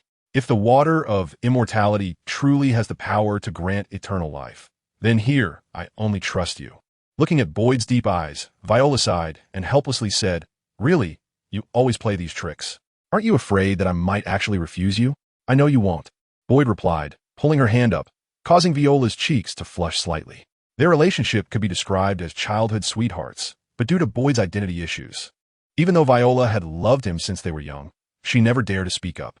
Until now, they remained in a state of being more than friends, but less than lovers. Taking the Water of Immortality that Boyd handed her, Viola held it in her hand and observed it for a while. The Water of Immortality was slightly different from ordinary water. It seemed to emit a faint golden glow. Meanwhile, in the resting area, Rod's face showed a hint of complexity. William, do you think they will drink it? No need to worry. No one can resist the temptation of immortality. William wasn't worried about whether Boyd would drink the Water of Immortality infused with his own immortal blood. He had also told Rod that his immortal blood could control others' powers. After the initial shock, Rod quickly accepted this reality. In his view, his life could be given to William. So what if he was controlled? It made no difference to him. Moreover, the idea of using the immortal blood was actually Rod's plan, aimed at completely controlling the entire Shadow Pavilion. After realizing that his life was being manipulated by Morton Marshall, Rod had started to darken. Sensing the power of their blood connection, a smile appeared on William's lips. Is it successful? Noticing William's expression, Rod suppressed his excitement and asked, It's half successful. The first to drink the immortal blood is Viola. With a slight smile, William said, If it were someone else, I might have been a bit worried. But with Viola, there's no problem.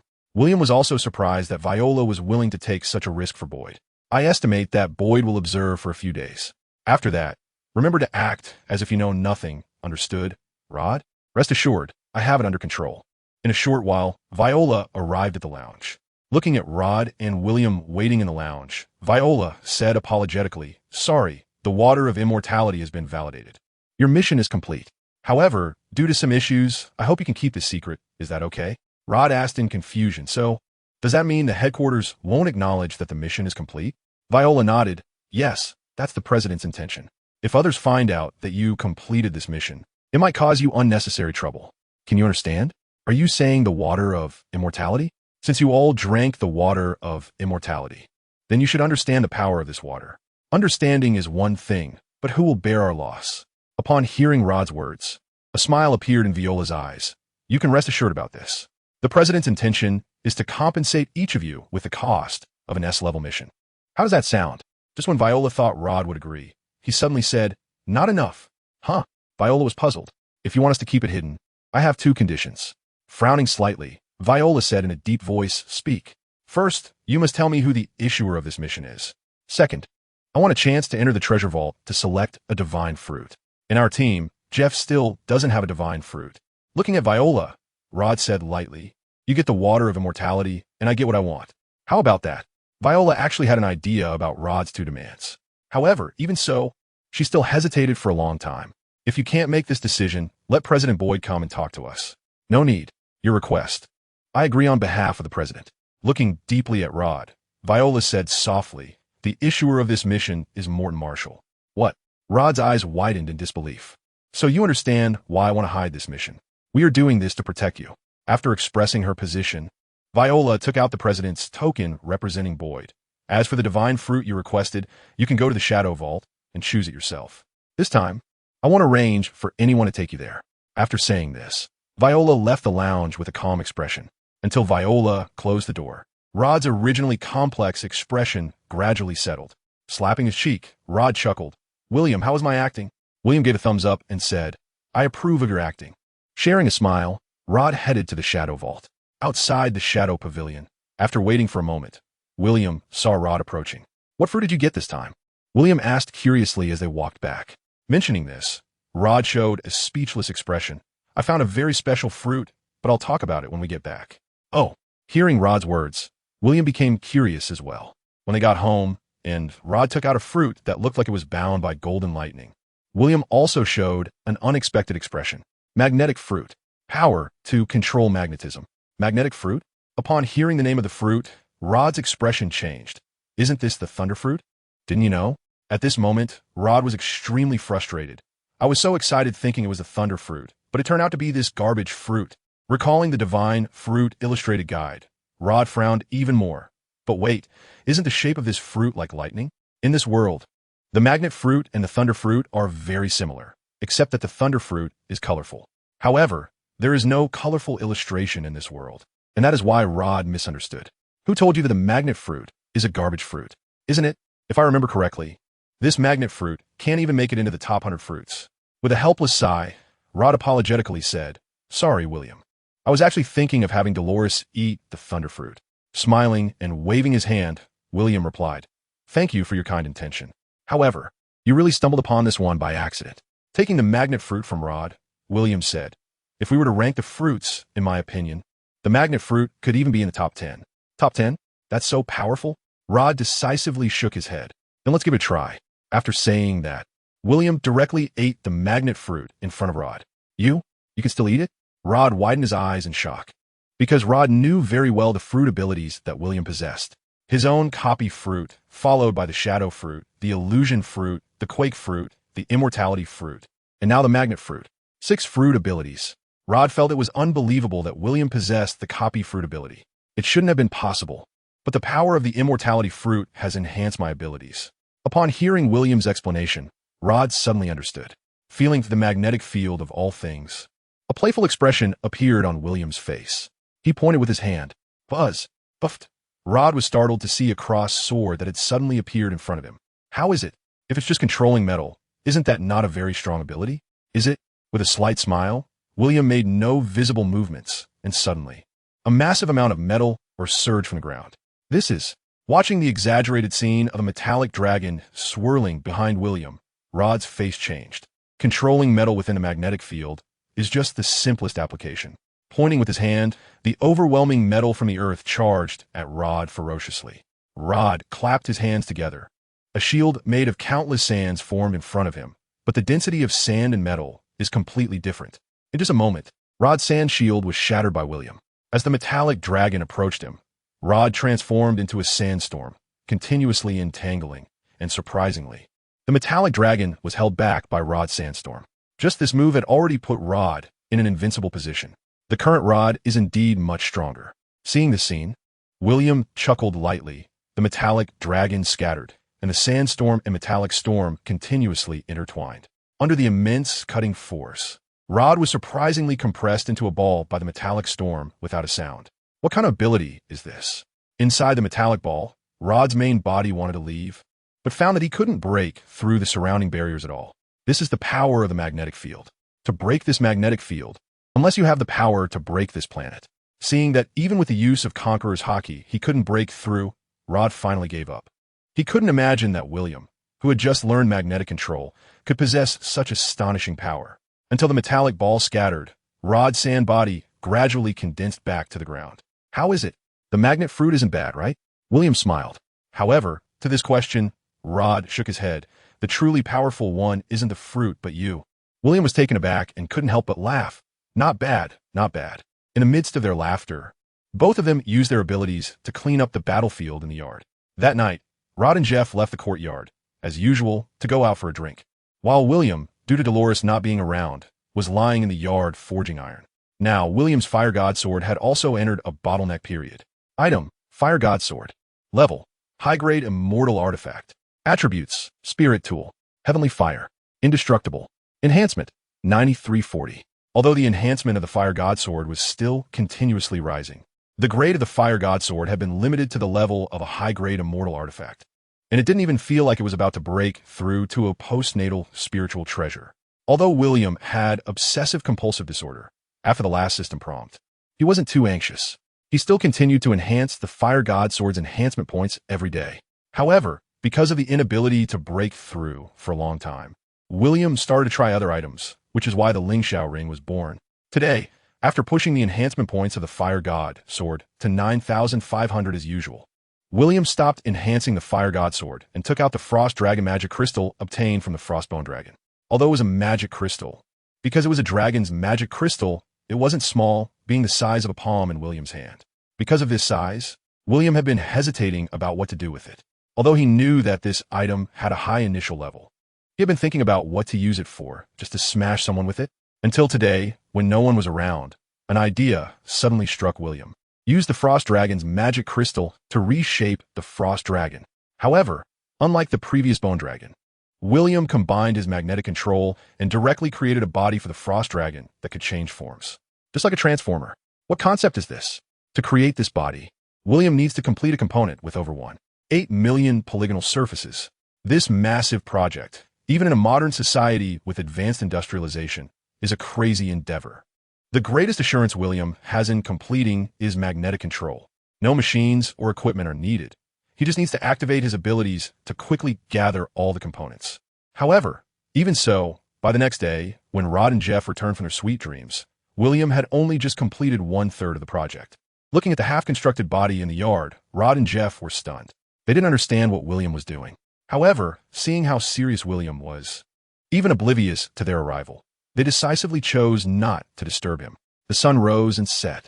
It wasn't until the third day, When William finally completed the construction of the last eye, that his expression gradually became frenzied. Finally, it's done. Looking at the magnificent metal dragon before him, William's heart was incredibly excited. But at the same time, he also felt regret. If he had known it would be this troublesome, he would never have done it again. He took out the dragon crystal from the frost dragon and equipped it to the chest of the metal dragon. Crack, crack, crack. Buzz. Accompanied by the flow of blue energy circulating throughout, the entire metal dragon seemed to come to life. Just as Rod and Jeff were shocked by William's masterpiece, they didn't realize that this was only the beginning. Enhancement pool. Ding, ding, ding, ding. A flash of golden light. A brand new metal dragon appeared before William. Frost Dragon Beast. Level. Superior Spirit Tool. Attributes. Spirit, Ice Power, Transformation, Self-Healing. Enhancement. 1. So powerful. Looking at the attributes of the Frost Dragon Beast, even William was stunned. It was only enhanced by 1, yet it had already awakened the spirit and started at the level of a superior spirit tool. What does this mean? Master. A clear voice transmitted from the Frost Dragon's mouth to William's ear. As the Frost Dragon spoke, a powerful ice force swept across the entire yard. Looking at the Frost Dragon that had already given birth to a spirit, William asked, "Can you shrink a bit?" "Yes, Master," accompanied by a series of mechanical crackling sounds. The Frost Dragon's body quickly folded until it shrank to William's size. "Is this your smallest form?" William asked. The Frost Dragon understood and replied, "Master, if you think I'm inconvenient to carry, I have another form."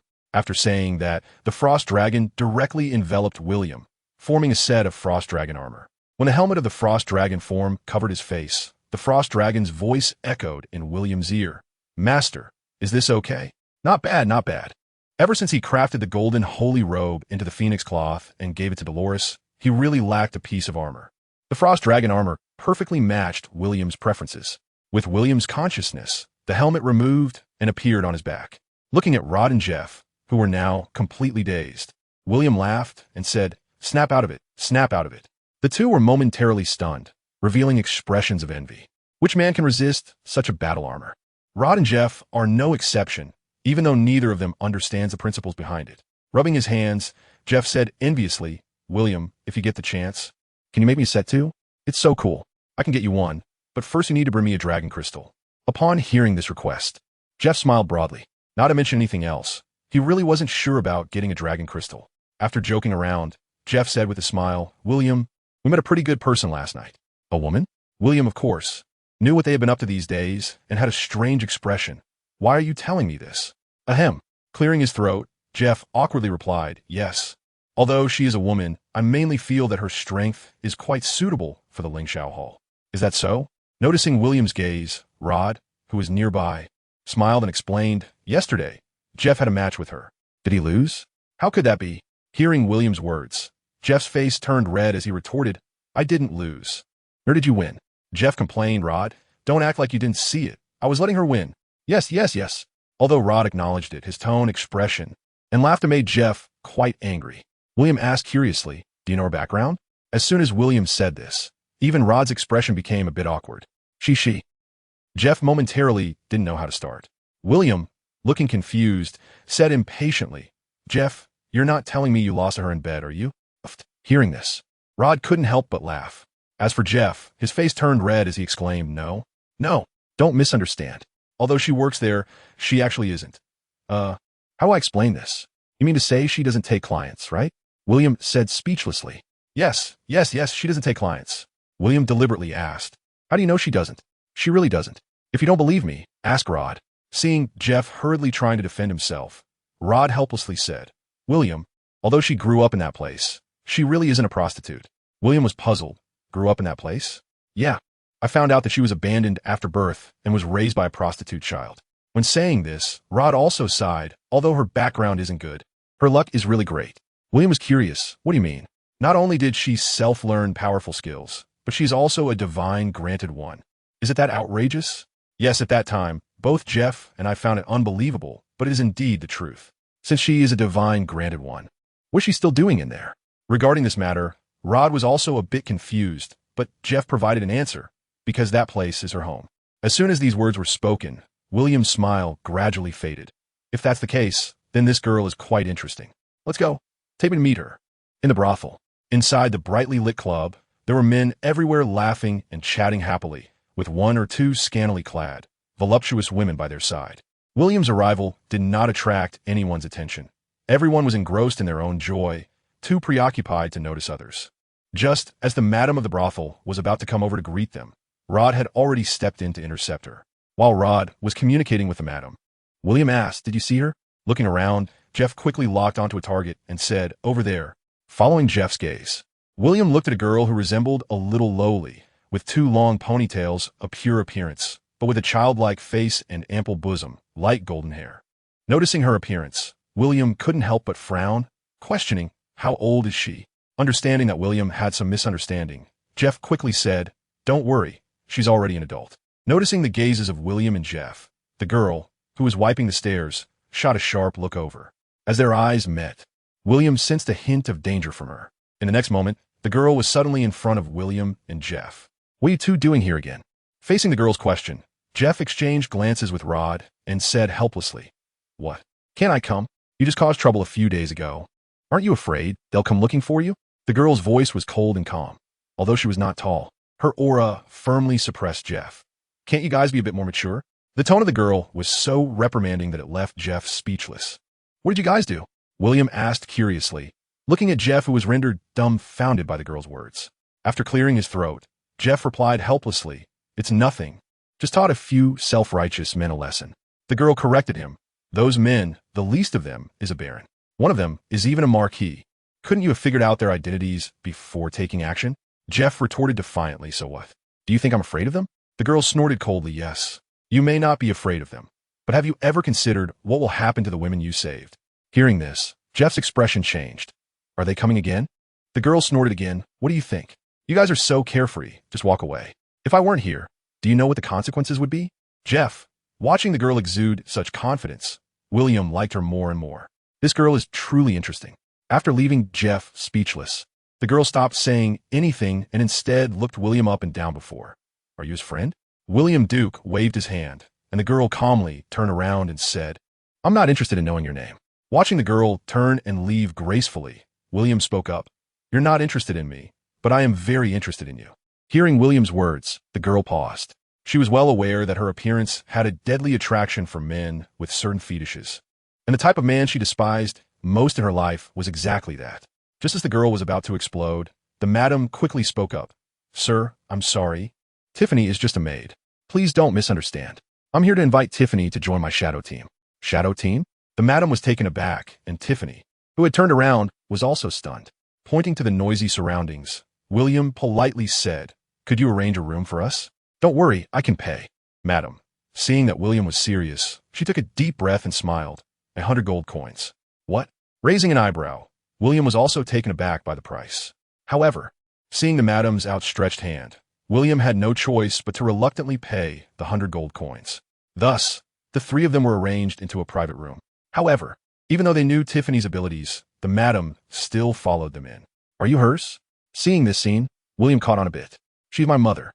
After saying this, Tiffany looked at William, who was standing in the middle, and calmly said, "For the sake of 100 gold coins, you can speak. I'm listening. Let me introduce myself first. I'm William, an A-level shadow." After taking out a token to show, William also introduced Rod and Jeff's identities. If being an A-level shadow was acceptable, then Rod's identity as an S-level shadow made their expressions a bit surprised. Having been born in the royal city, Tiffany and the madam naturally had a wide experience and were well aware of what an S-level shadow represented. At this moment, Tiffany also understood why Jeff had the confidence to teach the Marquis a lesson. After all, although this was the kingdom of Yaster, the power of the Shadow Pavilion was not something the kingdom could easily provoke. Moreover, it also involved an S-class shadow. After revealing his identity, William smiled and said, "I have formed a small team called the Lingxiao Hall. These two are members of my team. The Lingxiao Hall only recruits the strongest God-gifted individuals. Through Jeff, I learned about your existence, so I came this time to recruit you into my team. Aren't you the team leader? Isn't it him?" Tiffany pointed at Rod, feeling somewhat confused since Rod was the real deal when it came to rankings. Next to her, Rod smiled and explained, "Sometimes, rank doesn't determine everything. In other words, you're the strongest?" Tiffany lightly sniffed, and her pure blue eyes gradually changed color. Looking at William, there was a hint of an inexplicable color in her eyes, the scent on you. The scent on William was simply irresistible to Tiffany, causing her to clench her fists uncontrollably, revealing a cute little fong at the corner of her mouth. Scent? William lightly sniffed himself, not quite understanding what she meant. However, seeing Tiffany's condition, her mother quickly said, "Tiffany, Mom, I feel like I can't control myself." At this moment, Tiffany was trembling all over, and her blue eyes had completely turned blood red. "Are you okay?" Jeff, noticing this scene, asked in confusion. "Sorry, I need to step out for a bit." Clenching her fists tightly, Tiffany turned and ran out of the room. Seeing this, her mother hurriedly followed. "Tiffany, Mom, I need blood. How could you suddenly lose control?" Her mother, looking puzzled, quickly offered her own arm. Seeing the throbbing veins on her arm, Tiffany bit down, and immediately, pain appeared on her mother's face. However, soon, the pain gradually faded away, because Tiffany, having absorbed the blood, had already recovered. Looking at the wound caused by her, Tiffany felt guilty and bit her own finger. As their blood mingled, the wound on her mother's wrist healed at a visibly rapid pace. Taking a deep breath, Tiffany glanced back at William's room and said, "Mom, I don't know why, but the blood in that person's body makes me unable to control myself. That scent is simply like a delicacy from the human world. How could this be? Although he might be a God-gifted individual like you, could it be that the blood of God-gifted individuals is different? Different. That guy named Rod is also a God-gifted individual, but he doesn't have any allure for me." Shaking her head, Tiffany walked back towards the room. "What are you going to do? I want to figure out why this is happening." Seeing Tiffany firmly push open the door, her mother sighed helplessly. "The child has grown up and has her own ideas. Moreover, I completely don't understand the world of God-gifted individuals." When Tiffany returned, the three people discussing with William stopped. However, what surprised them was that Tiffany walked straight to William without stopping. With a strange expression on William's face, Tiffany got close to him and gently sniffed with her cute nose. In an instant, the rich and enticing aroma became even more stimulating. Watching the veins on William's neck and hearing the sound of blood flowing within him, Tiffany's eyes turned crimson once again. Not just her eyes. Even Tiffany's hair transformed from light gold to blood red. What is happening? William, who had already been at a loss due to Tiffany's actions, was now stunned by this revelation. Looking at Tiffany again, her body began to grow strangely, her height increasing from 1.6 meters to 1.8 meters, two sharp vampire fangs emerging, and even bloodstains appearing on her face. Coupled with her perfect figure and shortened clothing, Tiffany had now transformed from a stunning lowly into a seductive succubus. William was puzzled. How could there be vampires in this world? Wait, could it be a vampire fruit? Suppressing the urge to bite William's neck, Tiffany placed her hand on his shoulder and coldly said, "Why is your blood so enticing?" "I'm not sure about that. But if you want to know, you can have a taste," William replied, extending his hand towards Tiffany. Upon seeing this, Tiffany's expression froze. "You want me to drink your blood?" This is Tiffany's first time having someone other than a lover actively let her drink their blood. "Aren't you curious?" "I'm quite curious too." Hearing William's words, Tiffany understood the strange expression on Rod's face regarding William's immortal blood. However, he certainly wouldn't stop it at this moment. Watching as William actively cut his own palm, Tiffany, unable to suppress herself any longer, grabbed it and brought it to her mouth. After about a frenzied sucking and licking, Tiffany's expression changed. The next moment, a powerful blood-red energy erupted from Tiffany's body. What's happening?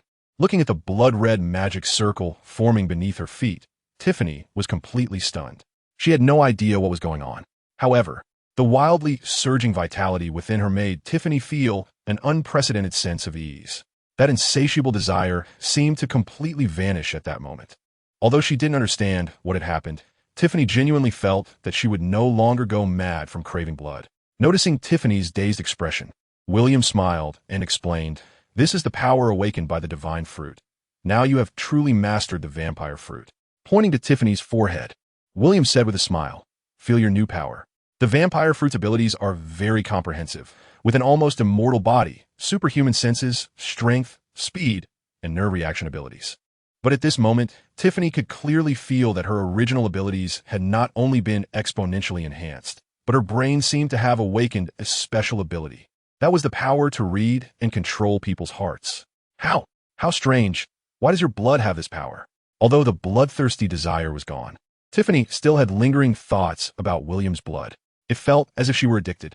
Unconsciously, Tiffany found herself getting closer to William again, only to be playfully pushed away by him. "So, do you accept my invitation?" This brought Tiffany back to her senses, and she instinctively looked at her mother. Mom noticed Tiffany's gaze and smiled. Tiffany, you've grown up. Staying here forever isn't a good thing. If you like being a shadow, perhaps joining them is a good choice. Mom, who considered herself well-versed in people, felt that William had a very pure aura. Any man, upon entering the pleasure district, would reveal their true nature. But William had behaved unusually throughout, even upon seeing Tiffany's current appearance. Although he looked amazed, there was no hint of lewdness. This was also why Mom agreed to let Tiffany join William. Of course, if it were Rod and Jeff, Mom would never have agreed. After all, the two had become regulars here during this time. Hearing her mother's words, Tiffany frowned. But what will happen to this place if I leave? Covering her mouth with a light laugh, Mom said, Don't worry, I've been here my whole life. I've seen all kinds of storms. Besides, you're joining the shadows. It's not like you won't come back. At this point, Tiffany finally made up her mind. Looking at William, Tiffany said seriously, I can join you, but I have one request. William was puzzled. What request? My request, ISNT high. At this point, Tiffany felt a bit embarrassed. Could you let me drink a little of your blood every week? No, every month? William had thought Tiffany would propose some condition, but who knew it would be this? If it's about drinking blood, that's not a problem.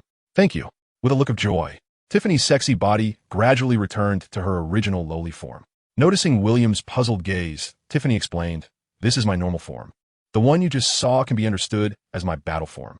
However, that form consumes a lot of energy, so I usually don't use it, because afterward, I need to consume a large amount of blood.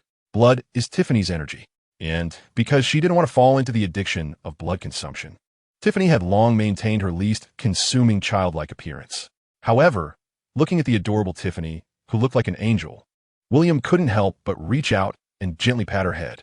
This action immediately made Tiffany's face flush red.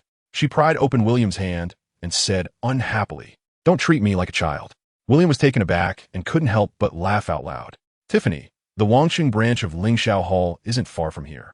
Are you going to recognize the way with us now, or go tomorrow? Before I could finish, a commotion suddenly erupted outside the door, accompanied by shouts of anger. There was also the sound of objects crashing to the ground. What happened? Tiffany's expression changed, and she rushed out of the room with her mother. In the Fenghua Hall, a middle-aged man dressed in standard armor from the Yast Kingdom stood at the center, wielding a large sword. Behind him were 4 attendants and a stretcher, on which lay a man wrapped in bandages. On the ground beside the sword-wielding man lay 6 guards from the Fenghua Hall, sprawled in disarray. The man surveyed the surroundings with cold eyes and said, I am General Walker-Weber of the kingdom. I am here today, not for official business, but to settle a personal grudge. After stating his identity, he pointed at the man behind him and coldly declared, He is my brother, so whoever harmed him, step forward. At this moment, William had already reached Tiffany's side. Looking at the man on the stretcher, he chuckled. Who did this? Looks like he got beaten badly. William's intention was just a tease, but unexpectedly, Tiffany's faint voice suddenly came, I did it. William blinked and changed his words. Well, this guy isn't a good person either. Not killing him is already showing mercy. Behind William, Rod and Jeff found it somewhat amusing. However, Jeff started to recognize the man's identity. Isn't this the Marquis from that day? Yes. Tiffany did not deny it. Don't be fooled by my heavy hand. Those 2 girls were hurt even more seriously by him. If it weren't for my blood having self-healing abilities, they might have already died. What? You dare to do it, but not admit it? If you don't come out, do you believe I'll tear down your broken brothel? Raising the great sword in her hand, she struck down fiercely. Boom! The entire pleasure house shook from the impact. What great strength! Seeing this scene, Jeff couldn't help but be surprised. He flipped over and laughed. Since this trouble was caused by me, let me go meet him. However, as Jeff landed, Tiffany's figure moved back and forth to the hall. I was the one who hit him, looking at the man and girl in front of him. Walker's face turned dark as he looked at the girl. You said you did it? Seeing Walker's disbelief, Tiffany calmly replied, It was indeed me. At this moment, the man lying on the stretcher became excited upon seeing Tiffany. However, due to his mouth being wrapped in bandages, he could only make muffled sounds, pointing at Tiffany with his bandaged fingers in excitement. This confirmed for Walker that it was indeed Tiffany who had injured his brother. However, Walker's expression darkened at this moment. While cursing his brother for being useless in his heart, Walker said sternly, Although I don't want to bully the weak. The Weber family is not someone you can hurt at will. I won't bully you. If you can take one of my sword strikes, I'll spare your life. If you can't, then you can only blame your bad luck. Just as Tiffany was about to say something, Jeff had already stepped in front of her. Looking at Walker, Jeff pointed to himself and said, "The reason your useless brother got beaten is because of me, and it has nothing to do with this store. So, if you want revenge, you can come after me." Just as Walker was puzzled about the situation, Tiffany, behind him, said impatiently, "Do I need your help? This isn't a matter of help or not. It's a fact, isn't it? I was the one who hit him. Before that, I had already beaten this guy up. Are you arguing with me? I'm stating facts. Look, I broke one of his hands." Watching the two arguing in front of him, Walker felt confused. What's going on? Is there something I'm not aware of? Looking at his brother, he saw that he was trembling with excitement. Because his jaw was dislocated from being hit, he could only make a single sound on the stretcher. However, Walker understood the meaning behind it. Since both of them were involved, then there was no need to hold back. Just as Walker was about to say something, suddenly, Jeff threw a punch. As he saw the fist magnifying in front of him, Walker's face showed an expression of shock. What incredible speed! His body reflexively raised the great sword to block in front of him. However, a tremendous force came from the great sword. What? Before Walker could react, his whole body was sent flying. Watching Walker crash through the door and directly into the street, Tiffany was stunned, and the onlookers were dumbfounded. "I'll handle this." Jeff, now back to his serious demeanor, walked step by step toward the door. He glanced at the man on the stretcher, and just one look made the bandaged man wet himself in fear. With a sneer, Jeff said, "Useless." After that, he completely ignored the four servants beside the stretcher and walked out of the brothel. Cough, cough, cough. Outside the door, Walker, half kneeling on the ground with the great sword, looked extremely embarrassed. Looking at Jeff again, there was no longer any ease on Walker's face. "Who exactly are you?" "Jeff Hart, a level shadow of the Shadow Pavilion." Coldly stating his identity, Jeff continued, "Your brother is nothing but scum." Hearing Jeff's identity, Walker's face darkened. "Even if you are a shadow, this is the Yaster Kingdom. Are you disregarding the laws of the kingdom too much? I can't harm your brother, but that means your brother can harm others?" A hint of derision flashed in Walker's eyes. "He's just a prostitute. Can their worthless lives compare to nobles?" As soon as these words came out, Jeff's gaze turned icy. "If you say that, then I can tell you, to me, every life is the same, nobles or commoners. It doesn't matter if they are male or female, regardless of their profession." What a ridiculous thought. Slowly standing up from the ground and taking a deep breath, Walker said in a deep voice, "Do you know that your statement is equivalent to treason? Indeed, it is a case of not seeing eye to eye. Treason is not something you can decide." Waving his finger at Walker, Jeff said, "Are we fighting or not? If not, I can leave." Such arrogant words truly made Walker laugh in anger. "Since you are seeking death, then I'll grant it to you." Snorting coldly, Walker's body began to move in a strange way. Suddenly, the muscles all over Walker's body actually swelled to twice their size, and along with that, his height expanded to 2 meters. Walker Weber, user of the muscle fruit. Ability, control the strength of all body muscles. Aiming his great sword at Jeff. Confidence appeared on Walker's face. "Jeff Hart, you have violated the laws of the kingdom. Today, I will arrest you in the name of a general of the kingdom. Those who resist will die." With force under his feet, Walker suddenly stomped the ground, creating a deep pit in the bluestone. Boom! With a massive sound explosion, Walker lunged towards Jeff with a great sword and an extraordinary speed. At this speed, combined with the damage from the great sword, if it were an ordinary person, they would probably be reduced to nothing but bones. This was also the move that Walker was most proud of. However, today he was not facing an ordinary person, but Jeff, who had consumed the behemoth fruit. Facing Walker's great sword, Jeff didn't even make any evasive moves and directly reached out to grab the sword's edge in Walker's hand. Seeking death. Seeing the scene, a glimmer of killing intent flashed in Walker's eyes. He accelerated again. Bang! The violent collision between his palm and the sword's edge produced a strange sound. What? Looking at Jeff's unharmed palm and the bizarre black substance on it, Walker's eyes widened in disbelief. Is this all? A smile appeared at the corner of Jeff's mouth as he reached out to grab. Zing! Bang! The great sword forged from fine iron was actually broken by Jeff. Boom! Before Walker could react, Jeff unleashed an armed punch directly towards him. Walker, who crossed his arms to block Jeff's punch, was knocked back several meters. A surge of pain shot through his arm, but at this moment, Walker couldn't care about that anymore, because he didn't know when. Jeff had already appeared in front of him. Bang, bang, bang, bang, bang. The ensuing fight was almost a brutal exchange of blows. However, in less than a minute of confrontation, Walker was already beaten to a pulp, gasping for breath. Even though Walker was a muscle fruit user, he was completely suppressed by the level of Jeff, who had the behemoth fruit. even though Jeff hadn't activated the full form of his fruit. The power of his hockey was simply a bug. Jeff's punch felt like a heavy blow, while Walker's hits on Jeff were completely negated by the armed hockey. Lying in the ruins, gasping for breath, Walker spat out mouthfuls of blood. "What's wrong? Can't you handle this?" Dispersing the armed hockey, Jeff's expression showed mockery. "Don't underestimate me." In a fit of rage, Walker's already bulging muscles swelled again. While Jeff was momentarily stunned, Walker transformed into a muscle-bound monster, towering like a small giant. Fruit awakening? Seeing this scene, Jeff not only felt no fear, but instead showed a playful expression. His gaze sharpened, the armed hockey reappeared, and Jeff laughed heartily. Then, bring it on. D. With a roar, a punch the size of Jeff himself came crashing down. Boom! With one punch, the originally solid stone ground was smashed into a deep pit. However, at this moment, Jeff and the pit burst into laughter. Interesting. So interesting. Bring it on. Clearly capable of using observation hockey to evade this move, Jeff chose to take it head-on. However, after this punch, Jeff had a rough understanding of Walker's strength. Wiping a bit of blood from the corner of his mouth, Jeff's right arm suddenly swelled. Diamond arm break. Boom. With one punch, Walker let out a pained cry, nearly toppling over, while Jeff's right hand had transformed into gold, its size far exceeding that of a human arm. In the face of Walker's awakened fruit ability, Jeff only partially activated his fruit powers. The commotion between the two naturally caught the attention of the kingdom's soldiers, and soon the area around the Wind and Moon venue was surrounded by royal soldiers.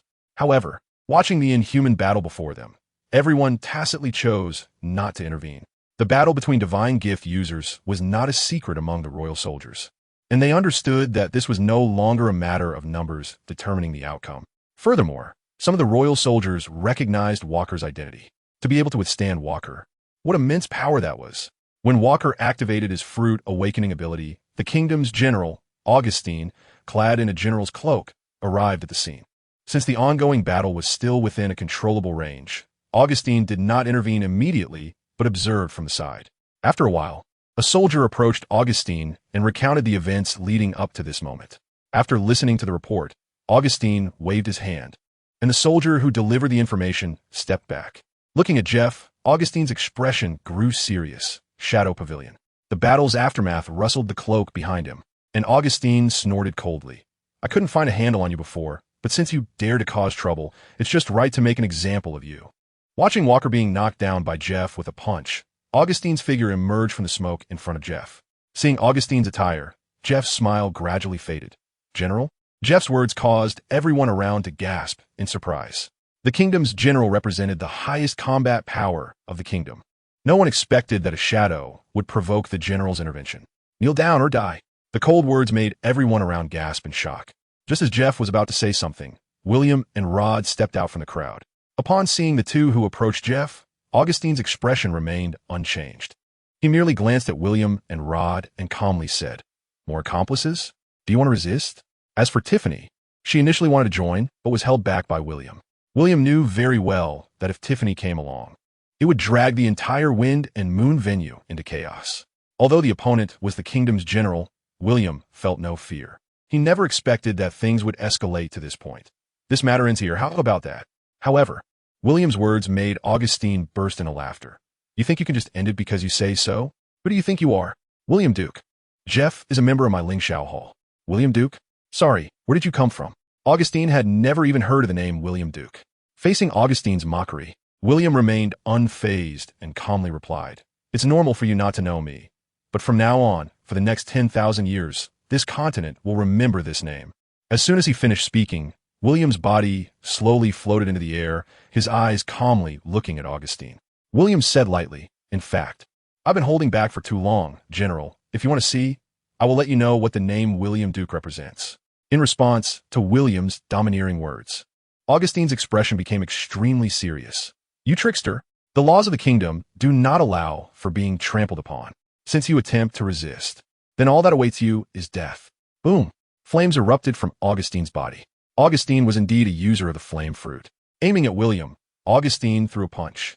And in the next moment, a fiery fist, seemingly condensed into solid form, was already in front of William. Interesting. A quick glance, crack. Boom, boom, boom, boom. Augustine's flame fist was not only shattered into pieces, but he himself was also turned to ashes by an invisible shockwave. Along with that, the entire royal city, wherever William's gaze fell, was reduced to ruins. Hiss! Seeing this scene, everyone couldn't help but gasp in shock. What a terrifying power! On the ground, a small flame gradually grew larger. In no time, Augustine, who had narrowly escaped death, transformed back into human form. But at that moment, he was coughing up blood. His body, along with his internal organs, had been shattered. If he hadn't elementalized just now, he would have already been dead. Looking at William, Augustine's face showed a look of terror. As a general, Augustine was very strong, and the power of the flame fruit was hailed as the most destructive ability among elemental fruits. However, Augustine didn't even know how he had been injured. Reflecting on William's earlier words, Augustine suddenly realized that the real fool was himself. Is this the power of a general? Slowly landing on the ground, William expressionlessly raised his fist. Augustine tried to elementalize again, but it was too late. Just as he saw William's empty shockwave taking shape in his hand, Augustine prepared to accept his death when suddenly, a violent tornado appeared between heaven and earth. Accompanying the tornado was a robust man dressed in the same general attire. Saved. Seeing the arrival of the other party, gratitude appeared in Augustine's eyes. If Edgar had been even a moment later, he would have truly been dead. Looking at William, Edgar spoke with a serious expression. Shall we end this matter here? The last person to say this was William, but Augustine had not taken it seriously. This time, it was the kingdom's general, Edgar, who said it. Edgar Ferron, user of the Gale Fruit ability. As the oldest general in the kingdom, he had actually arrived at the scene even earlier than Augustine, but initially, he did not want to intervene in this matter. It was only when Augustine was about to be killed by William that he had no choice but to act. Seeing that William was not buying it, Edgar could only play the emotional card. I know you, William. You're the boyfriend of the Gallop family's youngest daughter, Dolores, right? I saw Dolores at the Gallop Duke's residence yesterday. The matter between you and Walker hasn't escalated to the point of life and death. He just said it was a personal grudge. However, if you kill a general, it won't be a personal grudge anymore. A hint of sarcasm appeared at the corner of William's mouth. Do you think I would be afraid? Edgar became increasingly helpless. Perhaps you are not afraid. But have you considered that opposing the entire Yaster Kingdom, will the Shadow Pavilion still protect you? Shadow Pavilion? Edgar thought William was relying on the power of the Shadow Pavilion, unaware that William never depended on others. The reason he had kept a low profile was not to directly sweep through the world, but merely to play with humanity. Even the establishment of the Lingxiao Hall was just to satisfy some of his own ideas. However, being low-key or not, if he truly provoked William, he wouldn't mind directly entering sweeping mode. In William's gaze, whether it was Edgar or Augustine, or the soldiers of the kingdom and the onlookers present, all fell into silence. Time ticked away second by second, and a smile appeared at the corner of William's mouth as the empty shockwave dissipated. At this point, everyone present couldn't help but breathe a sigh of relief. No one would have expected that what was originally just an ordinary conflict would turn into such an outcome. At this moment, the most frustrated person was undoubtedly Walker. In order to take revenge for his foolish brother, he nearly caused the death of the kingdom's general. What a start. If time could be reversed, Walker would even wish to directly kill his unworthy brother. Let's go. After nodding to Tiffany, who looked at him with admiration, William left the scene with Rod and Jeff. Watching William's departing figure, everyone's expressions were filled with complexity. On the way, Jeff helplessly said, William, I could have handled that just now. That guy Augustine didn't seem that impressive. He was just elementalized, after all. He couldn't even block a punch from me. I know you can defeat him, but since it was the first move of the Lingxiao Hall, I wanted the most explosive effect. In response to Jeff's words, William's answer was simple. Why didn't you use Conqueror's Haki just now? Rod curiously looked at Jeff. As soon as the words were spoken, Jeff was stunned. Why? He scratched his head and said awkwardly, I got so caught up in playing that I forgot. As for William, in fact, William originally intended to punch Augustine to death, but he did not expect that he would survive. At this moment, William was regretting missing out on a fruit with great potential.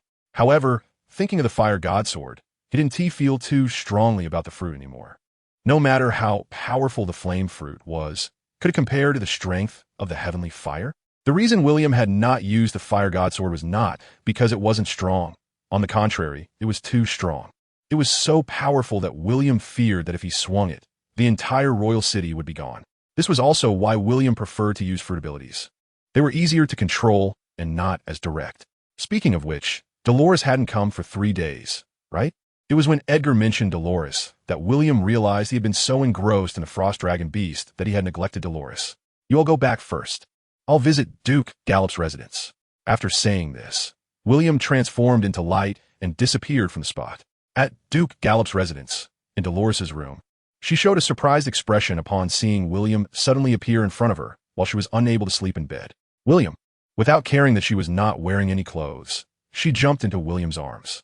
Sending the fragrance on Dolores, William asked curiously, "Why didn't you come to find me?" When brought up, Dolores felt aggrieved. "Do you remember when we left last time? I knocked out the kingdom's soldiers with Conqueror's hockey, so I was put under house arrest." "That happened?" William was both amused and exasperated. House arrest was really child's play. However, Dolores's action was due to her identity as Duke Gallop's daughter. If it were anyone else, they would likely be wanted by the kingdom. Thinking from another perspective, William could understand Duke Gallop's actions and asked, "How long are you under house arrest for?" "A month. My father said he would let me out after the new year." "So you really have to stay home for a month?" "I don't want to either, but this time my father is really angry. Plus, I heard my 2 brothers have also been punished." William hesitated for a moment and said, "How about I go talk to him?" Hearing this, Dolores naturally wouldn't refuse. She was almost going crazy after not seeing William for 3 days. Although she had the power to easily leave, this place was home, and being strong didn't mean she could do whatever she wanted. However, it was getting late. "How about I go talk tomorrow?" "Yeah, it's indeed getting late." Noticing William's gaze, Dolores's face turned slightly red. "What are you looking at?" "I want some of that lady's tonic." The next moment, Dolores was pressed onto the bed by William. "No, saying she didn't want to, but once William kissed her, Dolores gave up resisting. Soon, the room was filled with pleasant sounds, a night of springtime bliss. The next day, just as they were about to have lunch, Duke Gallop saw William walking out hand in hand with his daughter. With a strange expression, Duke Gallop asked, "William, when did you arrive?" "I just got here." "I do believe that." Noticing their little expressions, Duke Gallop couldn't help but smile wryly. "Then shall we eat together?" "Duke Gallop, I was planning to take Dolores out to eat." Dolores didn't expect William to be so direct, just what she thought her father would absolutely refuse. Duke Gallop unexpectedly smiled and said, "Going out to eat is fine. You two have fun." "Dolores? What kind of reasoning is this?" Agreeing without saying anything? When did William's face become so powerful? However, what Dolores didn't know was how crazy her man had acted last night. With just one punch, he almost killed the general of the kingdom. William's name spread throughout the Yaster kingdom that night, and naturally, it reached the ears of Duke Gallop.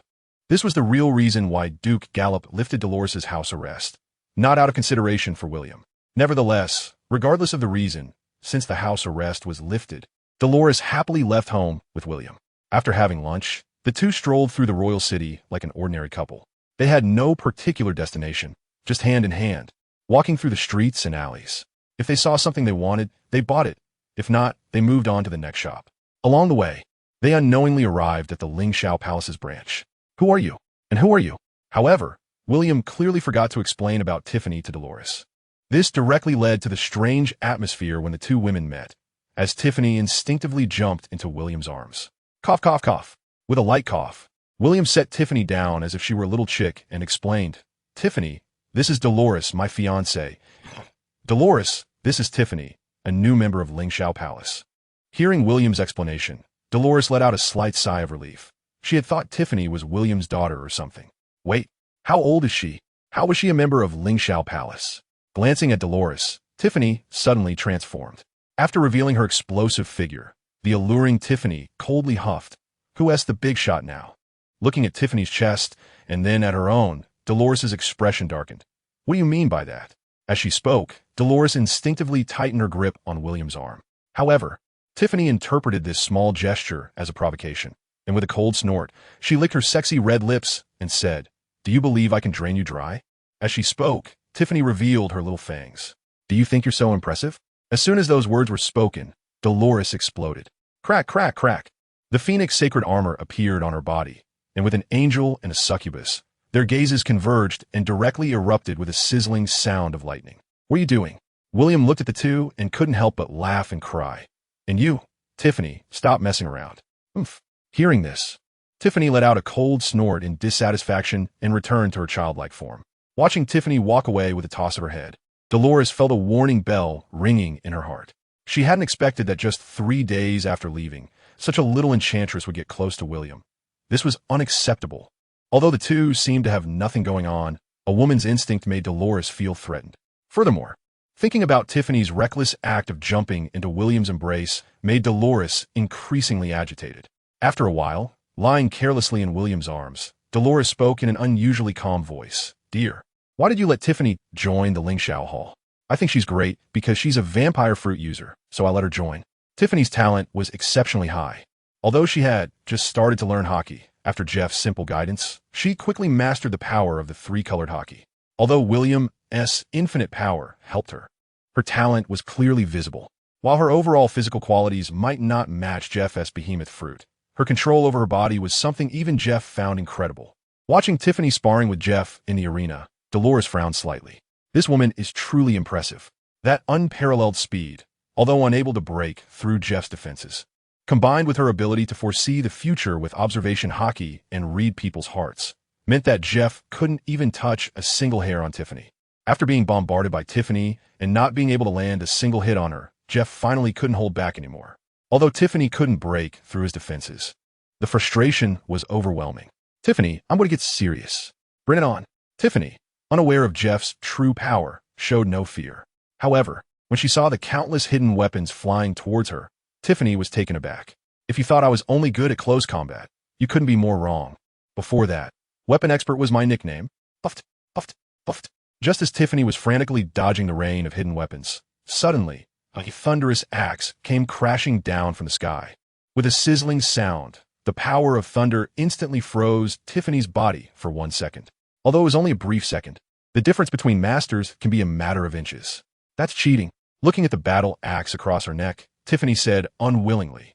Even though her body being decapitated wouldn't matter much, this was a contest of martial skills, and she had indeed lost. With a grin, Jeff said, "If you're not satisfied, shall we go again? Bring it on." With a cold huff, Tiffany transformed into a blood shadow once more. Watching Tiffany rush around him, Jeff chuckled mischievously, and the next moment, a net fell from the sky. "No." After several rounds of confrontation, Tiffany finally understood what a weapon master meant. Jeff's arsenal was not only vast, but also varied, full of ingenious ideas. Moreover, he was highly skilled with each type of weapon and combined with Jeff's physical prowess. The power of hockey directly struck at Tiffany's original confidence. "Rod, can I have a match with you?" Seeing that she couldn't gain the upper hand against Jeff, Tiffany turned to Rod, who had been watching. "You want to fight me? Are you sure?" "Of course I'm sure. I want to see your abilities." Shrugging, Rod smiled. "All right then, let's go." However, just as Tiffany was about to make her move, she found herself unable to move. "What's going on?" Looking down, she realized that her feet were tightly bound to the ground by sand. "When did this happen?" Looking again at Rod, who had the crossed sword at her neck, Tiffany was incredulous. Seeing this scene, Jeff laughed heartily. "Tiffany, Rod's ability is sand manipulation, so be careful of the sand." "Just sand? How powerful can it be?" With a cold huff, Tiffany transformed into a swarm of bats. "In the air, I'll show you." Bang! The sand walls suddenly closed in on both sides, smashing Tiffany into a bloody pulp. Until Rod dispersed his ability, Tiffany, her blood reforming into human shape, spat out sand from her mouth. This scene directly made everyone present laugh. "Do you want to go again?" Rod asked politely with a smile, looking at Tiffany, who had just gotten back up from the ground. "Again?" "Ah!" With a scream, Tiffany was immediately buried underground by the flowing sand like a wave. At this point, Tiffany completely gave up. Standing up from the sand with tears in her eyes, Tiffany came to William. "What's wrong?" Seeing Tiffany's eager expression, William chuckled and said, "You don't want me to comfort you, do you? I need to draw some blood to replenish myself." At this moment, Tiffany had reverted to her juvenile form, and with those big watery eyes, she looked adorably silly. However, when Tiffany said this, before William could respond, Dolores directly rejected her. "No way." With a piercing gaze directed at Dolores, Tiffany huffed, "I didn't ask for your blood. He is my man, and if I say no, it means no. Oomph. It doesn't matter if you disagree. He agreed to it." At this point, Tiffany looked quite smug. "Agree to what? What did he agree to?" Noticing the glance that Dolores shot over, although it didn't seem significant, William still felt a bit guilty. I agreed to let him drink my blood." "Did you hear that?" Gloating, Tiffany grabbed William's arm and immediately took a bite at his wrist. "You're not allowed to drink." Seeing this scene, Dolores instinctively tried to push Tiffany away, but it was as if Tiffany's head was glued to William's arm. One pushed, the other sucked, neither would give in, and they glared fiercely at each other. All right, it's fine. Don't forget, I ate the fruit of immortality." Even if all my blood is drained, it won't harm my body. Hearing William's nonchalant words, Dolores became even more infuriated. Is this something that causes harm or not? This is a sovereignty issue, all right. In Dolores's view, Tiffany is provocatively challenging her with both words and actions. However, the clearly intelligent William seems oblivious to it. This is exactly what makes Dolores the angriest and most furious. However, she can't afford to be angry because she knows that if she gets into an argument with William, it would play right into this little vampire's hands. How annoying. So frustrating. Dolores instinctively glanced at Rajef. But what made her even more infuriated was that both of them pretended not to see anything, one looking at the sky and the other at the ground. There wasn't even a bird in the sky, and there weren't any ants on the ground. Dolores knew very well that they were just pretending to be oblivious. Listening to the gurgling sounds of swallowing nearby, Dolores felt like she was about to explode. The Golden Conqueror's Haki suddenly erupted. However, at the moment Dolores activated her Conqueror's Haki, Tiffany's blood-colored Conqueror's Haki was also activated simultaneously. In that moment, the clash of two powerful Haki was strong enough to crush everything. Accompanied by sizzling sounds, the entire courtyard trembled violently, and countless flashes of lightning and thunder appeared around. Are you trying to demolish this place? As soon as these words were spoken, an even more powerful Haki instantly overwhelmed the two. In an instant, their pupils constricted, and they slumped down into William's arms, one on the left and one on the right. Thus, the silent conflict on the battlefield came to a complete end. William, feeling both amused and exasperated, placed Tiffany on a lounge chair, while Dolores was carried by William towards the room. What are you doing? With William holding her, Dolores trembled slightly as she spoke until the door closed. If you're disobedient, of course, I have to teach you a good lesson. What did I do that was disobedient? No more nonsense. Lie down. Oh. Though feeling wronged, Dolores obediently lay on the bed. An hour later, unable to withstand the punishment, Dolores fell into a deep sleep on the bed. As for William, he left the room with a refreshed expression. However, noticing Tiffany in the courtyard looking at him with a very strange gaze, even William couldn't help but blush. Just as he was about to explain, Tiffany snorted coldly and said, "Don't make excuses. I've seen this kind of thing plenty of times in the pleasure quarters. You're actually the one I've seen the longest." Hearing this, William's face turned awkward. Although there was a hint of praise in her words, it felt very strange coming from Tiffany. You're clearly not that kind of person. Why are you deliberately provoking her? William asked curiously as he sat down on the lounge chair next to Tiffany. Although they hadn't known each other for a day, William thought he understood Tiffany quite well. Why? Of course it's because I like you. William was speechless. What do you like about me? The question left Tiffany completely bewildered, and she didn't know how to respond for a long time. All right, let's not do this again in the future. It would be bad if there were misunderstandings. Seeing Tiffany's expression, William couldn't help but stroke her long hair. Staring blankly at William, Tiffany's expression was stiff. She was completely speechless towards William. This was her first confession in life, and to get such a result made Tiffany furious. At the same time, the system voice that hadn't appeared for a long time rang in William's ear. "Host, when did you become such a virtuous person? Don't mess around, even though she's cute. Look at her like that. How can I make a move? I have principles." After replying irritably, William said oddly, "Speaking of which, if you hadn't suddenly spoken up, I would have thought you were missing. It's quite normal to forget the old when there's a new person. You have so many people around you now. Where would you have time for me?" The system's voice was filled with resentment. "Speak human language." Clearing its throat, the system said, "All right, while I have this time, I upgraded myself." William's eyes lit up, curious. "Oh? Did you upgrade any powerful abilities?" "No." The corner of William's eye twitched, speechless. "Then why did you upgrade?" "Had nothing to do, so I just upgraded randomly, optimized some interfaces." Looking at the newly refreshed system interface in front of him, William was dumbfounded. "Is that it?" "Ha!" The system chuckled. Okay, I was just joking with you. This upgrade mainly made a comprehensive upgrade to the fruit abilities. In the future, you will be able to enhance your fruit abilities. Oh, hearing this, William opened his system panel. Host, William Duke. Physique, Infinite Enhanced Physique. Infinite Photosynthetic Physique. System name, Infinite Enhancement System. God-given fruits, Shadow Fruit, Illusion Fruit, Tremor Fruit, Immortality Fruit, Magnetism Fruit. Origin, Infinite Power. Setting aside the power of the origin, William noticed the behind the God-given fruits. In an instant, William could clearly feel the infinite power within him entering the shadow fruit. The next moment, the world in front of William transformed into a shadow world, where nearly infinite versions of himself appeared. Each of them even possessed the power of the entire shadow realm. With a thought, William already knew what this world was. This is the shadow world, and this is the true power of the shadow fruit. If William once believed that the power of the fruit only awakened, now he knows that above awakening, there is a divine form, which is the primal power of the fruit. At the same time, William has also learned the truth about the divine fruits. Each divine fruit is a source of power condensed after the fall of a deity. In other words, each divine fruit corresponds to a deity. It is terrifying to think about, and one can imagine just how many deities have fallen across the entire West Asia continent. With so many deities having fallen, it's clear that not all of them could have originated from the West Asia continent. So, where did they come from, and why did they fall in this world? It's an unknown secret. Moreover, what surprised William even more was that after the shadow fruit awakened its source, it turned out to be the shadow fruit. It's worth noting that this fruit was originally possessed by the first Shadow King who founded the Shadow Pavilion. If that's the case, it means that the first Shadow King is also dead, which is quite interesting. Who could have killed this historical figure that exterminated deities? Countless secrets converged, and William shook his head. Why should I care about so much? When the time comes, I will naturally know. However, just as William was about to enhance all the abilities of the God-given fruit to divine level, he discovered that all the plus signs on the system panel had disappeared. System, what is going on? Host, your body needs to adapt.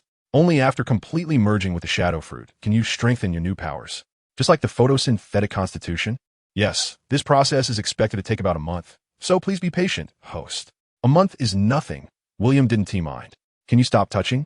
A tiny voice like that of a mosquito came from Tiffany, and William was taken aback, noticing Tiffany's flushed face. He quickly retracted his hand, looking embarrassed. Sorry, I got distracted for a moment.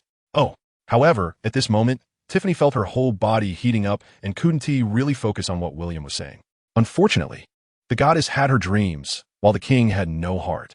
Perhaps there might be a chance in the future, but at this moment, William, who was in love, was fully invested in Dolores and had no intention of starting another relationship with another woman. Just as Tiffany was in a state of anxiety, a shadowy figure appeared behind William, shrouded in darkness. At this moment, William seemed to have noticed nothing, but Tiffany did see this scene. In an instant, Tiffany pulled William aside. Just as she was about to enter combat mode, William grabbed her hand and smiled. Don't be nervous, he is a shadow. A shadow? Hello, beautiful lady. The shadow was a physical manifestation created by William using the shadow fruit. However, William did not intend to explain his relationship with the shadow to Tiffany. Extending a hand, a ring identical to Tiffany's appeared on the shadow's finger.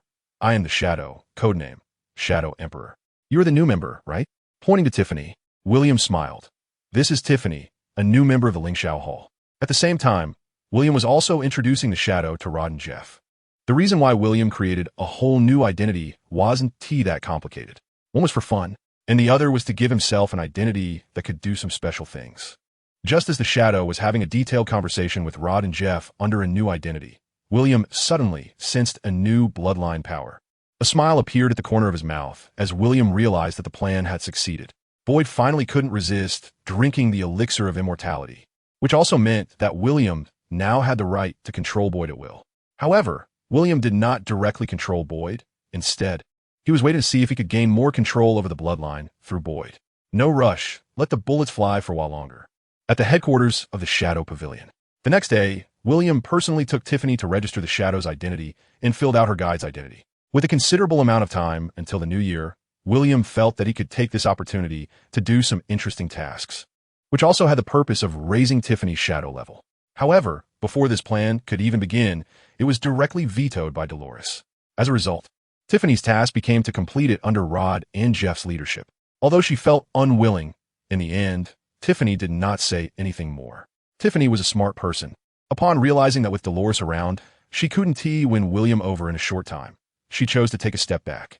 Waiting for a while longer, until Dolores let down her guard, will be Tiffany's real opportunity to act.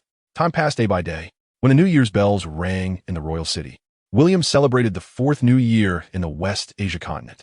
Unlike the previous 3 years spent alone, this new year, there were 2 other old bachelors.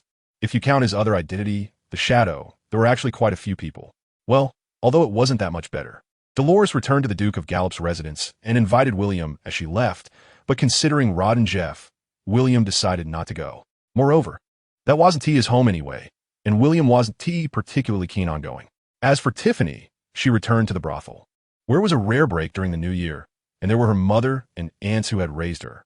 The dinner was a hot pot specially prepared by William, and the wine was the immortal brew provided by William. The atmosphere throughout the dinner was fantastic. Eating, drinking, and chatting, the four of them talked about their visions for the future, plans after the new year, and the changes this year. As they drank, Rod and Jeff inevitably got drunk. In just a year, it had been the most magical year of their lives. The God-given, domineering blood of immortality. Each of these was something ordinary people longed for, but could not reach, yet they all possessed them. Until Rod and Jeff could no longer suppress their drunkenness and collapsed to the ground. William couldn't help but smile at this scene. Time really flies. Yes, responding to William was a shadowy doppelganger.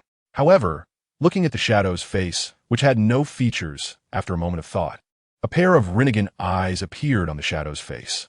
Well, that looks much more comfortable to look at. At least it looks like a person now. However, the more he looked, the more it resembled Black Zetsu, this great filial son. The new year on the Western continent is called the Festival of Divine Birth, and the entire country has a 3-day holiday.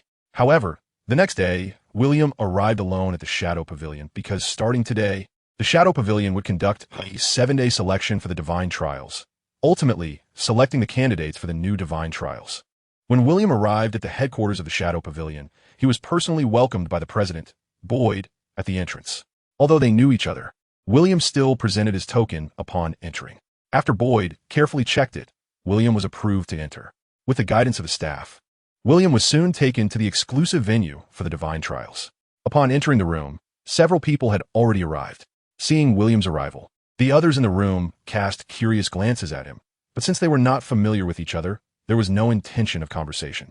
There were a total of 12 positions in the room, arranged in a circular formation, and 6 people had already arrived, making William the 7th. Glancing around, William casually found a seat and closed his eyes to quietly wait. He didn't pay attention to the people who arrived later, just waiting for it to officially start, until Boyd's voice was heard, prompting William to slowly open his eyes. However, to William's surprise, among the 12 participants in this divine trial, there were actually 2 women. Moreover, these 2 women sat on either side of William. Noticing William's gaze, the women on either side of him smiled at him. Well then, aware of the unusual looks coming from around him, William didn't know what to say. At this moment, Boyd's languid voice came from the round table. What needs to be said, I'm sure everyone already knows, so I won't repeat it here. Over the next 7 days, we will select the final candidates for this year's divine trial, so let's do our best. Beside Boyd, Viola was both amused and exasperated. Such a grand divine trial was casually brushed over in just a few words. It was too dismissive. However, there was nothing she could do. Boyd was the president. What could she say? Stepping forward, Viola added an explanation. Everyone,